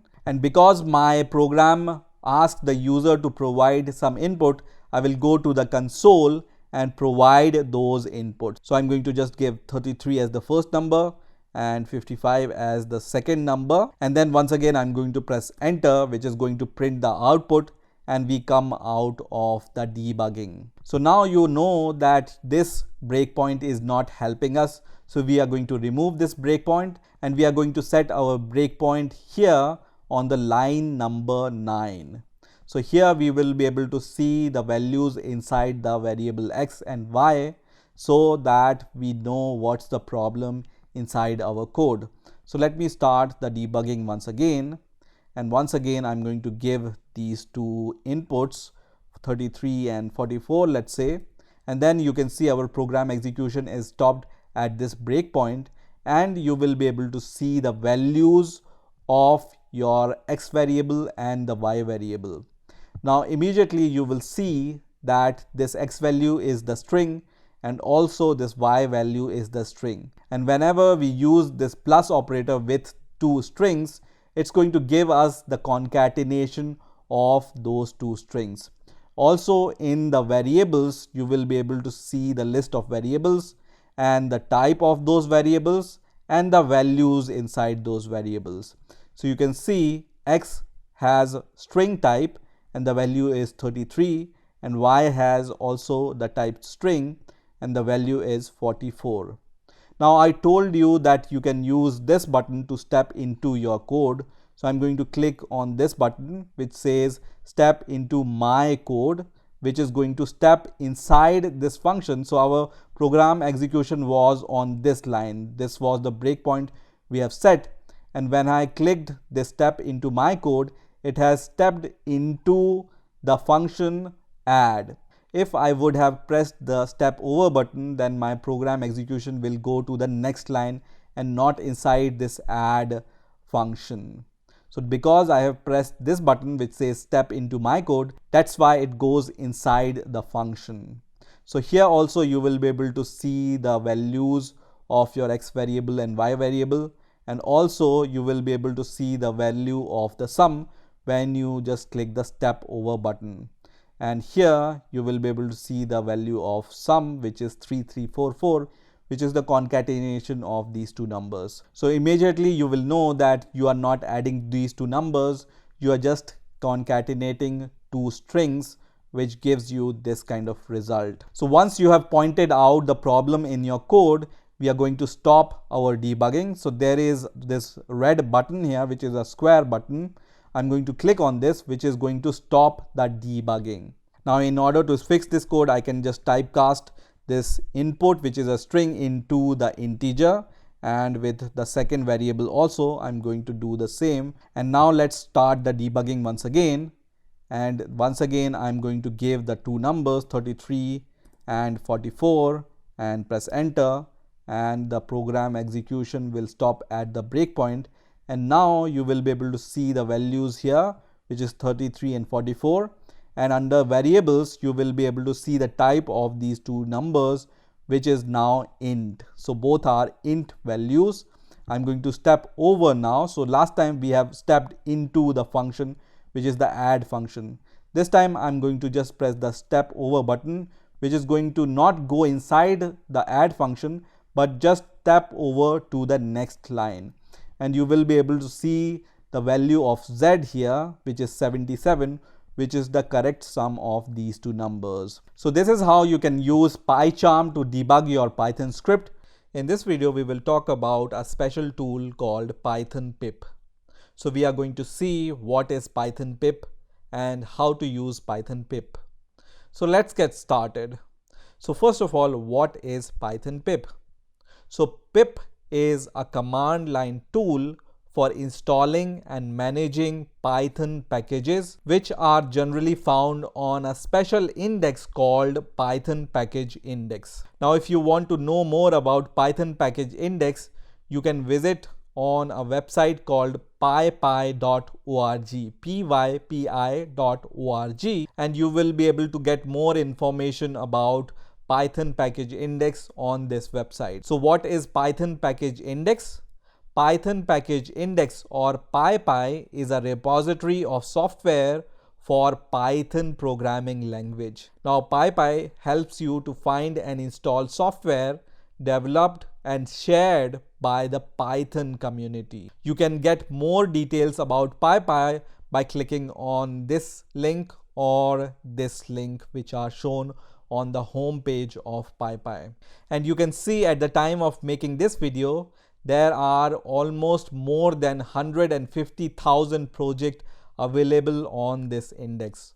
And if you want to search for any special project, you can search it using this search text box. So let's see how we can use Python Pip using command line. So generally, whenever you have installed Python on your Windows or any other operating system, Pip will be installed with the same installation of Python. So if you have installed Python 3.4 or above, most probably the Python Pip will be already installed on your operating system. Now to check which version of Pip is installed on your system, you can give this command python -version and then press enter, and it's going to show you the version of Pip installed on your system. So you can see Pip 10.0.1 is installed on my Windows operating system, and the Python version which it supports is 3.7. Now the first thing which you need to know about this tool called Pip is how to use this tool. So to know more about this tool, you can give this command python -help, and it's going to show you the commands which you can use with this command line tool. So here you can see the usage.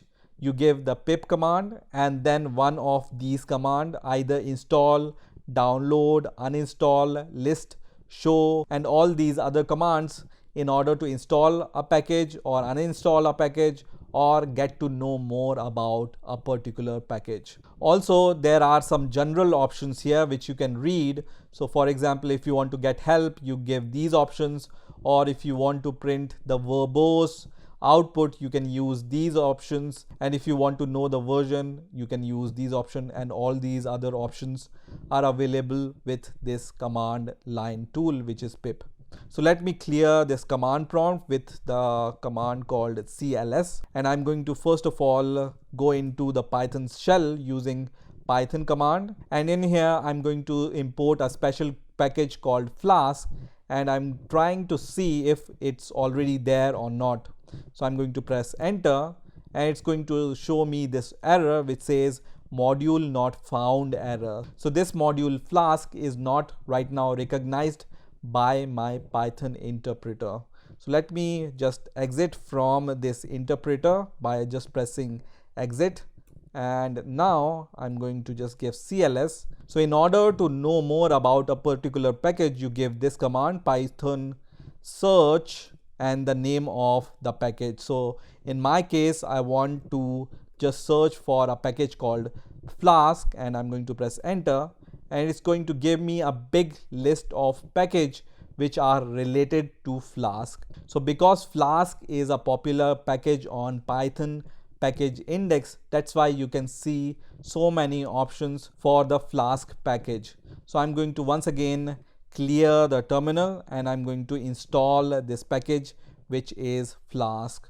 So in order to install the package, you give this command pip install and the name of the package, and then press enter, and it's going to start downloading this package. So now you can see this package is successfully installed on my system, and you can see the version which is installed is Flask 1.0.2. Now in order to know more about a particular package which you have already installed, you can give this command. So in order to know more about the package which you have already installed, you give pip show and the package name. And when I give this command, you can see the name of the package is Flask, the version which is installed is 1.0.2, and there is a brief summary of this package also which is available here, and the home page for this project is also available here, who is the author, and all the other details about this package which you may find useful are given here using this command, which is pip show and the package name.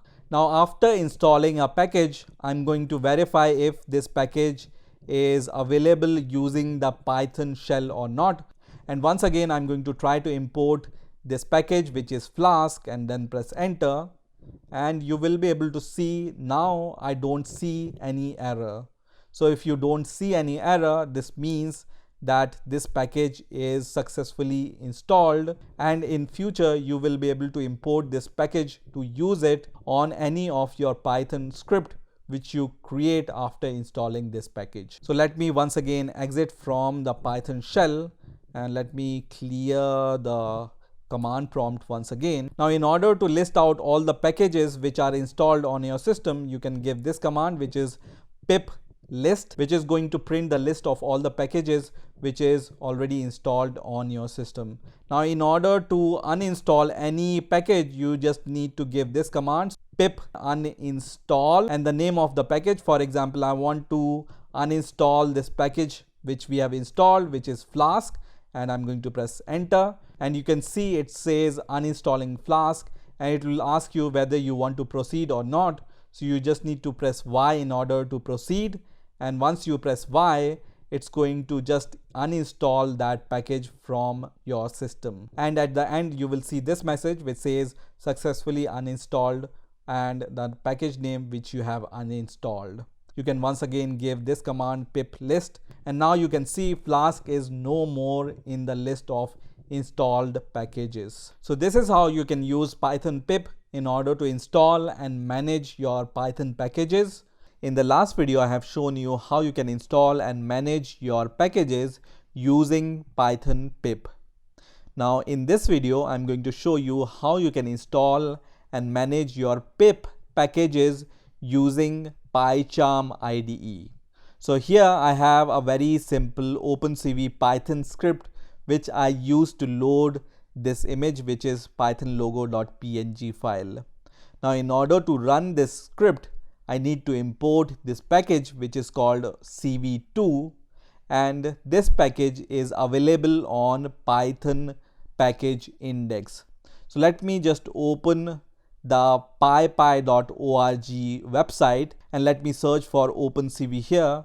And when I search for OpenCV, you will be able to see multiple OpenCV related packages, but the one I want to install is this one, which is OpenCV-Python. So I'm going to click on this package to see more details about this package. So you can see the latest version of this package at the time of making this video is 3.4.3.18, and in order to install this package with pip, you just need to run this command, which is pip install OpenCV-Python. Now in order to import this OpenCV-Python on your PyCharm IDE, what you need to do is just create your project and write your code, and then go to the file and then go to the settings. So just choose the settings option here, and once the settings option is open, you will be able to see different categories here. You need to choose this category which says project : the name of your project, and then click on project interpreter. Now by default, some packages are already available here, which is pip and setup tools, and we want to install a special package which is OpenCV-Python. So in order to add this package, you just need to click on this plus button. So I'm going to click on this plus button, and you will be able to see this search bar here. So here you just need to search for the package you are looking for. So I have just entered OpenCV-Python here, and the first option which is available here, I have just selected it, and you can see this is the same package which we have seen on the Python package index website. So let's match this once again. So here you can see the latest version is 3.4.3.18, and here also the latest version is the same, and the description is also same. So wrapper package for OpenCV-Python bindings, and here also the description is same. So this is the package we want to install. If you want to see the GitHub repository also, I'm going to just scroll here, and then I'm going to open the GitHub page from the PyPI website for this OpenCV-Python, and this GitHub URL is also same which we are seeing on the PyCharm IDE. So now we know that we need to install this package which is OpenCV-Python. So we just need to click on this button which says install package, which is going to install this package for your project. And after some time, you will be able to see this message which says package OpenCV-Python installed successfully. So I'm going to just close this window, and after closing this window, you will be able to see that this OpenCV is now visible in your project interpreter. And now we are going to click once again OK, and once you click OK, you will be able to see here at the bottom some processes are running, which is the process of importing this library into your project. And after some time, you will see that this red squiggly line for the error has disappeared from the import CV line. So now we will be able to run this code. So let's run this code and let's verify if everything is working fine. So I'm going to just right click and then click on run the project name or the file name, and it has opened the picture which I want to open, which is this Python logo picture. So this is how you can install and manage your pip packages using PyCharm IDE. In this video, we will talk about global variables, local variables, and non-local variables. So let's get started. So to start with, I have a very simple function which is func, and here it has one print statement which is printing the value of x. But you can see here x is not defined locally inside the function. Instead, I have declared x outside the function, and I'm just assigning the value to x just before calling the function here. So what do you think will happen? So let's run the code and let's see what happens. So because this x is declared globally and it's in the global scope, so first of all, your function will search for the value of x inside the function in the local scope, and if it doesn't find the value x inside the local scope, it's going to see outside the local scope in the global scope for the value of x. And we have defined this value of x outside the function in the global scope. So this print statement will take the value of x from the global scope, and that's why it's printing global using this print statement. Now let's modify this function a little bit. So I'm going to define a local x inside the function, and I'm going to assign a new string to it. So let's say this is a local value, so I am going to assign the string to the x. So now we have x variable inside the local scope of the function, and also we have another x variable outside the function in the global scope. So what do you think now will happen? So let's run the code and let's see what happens. So you can see here it's going to print local because the variable will take the local value, or local value have more priority than the global value. So whatever variable is declared nearer to the use of this variable, that variable value will be used. And that's why the local is printed, because it's declared nearer to the use of this x, which is inside the local scope of this function. Now let's print the value of x outside the function. So in the global scope, I want to print the value of x once again, and let's run the code and let's see what happens. So this local is printed using this print statement, and the global is printed using the print statement which is outside the function. So right now things are easy to understand. When you declare this value x outside a function in the global scope and call the value of x using print, then it's going to print the global, and whenever you use the variable inside the function in the local scope, it's going to print the local variable value which is local to the function. So this means variable x which you have declared inside the function is the local variable, and this variable x which you have declared outside the function is the global variable. Now let's make things little bit interesting, and I want to just print the value of x before even assigning the value local to it. So right now I want to do something like this. So until this print statement, I haven't declared the value of x locally. So using this print statement, the value of x is supposed to be taken from the global variable, which is this variable.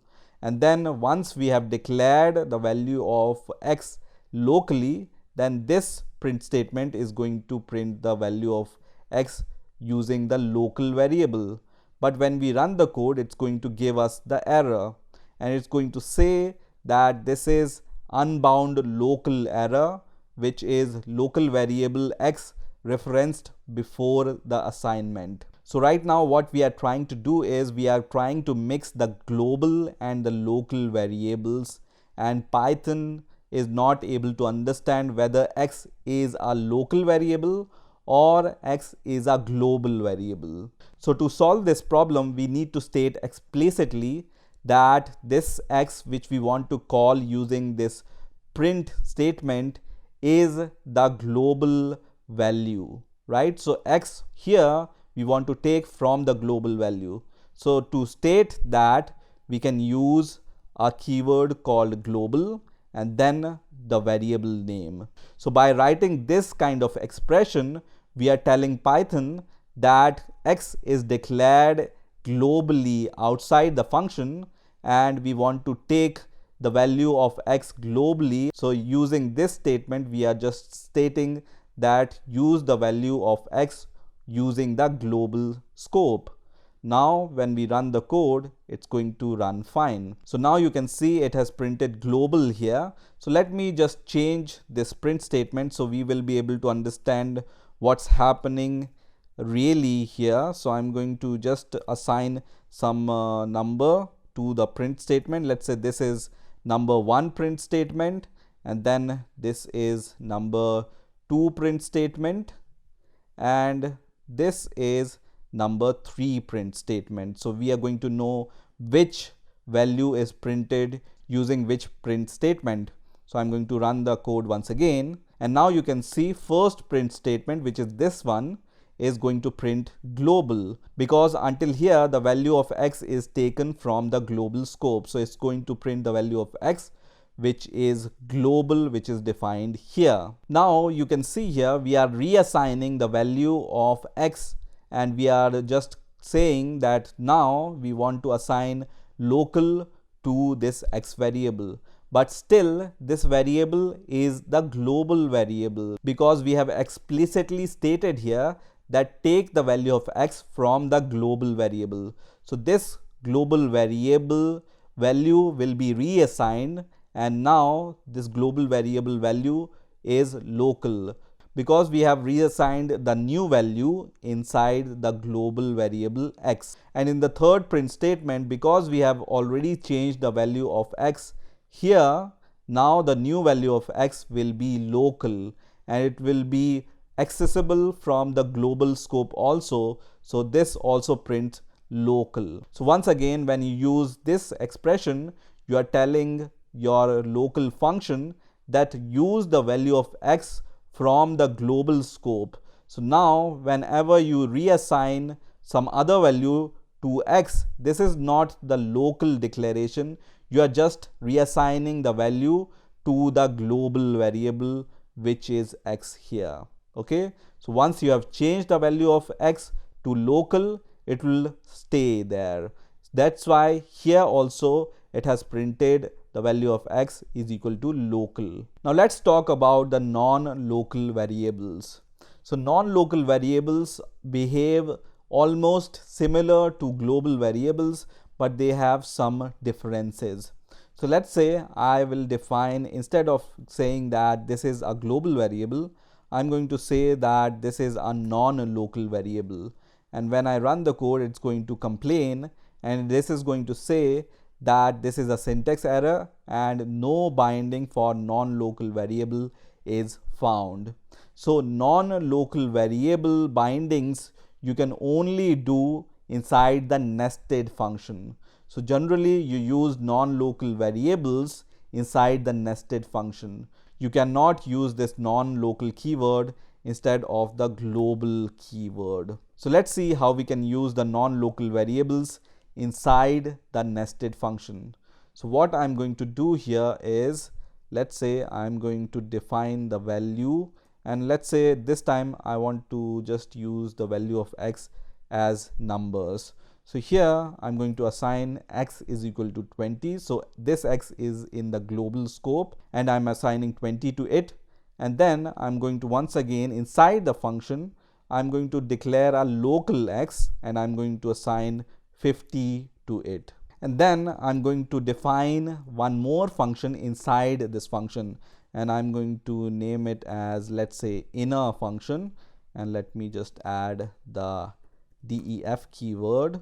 And then inside this inner function, what I'm going to do is I'm going to define a non-local variable, once again x, and then what I'm going to do is I'm going to reassign the value of x is equal to 100. So what I have done, I have declared this x global variable and assigned 20 to it, and inside the function also I have declared one local x variable and I have assigned 50 to it, And inside the inner function of this function, I have defined a non-local variable which is x, and I have assigned the value 100 to it. So now what we are going to do here is we are going to call this inner function inside our outer function, which is the func function. Okay, so this is the inner function, and we are calling this inner function inside this function which we have declared. So now what do you think will happen? So let's run the code and let's see what happens. So this first print statement, which is this one, it's going to print 50, because until now, before calling the inner function, the value of x will be taken from the local scope, because we haven't stated here explicitly that x is a global variable. So the value of x will be taken from the local scope, right? So we haven't written here that value of x is a global variable x value, right? So that's why the value of x will be taken from the local scope, and that's why it's printing 50 here using the first print statement. Now here we have called the inner function.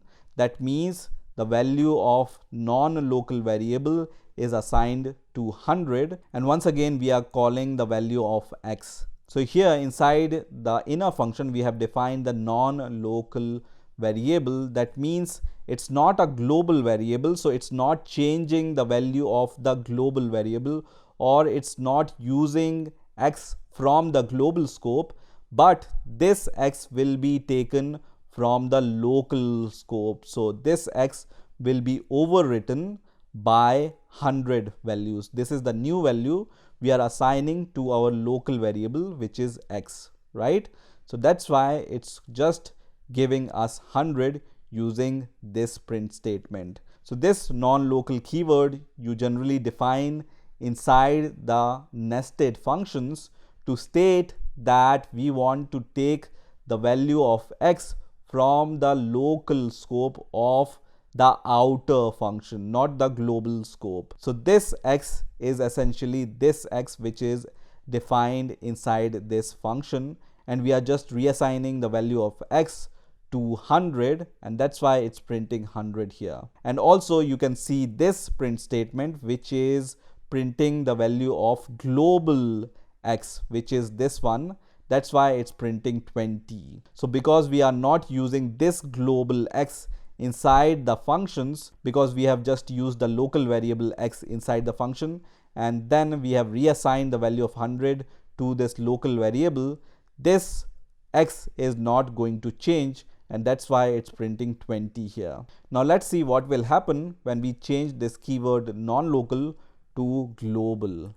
And once again I'm going to run the code. So now let's go to the function, and here we have defined the local x, which is different from the global scope. So until here the value of x will be taken from the local scope. So this print statement, because we haven't called the inner function before this, so the value of x will be taken from the local scope. So here it's going to print 50. Now after this print statement we are just calling the inner function, and inside this inner function we are just saying that take the value of x from the global scope, not the local scope. So using this expression we are saying that take the value of x from the global scope.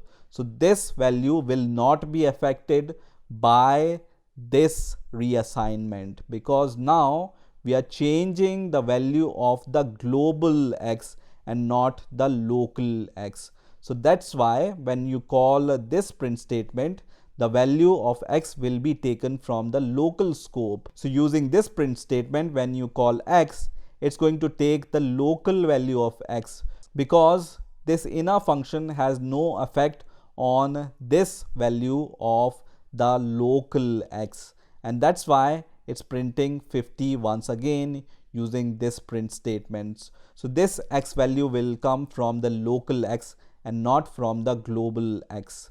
And the last print statement is going to print 100, because this is the global x we are talking about, and we have already changed the value of global x to 100 using this expression. That's why it's printing 100 here. So there is a difference between non-local and the global variables. If you write here non-local, then here this value will be treated as the local variable. So here we are changing the value of the local variable of x. If you declare this as the global variable, then we are changing this value which is in the global scope. So this is how you can use global variables, local variables, and non-local variables in Python. I hope you have enjoyed this video. I will see you in the next video.